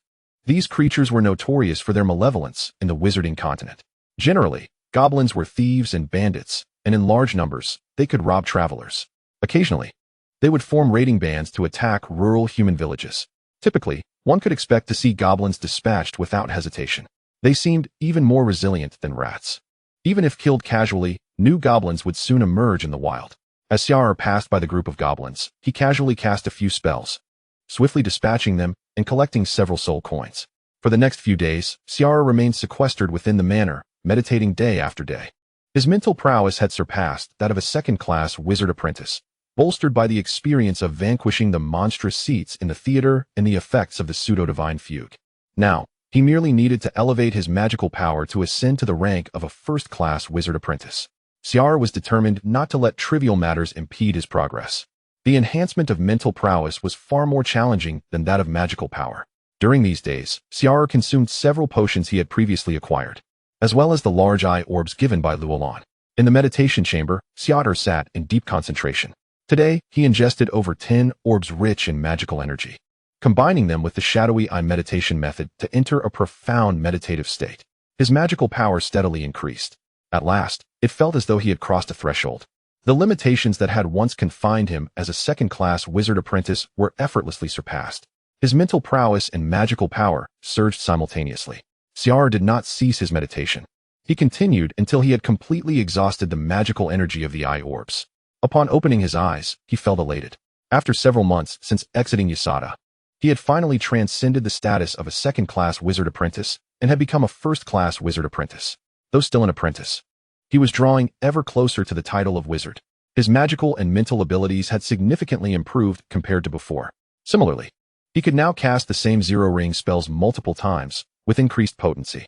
His combat capabilities were considerably enhanced, bolstered by the multitude of spells he had mastered. Upon leaving the meditation chamber, he traversed the corridors of the manor, where he encountered Xia'er, who had just emerged from another meditation room. She appeared to be in good spirits, having experienced rapid progress in her meditation recently, likely due to the arrival of the realm of shadows and the consequent fluctuations in magical energy. As she rose from the meditation chamber, she unexpectedly thought of Xia'er. They were both second-class wizard apprentices, and she had heard that he practiced meditation daily, reluctant to use potions, opting instead to consume eye orbs. How long would it take him to become a first-class wizard apprentice through such means? As Xia'er pondered this, she exited the meditation room and encountered Xia'er. Her gaze shifted from confusion to astonishment as she exclaimed, You have become a first-class wizard apprentice. How could this happen so quickly?" Xia'er had just completed his breakthrough, and his aura was not yet stable, making it easy for others to discern. He nodded, affirming, "Indeed, I have just broken through." After a moment's thought, he added, "Perhaps it is because the shadowy eye meditation method suits me well." Xia'er instinctively clenched her hands, awkwardly congratulating him. "Congratulations." With that, she hurriedly departed.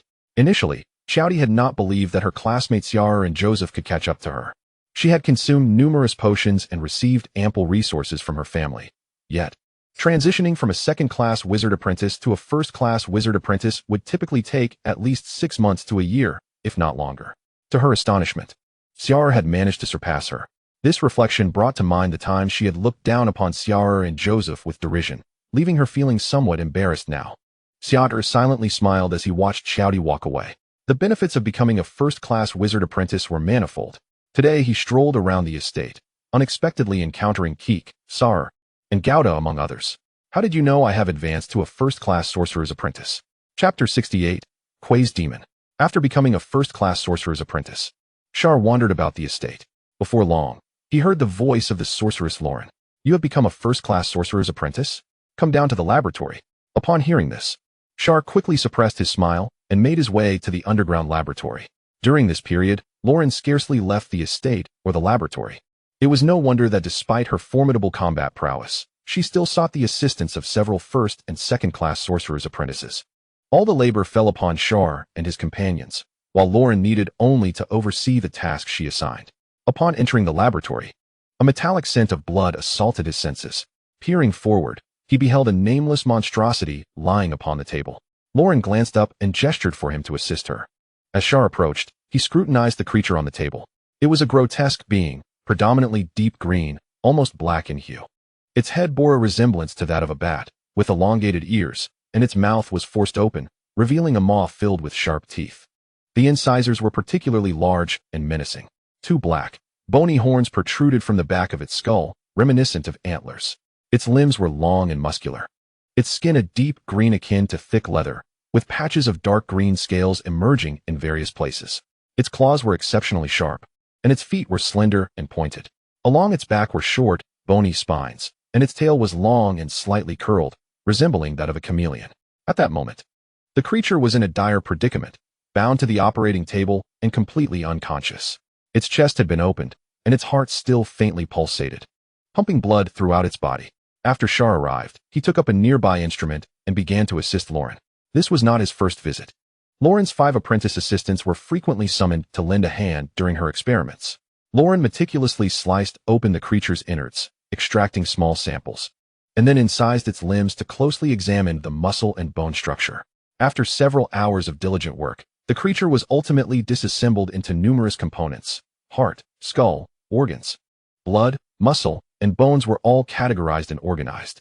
Even the eyeballs were carefully extracted and set aside. Xia'er's gaze lingered on one of the eyeballs for a considerable time before reluctantly shifting his attention away. The overwhelming presence of the creature, even in its unconscious state, instilled a sense of pressure within Xia'er. This was evidently a consequence of the disparity in their levels. Clearly, even as a first-class sorcerer's apprentice, Xia'er was no match for this creature. Lauren wiped her hands clean, surrounded by floating tomes and notes, as a quill automatically inscribed data pertaining to the dissection experiment. "Do you know what this is?" she inquired.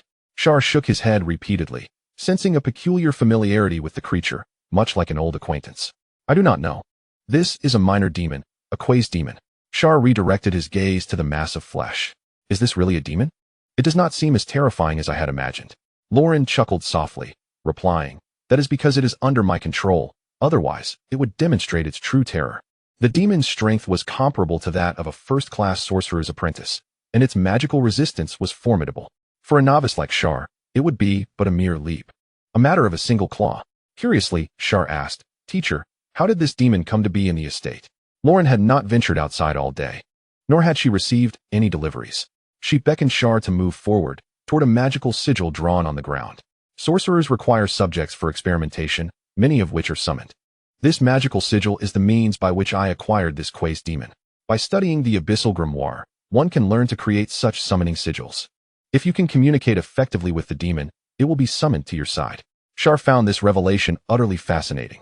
Lauren continued to elaborate on the quasi demon, stating, "This type of quasi demon is among the weaker demon species in the abyss, roughly equivalent to the strength of a first-class sorcerer's apprentice. Above it, there exist countless other demons." Xia'er recalled the succubus Delise from his WuDuoDuo Mall and inquired, "Teacher Lauren, what level is a lower demon?" Lower demons rank higher than minor demons. In terms of our sorcerer's hierarchy, they are roughly between the first and second rings.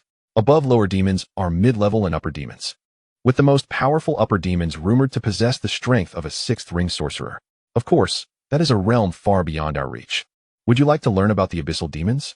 At Lauren's query, Xia'er nodded vigorously, exclaiming, "Teacher, I certainly wish to learn more about abyssal demons. I possess a faint demonic bloodline within me and aspire to purify it further." Lauren laughed at this, saying, "Your ambition is commendable, and I have high hopes for you. Initially, I favored Jodi, as her family background is advantageous, and she is diligent in her studies, benefiting from familial resources. However, I never anticipated you would surpass her to become a first-class sorcerer's apprentice first. It seems your demonic bloodline has granted you greater enhancements than expected. How about it? Are you interested in becoming my disciple and studying under my tutelage?"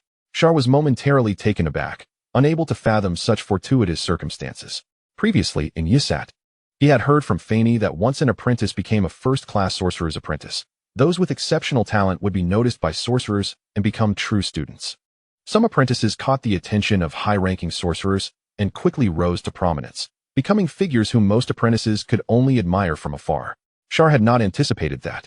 Having just made his breakthrough without even seeking out a sorcerer, Lauren would take notice of him. No, it was as if she had recognized him on behalf of her mentor. After a brief moment of hesitation, Xia'er declared loudly, "Teacher, I am willing." Lauren nodded with a smile, "Excellent. You are quite decisive, even without inquiring who my mentor is." Xia'er replied, "Regardless of who your mentor may be, the fact that they have imparted such remarkable skills to you signifies their strength. I am eager to become their student."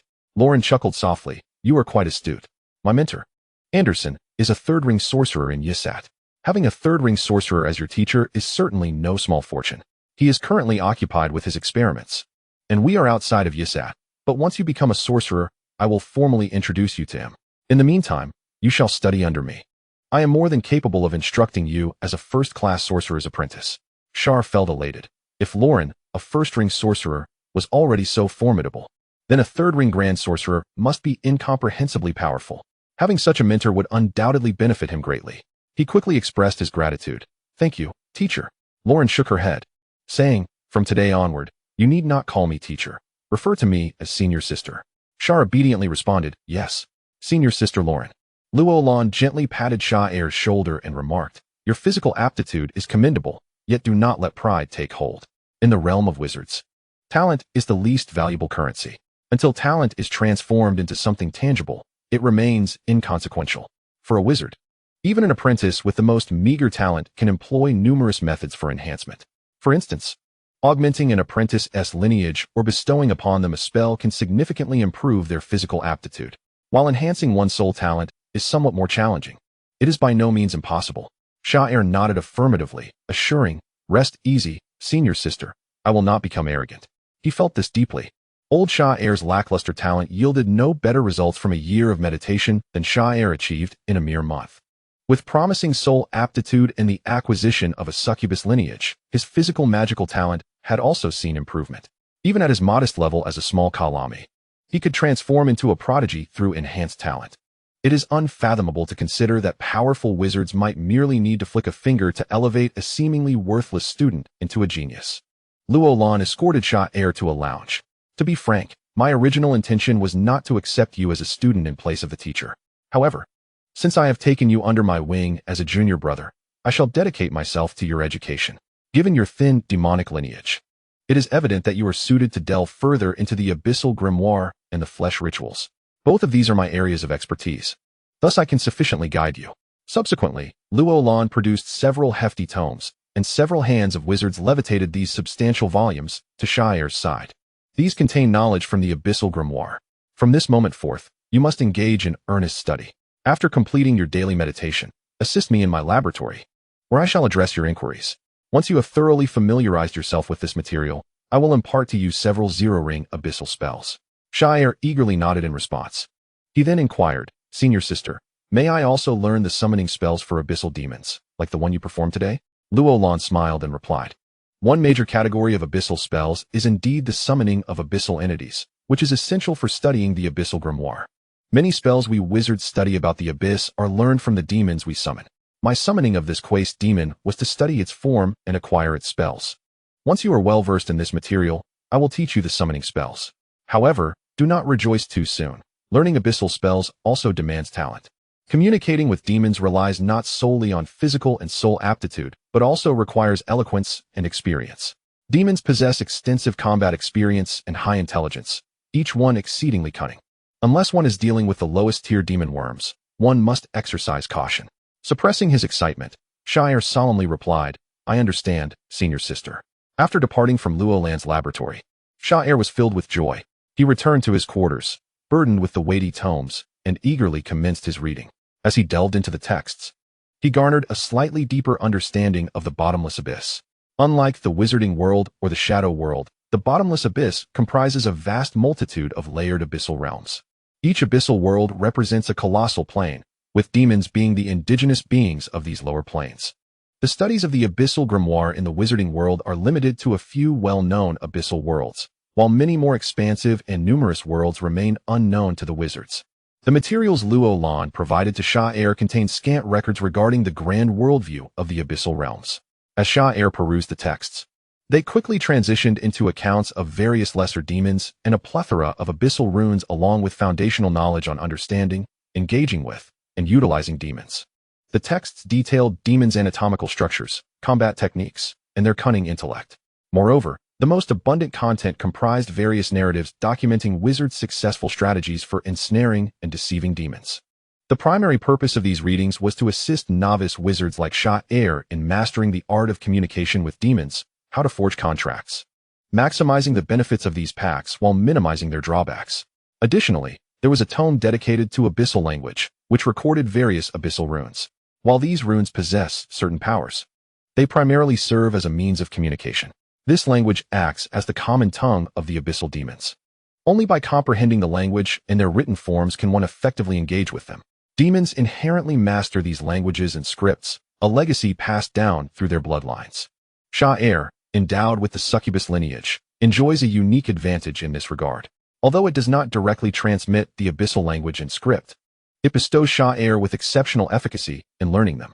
He is able to grasp numerous abyssal runes each day with remarkable ease, and some simple runes and characters can be memorized after a single glance. His reservoir of knowledge burgeoned during this process, and he soon mastered the vast majority of the commonly used abyssal language and script. In the laboratory, WuDuoDuo was dissecting another demon. After breaking through to become a first-rate wizard apprentice, Xia'er's attitude toward learning became earnest, and he had not ventured into the shadow world for over a month. Each day, he immersed himself in the texts, diligently studying the knowledge contained within the abyssal grimoire. During his free time, WuDuoDuo would occasionally summon Xia'er to the laboratory as a research assistant. However, in the span of over a month, WuDuoDuo had only managed to summon tangible demons twice. Xia'er posed the question, "Senior sister, why have you summoned tangible demons so infrequently?" WuDuoDuo sighed. "I too wish to summon more tangible demons, yet they are not so easily called forth. Have you ever been fishing?" Xia'er nodded. WuDuoDuo continued, "Summoning tangible demons is akin to fishing. Just as you must bait the waters to attract fish, summoning demons requires sacrifices. Fishing demands patience. For many fish will nibble at the bait, yet remain unhooked. Summoning demons is similar. Demons are far more cunning than fish. The majority of demons, upon consuming the sacrificial offerings, will disregard our summons. Thus, it becomes clear, Xia'er gradually comprehended. The knowledge gleaned from the abyssal grimoire elucidated that summoning demons falls into two categories: tangible demons and demon projections. Summoning a demon projection is relatively simple. It merely requires the provision of magical energy and the sacrifice of a portion of one's soul energy to call forth a demon. Afterward, one must replenish the sacrificial blood and soul to maintain the connection. However, summoning a tangible demon is exponentially more challenging. One must first deceive the demon before making the sacrifice. Some less astute demons may be summoned. But the difficulty of summoning tangible demons lies not only in gaining the demon's consent, but also in the substantial magical energy required for the summoning. The demon WuDuoDuo summoned this time was classified as a minor demon, affectionately dubbed a little demon. This type of minor demon is among the most common entities in the abyss and embodies the quintessential image of a minor demon, standing approximately 1.2 meters tall, with a lean physique entirely cloaked in a black-red hue. Behind him, there were a pair of bat-like flesh wings, and on his head, 2 black horns protruded. This diminutive demon could fly, adorned with black and crimson scales, boasting commendable defensive capabilities, categorizing him as a low-level demon with the combat prowess of a first-rate apprentice. At that moment, this demon was imprisoned, subjected to various tests of sorcery by WuDuoDuo. "Oh, feeble human, if you release me and allow me to return to the abyss, I vow to bestow upon you immense power." The diminutive demon, confined within a specially crafted cage, resembled an injured beast. He hunched over, and upon seeing Xia'er enter, it was as if he had spotted a lifeline. Seizing the opportunity while WuDuoDuo was distracted, he whispered temptingly to Xia'er. Throughout his coaxing and Xia'er's gaze, this little demon transformed into a robust figure, exuding a formidable presence, his visage twisted into a terrifying grimace, brimming with overwhelming power. Xia'er chuckled softly, prodding the demon with a tool in hand, and in an instant, the demon's mighty demeanor deflated like a punctured balloon. "You wish to grant me power?" Xia'er taunted. "Hiss." The little demon lunged at Xia'er in a frenzy, only to be thwarted by the bars before him. "Release me! Release me! You foolish mortals! Do you even know who I am? You shall regret this, undoubtedly." The demon flailed within the cage. At that moment, the busy WuDuoDuo glanced back at the little demon. Instantly, he wilted, retreating to a corner of the cage. Xia'er casually inquired, "Sister, when will we dissect this little demon?" Upon hearing this, the demon scrambled to the edge of the cage, kneeling and extending his hands through the bars, yearning to grasp Xia'er. "Mighty human, please do not dissect me. I still hold value. I can be of assistance. I have friends in the abyss, and I can summon them for you." Having completed her tasks, WuDuoDuo casually pointed, and a syringe floated gently into the iron cage. With her back turned to the little demon, she instructed, "Draw some blood for me, or else." The little demon hastily accepted the syringe and plunged the thick needle into his body, commencing the extraction of blood. The needle was as thick as those used to inject a sow, causing the demon to grimace in pain. Observing the demon draw blood, Xia'er realized that his earlier mention of dissection was merely a ploy to intimidate the creature. This little demon had likely only just been summoned. Such a valuable specimen would not be dissected so swiftly. Typically, Luolan would study such a demon for an extended period before resorting to destructive dissection when it was no longer useful. After all, other experiments could be conducted repeatedly. While dissection was a one-time affair, once dead, it was irrevocable. Upon completing the blood extraction, Xia'er approached Luolan with the vial of demon blood. Luolan added the blood, which emitted tendrils of black smoke, to various magical powders, continuing her concoction. Xia'er, adhering to Luolan's directives, assisted in the preparation. After their labors, they produced a singular, peculiar potion. Xia'er inquired, "Sister, what manner of potion is this?" Luolan shook the vial, revealing fragments of shattered runes swirling within.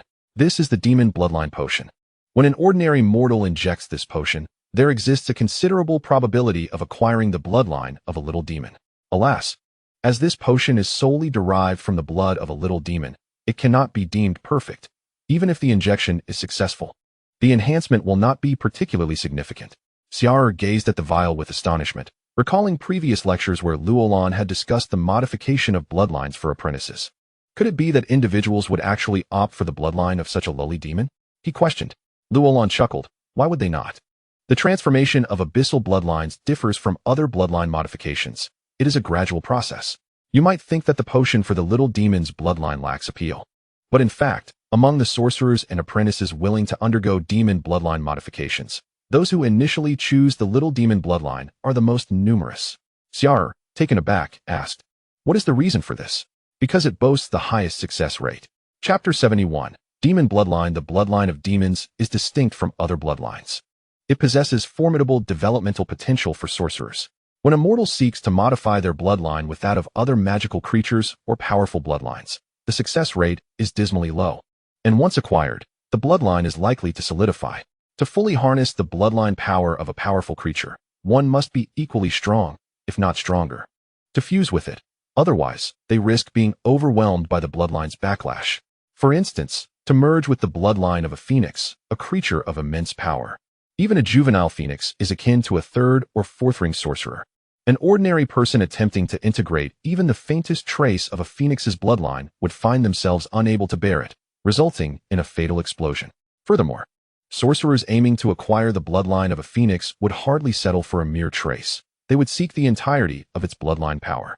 To achieve this, one must be powerful enough to entirely seize the phoenix's bloodline. After hearing this, Xia'er grasped the rationale from the Abyssal Demon Codex. He understood that the demon bloodline could be continually purified and traced back to increasingly powerful demons. Thus, the choice of the little demon's bloodline serves to allow apprentices to experience the demon bloodline early on, subsequently purifying or augmenting it as they grow stronger. Luolan nodded, affirming, "You are correct. The demon bloodline is inherently a murky cauldron. The notion of pureblood demons is rare. Demons evolve from demonic worms, during which countless bloodline evolution paths may exist within them. All documented demon bloodlines have the potential for successful evolution, though the vast majority of worms can only evolve into little demons. Becoming a little demon, a quasi-demon, or further ascending to a lesser, mid-tier, or higher demon entails discarding or assimilating unnecessary bloodline paths. As they grow stronger, their bloodline power naturally intensifies. This applies not only to demons, but also to humans who acquire demon bloodlines. They too can enhance their bloodline through consumption and assimilation of additional demon bloodlines. After all, among the fallen humanity in the abyss, possessing a demon bloodline is not considered peculiar. Xia'er comprehended this well. Thus, it appeared that the demon bloodline was advantageous in certain respects. Luolan continued, however, the demon bloodline is not without its drawbacks. Abyssal demons are often cunning, yet occasionally lacking in intellect due to their innate chaotic nature. By acquiring a demon bloodline, one must also bear this consequence. Sorcerers seek to master power rather than be dominated by it. Therefore, finding a balance between bloodlines and sorceress power is a matter worthy of careful consideration. The low-level nature of the little demon's bloodline minimizes negative impacts, which is why the little demon bloodline potion enjoys brisk sales. Xia'er remarked, "So, does this mean the little demon can continuously produce magic stones?" Luolan laughed at this, shaking her head. "How could that be? The blood I had the little demon draw was anything but ordinary. This syringe is an artifact of sorcery. After casting my spell, The blood I extract is imbued with the bloodline power of a lesser demon. This diminutive demon can only sustain 2 more extractions before it can no longer yield blood suitable for crafting a bloodline potion. Upon hearing this, Xia'er swiftly turned to glance at the little demon. Indeed, the once vibrant creature now appeared utterly feeble, akin to a state of impotence. Observing the pitiful condition of the demon, Xia'er could not help but shake his head in dismay. Since its summoning by Luolan, this little demon had embarked on an irreversible path. Following the established protocol, the next steps would involve experimenting with various spells of Luolan and collecting feedback data. Ultimately, when this little demon becomes of no further use, it would be subjected to dissection. After assisting with today's experiments, Xia'er addressed Luolan, saying, "Senior sister, I have finished reading the books you provided and wish to acquire further knowledge." Luolan nodded and began to assess Xia'er's learning progress. However, there was no issue with Xia'er's comprehension. Since he commenced his studies in the Abyssal Grimoire, he had purchased Luolan's insights using soul coins. Over the course of a month, he had sufficiently absorbed this foundational knowledge of an apprentice. After her inspection, Luolan nodded in approval. "Your learning efficiency is commendable. Achieving such rapid understanding of these materials without the aid of potions demonstrates your serious approach to study. You may now learn how to forge contracts with demons and summon them." Luolan handed Xia'er several small scrolls, instructing him, "These spells are for you to study. Begin with the most basic summoning of demon worms. Familiarize yourself with the details of the summoning." "Yes, senior sister," Xia'er replied as he accepted the scrolls. Among the scrolls Luolan provided, there were primarily 3: Zero-ring sorcery, summon demon worm, summon lesser demon, demon companion. Each of these spells possesses distinct effects. The first spell simply summons a demon worm, which emerges from the infernal river of the abyss, originating from a layer known as the worm hell. Demon worms are the lowest tier of demon entities, roughly the size of a rat, with comparable combat prowess. Their primary means of attack involves biting with their mandibles, resembling oversized, plump maggots. Larger and more evolved worms can reach a size comparable to a dog. At this stage, their skin becomes tough and opaque, and their combat capabilities rival those of third-tier apprentice wizards or knights. Worms do not possess projections. If you can summon one, it is the real entity. The summoning of a lesser demon is an advanced form of sorcery. This can call forth lesser demons equivalent to first-tier apprentice wizards, such as Quaceman and Mesodemon. However, such summons are merely projections of the demons, necessitating the signing of contracts, and a multitude of contracts is essential. This is because not every summoning will elicit a response from the demons, and this tier of demon is relatively weak within the abyssal realm, frequently facing demise. Even if one signs contracts with 100 lesser demons, only a few may remain capable of responding to summons after a while. The last spell, summoning a demon companion, is the genuine summoning of a demon's essence. It also requires an initial contract, followed by opportunities to persuade the demon before bringing it into the wizarding world. However, given Xia'er's current strength and experience, successfully summoning a demon entity into the wizarding realm remains quite challenging. For Xia'er, learning sorcery is remarkably straightforward. Having acquired Luolan's insights on these 3 spells from the WuDuoDuo Mall, he mastered them within merely half a month. Luolan had grown accustomed to Xia'er's rapid progress in sorcery, as many of his previous spells were also purchased from her. In the laboratory, Luolan explained to Xia'er, "Summoning a demon worm is quite simple. They are driven only by the desires for slaughter and sustenance. As long as you possess sufficient bait, you can summon one. Let us begin." For the initial summoning, Luolan would supervise Xia'er. Xia'er prepared an offering, a hapless goblin he had captured. On the ground, he had drawn a protective array of sorcerous runes, allowing him to interrupt the summoning at any moment. He commenced the incantation while sacrificing the unfortunate goblin. The goblin had been rendered unconscious, leaving it no chance to react, as its soul was extracted by the sorcery to communicate with the demon worm, or what could be called bait. Before long, Xia'er noticed movement. A magnified version of a worm began to materialize within the sorcerous array before him. Simultaneously, Xia'er's magical energy was being rapidly depleted.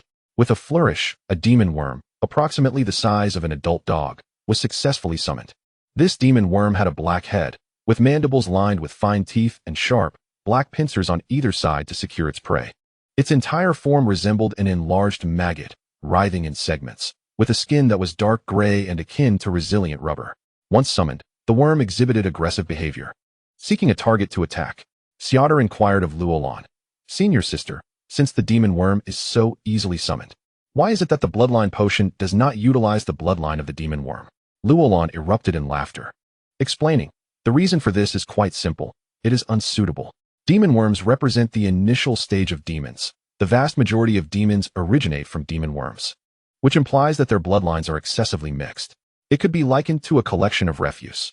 Potions crafted from their bloodline would only lead to one outcome, bloodline mutation, resulting in a disintegration into a puddle of flesh. After summoning, the worm, unattended by Xia'er, had already crawled onto the goblin's corpse and commenced its feast with evident relish. What use does this worm serve? Xia'er pondered. While demon worms may appear repulsive, their lack of numbers renders them largely harmless. For ordinary individuals, they may cause visual pollution, leading to feelings of nausea and dizziness. However, for apprentice wizards or other entities, they hold little significance. With a gentle wave, Luolan crushed the demon worm, which rapidly shrank, emitting wisps of blue smoke until it transformed into a small mass of black viscous liquid. Once the worm perished, Xia'er felt the connection to the summoned creature sever. Yet there was no backlash. Luolan remarked, "Summoned demon worms typically have little utility, but they can be slain and used as offerings for summoning lesser demons, who rather enjoy such fare. However, it is crucial to note that while killing demon worms does not affect your subsequent summoning and incurs no backlash, the daily number you summon and slay should not be excessive. Otherwise, you may find it impossible to summon demon worms for a period." Xia'er nodded in understanding. Many summoning spells possess such limitations, with even stricter constraints. For instance, summoning natural monsters, like ferocious wolves, if they are continuously killed, would make it exceedingly difficult to summon such entities again, necessitating a prolonged waiting period before resuming summoning. In contrast, summoning demons does not present such concerns. As long as one does not kill too many in a short time, the Abyss allows for casual summoning. Having familiarized himself with the summoning of demon worms, Xia'er began to practice another spell, summoning a lesser demon. The sacrificial offering was, regrettably, a hapless goblin. Luolan stood by, emphasizing the importance of attention to detail. When summoning a minor demon, the most crucial aspect is the signing of a contract with the demon. You are already aware of the significance of such contracts. Therefore, it is imperative to adhere strictly to the established template. Even when you find yourself unable to discern the contract, do not alter the template, regardless of the demon's objections. It is essential to understand that in the Abyss, the number of demons is virtually limitless, so there is no need to fear an inability to summon one. Xia'er nodded earnestly, exclaiming, "Yes, senior sister, I understand." He proceeded to initiate the summoning, meticulously inscribing runes while offering the goblin as a sacrifice. Soon, his mental energy began to penetrate a unique realm, the very place designated for summoning demons and establishing contracts. Although he had previously heard Luolan's descriptions of this scene, experiencing it for the first time was still an extraordinary sensation. The surroundings were shrouded in darkness, yet distant specks of light flickered like stars. Encircling Xia'er was a sphere of goblin soul energy, the very essence utilized to entice demons. Before long, he sensed the presence of a minor demon's consciousness. The exchange between them was succinct. Xia'er presented the contract for the demon he wished to summon, and those willing to accept could receive a fragment of the goblin's soul, approximately 1/3 of it. Some demons acquiesced, while others sought to negotiate the terms of the contract further. However, Xia'er paid no heed to such demons. If you refuse to sign, there are plenty of others who will. Before long, Xia'er's prepared goblin soul energy was entirely consumed. This time, he had readied 10 goblins worth of soul energy and successfully entered into contracts with 30 demons. The demons were well versed in the nature of a wizard's contracts, as such stipulations were ingrained in their bloodlines. The collaboration between wizards and the abyssal demons had commenced long ago. The contracting process proceeded remarkably smoothly. However, the true responsiveness of the summoned demons was not guaranteed. Some demons, having taken advantage of the soul energy, would disregard the contract entirely. Nevertheless, if the opportunity arose, these demons would still be inclined to heed a summoning, eager for additional gains. The aroma of soul energy and blood was an exquisite delicacy for demons. Chapter 73. The crystal ball with the contracts finalized. Xia'er extricated himself from the realm of contracts. The recent interactions with the demons left him feeling somewhat dizzy. Each demon, regardless of its power, exhibited a cleverness that was undeniable. When their numbers swelled, demons might engage in infighting and treachery for various reasons. Yet, when viewed as independent entities, their cunning became evident. Even the most cunning of groups could find themselves compelled by necessity to enter into contracts with Xia'er. After a brief respite, Xia'er formally commenced his sorcery, the summoning of a minor demon. As he conjured runes in his mind and constructed the sorceress model, his magical energy, along with the previously prepared soul energy, gradually dwindled. With a flourish, a diminutive summoning rune array materialized before him. A low-tier quasi-demon was summoned, comparable in size to the one Luo Lan had previously dissected, yet its perceived threat was considerably diminished. Luo Lan had summoned a corporeal demon, having lured it into surrendering its form, while Xia'er's summoning was merely a projection of the demon, far inferior in combat prowess compared to its true self. Typically, a projection retains only about 70% of the original's strength. Nevertheless, the two quasi-demons bore a striking resemblance, akin to how demons perceive humans, perhaps to them. All humans appear alike.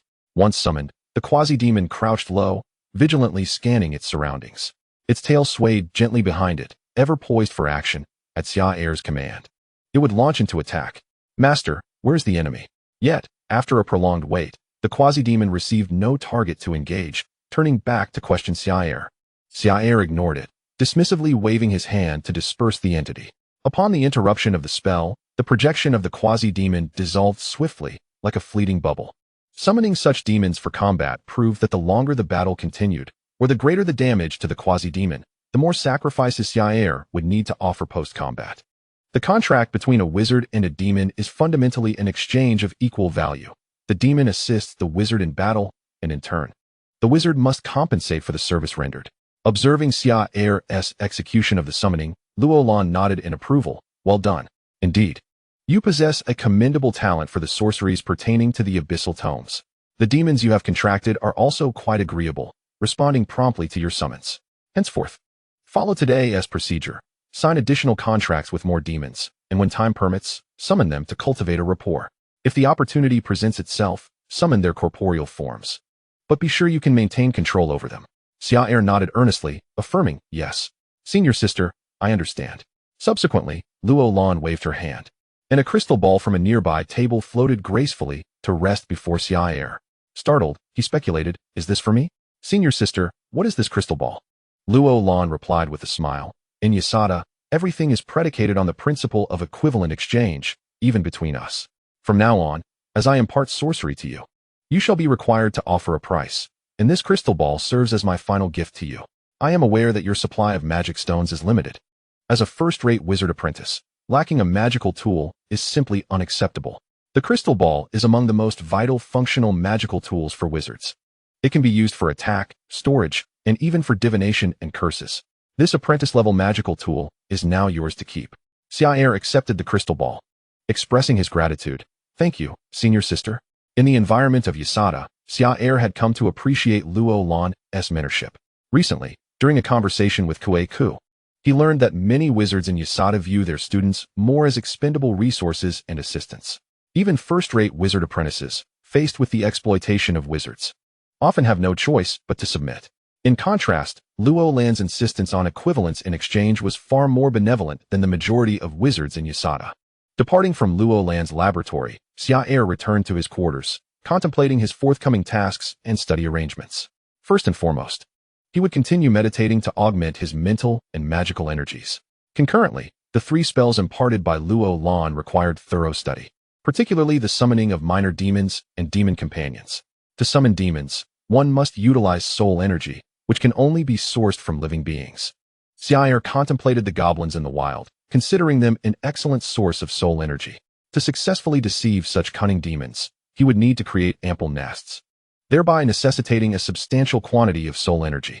Gazing at the crystal ball in his hand, he felt a renewed wave of gratitude toward Luo Lan. Such a crystal ball, if purchased with magic stones, would cost at least hundreds of them. Reflecting on this, it dawned on him that Luo Lan had reinvested all the magic stones she had previously garnered from him back into his own development. The crystal ball's myriad uses, including its capacity to store soul energy, made it a splendid magical tool. Subsequently, Xia'er pondered the summoning of demon worms to transform mice. Was there potential in this endeavor? The wizard's practice of altering living beings and even optimizing bloodlines was not uncommon. Xia'er yearned to engage in such an experiment, whether to augment his combat capabilities or to refine his skills for future bloodline enhancements. This notion stirred a sense of urgency within him. He had been rather occupied lately, only managing to check on the mice he had been nurturing every few days. Fortunately, this batch of mice had been raised since their infancy, Otherwise, they would have perished. After organizing his belongings, he made his way to the farm outside the manor. Xia'er's mice were separated by gender, so there had been no reproductive increase during this period. Upon seeing the glossy-furred mice once more, he utilized his skills in rat speech and mouse training, employing 2 basic spells to train them anew. Under Xia'er's commands, the mice formed formations, sometimes aligning into squares and at other times into serpentine lines. They were obedient in most aspects, save for performing circus tricks. Observing these mice, Xia'er pondered quietly. Perhaps he needed to acquire a spell for enslavement before proceeding with any modifications to the mice. Otherwise, if they were compliant before the transformation but rebellious afterward, it could lead to significant complications, wasting time and requiring constant vigilance. In the following days, Xia'er rode his horse in search of small bands of wandering goblins and minor goblin tribes around the town. The goblins, when faced with Xia'er, exhibited little to no capacity for resistance. At the outskirts of a small goblin settlement, Xia'er observed from a distance. This settlement consisted of several small groups of wandering goblins, located somewhat far from the town, in the wilderness. In these undeveloped wilds, such places posed considerable danger to ordinary people. Even though the wizarding continent was vast and home to many powerful wizards, few were willing to lower themselves to serve mere mortals. At least within the confines of Isata's control, of which Xia'er had witnessed none. Not exploiting these ordinary folk or treating them as sacrifices for soul energy was already a sign of moral awakening. This goblin settlement housed over 100 goblins, large and small. The sun blazed brightly today, and the heat compelled many goblins to stay within their settlement. It featured simple grass huts. The civilization level of these goblins was not high, but being sentient beings, they understood how to make their lives comfortable. In Xia'er's hand lay a crystal ball, once transparent, now transformed into a murky blackness, with wisps of smoke swirling within. This contained the soul energy Xia'er had recently collected from the goblins in the wild. These small groups of goblins possessed little productivity. They did not engage in agriculture and relied entirely on foraging and hunting for sustenance. Occasionally, they would raid human villages and fields, and when encountering solitary or outnumbered humans, they would resort to kidnapping. Generally, those abducted met grim fates, often ending up in the bellies of these goblins. At the center of the settlement, atop a grass hut, several human and bovine skulls were impaled on wooden stakes, indicating the goblins' lack of benevolence. The crystal ball in Xia'er's possession was nearly filled. Eliminating this goblin settlement would suffice to complete his task. Before engaging in combat, Xia'er scouted the surrounding environment. Even as a first-tier wizard apprentice, he understood the importance of pre-battle preparations. After devising several combat strategies and escape routes in case of unfavorable circumstances, Xia'er commenced the true battle. He envisioned runes in his mind, forming a spell model. Summon lesser demons. With his current mental capacity, Xia'er could control the projections of 3 demons. Using part of the soul energy as a sacrifice, he prioritized summoning 3 frequently called upon imbecilic demons in his signed contract. To summon these demonic allies, he needed them to become familiar with his commands. Each summoning required soul energy and blood, and as the demons reaped benefits, their wariness would gradually diminish. Soon, the projections of the 3 demons materialized. Among them, 2 were quasi-goblins, and 1 was a mezzo-insect demon. Xia'er was quite familiar with the quasi-goblins. The mezzo-insect demon, as recorded in the Abyssal Demon Codex, was a gregarious type of demon. They possessed a rigid organizational structure, reminiscent of both demons and insects. Rarely did they engage in infighting within their ranks. Mezzo-insect demons also exhibited considerable strength, including low-tier, mid-tier, and even high-tier demons. Their internal hierarchy resembled that of insects. Compared to quasi-goblins, mezzo-insect demons exhibited a higher compliance with Xia'er's commands. In combat, Xia'er favored the mezzo-insect demons, but to summon demonic allies, he still preferred to call upon the quasi-goblins. As the 3 demons were summoned, the quasi-goblins lay in wait, while the mezzo-insect demon wielded a trident as a weapon. One quasi-goblin rasped, "Wizard, where is our target?" Xia'er pointed toward the goblin settlement ahead and declared, "There lies a horde of goblins. Eradicate them." The 3 demons fixed their gaze upon the nearby settlement, with the quasi-goblin baring its teeth, its fangs glinting in the sunlight. Blood, carnage, devour. Under Xia'er's simple command, the 3 demons diverged into 3 directions, charging toward the goblin settlement. Xia'er did not dare direct them to charge in unison, fearing they might turn on each other en route, a common occurrence among demons. They were cunning and intelligent, yet that did not preclude them from infighting. As the demons charged, Xia'er commenced his spellcasting. having attained the status of a first-tier wizard apprentice. His magical power had significantly increased, allowing him to amplify the potency of his basic spells upon release. His casting speed also saw a slight improvement, enabling him to control most spells within a second. From a distance, he directed his magic toward the goblin settlement. Swarm of Moths.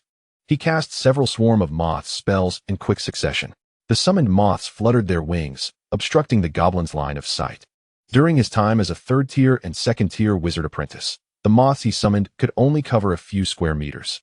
However, as a first-tier wizard apprentice, the area of coverage had expanded considerably, and he could summon a larger quantity. The goblins, captivated by this wondrous spectacle, saw some of their number leap up to seize a few moths and stuff them into their mouths. Gurgle, why are there so many moths? Some goblins expressed bewilderment. While a few goblins consumed the moths, they found the familiar texture absent, biting down only to encounter emptiness. The goblins, distracted by the moths, began to emerge from their grass huts. The already poor visibility due to the moths was compounded as the goblins scurried about in a frenzy to catch them, creating chaos throughout the settlement. The quasi-goblins and mezzo-insect demons were swift, relying on their robust physiques and spell-like abilities. Their combat prowess on par with that of a first-tier wizard apprentice. Compared to these goblins, they were vastly superior. Stinking Cloud. The quasi-goblin hurled its innate spell toward the area where the goblins were most concentrated. Ugh, ugh. Even though goblins had a high tolerance for foul odors, they found the overwhelming stench of the stinking cloud unbearable.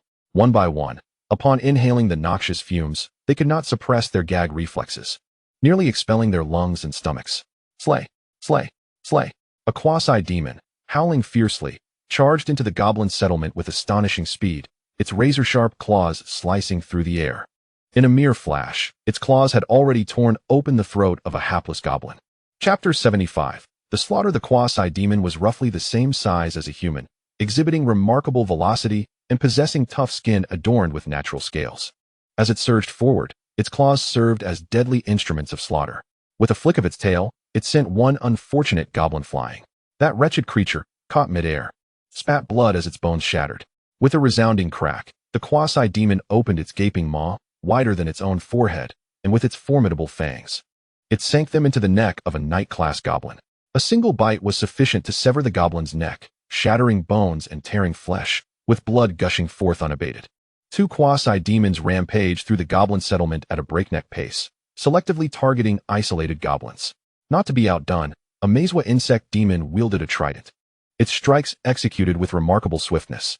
The Mazwa insect demon's body resembled that of an insect, encased in a chitinous exoskeleton and scales that provided formidable defense. The trident in its grasp was exceptionally sharp, emitting tendrils of black smoke with each swing. With a swish and a crack, the Mazwa insect demon's trident cleaved through the goblin's body. "Help me!" cried a goblin in despair. The quasi-demons operated like assassins, avoiding direct confrontation with the goblins, while the Mazwa insect demon resembled heavy infantry, undeterred even when surrounded by goblins. The feeble attacks of the ordinary goblins posed little threat to it. Instead, with each swing of its trident or swipe of its claws, it consistently achieved victory. The three demons wreaked havoc among the goblin horde, bathing themselves in blood, which only fueled their frenzied state, their eyes glowing crimson as they emitted meaningless howls. The goblin tribe descended into chaos, as the quasi-demons transformed their internal magic into a foul cloud technique.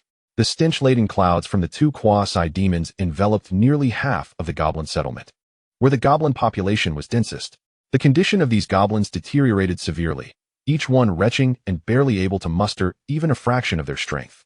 Furthermore, these goblins could not compare to those that Xia'er had slain in the Xia'er sewer, where they were well-fed and robust, likely having consumed substantial magical potion dregs, thus exhibiting greater combat prowess. In contrast, the wild goblins were gaunt, having gone days without sufficient sustenance, and few possessed knight-level combat capabilities. The three demons, even with their melee strength akin to that of a grand knight, found themselves in a veritable slaughter against such weak adversaries. Within the settlement, a few stronger goblins rallied from the rear, shouting, "Charge! Kill them! There are only 3 of them, and we have hundreds. If we kill them, we can feast on meat today." These goblin leaders fervently incited their kin, attempting to bolster morale. The greater the number of goblins, the bolder they became. With sufficient numbers, they would dare confront even the mightiest of beasts. In this settlement, there were at least 100 goblins, yet only 3 enemies had invaded. In that moment, these foolish goblins could not discern whether their foes were strong or weak. They charged headlong into battle. This reckless state would persist for a time until they finally grasped the grim reality of their situation. Upon witnessing their fallen comrades, fear would take hold, and they would begin to flee. Meanwhile, Xia'er remained undeterred in his assault. With demons diverting attention within the settlement, he effortlessly unleashed his sorcery. Bone Needle Swarm. The first-tier apprentice sorcerer unleashed a Bone Needle Swarm, augmenting his magic to increase the number of bone spikes by 2. 5 bone spikes hovered before Xia'er. He cradled a crystal ball in one hand, and with a flicker of his mental energy, the bone spikes shot forth. Whoosh! The sharp bone spikes whistled through the air, piercing the skulls of several goblins. Those fleeing within the settlement had no awareness of Xia'er's position before their heads exploded under the onslaught. Faced with such feeble goblins, Xia'er found no need to employ other spells. The Bone Needle Swarm was sufficient to dispatch the vast majority of them. Xia'er targeted those goblins attempting to escape the settlement. Their courage had been shattered by the brutal demons. Although the goblins were numerous, the rising count of their slain kin began to instill fear, prompting some to turn and flee. Yet beyond the settlement, a far more formidable Xia'er awaited. A dozen goblins burst forth from one of the settlement's passages, discarding their possessions in haste to enhance their speed. Behind them, a quasi-demon pursued relentlessly.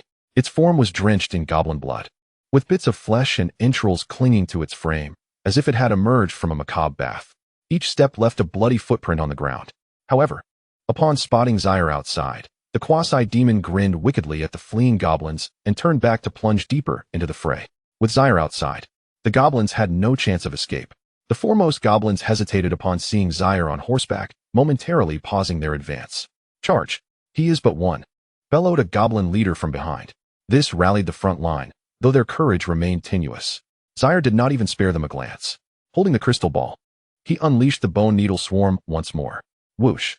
The sharp bone spikes, propelled by their forceful launch, struck down the goblins rushing toward Xia'er. A single bone spike was enough to eliminate those goblins. The fleeing goblins were sent tumbling backward, crashing to the ground. In an instant, the front line was obliterated by Xia'er's onslaught. The goblin leaders in the rear, witnessing the dire situation, turned to flee. Yet no matter how swiftly they ran, they could not outpace Xia'er's magic or the flight of the bone spikes. Ultimately, not a single goblin escaped. They were all dispatched by Xia'er's relentless barrage of bone spikes. The assault on the goblin settlement concluded swiftly. Throughout the entire skirmish, the goblins did not even graze the hem of Xia'er's cloak before being vanquished entirely. The settlement lay strewn with the bodies of fallen goblins, their blood and entrails pooling on the ground, soaking the earth. Xia'er, mounted on his steed and cradling the crystal ball, ventured deeper into the settlement to collect the goblin soul energy. Gazing at the dark crystal ball in his hand, he remarked, "At last it is full." Chapter 76. The Demon's Payment Within the Goblin Settlement. 3 demons, their bodies drenched in blood and bits of flesh, approached with deliberate steps. Even from a distance, one could sense the overwhelming stench of blood emanating from them. Xia'er, holding the crystal ball, cast a sidelong glance at the trio of demons. These demons were akin to unmanageable hounds. Even when bestowed with soul energy and granted the gift of slaughter, their hearts remained untamed. Were it not for the binding contract that summoned them, they might have attempted to ambush Xia'er. Yet constrained by the summoning pact and their status as mere projections, the demons were unable to betray him. Nevertheless, they sought out weaknesses, eyeing suitable points of attack on Xia'er. Upon mounting his steed, Xia'er felt an eerie chill sweep across his heart and neck, akin to a blade's cold wind. WuDuoDuo Mall, brandishing a spear, stood amidst a heap of goblin corpses, his trident still smeared with bits of goblin flesh. A Quasimo crouched on the nearby thatched roof, its elongated tongue licking the blood from its claws, its gaze flickering incessantly over Xia'er. With a disdainful snort, Xia'er dispersed his magic, banishing the projections of the 3 demons back to the abyss. In his ears lingered the Quasimo's final taunt. "Wait, let us bathe once more in blood." Regrettably, Xia'er afforded it no such opportunity, and the magic dissipated, the projections vanishing like fleeting bubbles. Surveying his surroundings, Xia'er employed his newly acquired zero-ring sorcery, Essence Extraction. This spell, learned in pursuit of gathering offerings for demons, allowed him to extract the essence from the blood and flesh of those rendered defenseless. As he unleashed the essence extraction, the goblin blood, previously flowing across the ground, began to coalesce and bubble, transforming into droplets of essence. Xia'er retrieved a large jar from his saddle to collect the extracted blood and flesh essence from the goblin corpses. This process occupied him for an extended period, and by the time he completed everything, twilight had descended. In the dim light, Xia'er donned his gray wizard robe with a hood, surrounded by the desiccated remains of goblins, their bodies reduced to mere skin and bones. The scene was disordered, and a few bats flitted about overhead. This unsettling tableau could silence a child's cries. Having gathered all his spoils, he rode back to his farm situated outside the manor, which had now become his base of operations. Setting the goblin blood and flesh essence aside, he entered a wooden cabin. The room was stark and empty, save for a magical sigil array inscribed upon the floor. This array, crafted by Xia'er himself, was intended for forging contracts with demons. The intricate design utilized a considerable amount of gold and silver solutions, along with powdered magic stones. Upon entering, Xia'er meticulously examined the array for any damage or signs of disturbance. After releasing his magical energy to gauge the array's response, he nodded in satisfaction. The sigil array was a crucial tool. Dealings with demons demanded utmost caution, and one could never be too careful. Seated within the array, Xia'er began to communicate cautiously with the demons, practicing his rhetoric, seducing them while also being seduced in turn. Yet, his heart was already icy. How could he be swayed by mere minor demons? On this occasion, he signed contracts with a multitude of demons, the ritual leaving him fatigued as he rubbed his temples. Subsequently, he modified several runes within the array, extracting a portion of soul energy and flesh essence. Preparing to offer sacrifices to the demons he had summoned for battle that day. Summoning demons carried its advantages, providing immediate combatants with commendable fighting prowess. However, it also bore its disadvantages, primarily the financial toll. When entering into contracts, Xia'er was required to expend a small amount of soul energy. Yet, summoning demons for battle necessitated a considerably larger expenditure of soul energy. Finally, post-battle, sacrifices were required to settle the dues, which could not be skimped on. Failure to provide adequate offerings would result in no demons responding to future summons. One might deceive a demon into revealing its true form to slay it in the wizarding realm. But neglecting to pay the dues after summoning a demon's projection was not an option. This time, however, only 2 demons accepted the offerings, while the Quasimo left Xia'er awaiting in vain for a long while. After the waiting period expired, the payment was deemed complete.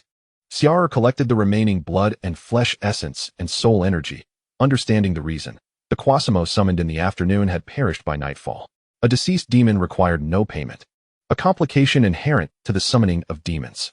Higher-tier demons might maintain their contracts for decades or even centuries, but lower-tier demons, especially those of minor stature, were as fragile as a candle flickering in the wind, susceptible to extinguishment at any moment. Xia'er aimed to sustain a minimum of 200 demon contracts over time to ensure swift summoning when combat was necessary. The turnover rate of demons was rapid, necessitating frequent rituals to secure contracts with lower-tier demons.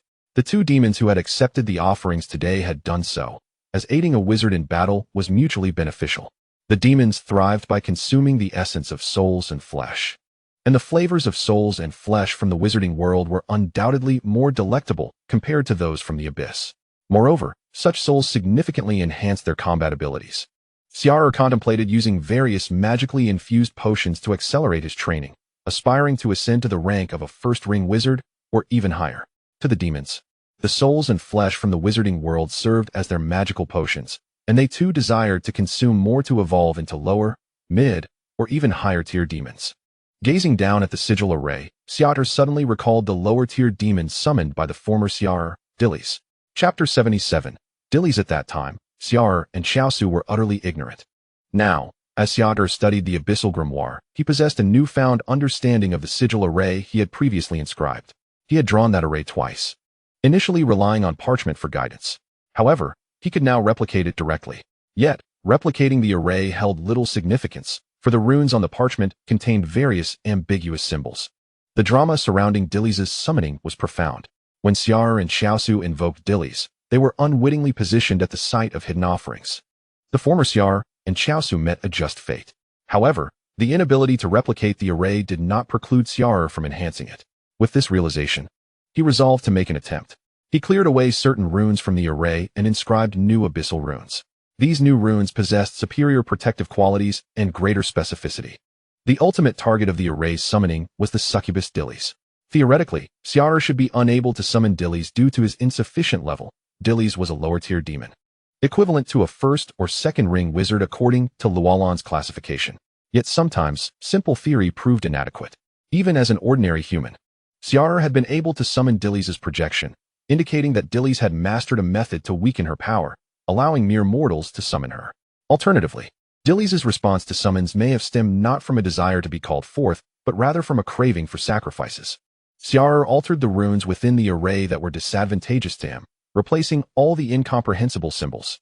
Continuing on, he placed a portion of the essence of goblin blood and flesh, along with soul power, at the sacrificial site. Subsequently, he activated the array with his magical energy, causing the scent of the soul power and flesh essence to be cast into an unknown layer of the abyss through the array.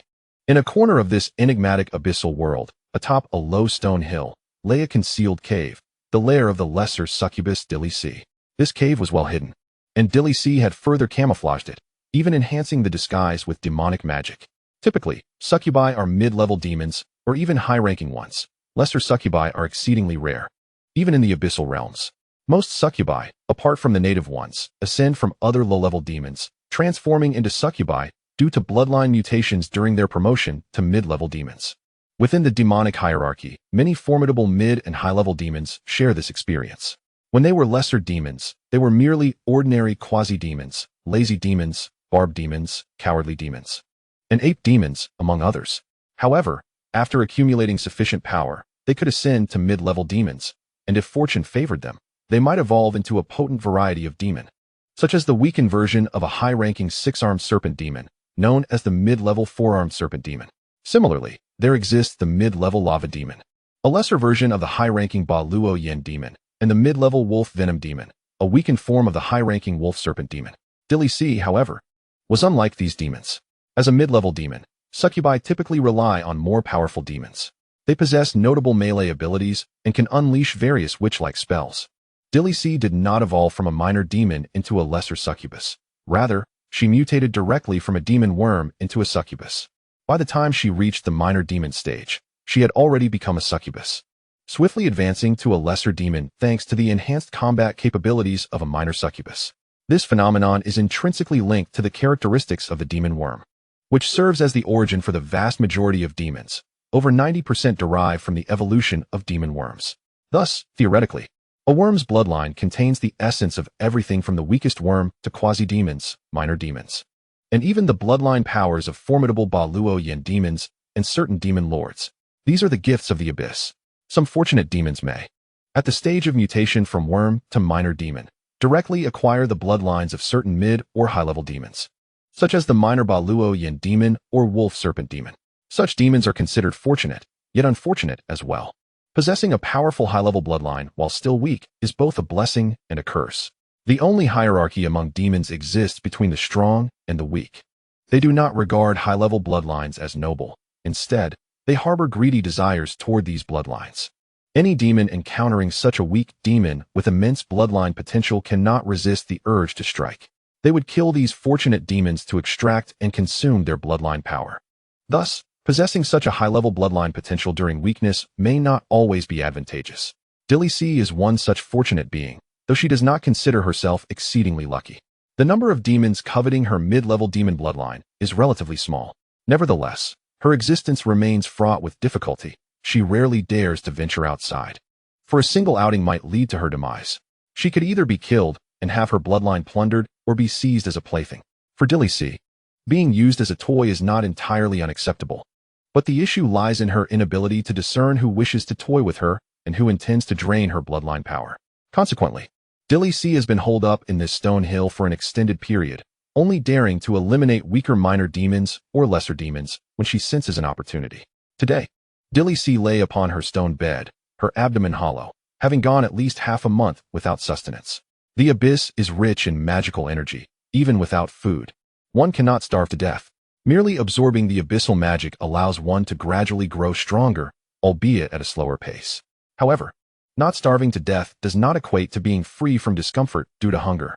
Delise, unable to endure her hunger any longer, rose from her bed and lingered at the cave entrance for a while, yet no demons passed through this desolate place. Inside the cave, there lay a small piece of demon leather, but Delise hesitated, her gaze wavering before resolutely turning away. Starving, She moved to another corner of the cave, her slender fingers digging a piece from the stone wall, which she crushed and consumed. Delise was now reduced to the point of eating stone to stave off hunger.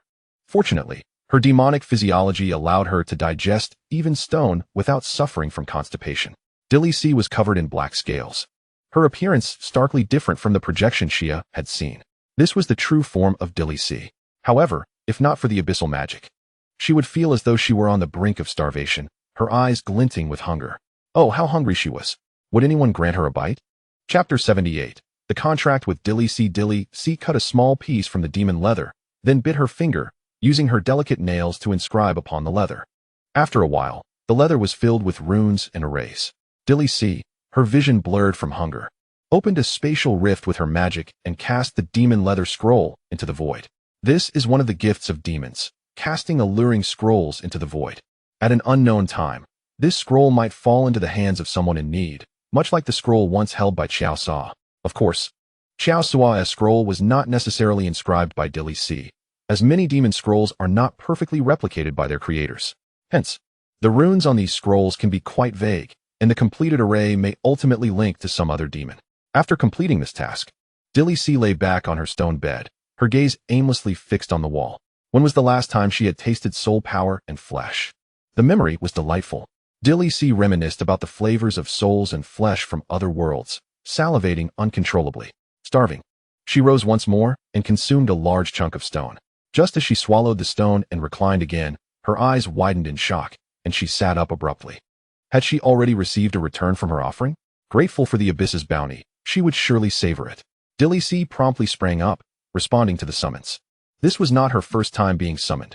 However, most of the time, it was by mortals, so she was well acquainted with the process. She sent forth a wisp of her consciousness. "Mortal, I am the great Delise. Is it you who has summoned me?" Delise spoke without even seeing who was on the other side. The faint essence of soul power and the aroma of fresh blood made Delise's mouth water profusely. "It is I, the lesser succubus Delise, whom you summon." From the other side of the summoning array, a figure cloaked in gray robes spoke.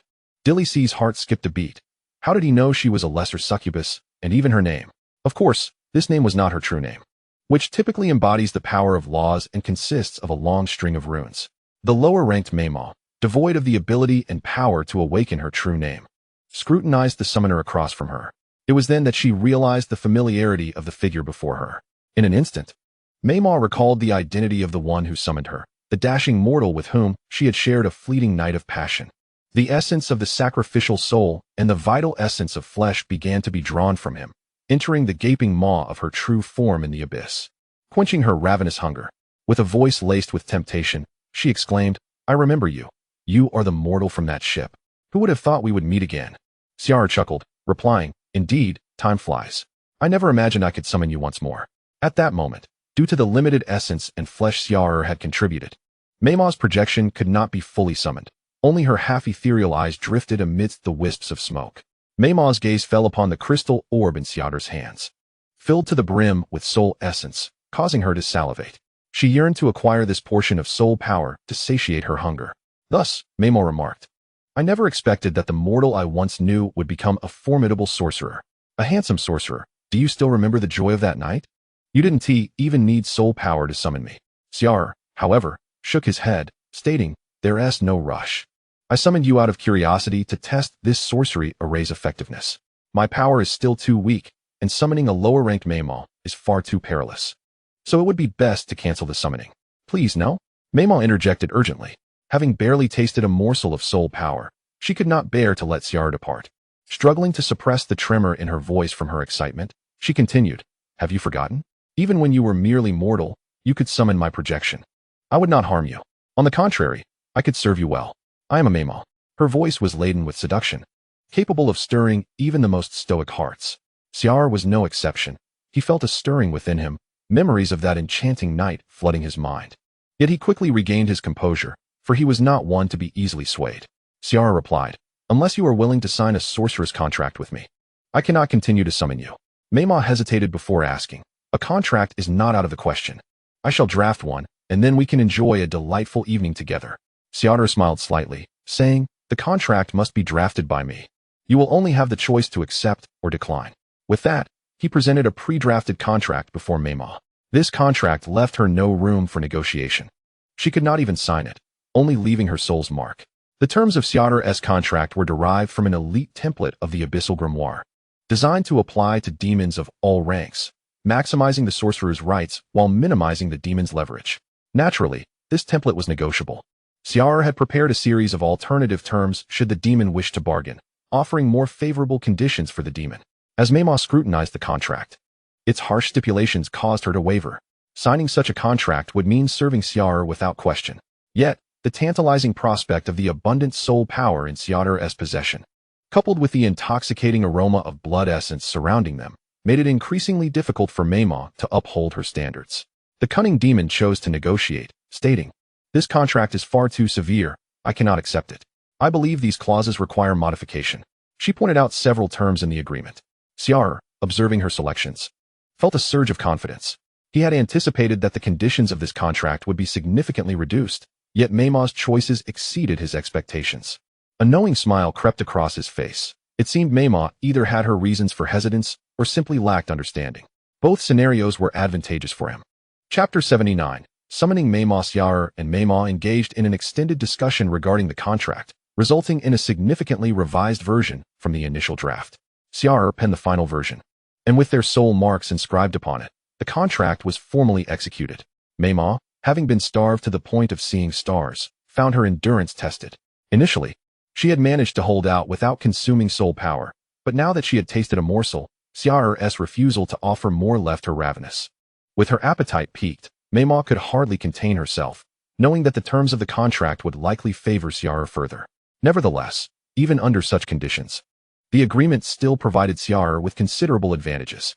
Unable to summon Meima for combat due to her lower-ranked status, akin to a first-tier sorcerer, Xia'er understood that the benefits of having a Meima extended beyond mere combat or warmth. Eagerly, Meima declared, "The contract has been signed. You may now begin the sacrifice of soul power to summon me. Remember to offer ample soul power.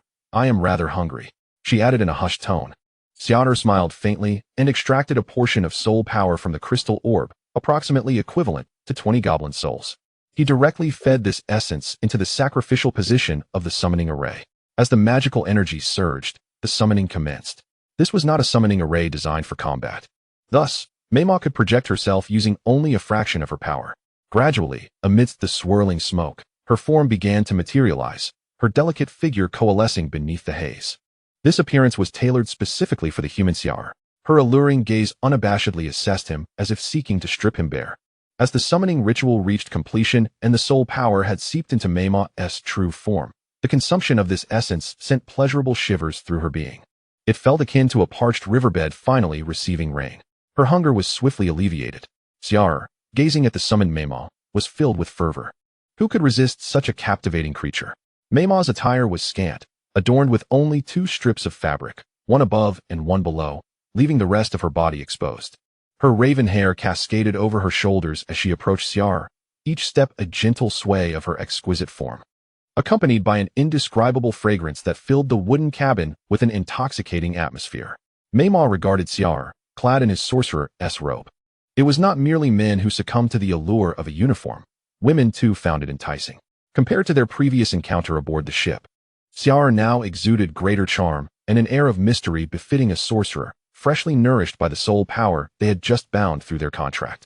With a sense of longing, Meima drew closer to Xia'er, tenderly embracing him, her cheek pressed against the side of his face. Xia'er's hand unconsciously rested on Delise's back, caressing her smooth skin. Delise had closed her eyes, pressing closely against Xia'er, her warm breath brushing against his ear and neck. In response to Xia'er's gentle touch, soft whispers resonated in his ear. Just then, the battle concluded. Delise perched atop Xia'er, her fingertips gliding over his body, sketching invisible patterns. At that moment, Xia'er had already accessed the WuDuoDuo Mall. He casually opened Delise's shop, intending to see if there was anything worthwhile to purchase. To his surprise, he discovered that the item bloodline of the lesser succubus had been restocked. This sparked a plethora of thoughts within him. One of the paramount benefits of studying the Abyssal Grimoire was the ease of researching abyssal demons and utilizing their bloodlines to enhance one's own wizarding abilities. During his apprenticeship, he had acquired a faint bloodline of a succubus, which had greatly aided him. Now that he could repurchase the same item, would it yield any effect? Would it be ineffective, or would it stack the bloodline, thereby amplifying the succubus essence within him? Xia'er was uncertain. Yet this ambiguity did not deter him from conducting an experiment. Recalling that after his previous acquisition of the succubus bloodline, Delise had vanished, he resolved to procure the item when he dismissed Delise's projection. Delise continued to trace her fingers along Xia'er's body, softly murmuring that he must remember to summon her whenever he had the time, for she was ever available. This night, Delise had exerted every effort, employing all the skills from her bloodline inheritance, determined to make Xia'er unforgettable and to ensure he would bestow soul energy upon her. However, Xia'er was currently in sage mode. He gently patted Delise and stated that he would summon her again when he needed to delve deeper into the abyss. Besides that, he had other thoughts he wished to discuss with her later. He then urged her to return, as maintaining the summoning was excessively draining on his magical energy. Reluctantly, Delise rose. With a soft sound, she stood up, her once fair skin now radiant as if freshly pampered. As Xia'er dispelled the summoning, just before Delise's projection dissipated, he clicked to purchase the item in the WuDuoDuo Mall. Ding. You have purchased the bloodline of the lesser succubus. Ding. The merchant has dispatched your order. As Delise's projection shattered, Xia'er felt a surge of heat within his body. It was as if his blood was boiling, igniting and refining itself. Yet, this sensation was somewhat more tolerable than the last time, when he had fainted from the intensity. This time, his consciousness remained clear, allowing him to perceive the changes occurring within his body. His muscles trembled slightly, and the rhythm of his blood pumping quickened. His strength intensified, as if something was writhing beneath his skin. Cough, cough. His throat itched, and Xia'er coughed twice, expelling a small amount of dark blood. Chapter 80, The Great Night. The effects of this purchase of the succubus bloodline exceeded his expectations. Once the infusion had concluded, Xia'er stood up, stretching his body. Crack. His bones popped and cracked, resonating with a series of explosive sounds. Utilizing his mental energy to sense his body, he seemed to have grown a few centimeters taller. Though the traits of a succubus had yet to manifest, he could feel subtle adjustments in his features and physique. His strength had increased slightly. This was not surprising, as the physical attributes of demons were inherently superior to those of humans. Many demons relied on their robust physiques for combat, with their magical abilities merely embellishing their combat prowess. As Xia'er stretched, he felt a surge of vitality coursing through him. Unconsciously, he began to practice the knight's breathing technique. Within the wooden cabin, a sound akin to a blower resonated. Accompanying the knight's breathing technique, Xia'er's body moved rhythmically, following the exercise's methods. Joints clicked, muscles coalesced, and every fiber of his being concentrated strength. The essence of the knight burned within him, feeling akin to a small furnace igniting inside his body. With each breath, the knight's essence flared, contracting and expanding. Bang, bang, bang. His heart thudded like a drum, pumping copious blood throughout his body. Xia'er's movements accelerated, his strength amplified. Each action produced a gust of wind. With a low growl, Xia'er's knightly essence erupted in a blaze. He had transformed into a great knight. In this moment, Xia'er felt a state of vitality he had never experienced before. His physical power surged, and his reaction time slightly quickened.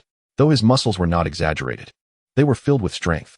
The essence of the knight had significantly expanded, indicating that even relying solely on his physical combat abilities, Xia'er's attacks had dramatically increased. The body is the foundation of revolution.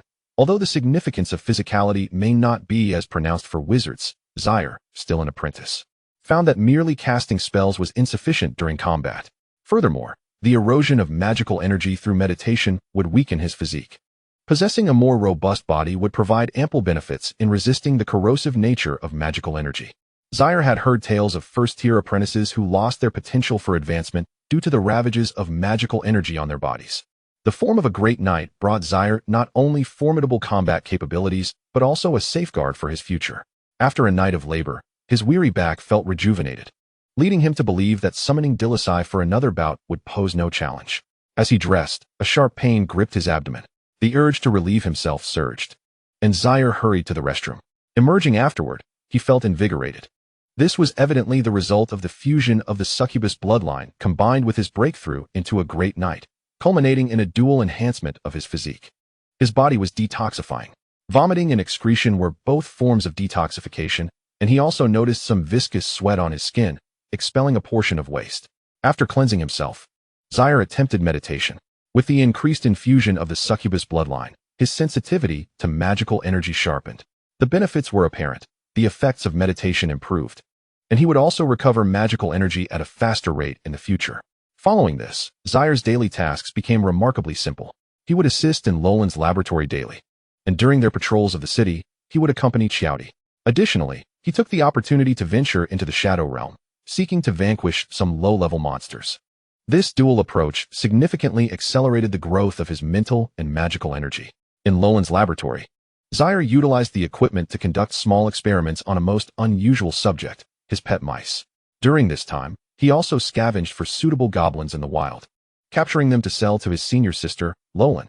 Ultimately, he exchanged this for a new zero-ring spell, Apprentice Biological Enslavement.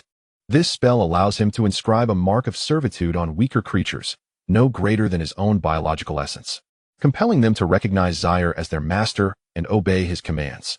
However, the enslavement of biological entities through apprenticeship is not particularly potent. It primarily relies on suffering and death to compel the enslaved beings. There are no other elaborate effects, and initially, one can only use pain to ensure compliance from the subjugated creatures. Should they defy commands, the enslavement sigil will scorch them, inflicting excruciating pain. And persistent disobedience could even lead to their demise. This sorcery is rather feeble, as it is merely a zero-ring spell. It will suffice for the moment. On the operating table lies a mouse, its forehead marked with the enslavement sigil left by Xia'er. The creature is bound at its limbs, sprawled in a cruciform position. Xia'er deftly shaves the mouse's fur and proceeds with disinfection. The surgical techniques of the wizard are not inferior to those of the medical profession from his previous life. The mouse squeaks incessantly, displaying signs of anxiety. Xia'er casts a zero-ring spell, neural dulling. With this incantation, the ordinary mouse becomes akin to one under anesthesia. Under neural dulling, if the subject were a stronger entity, such as a knight or a great knight, the effect would not endure for long. However, for this mouse, as long as Xia'er does not revoke the effect, it can last for a significant portion of the day. Once the mouse is prepared, Xia'er begins the summoning. Summoning the demon worm. As the summoning runes illuminate, Xia'er expends a modest amount of magical energy, resulting in the manifestation of a demon worm approximately the size of a cat. This caliber of worm is scarcely a recent hatchling from a demon egg. Xia'er carries the demon worm to another operating table. Having frequently dissected demon worms, he possesses considerable knowledge about them. Swiftly, he removes the worm's black head, slices through its resilient skin, and discards unnecessary internal organs and appendages. Thus, he acquires a complete mass of worm flesh. The odor of the demon worm is far from pleasant, prompting Xia'er to work expeditiously. After clearing away the extraneous matter, he employs essence extraction on the worm's carcass. In a short time, the once quivering body of the worm transforms into a small vial of viscous liquid. Chapter 81. The transformation of the mouse. Xia'er prepares to inject a portion of the demon worm's essence into the mouse, curious to observe any extraordinary changes. He takes a syringe, extracts a small amount of worm essence, and approaches the mouse on the operating table. Using his mental acuity, he senses the mouse's heart and accurately targets it. The syringe pierces through the skin and bone, directly entering the mouse's heart. Without neural dulling, this would have caused the mouse to scream in agony. However, with the neural dulling in effect, the mouse registers no sensation. A minute amount of worm essence is injected into its body. At the wound, Xia'er utilizes plant extracts placed nearby to heal the incision, mending the puncture in the heart. In his previous life, Xia'er understood that injecting blood of different types would lead to death, let alone the blood of an alien species. But this is the world of wizards, where certain rules from his former life need not apply. After all, Xia'er himself possesses the bloodline of a succubus, and Luolan has the bloodline of a lesser fire demon. If the blood of demons can be harnessed by wizards, what else is beyond the realm of possibility? After the wound on the mouse's heart heals, the injected essence begins to spread throughout its body, propelled by the heartbeat. The demon worm's level is not particularly high. Its might equates to that of a third-ring apprentice wizard. The essence summoned this time is of an even lower caliber, albeit in limited quantity. As this essence courses through the mouse's system, it instigates gradual changes within its body. Demon blood and flesh possess a potent aggressiveness, akin to cancer cells from his previous life, and perhaps even more ferocious. The essence of the worms disrupts the mouse's original blood and bodily structure, striving to reconstruct based on its own nature. The cost of this transformation manifests as numerous damaged areas on the mouse's body. The restrained creature begins to bleed from its mouth and nose. Xia'er, observing closely, starts extracting the prepared plants, utilizing their essence to heal the mouse.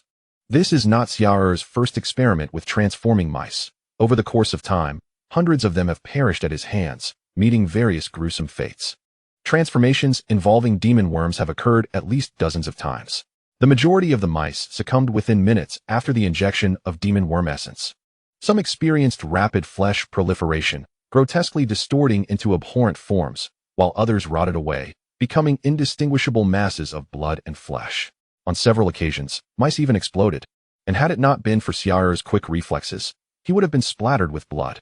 This time, the mouse's reaction does not induce anxiety in Xia'er. Rather, it sparks a sense of anticipation, as it is the most resilient subject he has encountered thus far. Any change, whether positive or negative, delights Xia'er as it signifies progress in his experiments. He focuses intently on the mouse, making constant adjustments, with the plant extracts aiding in the recovery of the mouse's injuries. It endures for a bit longer. Yet, this is insufficient. The essence of the demon worm begins to transform the mouse, a rare outcome. Thus, Xia'er retrieves another syringe to supplement the mouse with nourishment. The transformation of flesh and blood will undoubtedly require energy, which cannot simply materialize from thin air. While Xia'er can absorb magical energy due to his succubus bloodline, the mouse lacks such an advantage and must rely on manual supplementation. Within the mouse's body, the bloodline of the demon worm aggressively conducts its transformation. Without the protective effect of the neural dulling spell, the mouse would be in excruciating pain. Yet, even with the spell, the mouse's condition is far from optimal. Xia'er meticulously monitors the mouse, intervening immediately upon noticing anything amiss. While allowing the internal changes to evolve independently would be ideal, it could also lead to the mouse's untimely demise. To prevent this experiment from failing, Xia'er actively engages in intervention. Soon, a grave expression settles on Xia'er's face as he detects a multitude of proliferative masses within the mouse's abdomen. These growths hold no beneficial impact on the mouse's evolution. Upon maturation, they may exhibit characteristics of demonic internal organs. However, Xia'er dares not gamble. Presently, the likelihood of malignancy appears greater. Therefore, he skillfully wields his scalpel, slicing open the mouse's abdomen to excise the excess growth. Following that, he employs plant extracts to heal the wound, once again saving the mouse's life. With the nutritional and energetic supplementation provided by Xia'er, he even begins to infuse a portion of magical energy into the mouse, supplying the essence of the demon worm within. The mouse's overall reaction trends towards the positive, yet it seems to lack vitality. Consequently, Xia'er retrieves the remaining demon worm essence and injects it entirely into the mouse. This action rekindles the halted transformation, prompting further changes within the mouse. Even if this mouse were to perish, the alterations observed during this experiment would greatly enrich Xia'er's data for future endeavors. Thus, he would have more experience to draw from for subsequent experiments. Xia'er proceeds to intervene several more times, excising any undesirable proliferations he encounters. Ensuring that the mouse would not lose its life due to these proliferations, supplements were provided to restore its injuries and infuse it with magical energy. Xia'er had done everything within his power. The rest relied solely on the mouse's unnatural evolution. On the surgical table, the mouse's physique began to gradually enlarge. The rapidity of this unnatural growth astonishing Xia'er. Now, the mouse's size had at least doubled, its tail elongated and slender, and its limbs were somewhat more robust than before. The muscles had developed significantly, though the lack of exercise meant their strength was not particularly high. Due to the swift growth, the mouse's skin had torn. Had Xia'er not intervened in time, it might have succumbed to excessive blood loss. However, the torn skin was not without its advantages. In certain areas of the mouse's body, new scales had emerged, akin to the thick hide of a crocodile, markedly enhancing its defensive capabilities. When Xia'er opened the mouse's mouth, he noted changes in its bones and muscles, resulting in increased strength. This evidently augmented the mouse's biting power. The transformations induced by the essence of the demon worm had nearly ceased, yet the mouse remained alive. This experimental subject had finally survived. Not far away, a busy WuDuoDuo paused her work, gazing at the mouse on the surgical table, exclaiming in astonishment, "You actually succeeded in transforming this mouse. It's still alive." Chapter 82. WuDuoDuo was genuinely surprised. She had observed Xia'er's mouse experiments over this period and had not anticipated any possibility of success. The bloodline of the demon worm was excessively convoluted, rendering the creation of a bloodline potion from it virtually impossible. The concocted bloodline potions invariably caused mutations, leading to disastrous outcomes. Moreover, Xia'er's work did not even qualify as a proper bloodline potion. It was akin to merely extracting juice from the worm in its purest form. How could this even succeed? Previously, WuDuoDuo had thought of it merely as a practice opportunity for Xia'er, a means to enrich his experimental experience. Now, she truly grasped the absurdity of the situation. Approaching the surgical table, she employed her mental faculties to examine the post-operative mouse, while simultaneously reviewing Xia'er's experimental notes. After perusing them, she remarked, "This is truly miraculous. Such a resilient mouse, and it has survived." Xia'er's surgical technique was rather rudimentary, lacking any significant technical finesse.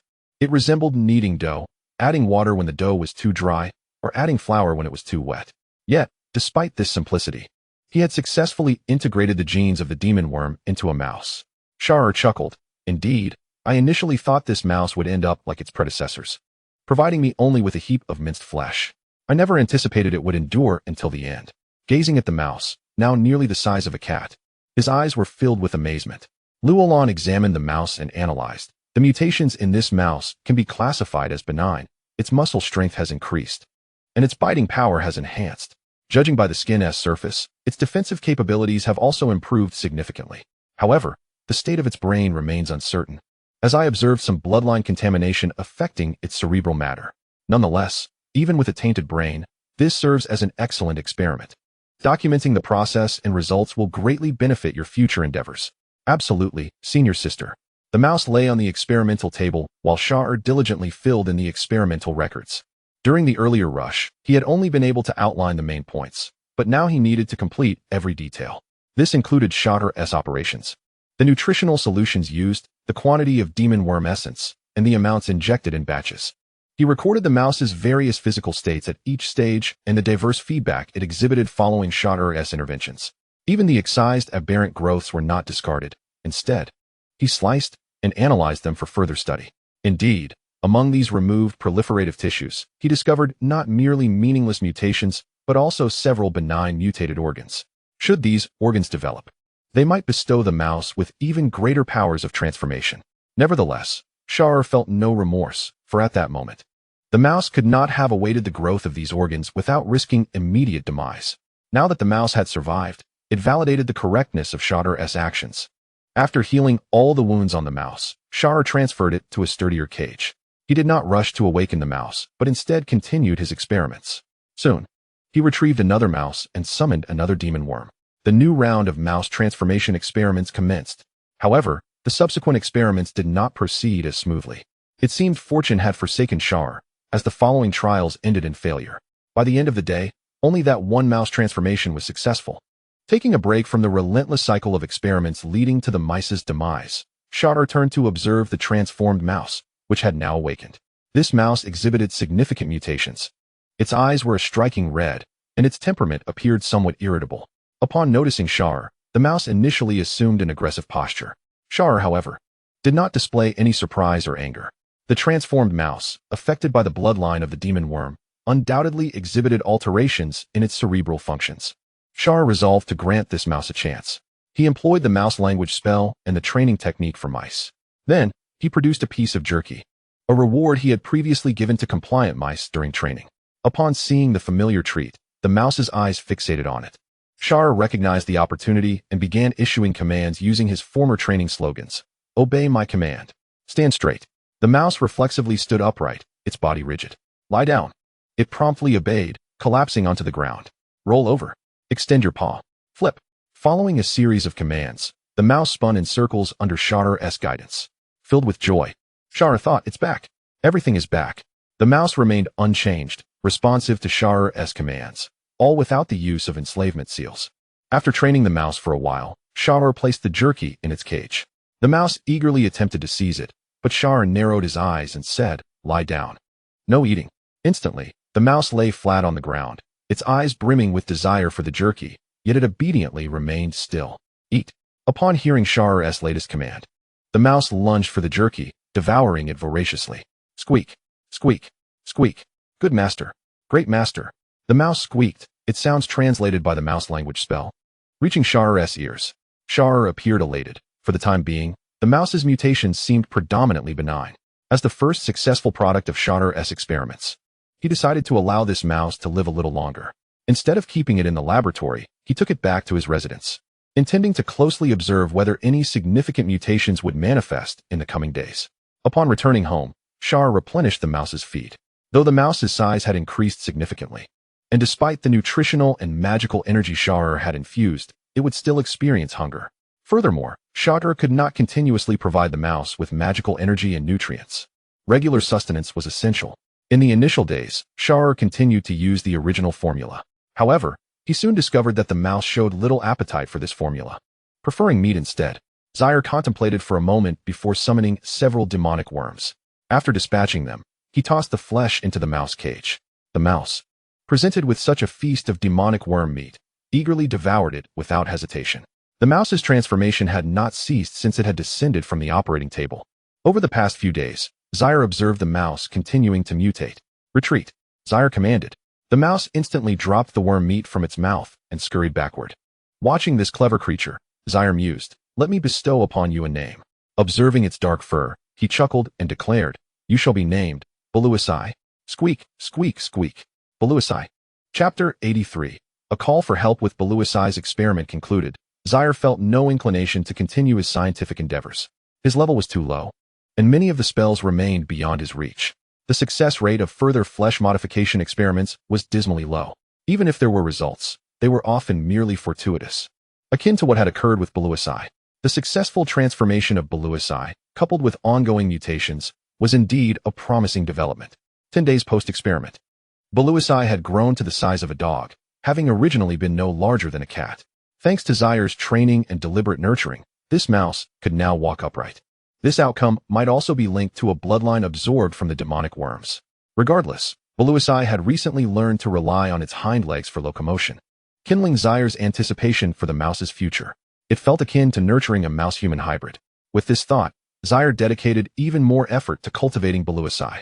Initially, the mouse raised from a young age exhibited a notable intelligence, comparable to that of a 4- or 5-year-old child. Aside from its inability to speak, requiring the mouse language spell for communication, it comprehended all of Xia'er's commands. Recently, Beluisi's intellect had shown signs of growth, now resembling that of an 8-year-old child.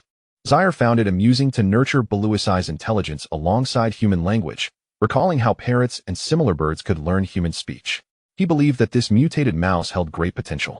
The cultivation of Beluisi would be a time-consuming endeavor, yet Xia'er, stationed in this place, had an abundance of time at his disposal. Each day, he devoted an hour to nurturing Beluisi, and in the remaining time, he sought a teacher in the city to instruct Beluisi in human language. With the enslavement mark, Xia'er had no concerns regarding Beluisi's obedience. As Beluisi's size increased, so did its strength and speed. Its skin had grown tough, with certain critical areas resembling thick leathery scales. Overall, Beluisi possessed combat capabilities akin to that of a knight, a significant enhancement compared to its former kin.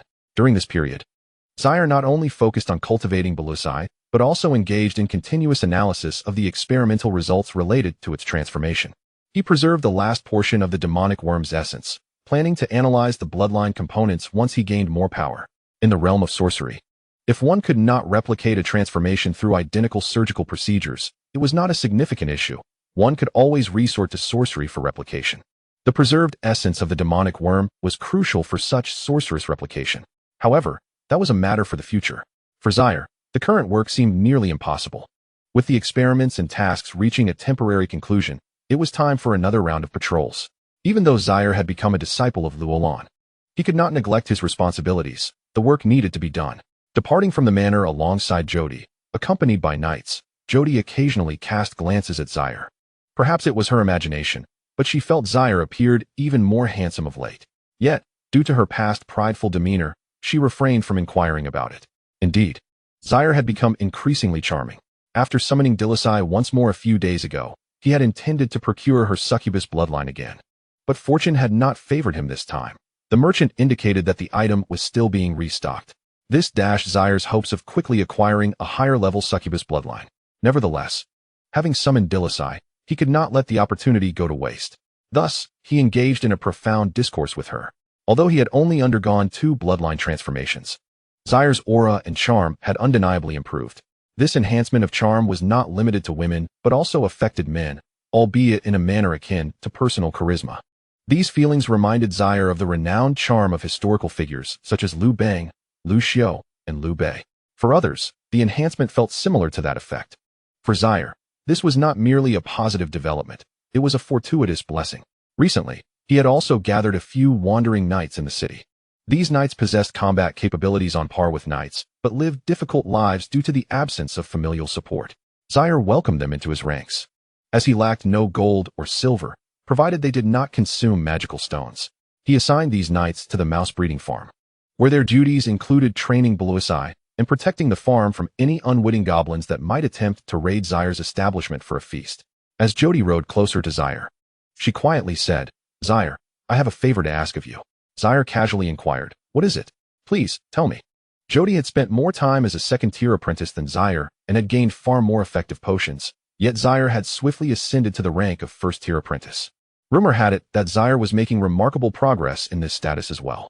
Jody hesitated before continuing. "I would like to consult you on how you have progressed so swiftly. I seek your guidance." Upon hearing this, Xia'er couldn't help but smile. When he first met Jody, she had carried an air of arrogance, in stark contrast to her current demeanor. Xia'er replied, "But I am merely a first-tier sorcerer's apprentice. My assistance may not be substantial. Why not spend a bit more magical stones to have senior sister Luolan guide you?" Jody shook her head repeatedly, speaking softly. "You have become a disciple of Luolan. I do not wish to hide this from you. I came here as an assistant to teacher Luolan, aiming to become one of her students. However, teacher Luolan is exceedingly busy with her daily tasks and cannot guide me in my transition from a second-tier sorcerer's apprentice to a first-tier one. I must rely on myself. If I continue at this slow pace, I might eventually become a first-tier sorcerer's apprentice, but I wish to accelerate my progress." Xia'er still hesitated, primarily because Jody had yet to mention any potential benefits. Sensing Xia'er's uncertainty, Jody promptly exclaimed, "I am willing to offer you a reward. Let us plan when to begin the lessons." Chapter 84. The Nightmare Parasitic Entity. The patrol duties of the Sorcerer's Apprentice were monotonous and tedious. Yet, for the sake of the city's safety, it was a necessity. Over the past few months, everyone had grown accustomed to patrolling, and Xia'er and Jody had yet to encounter any incursions from nightmare creatures in the real world. However, there have been instances of dealing with the Xia'er parasitic entities, which have not resulted in significant casualties. The emergence of these Xia'er parasitic entities has various origins, yet in the early and mid stages, while their power increases, they also tend to exhibit increasingly inhuman behaviors. Consequently, they are easily detected and reported, allowing wizard apprentices or knights to address the situation. Just as Xia'er and Xiaodi had conferred on the specifics of their upcoming lesson, a local knight hurriedly approached to report, "My lord, a Xia'er parasitic entity has been discovered ahead. Let us proceed to investigate." With a gentle nudge to his horse's flank, Xia'er followed the knight's lead towards the designated location. Upon entering the slum area, the surrounding structures were notably low and dilapidated. In contrast to the town center or the affluent free citizens, the impoverished individuals residing in the slums were more susceptible to infection by the Xia'er parasitic entities, and their condition could easily progress to mid or even late stages. This was primarily due to the indifference exhibited by the inhabitants towards one another's well-being. If a poor person remained indoors for days, it was unlikely that anyone would take notice, save for their relatives. When a Xia'er parasitic entity manifested, it was often their own kin who first fell victim to the infection. As Xia'er patrolled alongside the knight, the responsibility of searching for Xia'er parasitic entities was not solely on their small contingent. Local noble officials and ordinary soldiers were also summoned for this task. In this instance, it was the soldiers who initially detected the Xia'er parasitic entity and subsequently alerted the knights. Upon arriving at the targeted location, they found it cordoned off, with the surrounding populace dispersed and dozens of soldiers stationed at a distance, encircling the structure in question. The ordinary soldiers appeared visibly tense. Their combat capabilities were woefully inadequate against Xia'er parasitic entities, leaving them with little hope for survival. As Xia'er and his companions arrived, the soldiers noticeably relaxed. Sitting atop his steed, Xia'er turned his gaze towards the humble shack at the center of attention and inquired, "What is the situation? When was this discovered? And how many Xia'er parasitic entities are inside?" A minor official rushed over to respond, "My lord, it was just this morning that it was discovered." Someone noticed that this household had not emerged for several days, prompting a neighbor to knock on their door. Upon opening, the neighbor was immediately slain. The number of Xia'er parasitic entities inside remained uncertain, but the family originally consisted of 3 adults and 5 children. Listening intently to the official's account, Xiao's eyes fell upon the dilapidated shack, where the door stood ajar, revealing a pair of feet sprawled lifelessly outside. It was evident that this unfortunate neighbor, in a well-meaning attempt to check on them, had met a grim fate. Upon hearing the official's narrative, Xia'er furrowed his brow. The accounts from those nearby indicated that the Yin parasitic entities inside had likely not seen anyone for at least 5 or 6 days. This duration had allowed the entities to transcend their weakest initial phase, reaching at least a mid or late stage. In the early stages, Yin parasitic entities retained some semblance of human consciousness, but in the mid and late stages, they became entirely monstrous. The late-stage Yin parasitic entities could even rival the combat prowess of a first-rate wizard apprentice. These entities could enhance their strength through the slaughter of humans. Yet prior to the late stage, they exhibited no signs of aggression, choosing instead to conceal their presence. The fact that a neighbor had already been killed suggested that at least one entity inside had reached the late stage. Xia'er turned to Xiaodi. Seeking her perspective, what do you think? There may be at least 3 Yin parasitic entities, likely at mid or late stages. Should we launch a direct assault or summon reinforcements? Xiaodi surveyed the surroundings and replied, "Let us strike directly. Do not worry about me. I possess a magical artifact." Hearing this, Xia'er nodded. In the heat of battle, he had no cause for concern, for he was a first-rate wizard apprentice, well-versed in various magical spells. Xiaodi, being a second-rate apprentice, was somewhat less equipped in this regard. With a battle plan established, Xia'er called the knight over and commanded, "Have the ordinary soldiers withdraw. Disperse the onlookers and prevent them from gathering at a distance. We must be cautious, as they too may become infected, and I would be forced to eliminate them as well." The knight promptly ordered the soldiers to continue driving away the curious crowd. Indeed, in any world, there is no shortage of spectators drawn to calamity. As the knights and soldiers managed to clear the area, a measure of tranquility returned. Xia'er, mounted on his horse, paced thoughtfully, contemplating how best to proceed. He initiated a low-tier spell, the frenzied red-eyed mouse. Suddenly, a swarm of agitated red-eyed mice appeared around the dwelling. Xia'er placed surveillance marks on 2 of them. "Go," he commanded softly, and the mice surged into the humble shack.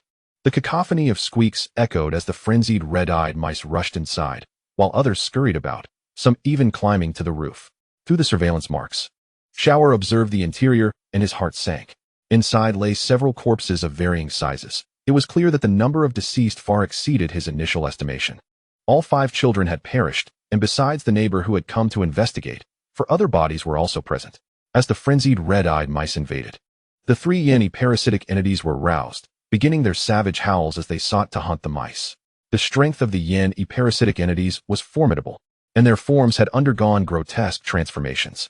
One had a disproportionately large head, another sprouted distorted arms, while the third had become grotesquely bloated. The frenzied red-eyed mice darted swiftly within the confines of the shack, and under Xia'er's command, several of them leaped onto the Yin parasitic entities to gnaw at them. He needed to assess the defensive capabilities of these entities. The biting power of the frenzied red-eyed mice was considerable, capable of inflicting wounds upon the Yin parasitic entities. Yet they appeared unfazed, exhibiting no fear whatsoever. In the blink of an eye, the numerous red-eyed mice were slaughtered, leaving only 2, which had hidden away, bearing the surveillance marks. After relaying the situation within the room to Xiaodi, Xia'er began to contemplate how best to deal with the 3 Yin parasitic entities. He possessed a variety of methods, and determining the most cost-effective approach was crucial. The low shack provided the Yin parasitic entities with slight concealment while simultaneously restricting their mobility. Although the structure could not withstand the might of the now powerful entities, they seemed reluctant to react and preferred to remain hidden for the time being. "I shall initiate the attack first. You follow up with your strikes," Xia'er instructed Xiaodi before commencing his spell preparations. Cradling a crystal ball in his hands, he began summoning minor demons. However, 3 Yin entities did not necessitate the summoning of 3 minor demons. He inscribed runes to form a spell model and issued a summoning invitation to several familiar minor demons. In due time, a demon responded to Xia'er's call. Having maintained contracts with 200 minor demons for an extended period, he would prioritize summoning those he was accustomed to when he had time to prepare for battle. In instances of intense combat without preparation time, he would invite all 200 minor demons at once, summoning the first to respond to ensure the swiftest possible summoning speed. A portion of his soul power was expended, and 2 summoning sigils began to materialize before him. 2 small demons are sufficient to confront the monsters here, especially considering that Xia'er and his companions are accompanied by a formidable knight and several knightly guards. As the summoned radiance dissipates, before Xia'er materializes a small demon and a quasi-demon. At this stage, All demons are referred to as small demons, indicating the prevalence of this species. The small demon possesses wings that allow for brief low-altitude flight and gliding. Although their strength pales in comparison to that of the quasi-demon, their combat prowess is commendable. Utilizing their wings to ascend and then dive into battle greatly amplifies their impact. Go, enter and eliminate the monsters within, Xia'er commands. And the two demons cackle as they rush towards the shanty. Meanwhile, Jody brushes off an equipment piece, and as the glow from the gear flickers, a summoning circle appears before her. As the light fades, several savage wasteland coyotes emerge. Charge in, Jody whispers an order. The combat capability of the coyotes is rather modest, comparable to that of knights, but even the smallest of assistants is valuable. The demons surge into the shanty, encountering the monsters inside without a hint of surprise. For demons, their very existence is peculiar, and the abyss teems with an array of bizarre entities. No matter how strange, nothing surpasses their own essence. Kill, kill, kill. The lowly shanty is instantly thrown into chaos, erupting into fierce combat. A cacophony of sounds fills the air, and within moments, the modest structure is reduced to ruins. The night before Xia'er and Jody dismounts, raising his shield to protect them.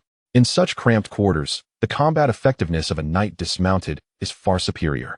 The great knight unsheathes his long sword, vigilantly observing the tumultuous battle within the shanty, his eyes unwavering. Suddenly, a loud crash reverberates as the flimsy walls of the shanty are breached, and a coyote is forcefully expelled by the knight's pawn parasite. With a couple of anguished howls, the creature collapses into a mere wisp of magical energy. These coyotes are not true beings, but rather magical projections summoned through witchcraft. As the shanty is torn apart by the battle, Xia'er begins preparing his next spell, Oily Surface. This incantation is launched multiple times. Observing Xia'er's actions, Jody swiftly comprehends his intent. Grasping her staff, which stands at least 5 meters tall, she activates the spell imprint on her wand, conjuring a fireball before her. Whoosh! The fireball, accompanied by a faint whoosh, crashes into the shanty, igniting a massive blaze. The two demons respond promptly, having received Xia'er's signal, and leap forth. The small demon flaps its wings, breaking through the roof and ascending into the air. Flames engulf the oily surface, consuming the scattered debris and even the corpses on the ground, resulting in a towering inferno. Hiss! Hiss! A woo! Among the chaos, 3 night-spawn parasites, ablaze, emit anguished cries. On the ground, a dismembered corpse suddenly springs to life. Rising is the upper half of a body, larger than before. Initially, Xia'er mistook it for a decayed corpse transforming into a giant. Its lower half is entirely absent, a detail that escaped Xia'er's notice until now. He realizes that this is not merely a night-spawn parasite, but a creature from the shadow abyss. Below its chest, instead of legs, it is swarmed with writhing tendrils that serve as its means of locomotion. With arms outstretched, it bears sharp claws. Roar! The abyssal creature bellows, and in the firelight, Xia'er glimpses its maw filled with serrated black teeth. Jody gasps, "What is that?" Xia'er replies, "This should be a creature from the shadow abyss. Its mutations resemble those I encountered when I first entered that realm." As Xia'er speaks, he prepares another spell. Acid Missile. Whoosh! Splat! The abyssal creature bursts forth from the flames, its flames not yet extinguished, only to be met by an acid missile. This is merely the beginning. As Xia'er unleashes a barrage of spells. Acid Missile. Bone Spike Swarm. Ice Spike. Shadow Theft. Meanwhile, Jody remains active, either activating her gear or retrieving scrolls, casting spells upon the encroaching abyssal creature. The relentless onslaught of spells leaves the creature with no means of resistance. The Shadow Theft spell proves particularly effective. With just a few casts, the creature becomes utterly impotent. Eliminating the abyssal creature promises rewards that Xia'er cannot afford to overlook. Thus, he subtly channels his mental energy, issuing commands to the two demons. In the air, the small demon summoned by Xia'er accelerates, diving with a trident in hand. Utilizing its downward momentum, the small demon pierces the abyssal creature's forehead with the trident, delivering a devastating blow that obliterates its skull. In this state, the abyssal creature is not entirely deceased. Its arms flail wildly, and the tendrils beneath its chest continue to writhe. However, it is now at the end of its strength.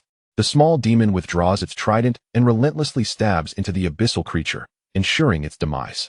Meanwhile, the 3 night-spawn parasites, battered by a series of spells, fire and shadow theft, scream in agony.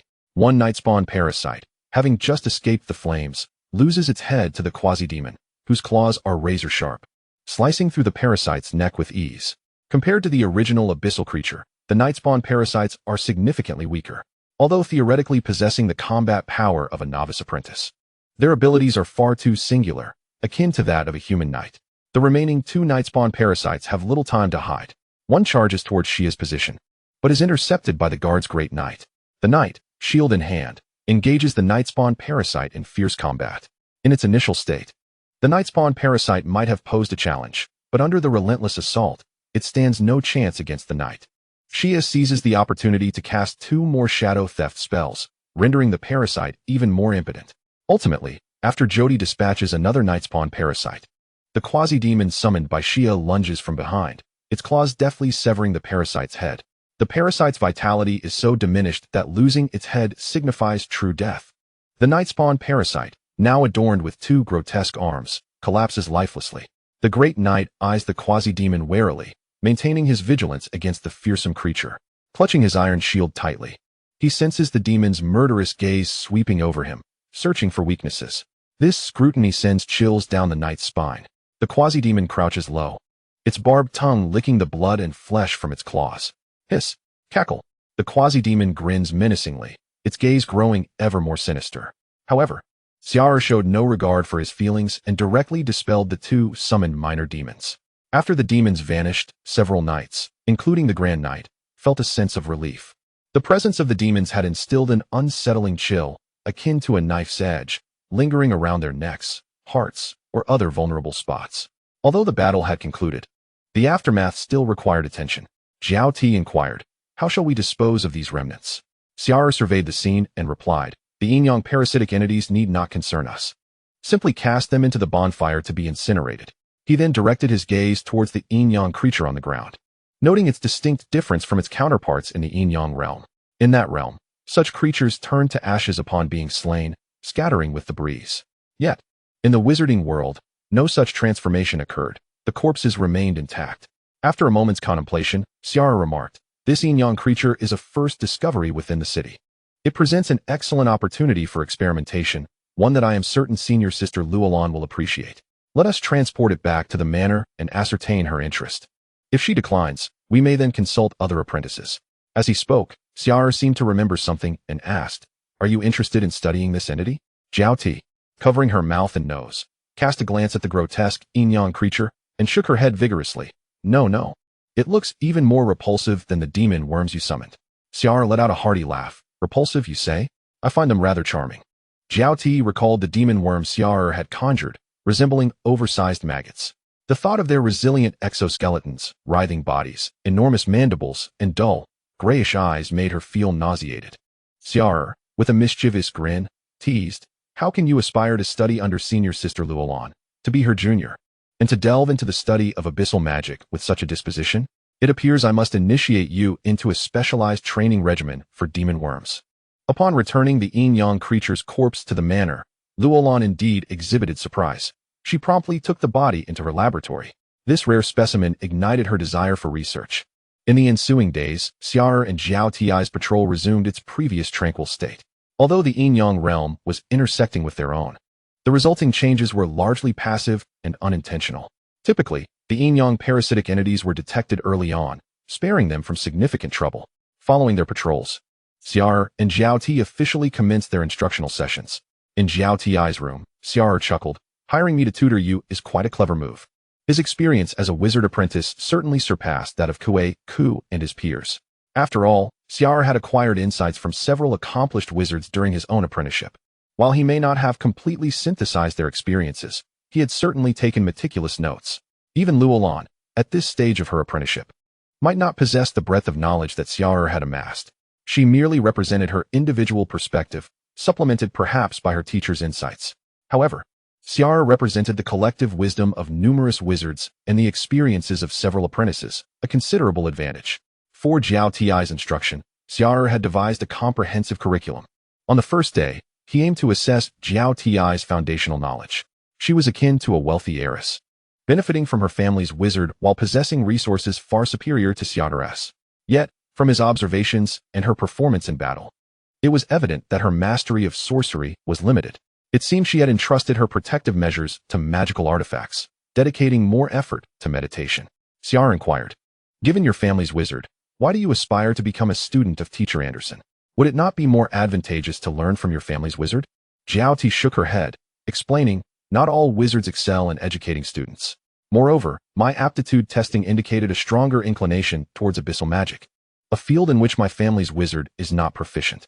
Teacher Anderson is a great wizard and an excellent instructor. Becoming his student is a significant opportunity. You do not yet comprehend the significance of being mentored by a great wizard. After a brief exchange, Xia'er began to delve into Xiao Ti's training situation. He inquired about her meditation practices, how she memorized runes, absorbed magical energy, and managed the effects of potions.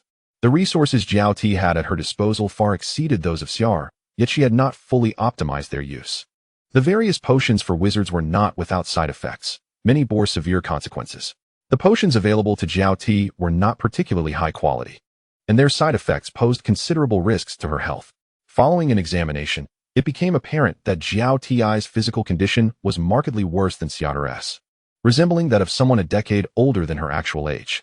The causes for her condition were manifold. One factor was the strain of absorbing magical energy, while another was her frequent use of potions. Xia'er remarked, "Are you aware of your current physical condition?" Xiao Ti nodded slightly, responding, "This is a necessary sacrifice for a wizard's strength. I am cognizant of my body's state. In contrast, your health is atypical for an apprentice." Xiao Ti expressed a hint of envy. The physical conditions of Kuei Ku, Xia'er, and Xia'er were even worse than hers. Xia'er reflected on his encounters with Kuei Ku, noting her dark circles as if she were perpetually sleep-deprived. Xia'er, often exposed to curses and toxins, bore a pale, gray complexion. Truthfully, it would not be surprising if Xia'er were to suddenly succumb to illness. However, the magical energy that damaged their bodies also sustained their lives. Otherwise, some of them would have long since perished. Xia'er continued, "Their poor health mirrors yours. As a second-tier apprentice, will you not continue to jeopardize your health in your pursuit of advancement to first-tier status? Your current physical state is akin to that of a 30-year-old. If you persist in this manner, your overall condition will decline rapidly. Beyond 30, the prospect of 60 is not far off." Xiao Ti hesitated, asking, "What do you mean by that?" Xia'er replied, "You must certainly reduce your potion intake. Your talent is commendable, even without potions. You would not have to wait long to become a first-tier wizard apprentice. Most of the potions you consume have likely been used frequently, leading to diminished effects and considerable bodily harm." Subsequently, Xia'er shook his head, adding, "No, your body has already adapted to these potions. Abruptly ceasing their use may not be beneficial." He inquired about the types and quantities of potions Xiao Ti utilized. Aware of the body's resistance to excessive potion use, she had consciously experimented with a variety of potions. As she listed the names of the potions, some were expensive while others were quite economical, ranging from several hundred magical stones per bottle to merely a few. This insight provided Xia'er with a clearer understanding of Xiao Ti's financial situation. He couldn't help but exclaim, "Are first-tier wizards so affluent? Or is it that you are the only young wizard apprentice in your family? Your expenditure on potions is quite substantial. I assent it." Upon hearing this, Xiao Ti shook her head and replied, "What you say is not entirely accurate. I am not the only apprentice in my family, and the resources provided to me are not the most abundant. The resources I currently possess are supported by the earnings of my father, my grandfather, and 2 first-class apprentices. Their entire income, combined with previously saved resources, is dedicated to my training. So, do you comprehend the immense pressure I am under?" Xia'er nodded, recognizing the significant burden Xiao Ti bore. Everyone in Xia'er was lacking in resources, from the servants and apprentices to the wizards. All were in need. Luolan was also resource-deprived. Otherwise, she would not be tutoring in District 12, earning magic stones through her lectures. The wizard from Xiao Ti's family, whose strength Xia'er was unaware of, surely had a demand for magic stones as well. For anyone aspiring to ascend and grow stronger, resources would never suffice. However, if one were to relinquish their future, the situation would be entirely different. If Xia'er abandoned his training in Xia'er to spend his days capturing or slaying goblins, he could easily earn a considerable amount of magic stones within a month, even as a third-class apprentice. If Xiao Ti's grandfather and father, both first-class apprentices, forsook their ambitions of becoming wizards and opted for simple labor instead, their income would not be too low. Supporting one Xiao Ti was indeed feasible, though the economic pressure would still be considerable. Xiao Ti's stress was even greater. Every normal individual would feel psychological pressure under such circumstances. This might explain why Xiao Ti had not been able to swiftly ascend to a first-class apprentice. Moreover, theoretically, her rate of progress was not slow. compared to others. Xiaoti was advancing quite rapidly. It was merely that she had encountered Xia'er, whose extraordinary experience and ability to procure accelerators from the Shadow Realm made him stand out. When calculated, the resources Xia'er utilized, if converted to magic stones, were not less than those of Xiaoti. In fact, they might even exceed hers. After documenting Xiaoti's potions, Xia'er selected a portion and prepared a regimen for her potion consumption. From now on, adhere to this protocol when taking potions. Do not revert to your previous methods. Xiaoti received the form and scrutinized the potions within, still somewhat skeptical as she inquired, "Will strictly following this truly be effective?" Xia'er chuckled lightly. "Look at my progress. Do you doubt my words? This is the optimal combination of potions tailored to your physique, exerting minimal pressure on your body while alleviating your financial burden. Consequently, your consumption of magic stones will be reduced. Admittedly, the effects of this regimen may be slightly inferior to your previous random usage of both expensive and inexpensive potions, but the savings in magic stones are substantial. I believe you will find this beneficial." Upon examining the set of potions Xia'er had devised, Xiaoti realized, as he had stated, that this combination was indeed at least half the cost of her previous expenditures. If the efficacy were only slightly diminished, she could fully accept it. Subsequently, Xia'er began to formulate a training plan for Xiaoti, stating, "Your physical condition is quite poor. You are not a knight.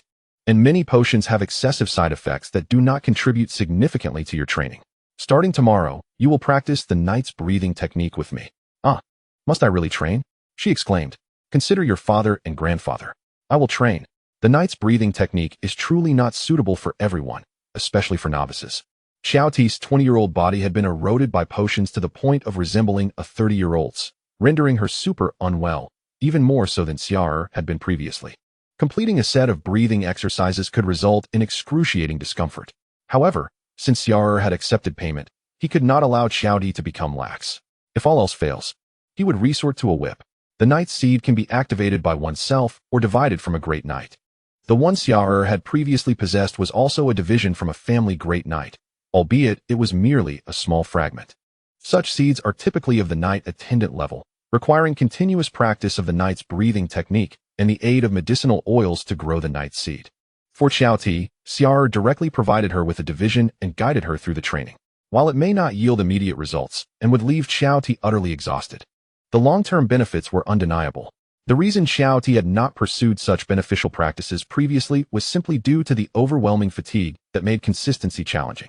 It was akin to Xia'er's previous struggle with weight loss. He fully understood that exercising and maintaining a healthy diet prolongs life and enhances health. Yet how many individuals can genuinely adhere to such principles? Self-discipline is an arduous endeavor, especially when it involves exhausting and strenuous exertion. However, as Xiaoti continued her training, she gradually discovered that the potions Xia'er had paired with her regimen were indeed advantageous. The expenditure had been halved while still achieving approximately 80 to 90% of the prior training efficacy. This remarkable cost-effectiveness was undeniably worthwhile. Furthermore, Xia'er adjusted the potions according to her physical condition, further reducing the adverse effects. This alleviated the strain on her body, allowing Xiaoti, who had previously struggled to sleep at night or resorted to meditation as a substitute for rest, to once again experience the comfort of deep slumber. Although wizard apprentices can also use meditation as a substitute for sleep, the body requires recovery, which meditation cannot fulfill. Upon waking, Xiaoti felt rejuvenated, and even the effects of subsequent meditation seemed to improve. Xia'er understood that this enhancement was merely an illusion. However, the relaxation and relief she experienced were tangible benefits. After more than half a month, Xiaoti could now successfully complete a full cycle of the knight's breathing technique. As she performed the entire sequence, the knight's seed pulsed gently, making her feel as though she could extend her lifespan. Xia'er stood nearby, applying medicinal oil to aid her recovery. His gaze devoid of any suggestive intent, solely focused on maintaining strict standards for his apprentice. "I feel great in my current state," Xiaoti remarked. Xia'er nodded. How could it not be? Although the knight's breathing technique is exhausting, the physical training it provides is substantial. Exercise stimulates dopamine production, enhancing mood and comfort. Coupled with the relaxation that follows fatigue, these factors significantly contribute to Xiaoti's sense of well-being. "You are performing admirably. If you maintain this momentum, you shall not be far from becoming a first-class wizard apprentice," Xia'er encouraged. Xiaoti nodded, aware that she was now spending fewer magic stones on potions. Yet the results remained comparably effective. Her health was improving, her condition was steadily enhancing, and she was utilizing fewer potions without entirely ceasing their use, thus continuing to make progress in her training. As her consumption of magic stones diminished, her psychological burden also lightened, alleviating worries about her father and grandfather. Although hiring Xia'er for lessons and training plans required magic stones, Xiaoti felt it was a worthwhile investment. Xia'er further suggested, take some time to patrol on your own. Do not solely focus on meditation. Slaying shadow creatures and the parasitic entities can also be beneficial to your meditation practice. Xiaoti replied, I am well aware, but I simply cannot compete with you. As they conversed, Xiaoti cast a glance at Xia'er. Upon hearing her words, he gazed at a nearby flower bed and chuckled awkwardly. These flowers are indeed lovely. Xiaoti chose not to pursue the matter further, expressing, your assistance has been immensely beneficial to me. Your advice has also been invaluable. I can distinctly feel my body improving, which will greatly aid my aspirations of becoming a first-class apprentice and eventually a wizard. Xiaoti was quite confident in her belief that she could attain the status of a wizard. Xia'er did not refute, for it would be unwise to undermine his employer's confidence. Xiaoti led Xia'er back to their residence and said, you have offered me advice, so allow me to provide you with some counsel that may benefit your future. Upon hearing this, Xia'er immediately perked up. Speak, I shall listen intently and take notes. Xiaoti continued, you are already a first-rate wizard apprentice, and quite young at that. As she spoke, Xiaoti playfully squeezed Xia'er's arm, feeling the firmness of his muscles. You possess the potential to ascend to the rank of wizard, but many share this potential, yet few will achieve the title. Do you know why? Xia'er shook his head repeatedly. Although he could purchase cultivation insights, he lacked access to other sources of information. Xiaoti languidly remarked, if I do not enlighten you about such matters, you would need to pay a hefty sum for that knowledge. The transition from a first-rate wizard apprentice to a first-circle wizard is a significant leap in the hierarchy of life.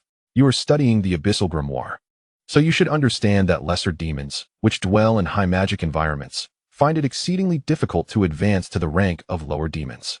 The same applies to us in the wizarding world. The journey from apprentice to first-circle wizard requires something crucial. Xia'er listened intently and inquired, what is it? Xiaoti replied, it is the concentration elixir. This is an expensive potion, even pricier than the standard cultivation potions used by many second and third circle wizards. The elixir's effect is to facilitate a qualitative transformation in the mental prowess of a first-rate wizard apprentice, enabling them to shatter their limitations and become a first-circle wizard. Without this elixir, one cannot achieve that rank. Xia'er frowned upon hearing this and asked, does everyone require it? Is there no one who can do without? Xiaoti chuckled. There are some, but you certainly cannot count yourself among them. Do not even think about it. You have been learning alongside me and lack the fate and talent for such an exception. Those with the requisite talent do not lack for concentration elixirs, while we, lacking such abilities, find it even harder to obtain the necessary aid. Xia'er furrowed his brow and questioned, how can one acquire the concentration elixir? Xiaoti explained, in other wizard academies, the means of acquisition may be unknown, but in Xia'er and a few surrounding institutions, there is but one method, the Trials Dimension, which occurs every 5 years. Chapter 89. The Trials Dimension, Xia'er murmured, the Trials Dimension? What is its purpose? Xiaoti stated, it is a place of slaughter. The Trials Dimension is not within the wizarding world. It is said to be a secondary plane.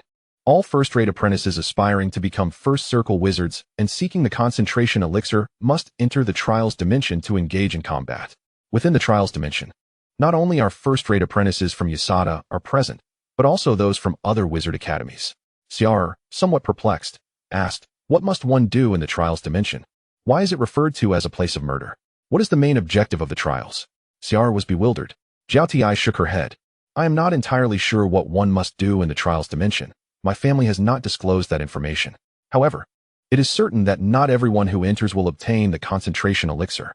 Moreover, not everyone will emerge alive. The vast majority of first-rate apprentices perish within.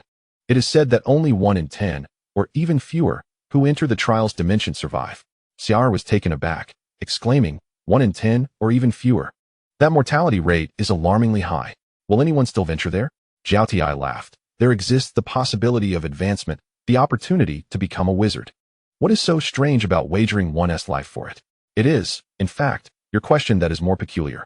If you have no other means of acquiring the concentration elixir, and you possess the talent to become a wizard, would you be content to remain a first-rate wizard apprentice for life without it? Xia'er exhaled deeply at her words. Understanding dawned upon him. He was a first-rate wizard apprentice. Physically robust, able to learn spells swiftly, and could also venture into the Enian realm to slay shadow creatures for acceleration. Other wizard apprentices likely shared a physical condition similar to Xia'er's. Their bodies, beset by the side effects of various potions and the erosion of magical power, aged rapidly. Even those with knightly physiques, if not regularly trained, would find little benefit in their physical recovery. Physical prowess was never a permanent state, at least not at their current stage. A severely damaged first-rate apprentice would surely desire to become a wizard. Some who relinquished their aspirations of becoming first-circle wizards might find their health improved, as they ceased taking potions and focused on maintaining their well-being. Conversely, those dedicated to enhancing their power often found their bodies riddled with wounds, much like Xia'er. Simultaneously, Xia'er pondered his own situation. Would he prefer to live his life as a first-rate wizard apprentice or take the risk? Although this was a personal dilemma, Xia'er quickly reached a resolution. Regardless of the peril, he would undoubtedly choose to venture forth. He could not remain a first-rate wizard apprentice for eternity. In this treacherous world of wizards, being a first-rate wizard apprentice was perilous. Only by growing stronger and becoming a formidable wizard could one attain dignity in survival. Xia'er affirmed, "Your words hold merit." Initially, Xia'er struggled to comprehend why Xia'er would organize the trial's dimension, considering the staggering casualty figures involved. Was this not an excessive loss? However, upon reflection, he realized that these apprentices did not seem to represent a significant investment of resources for Xia'er. Their achievements were self-made, as they labored to earn magic stones to fund their own training. The number of casualties seemed inconsequential to Xia'er. Considering the large number of individuals in Xia'er, Xia'er and his cohort numbered in the thousands, with new ships arriving each year. Aside from those brought in by sea vessels, many students also came to Xia'er from the Wizarding Continent. With the division of the 24 districts in the lower and middle tiers, along with the even larger lower city, Xia'er truly did not lack for manpower. First-rate apprentices seemed akin to chives, harvested every 5 years. The elite were selected to become wizards while others were treated as expendables. This line of thought led Xia'er to believe that the trial's dimension was not as straightforward as it seemed. If he could summon demon worms and slay goblins to extract their blood, flesh, and souls, then the deaths of first-rate wizards in the trial's dimension might also harbor ulterior motives. Xia'er dared not delve further into this line of thought. Fearing he would only terrify himself, Xia'er inquired, "When will the next trial's dimension open?" Xia'er responded, "The next opening is only about 1.5 years away." She gazed deeply at Xia'er and said, "You are already a first-rate wizard apprentice and have mastered several spells. However, I advise against rushing into this upcoming trial's dimension." "Why?" Xia'er asked. "Because I have only recently advanced from a first-rate wizard apprentice myself. The trial's dimension occurs every 5 years. But some wizard apprentices have prepared for over a decade, even longer. Although all are first-rate wizard apprentices, the disparity between them is vast. They possess an array of magical equipment, numerous spell scrolls, and have mastered many spells through years of accumulation. They are far wealthier than you." Xia'er wiped the potion oil from her skin and smiled. "As for you, Xia'er, you have learned many spells, but so have others. You lack magical equipment and possess few potions. This time, as you enter the trial realm, the likelihood of emerging unscathed is far from certain. Instead, the probability of perishing within and becoming a trophy for others is considerably higher." Xia'er nodded silently. "You are right. I indeed cannot compare myself to some of the seasoned wizard apprentices. At present, Xia'er possesses nothing of value except for 2 magical artifacts, the boots gifted by Xia'er and the crystal ball bestowed by Luolan. There is no need to look elsewhere. Simply observing Xia'er suffices. She is adorned with an array of equipment, wizard robes, a staff, talismans, necklaces, rings, crystal balls, and a plethora of other magical artifacts. The sheer number of magical stones she possesses could easily overwhelm any opponent. If I were to venture into the trial realm, it would be imperative to prepare an extensive array of resources. I would need to acquire various magical artifacts, amass a substantial quantity of potions for healing and restoring both magical and mental energies, and also prepare numerous spell scrolls to serve as supplements in battle or to counter unforeseen events. However, all of this requires a significant amount of magical stones, which are precisely what Xia'er currently lacks. With a heavy sigh, Xia'er lamented, "It is too difficult. Xia'er, could you lend me some magical stones?" Such audacity. Xia'er chuckled. What a bold request. A callous woman indeed. Chapter 90. Methods of earning money. After parting ways with Xia'er returned to his quarters, pondering what ventures might yield profit. Yet, despite racking his brain, he could not identify a lucrative avenue suited to his skills. If he were in Xia'er, He could rely on capturing goblins to earn a modest income. While it may not have been substantial, it at least provided a steady source of revenue. However, stationed in this unfamiliar territory, Xia'er found his earnings drastically diminished. For 2 consecutive days, his thoughts revolved around these concerns. His dismal state did not go unnoticed by Luolan. She inquired, "What troubles you these past 2 days? You seem unwell." Xia'er did not conceal his feelings and expressed his confusion to Luolan. Upon hearing his plight, Luolan shook her head slightly. "Xiaoti should not have disclosed that to you so soon. You have only just become a first-tier wizard apprentice. The essence concentration potion is still quite beyond your reach. Even if you desire it, it should be aimed for the next round of trials. Your foundation is too fragile. Magical artifacts, potions, mental and magical energies, and an array of spells cannot all be mastered in a single year. Be patient and await the next trial. Calm your mind."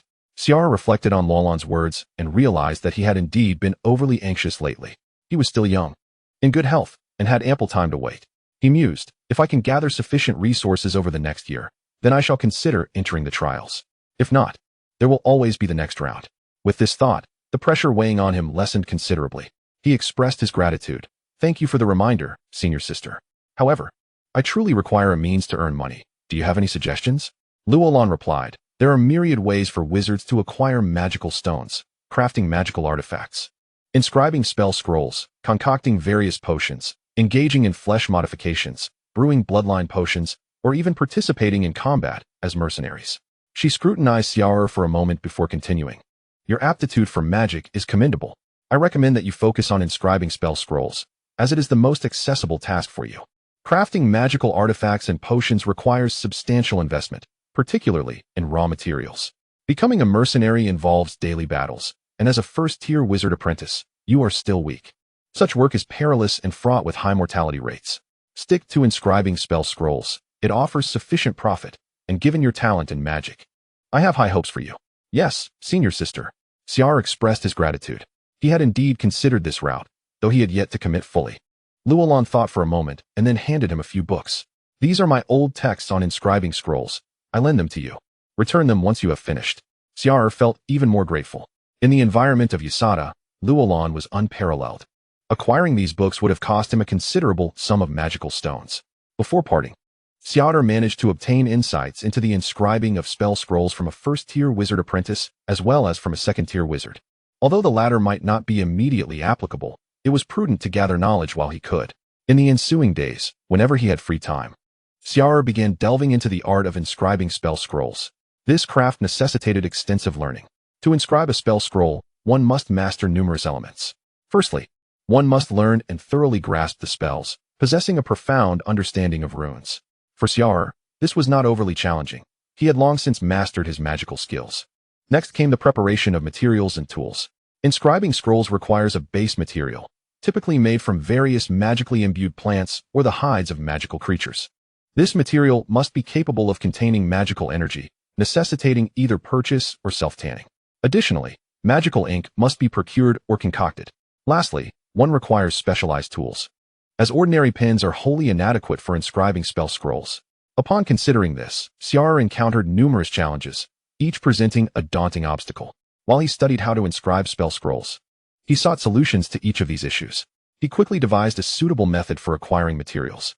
Every day, he could summon several demonic worms, and as long as he did not exceed a reasonable number of summons, these creatures were willing to comply. He could summon a dozen or even 20 demonic worms in a day, and by increasing the bait, he could attract even more. The demonic worms proved invaluable to Xia'er. He frequently summoned them, slaying them to obtain fractured souls and the essence of their flesh. However, the soul power of the worms was somewhat lacking in the summoning of demons, which is why he summoned them sparingly. Now, however, Xia'er had set his sights on the skin of the demonic worms. Strictly speaking, the skin of the demonic worms could be tanned to serve as the base for inscribing spell scrolls. This was not surprising.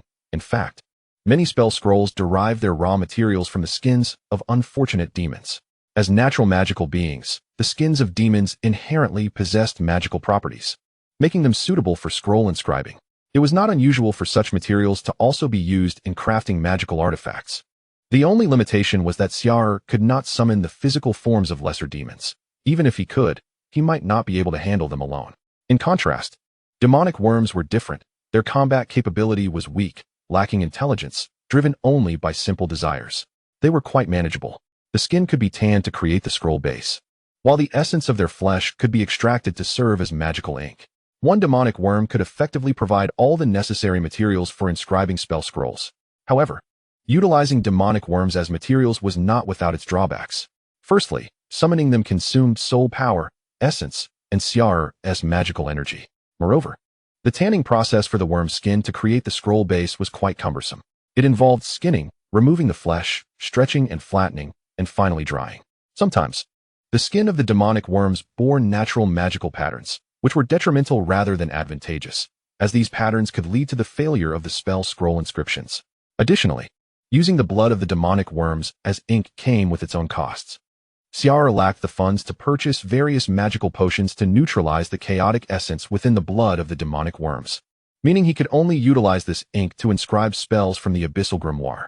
However, as long as there are resources to utilize, what more could one desire? Chapter 91. The Burden of Infamy on Delise. Beyond the issues with the materials, there lies a more critical problem. He lacks the enchanted quill necessary for inscribing scrolls. This item is not inexpensive, and currently, Xia'er has no means to acquire one. Xia'er is quite troubled, yet he sees no alternative. He begins by tanning the materials, preparing to save up some money to procure a quill. In the farm, Xia'er is diligently occupied. This place has already been transformed into his stronghold. Upon leaving the manor, he came directly to this farm. On the ground, the magical sigil has been meticulously drawn. Holding a crystal ball in one hand, Xia'er commences the incantation. Zero Ring Magic, Summon Demon Worm. As his magical energy and the soul power within the crystal ball are consumed, the sigil soon radiates a black glow. With a flash, a demon worm the size of a dog is summoned. A flicker of joy crosses Xia'er's face as he observes this. Upon its summoning, the demon worm raises its head, its mandibles opening and closing incessantly, seemingly in search of an adversary. However, no foes are present for it to confront. Xia'er swiftly unleashes a bone needle, shattering the demon worm's head. With a thud, its elevated head and mandibles fall lifelessly to the ground. Get to work, Delise? Yes, master. A bipedal mouse hastily approaches, its elongated tail trailing behind. This is Delise, the mouse Xia'er had previously modified. Delise is now vastly different from before. He is Xia'er's most perfect creation. Standing at around 1 meter tall, Delise resembles a humanoid mouse. His lower limbs are strong, and his upper limbs display remarkable agility. Dressed in children's clothing that fits him perfectly, Delise has undergone significant transformation under Xia'er's enhancements, not only in size, but also in intellect. His current intelligence is comparable to that of a teenager. This level of intellect is quite high, even surpassing that of the majority of goblins in the wilderness. After extensive training, Delise has also learned the common tongue of humans. Although his speech is somewhat halting, daily communication poses no issue. In terms of combat prowess, Delise is not particularly formidable. Even in a life-or-death struggle, his abilities are akin to that of a knight. Yet, this is merely the beginning. Xia'er senses that Delise is still undergoing a subtle form of mutation. This is encouraging news. As long as the mutation remains controllable, it is a positive development for Xia'er. Currently, Delise serves as Xia'er's assistant on the farm. His daily tasks include feeding the other mice and training them to obey commands. Delise possesses an astonishing talent in this regard, perhaps due to his lineage. Each time Xia'er summons a demon worm, the tanning of its hide is entrusted to Delise. After Xia'er has instructed him, the task is entirely in Delise's capable hands. Initially, there was some waste, but he now executes the task with remarkable proficiency. With a sharp knife, Delise slices through the tough, leather-like skin of the worm, expertly skinning it to remove the entire hide. The flesh and blood of the worm are discarded into a nearby basin. Regardless, the demon worm is a type of abyssal demon, and thus its flesh and blood carry the taint of the abyss. Xia'er would never dare to allow ordinary individuals or knights to undertake such work. One misstep could lead to their corruption by the abyss, a troublesome predicament. However, he and Delise are entirely free from such concerns. Xia'er possesses the bloodline of a succubus, while Delise has been transformed and mutated by the demon worm. Xia'er even believes that the abyssal corruption is insufficient. A bit more would hasten Delise's mutation even further. Once the worm has been skinned, Xia'er and Delise busily attend to their respective tasks. Xia'er extracts the demon worm's blood, refining and storing it as ink for inscribing magical scrolls. Meanwhile, Delise diligently scrapes away the excess flesh from the demon worm's skin. This process is lengthy and laborious, as Beluisi employs a small knife to spread the entire demon worm hide across a table, meticulously removing the surplus flesh. The discarded flesh is not wasted. Beluisi consumes it without hesitation.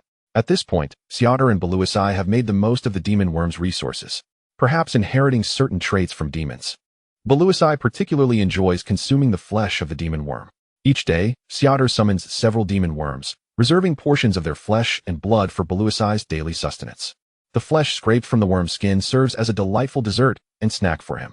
After a long day of labor, Xia'er completes his tasks, having fully refined the worm's blood. The desiccated flesh is incinerated to ensure it is entirely consumed. Beluisi, on the other hand, still has several steps to complete in the tanning process, which will occupy him for much of the day. After organizing his belongings, Xia'er pats Beluisi on the head as he passes by. Good work. Yes, master. Encouraged by his master's praise, Beluisi's enthusiasm for the task intensifies, causing the scraping of the demon worm's skin to produce a satisfying sound. For Beluisi, this labor feels devoid of fatigue. Rather, it is profoundly fulfilling. Grabbing a piece of worm meat, he pops it into his mouth, relishing the combination of work and snacks. Truly, it is a blissful existence for a mouse. Xia'er securely stores the refined worm blood. He has now accumulated over 30 vials of it.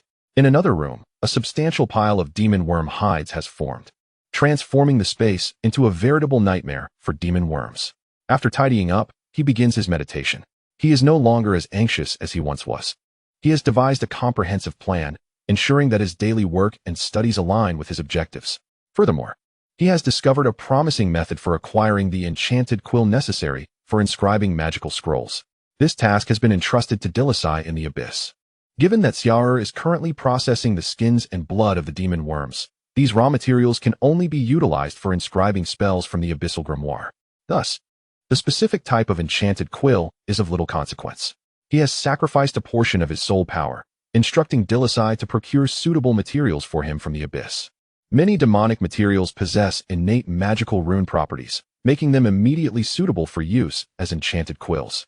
If Delise can locate appropriate demonic materials, Xia'er can directly employ them for inscribing magical scrolls without the need for combat. Even if the resource consumption is slightly higher, Xia'er can accept it, as he is engaging in a venture that bears no cost. Suffering through the demon worms, the burden of infamy falls upon Beluisi. Chapter 92. Inscribing Scrolls. In a certain layer of the abyssal realm, Delise has dragged an unfortunate demon into her cave. This demon is a low-tier entity known as Fuluomeo. Fuluomeo is a flying demon with expansive, fleshy wings, resembling those of a bat, spanning approximately 5 to 6 meters in width. Its head resembles that of a goat, adorned with two twisted, horn-like protrusions. Its eyes glow with a malevolent red light, akin to burning coals, exuding a fierce and malicious gaze. Fuluomeo's mouth is lined with sharp fangs, and its long, forked tongue extends and retracts intermittently to detect the scent of prey. Its body is covered in a layer of coarse black scales, providing substantial protection. His chest was broad, and his limbs were muscular, brimming with strength. His hands bore sharp claws, capable of easily tearing apart foes, while his feet were robust, supporting his powerful physique. The soles resembled goat hooves, remarkably hard and sharp, providing stability and grip during combat and swift movements. The tail of the Fuluomo was slender and agile, ending in a sharp barb that could serve as a weapon. This unfortunate Fuluomo was a carefully selected prey by Delise. Recently, the Fuluomo had flown over the cave where Delise resided, presenting her with an opportunity. Thus, Delise used a portion of blood essence from a sacrificial Xia'er, along with a captured imp as bait, ultimately ensnaring the Fuluomo. At this point, the creature was already severely weakened by Delise. She brought the Fuluomo into her cave and ventured out to erase all traces left behind. Upon returning, Delise commenced the process of preparing the Fuluomo.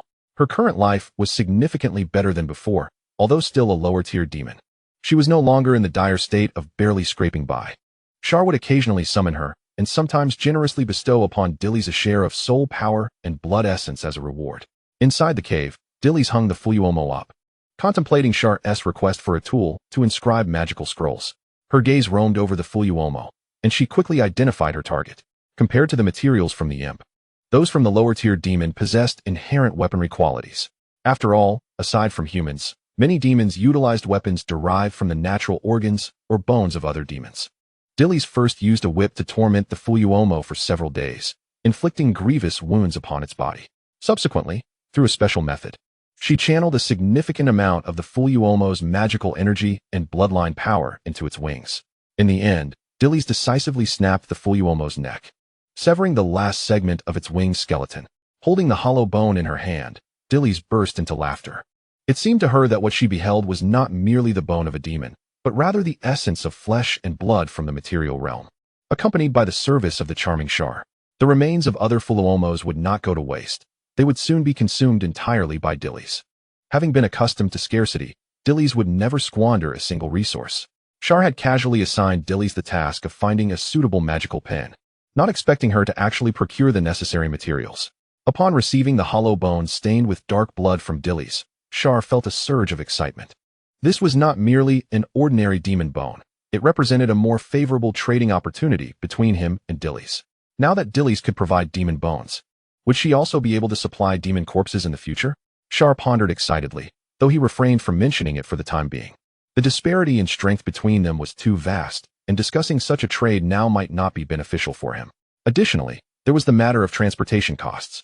Sending sacrificial items from Xia'er to Delise faced little obstruction from the abyss, as the consumption of soul and blood essence was minimal. However, sending items from Delise to Xia'er would incur greater losses. It required Delise to expend magical energy, and Xia'er to expend soul power, which was quite substantial. Xia'er chose not to rush into contemplating these issues, and instead began processing the hollow bone of the WuDuoDuo. This segment of the WuDuoDuo's wing skeleton measured over 30 centimeters in length. Its end was slender and sharp, while the base was slightly thicker, roughly the same width as a knuckle. Judging by its form, this bone was ideally suited for crafting a magical pen. After cleaning the blood and stripping away the demon's flesh and fur, Xia'er was left with a black hollow bone approximately 30 centimeters long. This bone bore hidden magical patterns, making it a natural magical tool. It could be infused with magical energy with minimal loss. Besides serving as a pen for inscribing magical scrolls, it could even function as a weapon. However, utilizing it for combat would be a waste. After finishing the bone, Xia'er was eager to experiment with it to see if it could indeed be used to draw a magical scroll. The tip of the bone was already quite sharp, so Xia'er made slight adjustments to its shape, rendering it more akin to a pen. He retrieved a piece of demon worm skin that had been cut and rolled. The grayish-black skin was barely recognizable as that of a demon worm at this point. This small scroll utilized a quarter of the demon worm's skin, having been tanned and then cut and rolled. Now, Xia'er unfurled this scroll and took out a vial of ink brimming with magical energy, derived from the essence of the demon worm's blood. Once everything was prepared, Xia'er dipped the demon bone into the ink. He did not act hastily. Instead, he contemplated which spell to inscribe. After much deliberation, he settled on the simplest option, summoning a demon worm. Although it was also a zero-circle spell, summoning a demon worm was significantly easier than summoning an imp. Xia'er had long practiced the art of drawing magical scrolls on ordinary paper with a pen in his mind. He had also acquired insights into the creation of magical scrolls from Lauren. Delving into research, he lacked only practical experience. Now, as he finally put pen to paper, it did not prove to be a challenge. With his mental and magical energies flowing into the bone pen, each rune fell gracefully onto the scroll. One by one, the runes and lines formed a magical array. As a black glow emanated, Xia'er's face lit up with joy. The magical scroll. It was complete. Chapter 93. The shipment. The successful drawing of a summoning scroll for a demon worm, while not particularly lucrative, marked the first step toward Xia'er's fortune. Subsequently, he continued to experiment, though he faced a series of failures. However, Xia'er remained undeterred, as he had mentally prepared himself for this eventuality. The most crucial aspect of creating magical scrolls lay in the harmony between the scroll's base, the ink, and the pen, along with Xia'er's magical and mental energies. Currently, the demon worm's skin, blood, and the demon bone lacked standardization. Failure was to be expected. If he had utilized standardized scroll bases, magical inks, and pens, he could still encounter failures. Moreover, these were makeshift products crafted by Xia'er and Bruce. Nevertheless, he was not overly concerned. If quality was lacking, he would compensate with quantity. In the days that followed, Xia'er devoted more effort to the creation of magical scrolls, significantly increasing his success rate. In comparison, using a legitimate scroll kit would entail costs. Xia'er was essentially obtaining everything for free, with all resources provided by the demon worm, keeping expenses remarkably low. The only drawback was that the quality of the demon worm's skin was inadequate, limiting him to inscribing only zero-circle spells. Otherwise, Xia'er would likely never lack resources in the future, merely needing to invest time in crafting magical scrolls. Inside the wooden cabin on the farm, Xia'er stood quietly before the table, holding the WuDuoDuo's bone.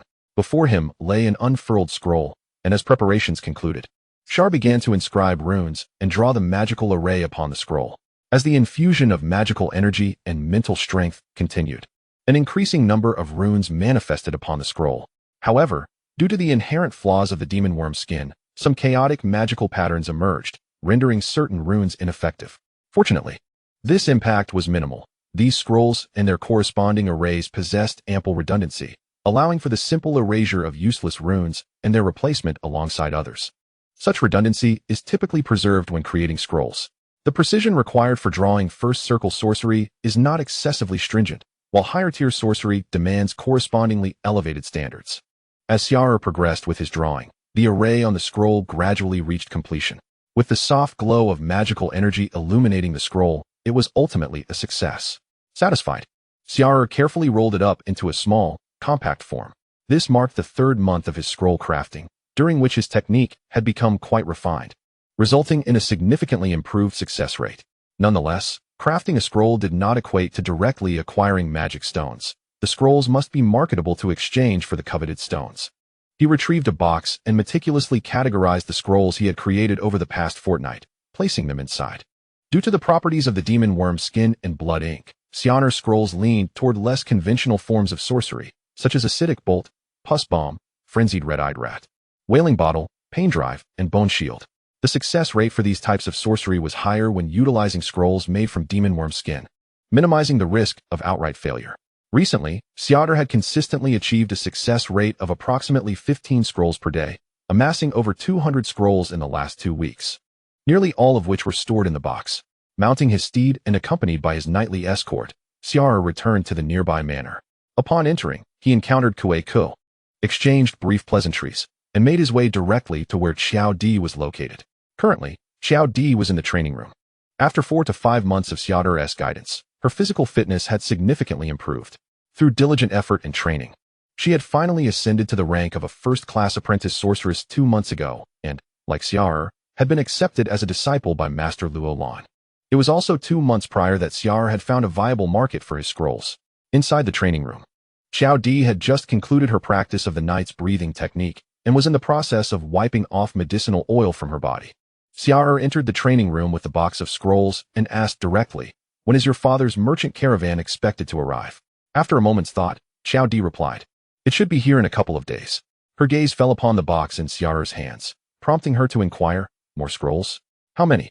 Xia'er opened the box, stating, 200 scrolls, all first circle sorcery. Xiaodi regarded him with a look akin to that of a monster. Unable to contain her curiosity, "Xia'er, just how many demon worms are you summoning each day? How does Abyssal will still permit you to summon worms? In just half a month, you have managed to amass 200 scrolls. Are you some sort of monster?" Setting the box down, Xia'er chuckled, "What sort of monster? I'm merely ensuring that your family can profit as well." After cleaning off the medicinal oil, Xiaodi could not help but exclaim, "Though it's a matter of earning magic stones, your pace is astounding.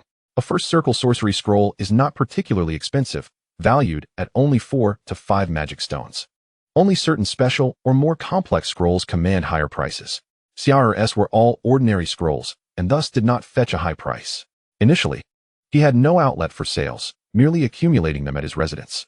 It was only after Xiaodi's father learned of her status as a first-class apprentice sorceress that he personally brought ample resources to assist her in apprenticing under Anderson. This arrangement had been pre-discussed between Xiaodi's family and the master sorcerer. Xia'er was merely an unexpected beneficiary. Upon meeting Xiaodi's father, Xia'er finally found a channel for selling his scrolls. Xiaodi's family owned a merchant caravan, with her father and grandfather serving as guards. The true proprietor of the caravan was a sorcerer from Xiaodi's lineage, her great-grandfather. Previously, Xiaodi's resources had been delivered to the manor every fortnight by this caravan.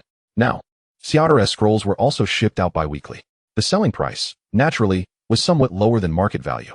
As many could craft first circle sorcery, beginners typically began with those scrolls.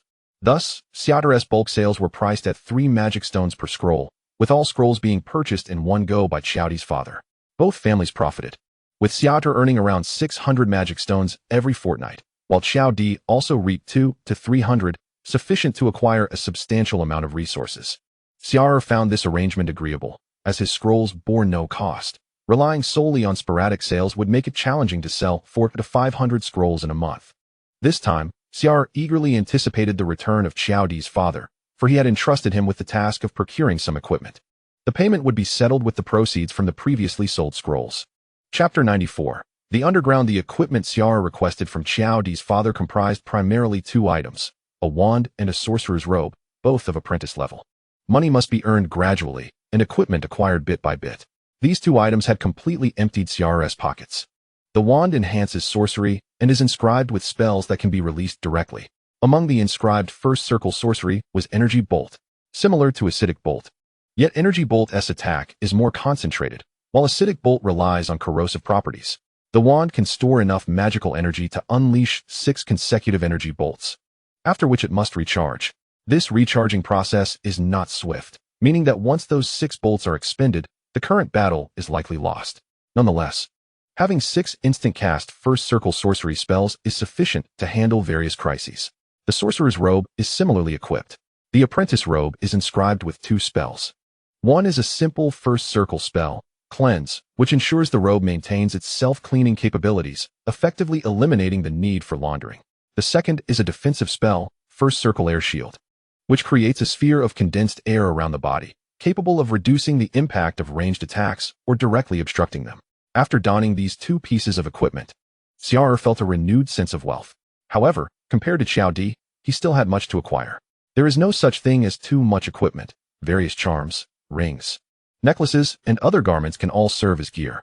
Altogether, even a dozen more pieces of equipment would not seem excessive to Xia'er. Now his daily routine was quite fixed, leaving little room for rest. Each morning began in Luolan's laboratory, checking for any tasks to assist with or learn from. He would then leave the manor to the farm, summon demon worms, and hand them over to Bruce for processing, utilizing the leather for crafting scrolls and the exquisite magical ink. Simultaneously, he would draw sorcery scrolls on the farm to exchange for magic stones. Once the scrolls were completed, Xia'er's magical and mental energy would be significantly depleted, leading him into a meditative state. Consuming eyeballs expedited the meditation process, replenishing his state of being. Afterward, he would choose a time to visit the Shadow Realm every few days. The Shadow Realm is a treasure trove, home to creatures that serve as the finest nourishment for Xia'er's growth. Although perilous, as long as one remains sufficiently cautious and relies on Xia'er's ability to escape at any moment, it is relatively safe. After acquiring equipment from Xiaodi, he and Xiaodi formed a group and proceeded to Luolan's underground laboratory. They assisted for a while before departing. Luolan does not conduct experiments daily. At times, she engages in tasks to earn magic stones, which Xia'er and Xiaodi are unable to assist with. Luolan also prefers not to involve them, as one can never tell whether they are there to help or to learn her secrets. Before leaving the underground laboratory, Luolan remarked, "Be cautious in the near future. The aura of the Yin realm is receding. I suspect this invasion will not endure for long. However, before the Yin realm departs, there will be another significant outbreak, so you must remain vigilant and inform Kuei Ku and the others." "Yes, senior sister," Xia'er promptly responded. He and Xiaodi exited the underground, emerging into the sunlight that illuminated the shadow at the mouth of the passage. His mind was preoccupied with thoughts of the Yin realm, causing him to overlook his surroundings. The retreat of the Yin realm resembles a receding tide, departing from the wizarding world, never to converge again. Yet, would he still be able to venture into the Yin realm, despite its grotesque and terrifying creatures? Xia'er felt a twinge of reluctance at the thought of their absence. Together, he and Xiaodi stepped into the shadows of the passage. In the next moment, both vanished simultaneously. Luolan in the laboratory instantly looked up, astonished at the spot where Xiaodi and Xia'er had disappeared. "What? I cannot exit either?" Meanwhile, with a single step, Xia'er and Xiaodi found themselves in a dramatically altered environment. Once again, they had arrived in the terrifying Yin realm. Xia'er was relatively unfazed. Frequent visits had made him somewhat of a native here. He was well acquainted with the surroundings, unlike Xiaodi, who was entering for the first time under duress. "What is happening? Where is this? Is this the Yin realm?" Xiaodi exclaimed in rapid succession, confirming her location, and then turned an inquisitive gaze towards Xia'er. Xia'er nodded slightly. He surveyed the area, frowning, as their current position was decidedly amiss. They had just prepared to exit Luolan's underground laboratory, only to find themselves trapped between the underground and the surface passage. In the wizarding world, this would be a matter of mere steps. However, in the Yin realm, The environmental conditions were vastly different. Behind them lay a dark passage resembling a fearsome beast-esque gaping maw, while ahead was the path leading to the surface. What should we do? Xiao Di asked, her voice tinged with panic. Xia'er stepped forward and said, the most crucial task now is to find our way back. For Xia'er, entering the Yin realm with Xiao Di was not fortuitous. Had he stumbled in alone, he could have easily located a safe spot and returned to the wizarding world through WuDuoDuo. But with Xiao Di accompanying him, that approach required discretion. He either needed to find a passage back to the wizarding world for both of them or wait for several days until Xiao Di perished, or perhaps eliminate her, so that he could return alone. Xia'er's malevolent gaze briefly lingered on Xiao Di before shifting away. Let us get outside. The underground feels ominous. They moved forward. Yet after several dozen steps, the path to the surface appeared interminable. Was it a labyrinth? A fleeting thought crossed Xia'er's mind. But that seemed implausible in the Yin realm. He halted, declaring, something is amiss here. Why haven't we exited yet? I'll remain here while you proceed ahead. Xiao Di took a deep breath, dismissing unnecessary words, and activated the various defensive spells on her equipment. Intricate runes surrounded her, then vanished. She advanced a few more steps. Yet the distance between her and Xia'er remained unchanged. Turning her head, she found him still standing just 2 steps behind her. Xiao Di began to panic, lowering her voice to ask, we cannot get out. What should we do? Is our only option to descend? Xia'er turned to look back at the pitch-black underground passage behind them.